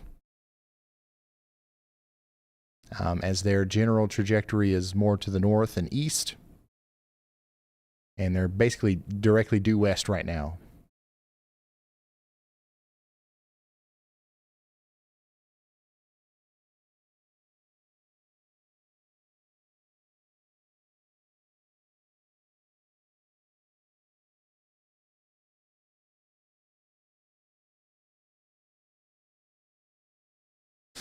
Ryan, don't worry about saying town names right. Yeah, I mean, I don't really worry about it. I'm just, we're just trying to do a good job. You know what I mean? It would definitely bother me if some doofus, some Yahoo was trying to do the weather on YouTube for my state and he kept saying my town name wrong. I could see how that could be a little annoying. So I'm just trying to not be annoying is all. And it's fun, like I'm having fun learning about the stuff and all that stuff. New severe thunderstorm warning for Jefferson County, Kansas. And this is like the 5th one you guys have been under. So continued severe weather expected over here between Nortonville and Oskaloosa. Yeah, there you go. Hey, that was good. Because I literally forgot. Winchester, you guys are getting in on that as well. This will be moving over towards Kickapoo and Leavenworth soon.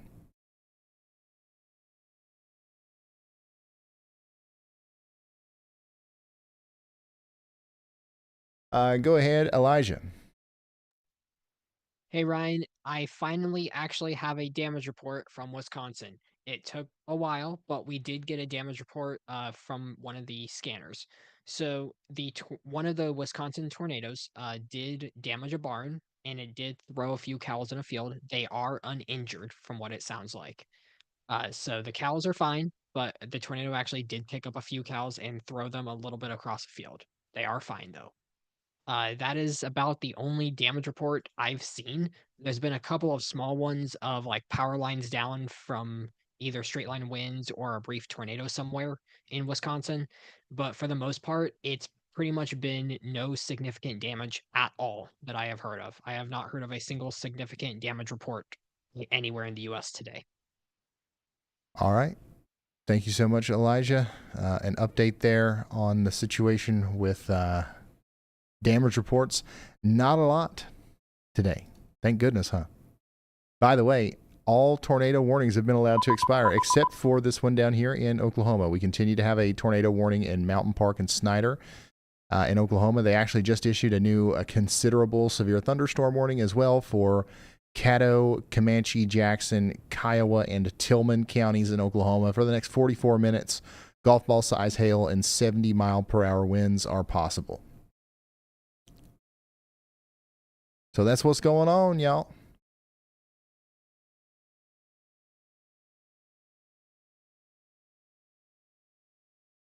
Our strongest storms right now are in Oklahoma for sure. But we're keeping a very, very close eye on these storms up here in Iowa as they approach Des Moines and areas just to the west and north of Des Moines.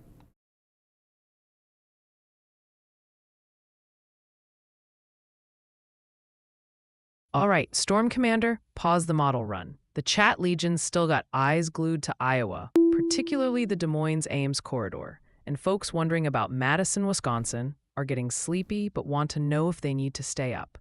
Also, huge news from the Pronunciation Committee. It's emphatically Fond du Lac for that Wisconsin town. Maybe just call it Fondy like the locals to be safe. Do you guys actually call it Fondy?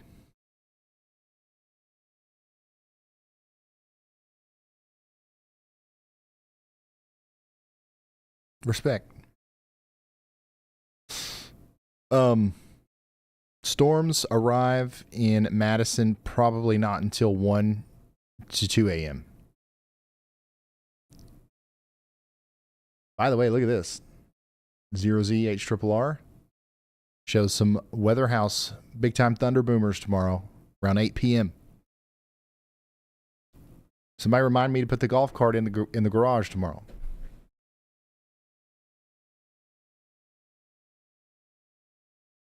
We will be live likely tomorrow for more severe weather coverage. By the way, they updated today's outlook. There is still a moderate risk. This happened a little bit ago. But they did shave off some of that moderate risk.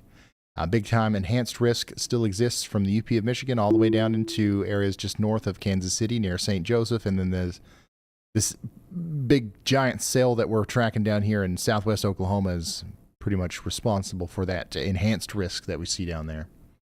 Tomorrow, severe weather continues. Mostly a hail and wind threat. Can't roll out a tornado or two. But there's going to be like 50 million people experiencing severe weather tomorrow, and some of it will be significant. And a lot of the storm chasers are going to be out there chasing tomorrow. Brad Arnold is one of them. So we're going to be live.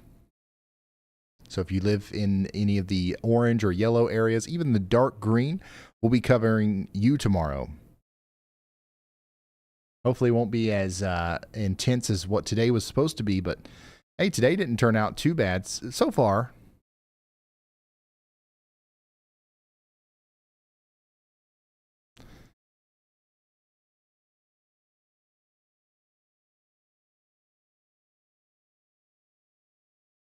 Wisconsin, we got a new severe thunderstorm warning up there. So yeah, the tornado warning was allowed to expire before it got to Wausau. But now you guys have got a strong storm coming through, and we've got a potentially 60-mile-per-hour wind gusts and 1-inch hail moving towards Antigo and Brenhamwood.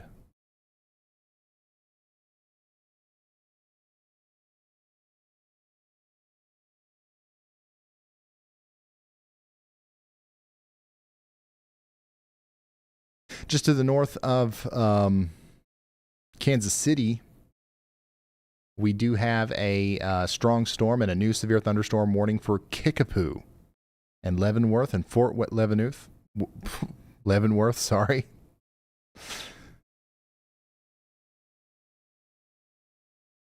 Getting a little tongue-tied. We're 8 hours in, y'all. We've been streaming here for 8 hours. It's 10:35 local, 9:35 central, 2:35 Zulu.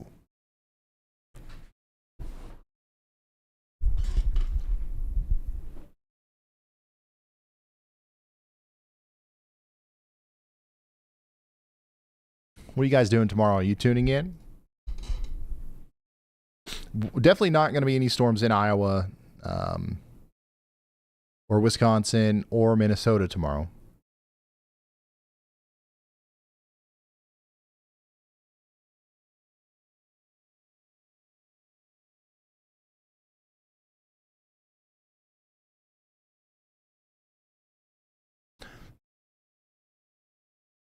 Awesome. We'll see you tomorrow then. Obviously, we're not ending tonight in the next little bit or anything, but we will be live tomorrow. What do you guys think about the increased frequency of live streams? Have you noticed the difference versus last year? We're definitely going live more, even for smaller events. I think it's obvious, like we would have went live for something like today last year, but we're trying to increase the amount that we go live. And videos too. Like we're doing videos literally almost every single day.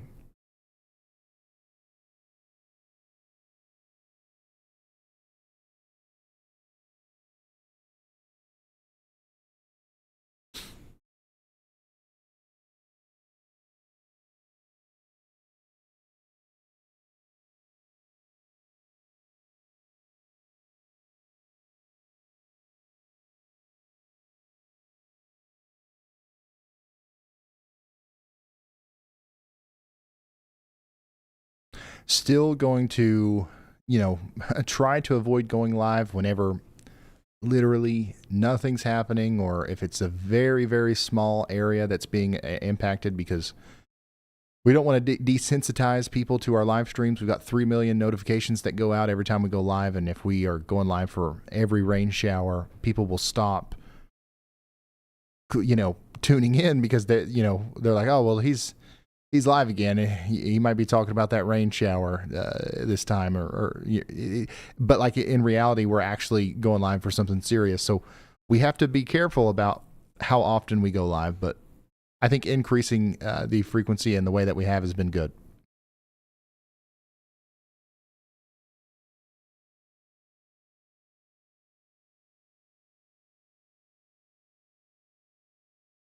So interesting statistic. It's a statistic. You can go back and count. We're exactly double. We're going live exactly twice as much this year so far comparatively to last year.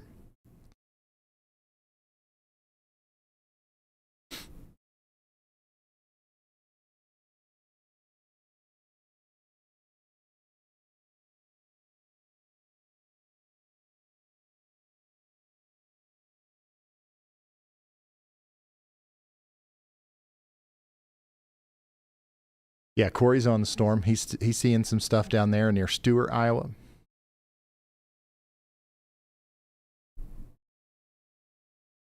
By the way, if you're just now tuning in, we've got one tornado warning. It's got 6 minutes left on it here. Hey, Ryan, what you got to say this, Brad? Oklahoma. Let's talk to Brad. Go ahead, Brad.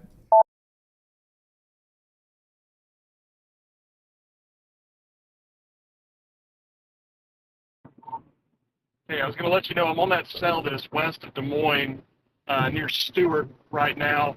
It looks like it may be outflow dominant. It looks like it may have set off an outflow, let off some outflow out in front of the storm, which would obviously decrease tornado potential. I was wanting to see if you noticed that as well. Just to the east of Stewart, it looks like it may have outflow towards it. So maybe decreasing tornado potential on this one, but still taking it pretty seriously. Yeah, I see that too. And for those of you who are following along, what we're talking about is this area right here. Notice how as I play the loop here, you can see that there's a line that kind of goes out in front of the storm here. So there's rain-cooled air that is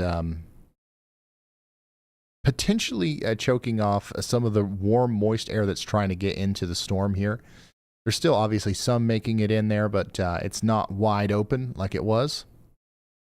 So that might help us a little bit, but storms like this, they go through phases, and I don't want to make too many definitive statements about whether or not this is going to, be something that is not worrisome as it goes further or not. The good news is right now it definitely looks less concerning than it did probably an hour ago. But things could change very quickly. Des Moines, I still think y'all are okay. I think that there's a good chance that this goes off to your north and west, like the downtown metro area. Should provide a good light show for you, though, as it goes off.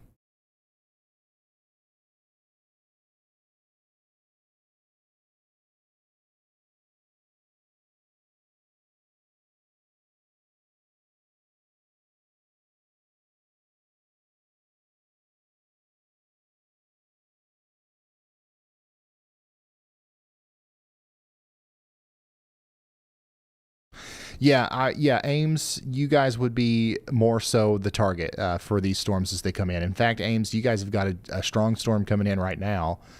It's not warned. It probably will get a warning. I would say before it gets into Ames, they'll issue a severe thunderstorm warning here for maybe some quarter-size hail and some 55-mile-per-hour winds. But the storm right here, the one that was looking so concerning about an hour ago, is really falling apart. Which is honestly surprising given the look that it had just not too long ago. But hey, hopefully it continues.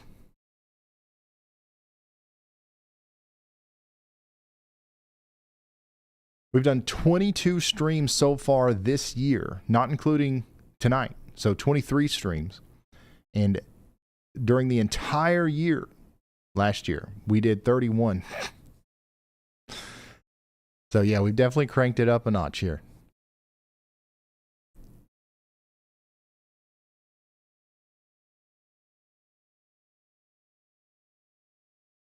And also that does have to do with how intense the weather has been. But if you think back to last year, I mean, last year was no walk in the park. Like, we had some crazy.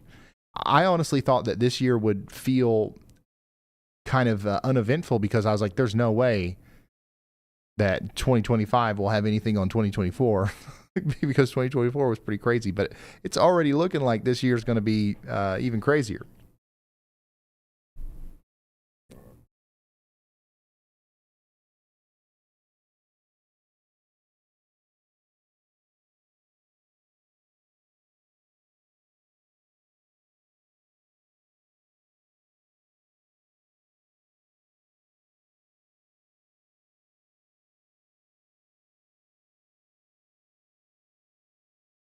The little red dots, those are storm chasers.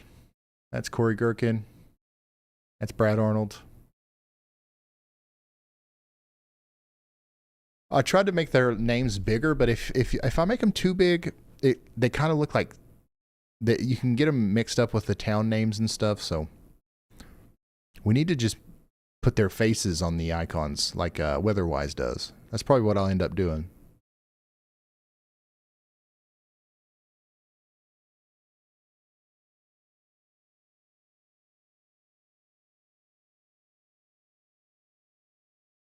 Yeah, I don't. People like some of these chasers are not on Weatherwise yet. I think a lot of them will be soon, but there are some that are on Weatherwise. A new tornado warning has been issued. All right, there was a few seconds left on the other Oklahoma tornado warning, and we were about to have no tornado warnings, but they did extend it. They issued a new tornado warning for Comanche and Kiowa counties in Oklahoma. So take shelter now out here in Indiahoma. Why? Strong storm, potential tornado coming into Comanche and Kiowa counties.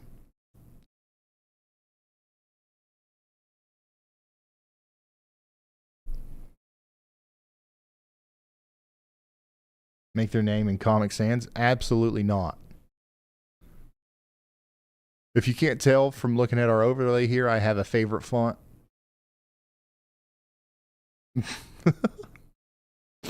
I use it for a couple different things.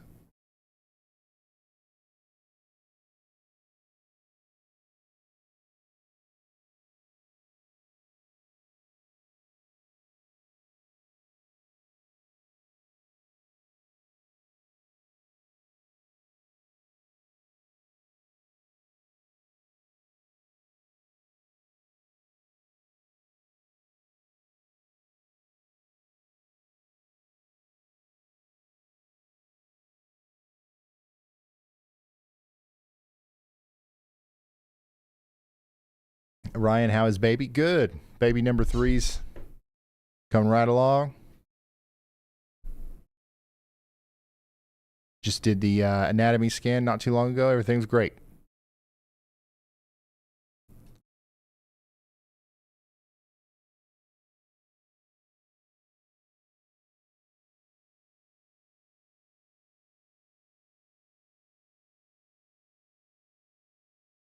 Antigo. Yeah, you guys have got a really strong storm coming your way. I would say out of all the storms in Wisconsin right now, this is the one to watch. Antigo, get ready for 60, maybe 70 mile per hour wind gusts and up to 1-inch hail over the next 30 minutes or so. Do we have anybody watching in Antigo?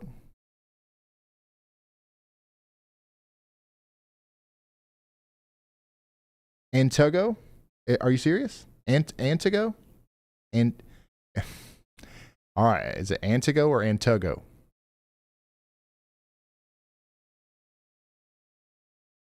Antigo.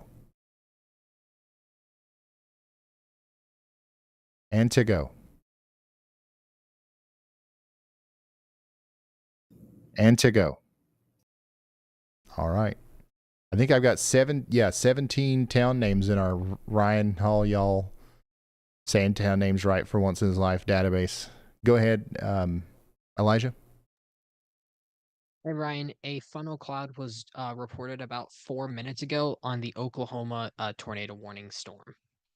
Okay, thank you. Elijah, let's fly back down there to Oklahoma. Comanche, Kiowa counties, you're under a tornado warning, and a funnel cloud was just reported here not too long ago. So take shelter if you haven't already.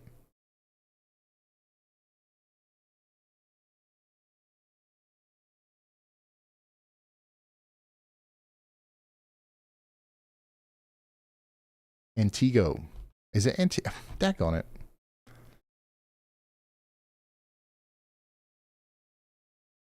You know what I'm gonna have to do?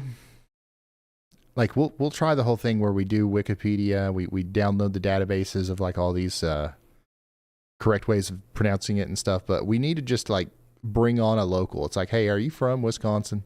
Will you like be in our Discord chat and come through and correct Ryan whenever he says something wrong? That'd probably work.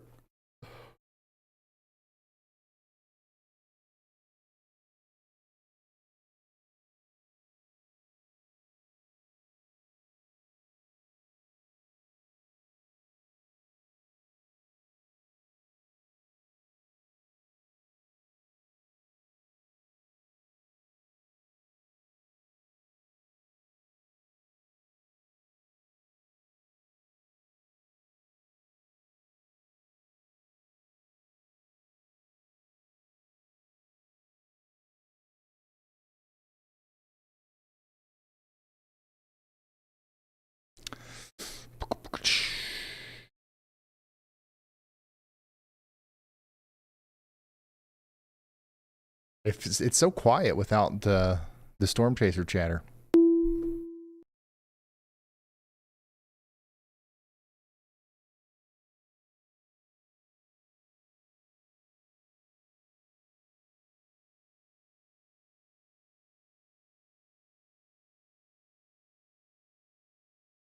Y'all are trolling me.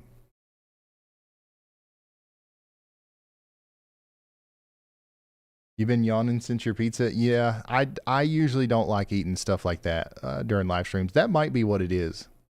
Steph, she sabotaged me.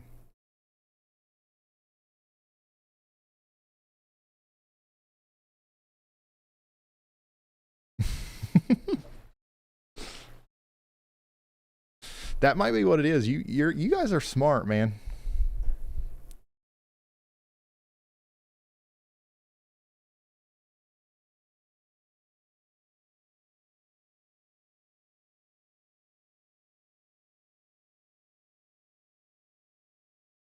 They did expand this severe thunderstorm warning out to Anadarko and Chickasha. So now we've got a severe thunderstorm warning for Caddo and Grady counties in Oklahoma. These storms are inching ever so closer to Oklahoma City.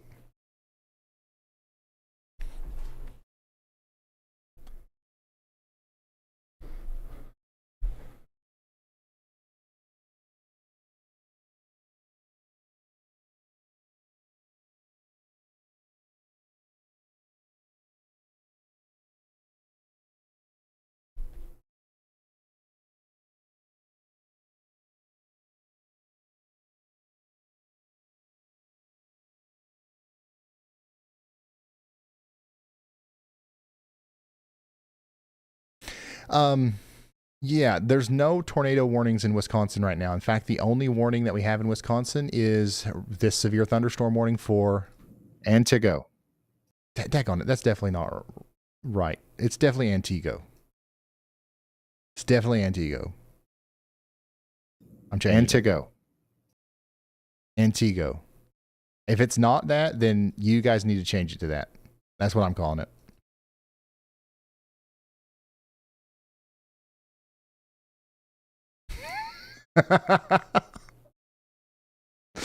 Oh my gosh. Okay, I'll change it back. Hold on. Antigo. Antigo. It just sounds so wrong. I don't know how you guys do this. How can you look at yourself? How can you sleep at night? Not calling that Antigo. I could not. I couldn't. Couldn't be me. Well, you're about to get hit by a storm. Strong winds, 1-inch hail.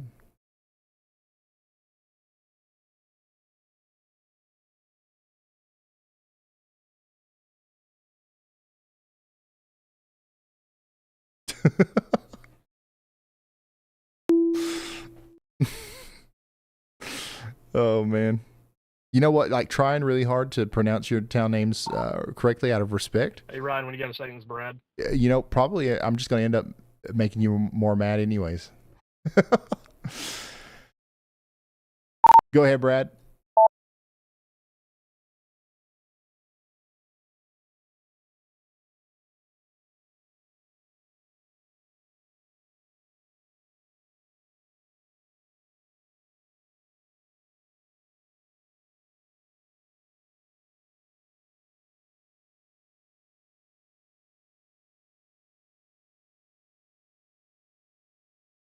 Brad. Yeah, so this storm is definitely outflow dominant. Tornado potential with it is pretty much done. There's no tornado potential with this. The only one that would possibly have tornado potential would be the one near Ames. So with that, I'm going to go ahead and make my way down south, staying in Oklahoma City tonight. And a lot of folks are wondering about the trash can emoji that I put on Twitter. I do not have to retract it. It still stands as a trash can emoji day. It's official. Brad Arnold sniffed the storm. Says smells like trash. Okay, here you go, guys.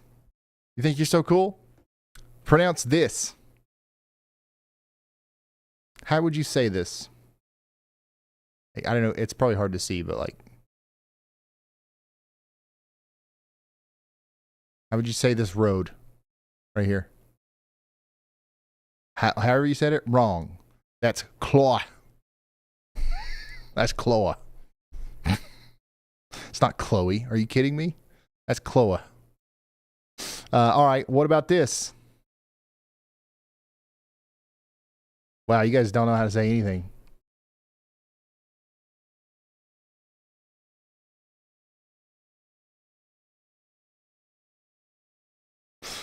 Daggone it, I can't find it. All right, there's another place down here called Hurricane. How do you say that?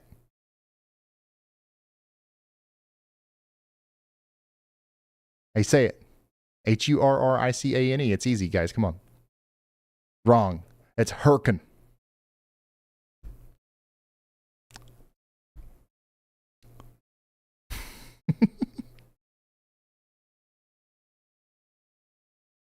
There's one in Pike County too. There's also one in West Virginia. There's a town called Hurricane and Tornado right next to each other in West Virginia. But we say Hurricane down here.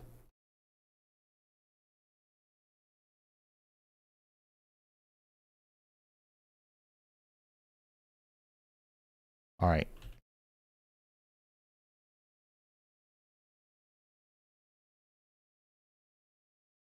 Daggone it. None of the good ones pop up. There's another one down here, Marrowbone.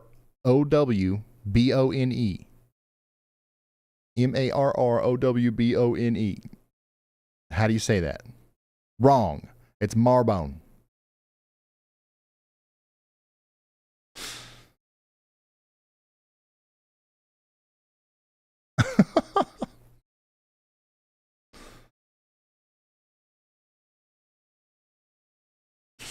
Come on now, y'all. Where are you?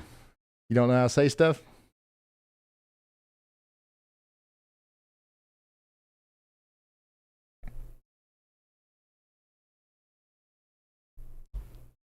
Chloe, Hurricane, and Marbone.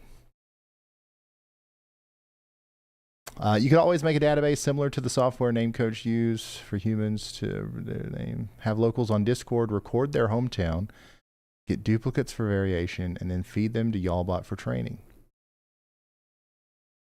Yeah, I thought YALLBot would do better just out of the box, like pronouncing stuff, but it's really bad. And that makes me feel better. Because that means that my first interpretation of some of these town names and me reading them wrong, like, you know, I'm just doing whatever makes the most sense.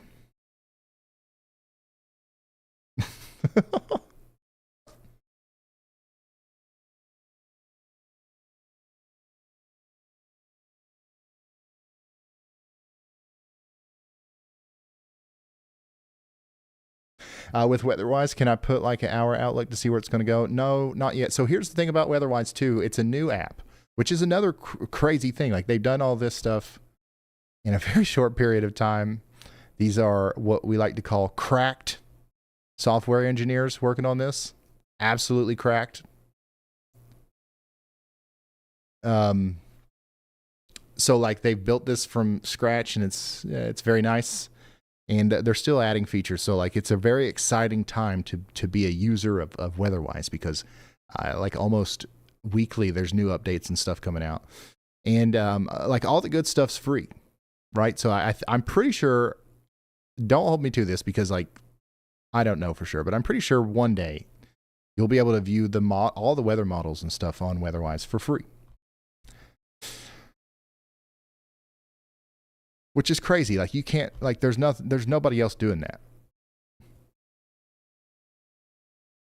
On a Mapbox map.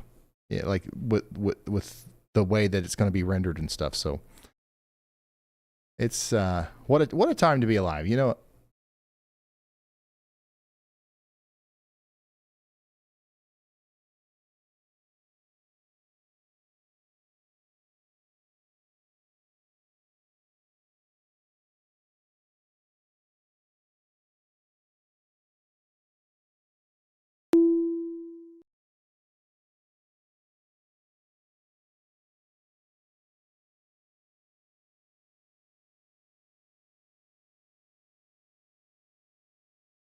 New severe thunderstorm warning for Forest, Langlade, and Menominee counties in Wisconsin. This also includes Oneida County as well, and Oconto County. We've got 1-inch hail and 60-mile-per-hour winds coming into Neopit, White Lake, Townsend, and Leona. You're going to want to take shelter indoors, away from windows. There's another underpass, Parker. Somebody earlier said, why does it matter? And you know what? It kind of doesn't. Like there's nothing I can do about it, right? Like I can't make this person move, but like I feel like a lot of people don't know that it's actually a bad idea to park under the overpass. It's not safe. You're not doing anything like positive. It's something that somebody who was scared and not prepared would do.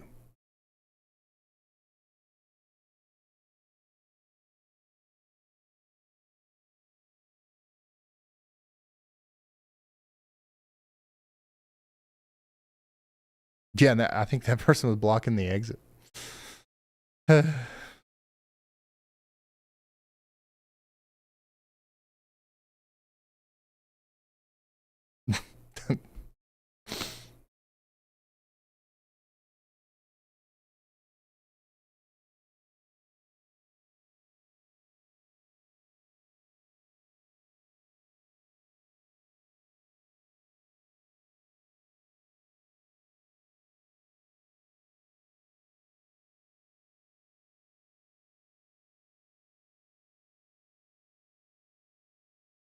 Yeah, it is. Yeah, it's also illegal to just like park on the interstate. But that's the least of my worries.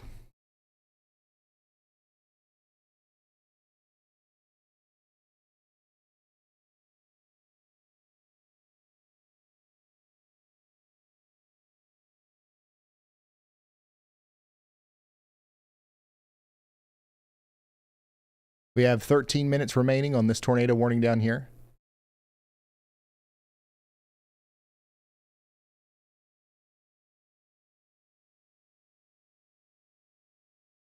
Haven't been on for a second. Is it petering out? Yeah, I would say so. Most of these storms are. There's still strong storms out there. But the weather intensity score is at a astonishingly low 76.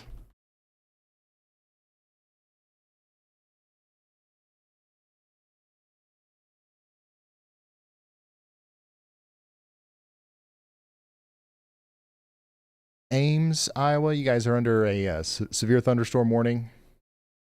The biggest part of the storm is already past you now. But now that's moving over towards Nevada and Zeering in Iowa.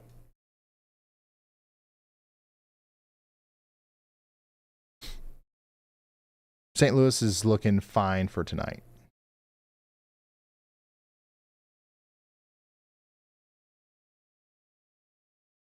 Yeah, St. Louis, honestly, you guys are probably going to dodge storms tomorrow too. So honestly, St. Louis, you guys got nothing to worry about.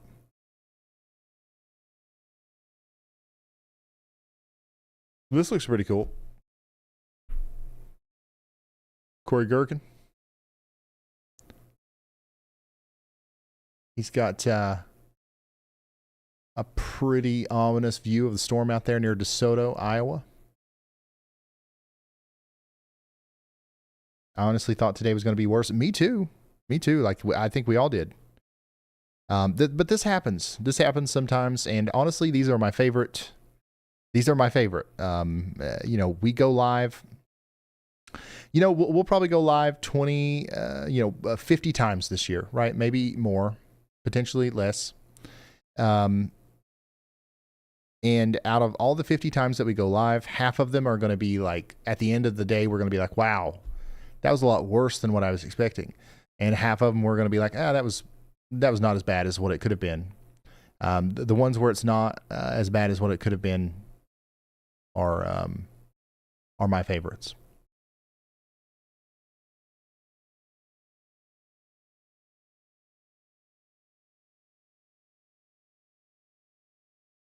It's rarely ever like, wow, that was exactly what I thought was going to happen.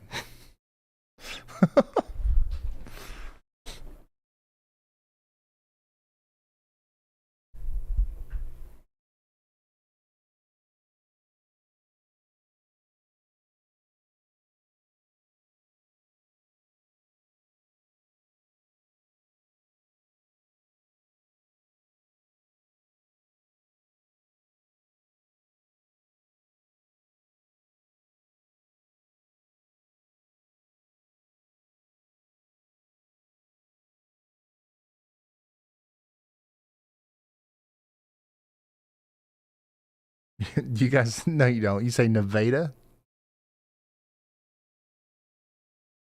Nevada? Is that real?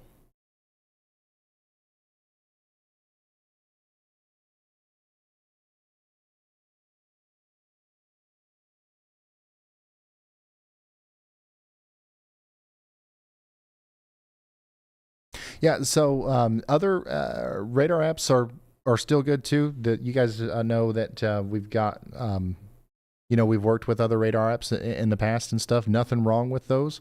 It's just we've moved in a different direction. And this weather-wise thing is free. Okay? So my goal is to help you guys get the information with as little friction as possible. And how freaking frictionless is this? A new tornado warning has been issued. Look at there. New tornado warning right there in front of us. You can't beat free. And, a lot of the other radar apps that are as good as this, there's an $8, $9, $10 paywall right in front. And, hey, there should be, like it's hard work to put an app like this together, but this is free. So what are we going to do? You know what I mean? Like this is, you can't really beat that. All right, so new tornado warning for Langlade, Menominee, and Oconto and Shawano counties in Wisconsin. Y'all, these are some great names. Neopit, White Lake, and Lakewood are in the path there, and there's actually a pretty intense and interesting area of rotation right here.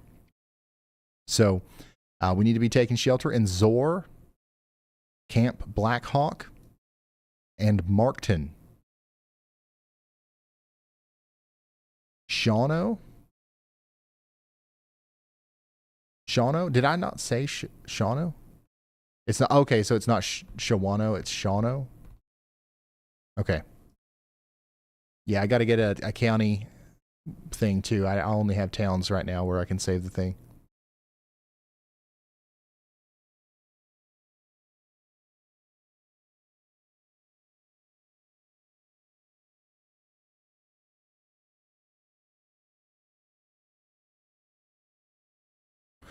Stevens Point, you guys are about to get hit by a storm. It's below severe limits right now. The tornado warning's off to your north. There is no severe thunderstorm warning or anything for Stevens Point. It's just going to get a little windy, a little rainy, a little thundery.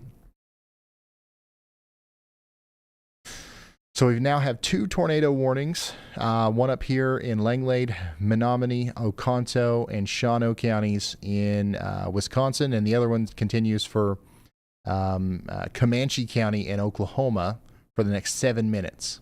Stay sheltered for the next 7 minutes down there.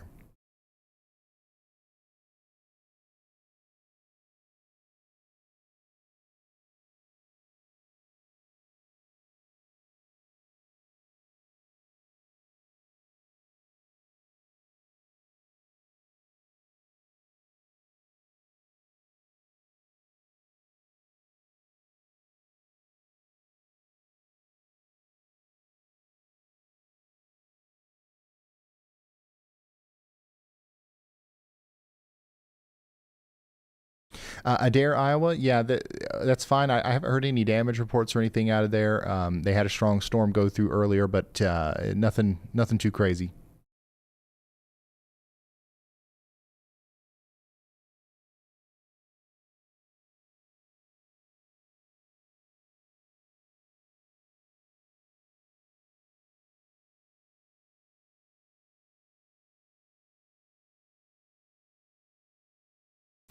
What app are you using? I'm using something I call Yaldar here.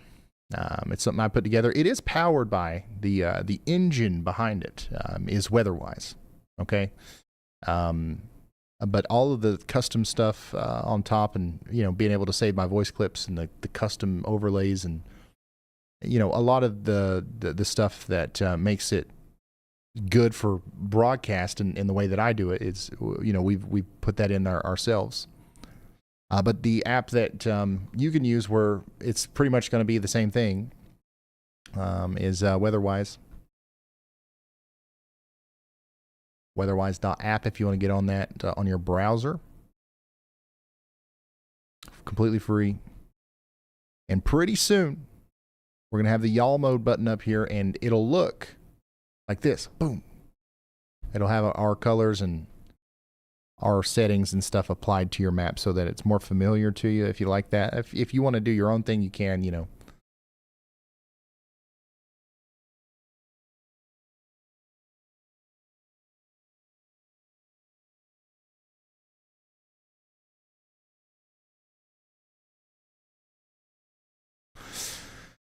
Yep. Tornado warning continues for the White Lake and Neopit and Townsend areas in Wisconsin.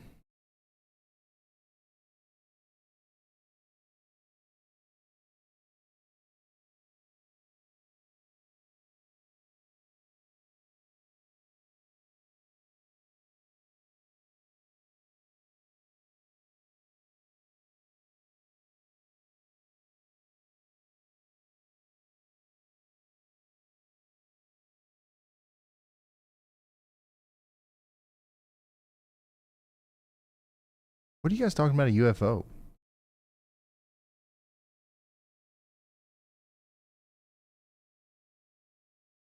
Ryan Kimberly Yarbrough sent in a super chat. She watched your bloopers video from 4 years ago for the first time today and laughed so hard coffee came out her nose. It was hilarious. I don't even know. What are you talking about?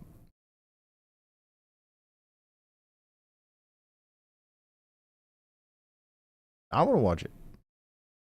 Oh, is it a members thing? Oh, yeah. Okay.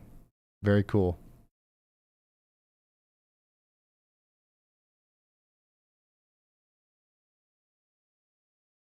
All right, Professor Pronunciation. Your Wisconsin fan club is wide awake, lighting up the chat about Madison and confirming things are starting in La Crosse. We're also seeing folks already nervously eyeing Missouri for tonight, and especially tomorrow's potential. Oh, and a quick PSA from the chat collective. Multiple sources are confirming Shawano, Wisconsin, is pronounced Shawano. Maybe jot that one down. Gotcha, y'all bot. Thank you. Yeah, La Crosse, things are starting there. Still below severe limits. On Alaska, you guys also gusty winds, some small hail. but nothing crazy coming into La Crosse and on Alaska right now. So these storms are honestly not very strong, most of them going through Wisconsin and southeast Minnesota right now, even into northern Iowa. Thank goodness. Strongest one, or the most concerning one that we've got right now is the one up here in Langlade, Menominee, and Oconto counties in Shawano. We've got some rotation in there. We actually just got a new warning in Oklahoma for golf ball size hail and 70-mile-per-hour winds potentially coming into the Elgin and Apache and Fletcher areas.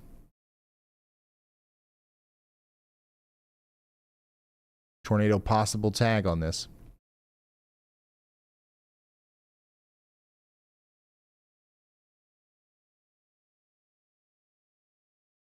That tornado warning in Oklahoma expires in a minute, but they might issue a new one. Just got a new severe thunderstorm warning, a large one out here for areas north of Des Moines, north and east of Des Moines. This includes Conrad, Gladbrook, Grundy Center, and Rhinebeck. This is for Grundy, Hardin, Marshall, Story, and Tama counties in Iowa. We're talking about 60-mile-per-hour winds and penny-sized hail. Get ready for that over the next hour.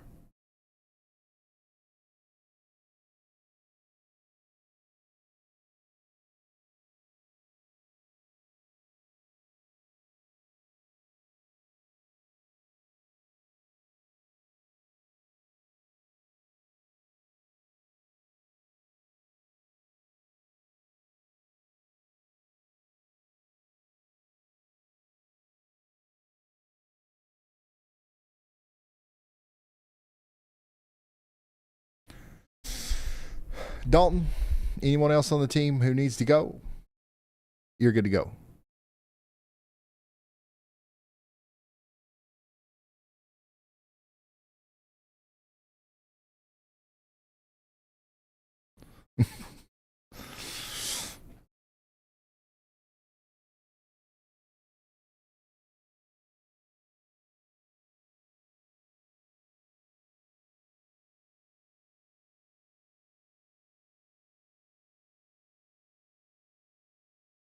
Also, anybody in chat who needs to go, you're good to go.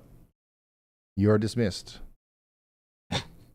Unless, of course, you are in a tornado warning. If you're in Langlade, Menominee, Oconto, or Shawano counties in Wisconsin, I'd stick around.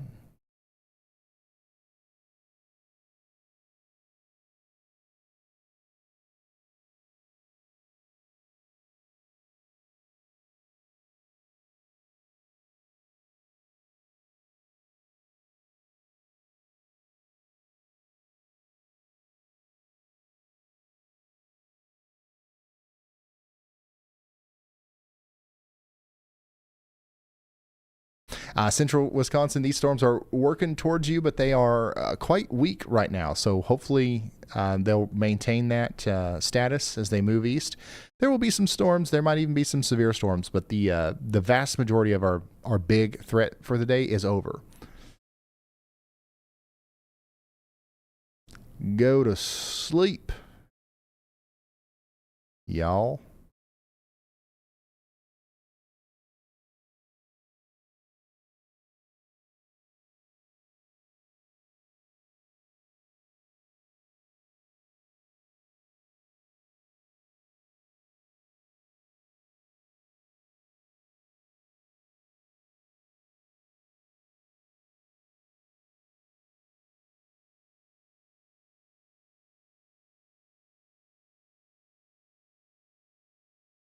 Yins.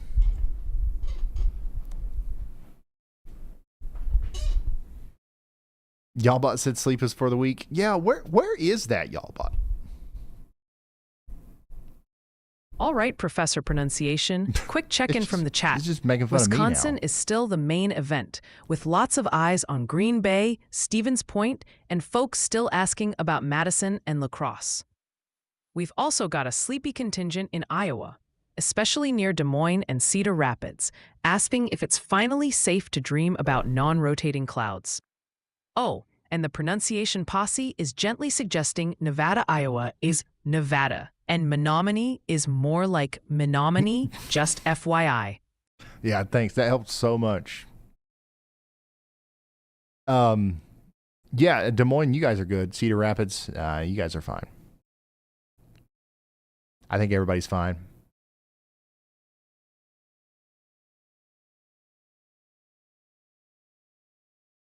Today,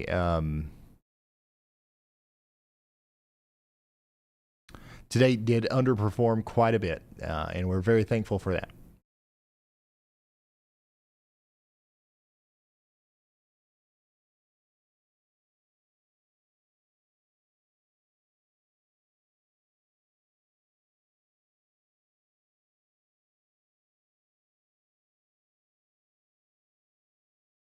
Storms will move towards you over there. Amy, I think. Army. But nothing crazy tonight. Live tomorrow? Yeah, we'll be live tomorrow. Our current mode. I can't wait to share some of the stuff with y'all. Our current mode is we're live streaming tomorrow. It's not even standby mode, it's stream mode.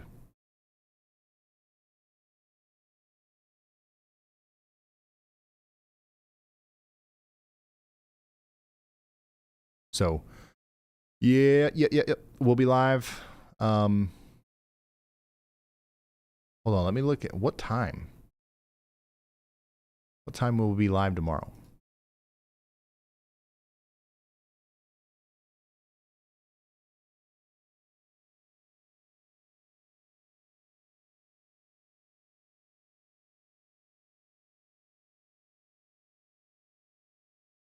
Honestly, storms will probably start going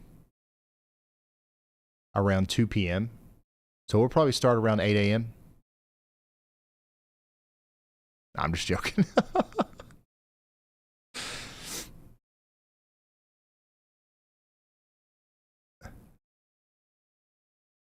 Yeah, I'm not sure. Just turn notifications on. We'll be live whenever the stuff starts happening tomorrow. But yeah, it's going to be crazy. We're going to be tracking storms in Canada, southern Canada.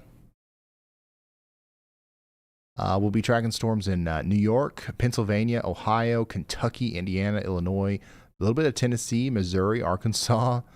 And then I think our biggest storms tomorrow will be in Texas and Oklahoma. But man, we're going to have a lot of people impacted by severe weather. I got to make sure. Check on the Pennsylvania. Never mind. I don't think we have Pennsylvania traffic cameras set up back there. I don't know if I'll have time to do that.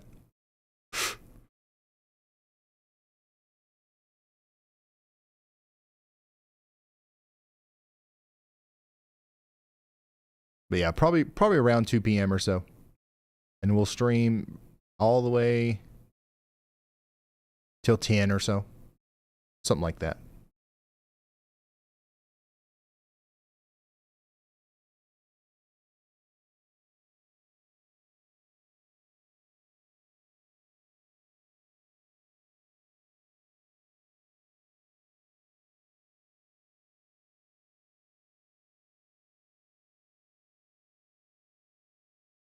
Will you do a video tomorrow? No, we'll probably just use that time that we would make a video to just fix a couple of things with the software and just prepare for the live stream.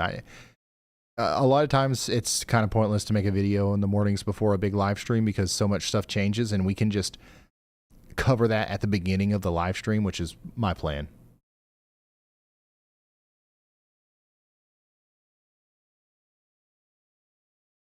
We will have a video probably, though.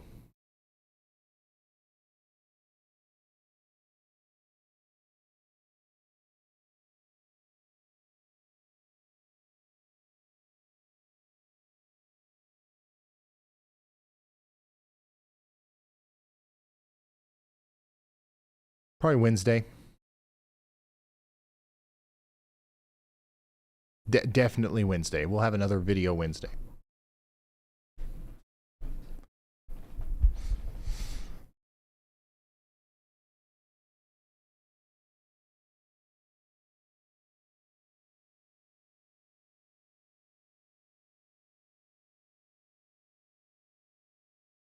Ryan, what's your target go live score? It changes.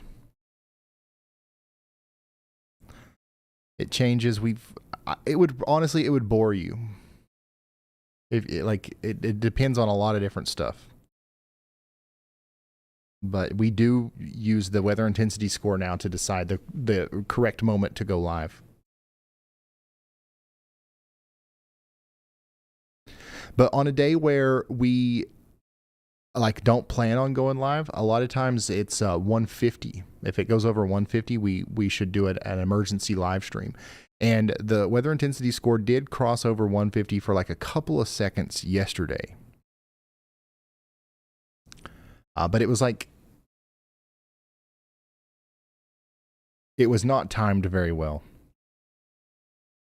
And I'm gonna make some adjustments to the score to where it factors in storm chaser stuff. So right now it's all population based. It's is this tornado warning gonna hit a bunch of people, or is it happening in a place where it's very likely that these people aren't even subscribed to the channel because the population is so sparse.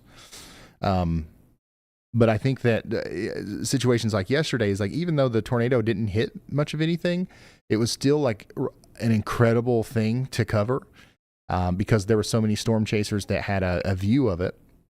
So we're probably gonna have to invent an algorithm that creates a storm chaser score, and then apply that into the weather intensity score as well. We're having a lot of fun over here with this stuff.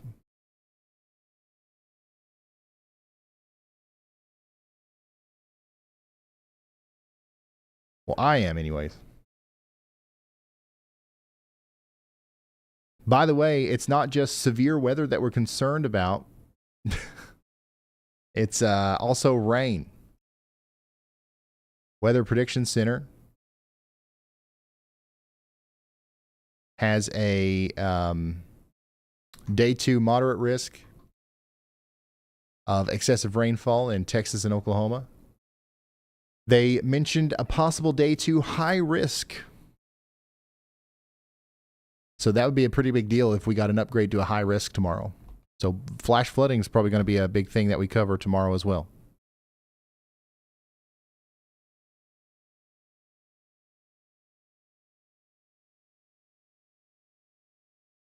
Yep, we do have a tornado warning continuing here for places east of White Lake now. The storm's past White Lake, moving more towards Mountain. We've got a couple different areas of rotation in here. Nothing solid, nothing that jumps out to me and says tornado, but precautionary tornado warning for Mountain and Breed in Wisconsin. Please take shelter.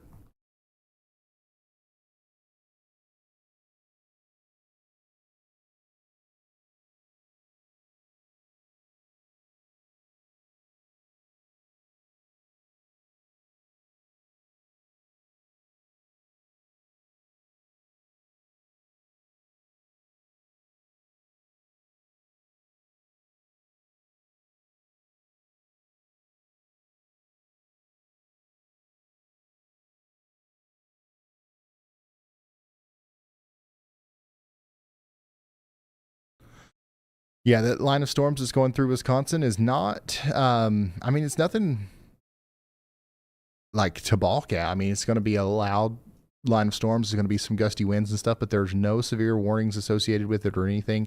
It's mostly below severe limits. So that's good. We currently have one tornado warning remaining, y'all. All right, Weather Maestro, stop squinting at those pixels for a sec. Wisconsin is still the main event in chat, especially that Lakewood mountain warning area, plus folks checking in everywhere from La Crosse to Appleton. A few stragglers in OKC and KC are still asking if they can finally sleep. Bless their hearts. And the dialect division wants you to try Waukesha as Waukesha. Oklahoma City, you guys can go to sleep. There will be storms in Oklahoma City tonight, and even into tomorrow morning. I mean, once the storms start tonight, which could happen as early as 6, 7 a.m., they're not really going to stop. So that's why you've got that excessive rainfall outlook.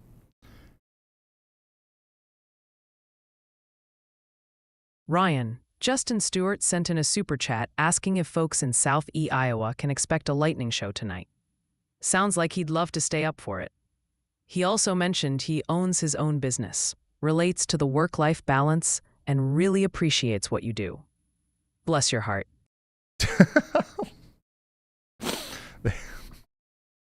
Thanks for the kind words. Gosh, that was such a subtle. My goodness, y'all bot. Anyways, Southeast Iowa, it's looking less and less likely that you'll get a lightning show tonight. The storms are really losing steam on their approach to you, so I'm sorry if you were looking forward to that. It's not looking good.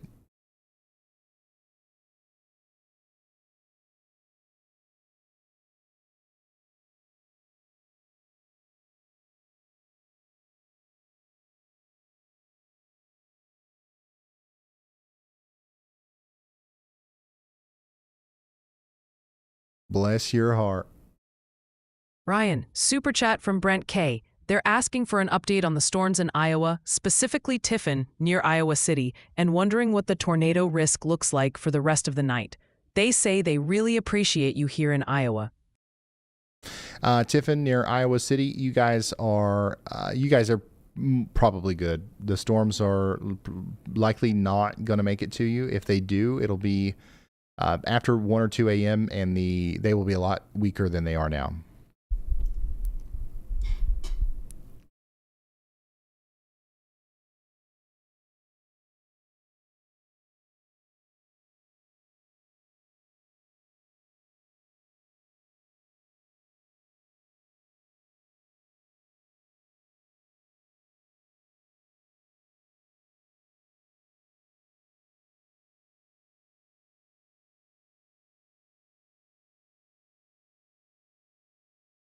Dubuque, Iowa, same story. Storms are weakening as they get closer to you.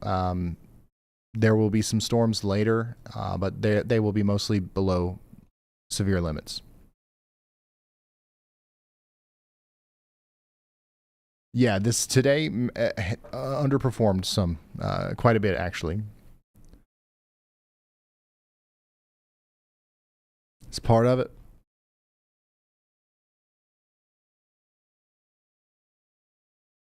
It's just another one of those times where all the ingredients were there, everything was in place, but one or two things didn't go right or wrong, however you want to look at it, and that saved a lot of people's property and potentially some lives today. So we're thankful for that.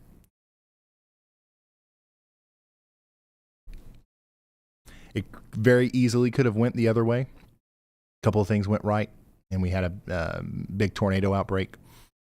That's why we have to communicate those risks. Because if we don't, and then that happens, people get hurt. New severe thunderstorm warning in Oklahoma, Chickasha and Ninica.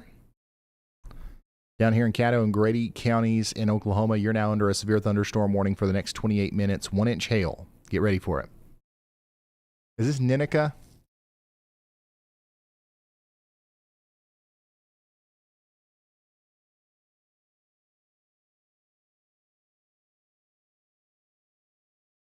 Is Ninica?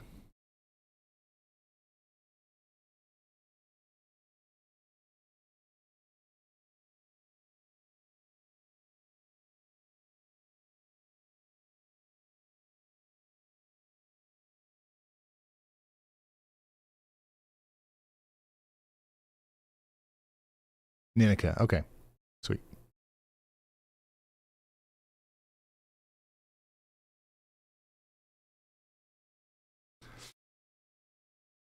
Barb says overhyped. I'm sorry. Wait. Gosh, I keep losing it.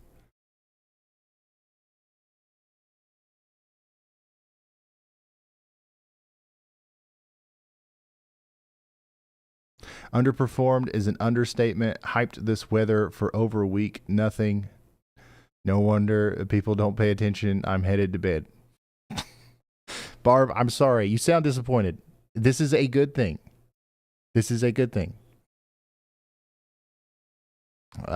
We had some storms. We had some damage out there. It could have been a lot worse. It wasn't. Nothing else we can do about that.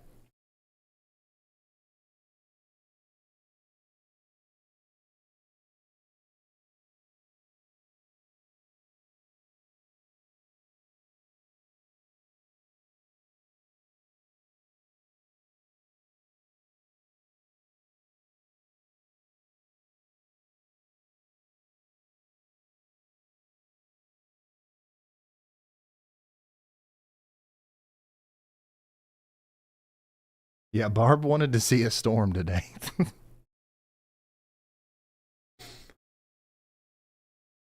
Barb, you should. No, I'm not. Listen, I get it. I get the frustration. We're constantly trying to, be better at forecasting, and as a, not just us here on this channel, but like the weather industry as a whole for that very reason. You raised some good concerns, had some good points there. But on a day like today, you have to say that a tornado outbreak is possible, because if you don't, you're lying. That tornado outbreak was possible today.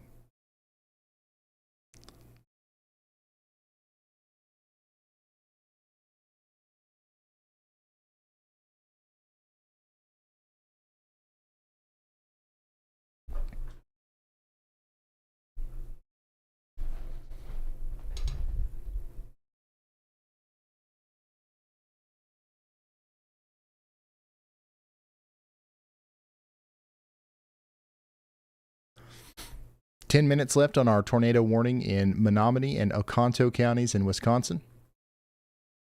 There's a chance they'll issue a new one that goes out farther east into the Oconto County forest. But once again, I don't see anything that screams tornado here. But we should still stay sheltered in Breed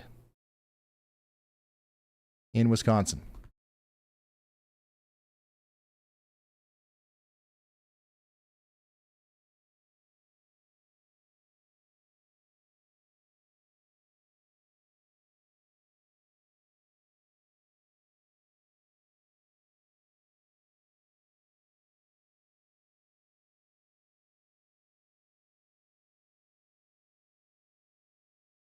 All right, Radar Ranger, stop gazing lovingly at that supercell for a moment.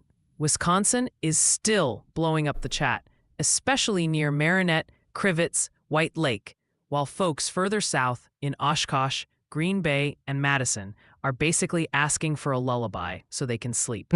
Iowa, Ames, Des Moines, Waterloo areas and folks north of Kansas City are echoing that sleepy sentiment, wondering if they can finally clock out. Oh, and the pronunciation posse is passionately debating Ninica okay. Consensus seems fuzzy, but maybe try something like Ninica or Ninicaw. Good luck, Weather Maestro. Oh, man, thank you. Y'all bought. Yeah, so Appleton, Oshkosh, you guys are good. Like, honestly, I would not recommend anyone to stay up right now. Like, there's no reason to stay up. Everybody can go to bed. You've slept through storms before. I promise you we're going to be all right. It would be nice to have a way of getting alerts, right? So if you've got a weather radio, make sure you got batteries in that thing. You turn the alerts on your phone. You can get weather warnings that way. Have a friend that works night shift call you if things go down. But for the most part, things are calming down quite drastically here. And that's going to continue to be the case as time goes on.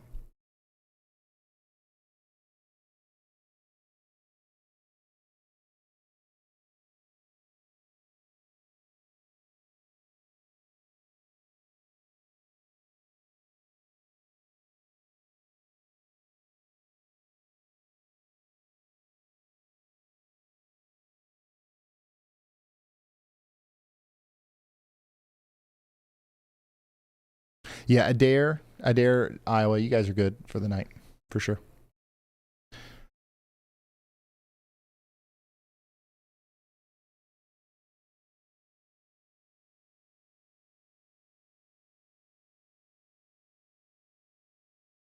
Yeah, we're working on a new one, new volunteer form that we'll have before too long. You need to make a go to sleep line on the radar. My pin, you know what? That's actually what I'm going to have to do tomorrow before we start the stream is fix all my key bindings back. My pins broke. But there is no go to sleep line. Wherever it's 11 p.m. or later, that's my go to sleep line. You got to get that 7 hours, those 8 hours. It's got nothing to do with the weather at this point.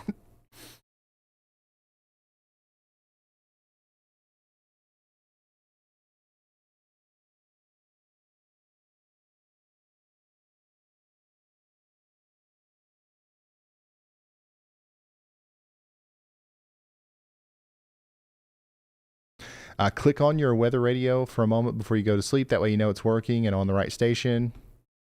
Yeah, that's a good idea. Lots of you guys have weather radios. I know that I've been hearing that we've had a lot of them go out of our website or out of our warehouse here. What in the world is this? Is it snowing?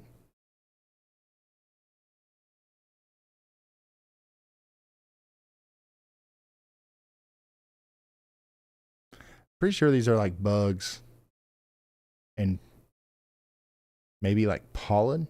I don't know. I've got so we have like these big spotlights installed on the weather house tower, and it causes this effect whenever there's stuff in the like right in front of it. But I don't know what this stuff is. Like usually you can see some bugs, and the reason the spotlights are there is because it really helps to see like the intensity of the snow when it's snowing. I need to turn them off, to be honest.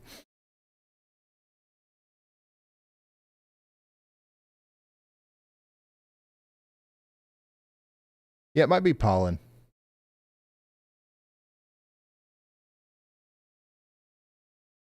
Yeah, we've got 2 cameras on the weather tower. There's the Hazcams one. This is the Radar Omega one. And you can see that stuff on both of them. I don't know. I'm going to turn those lights off, though. That should help.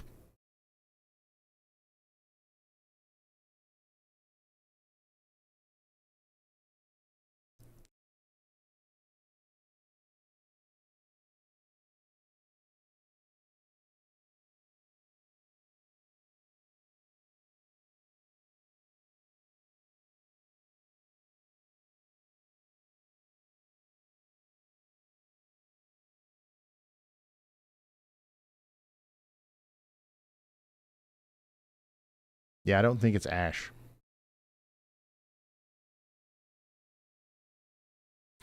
Ryan, I recommend reaching out to the aviation industry to help put up cameras and data collectors. That's a good idea. We really need to get on that. We've got the I'm pretty sure we're gonna work with Hazcams to put up a bunch of tower cameras. The one thing we've just got to figure out is like where, like we've got the cameras, we've got the technology, we've got all that stuff. We just need a place to put them so we don't have to get our own towers. You know what I'm saying? Towers exist everywhere where we want to put them. We just got to get a hold of the right people to get access to those towers.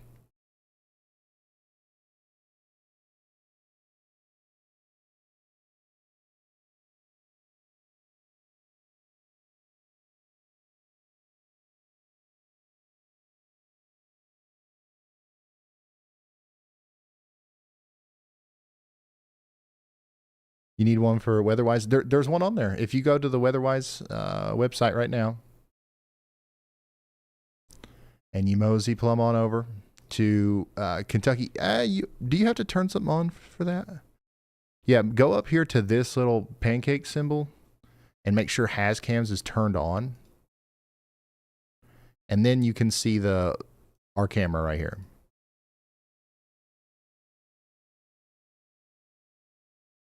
And then, yeah, there's a bunch in Tennessee too.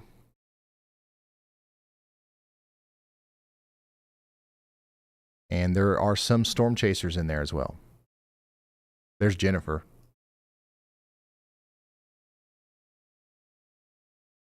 And there will be more as time goes on. So pretty cool stuff. Yeah, I forgot that like you might have to turn that on.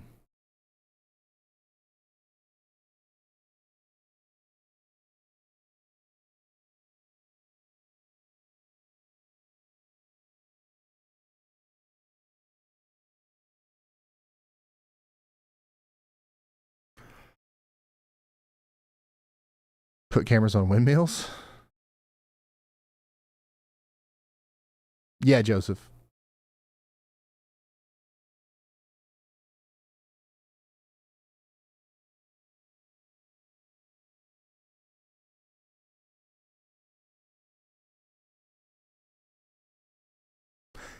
No, that was not water on the lens. Are you guys crazy?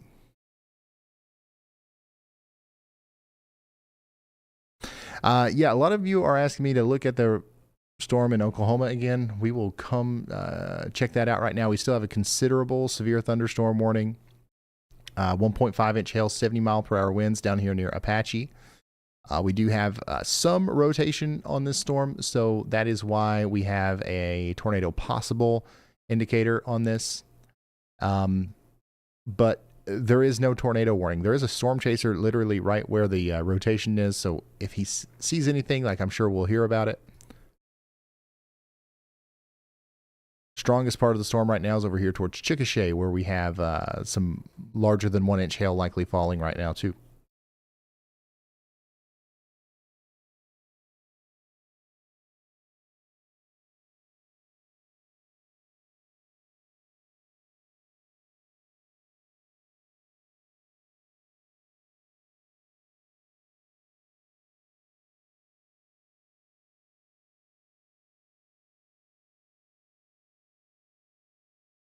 Will there be a tornado outbreak in New York State tomorrow? No, probably not. There will be severe storms, but not looking at a tornado outbreak. Mostly the tornado threat's going to be quite low, honestly, for most places tomorrow. We do have a 2% probability in Ohio up into New York. There's a 5% down here in Texas and Oklahoma. Our main threats tomorrow will be wind and hail.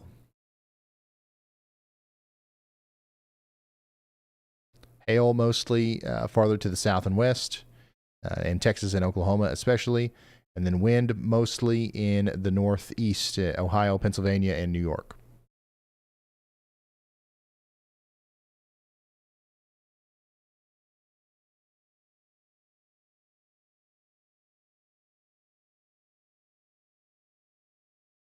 And we officially have 0 tornado warnings at this point.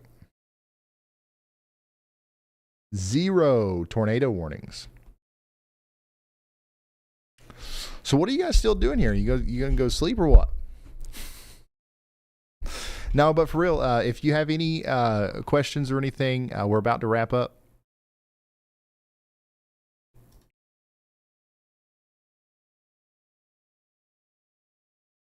Now's the time to ask. We'll get Y'allbot to summarize the chat one or two more times.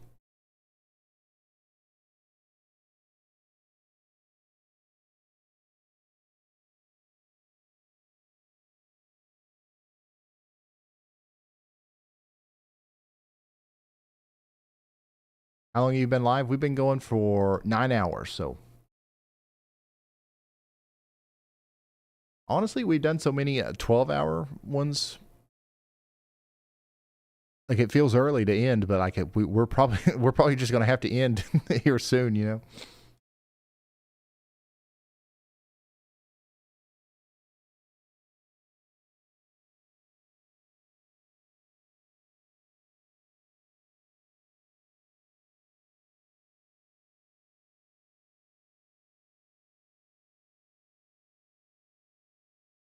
Are you going to make a video in the morning? No.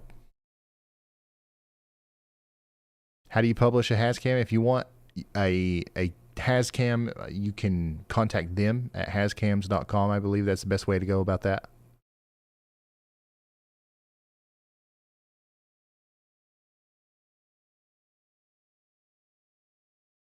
Next video will likely be Wednesday. We won't have one tomorrow because we're going to be going live kind of early. Not like early, but the video would be like you would probably see our live notification before you saw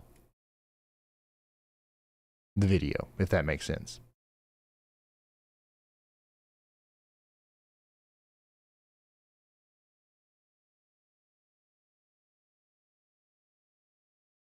Here's a live look from San Francisco. Because why not?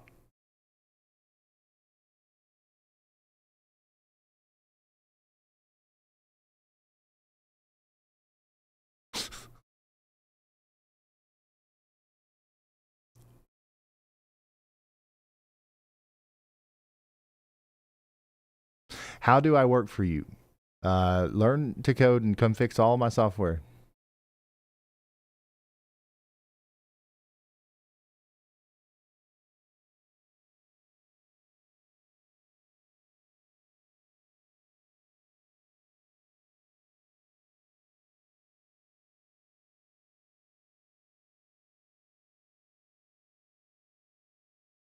Yeah, sometimes, John. But it mostly moved on to, obviously when we're live, I just use this, and on my phone and stuff, I'll use Weatherwise. Can I be your name corrector on staff? I was a geography major in college. Maybe. Are you guys still hiring in Fort Dodge? I don't know. I don't know.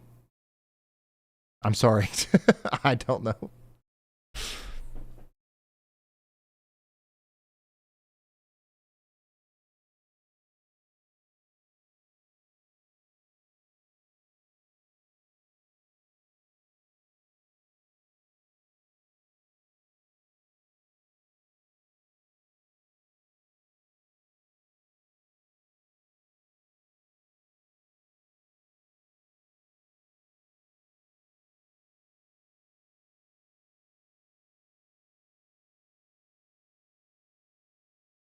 Yeah, so for everybody that's asking about the forecast for tomorrow, this is pretty much what we're talking about here. Stronger storms in the orange areas. Strong storms, but not quite as strong, possibly throughout all of the yellow and green areas.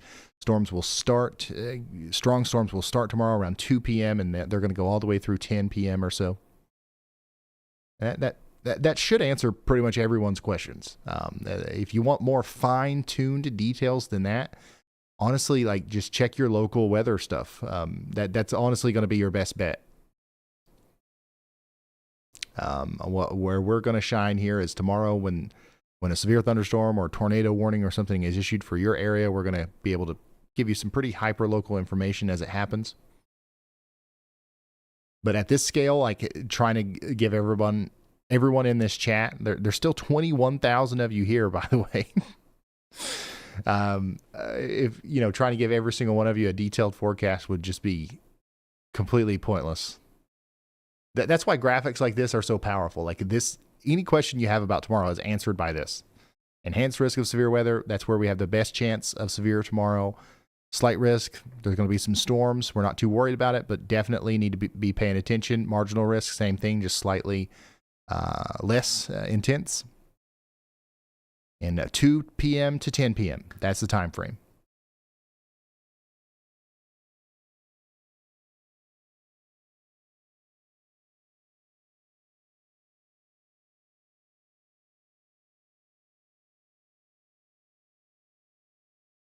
How do storm chasers get paid? People like me pay them. It's actually very, very expensive. But worth it. We love our storm chasers. Sometimes Fox News, the Weather Channel, pays them as well for the same reason. And then, of course, their YouTube channels generate revenue. It's a very hard career, I think.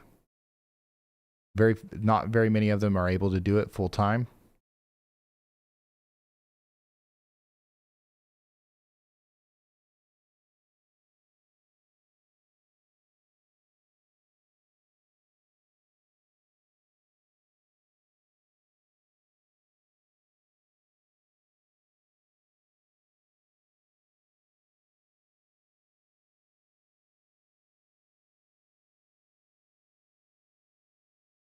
What got you into weather? Just was bit by the bug, I guess, at birth. I don't know.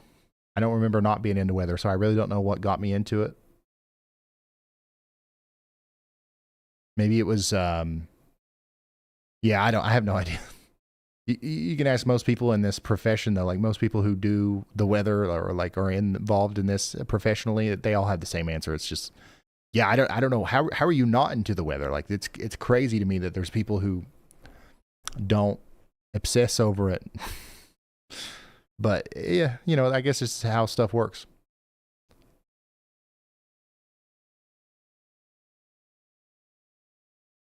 What programming language do you use? Lots of Python, JavaScript.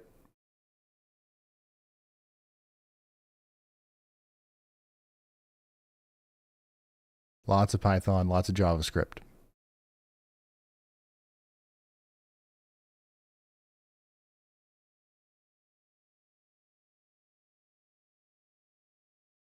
Python takes care of most of the back end stuff.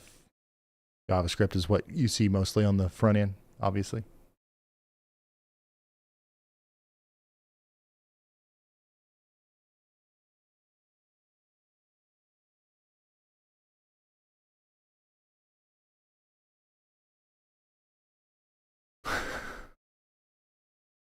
Oh, what is this? What's the most interesting camera you can find right now, Dalton?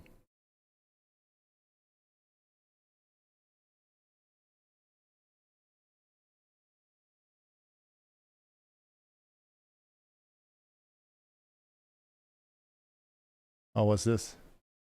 Some tag on trains. Is that a 1920s big boy?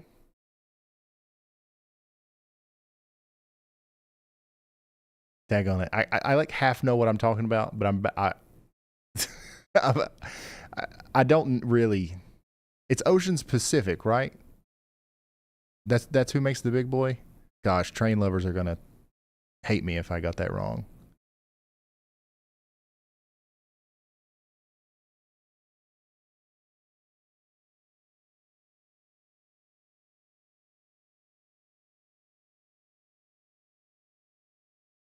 Union Pacific.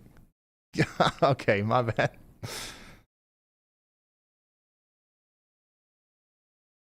I always wanted to see one of those in real life. I've never been to a rail museum that has one, though. Which one, Dalton?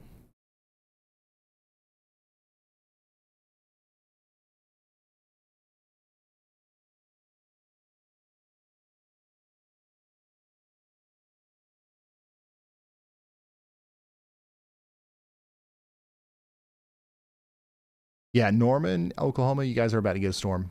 It's below severe limits right now. It's not anything to worry about.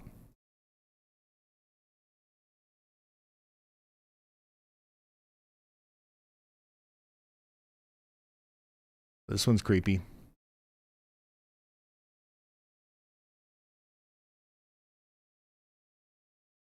Kansas City, you guys are also closer to getting in on a storm, but it's also below severe limits. The storm that just went through Topeka, similar thing is about to go through Kansas City. I'm telling you guys, most of these storms have completely lost all the gas. Grundy, Hardin, Marshall.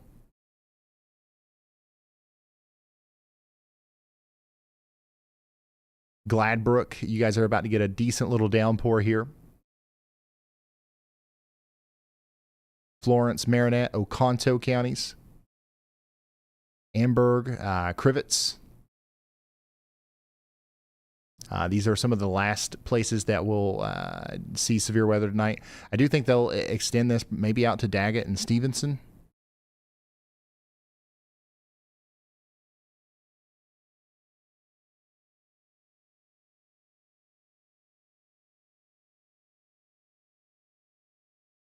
I know it was Union Pacific.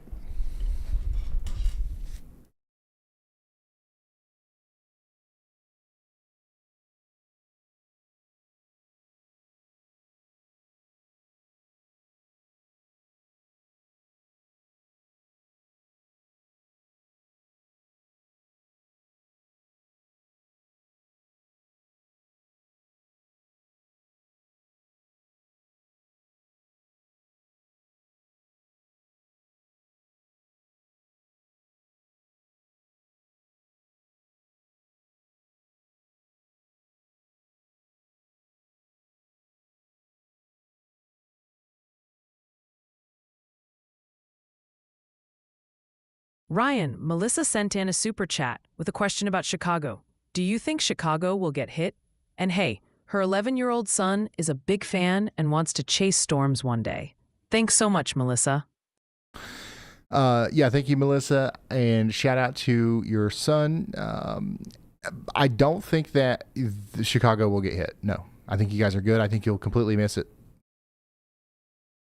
No problems in Chicago in the near future.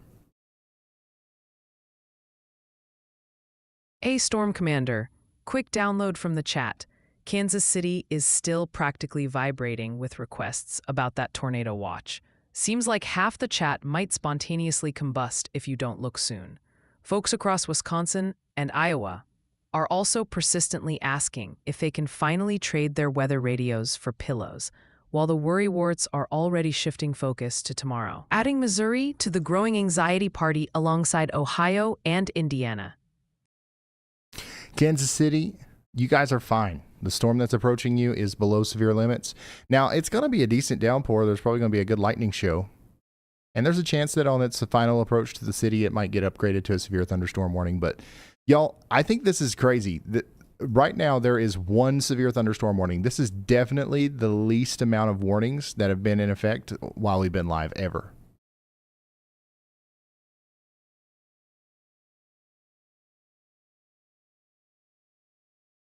So talk about a daggone wall-to-wall coverage, son. We was here before the first warning. We'll be here after the last one. Thank y'all so much for the support.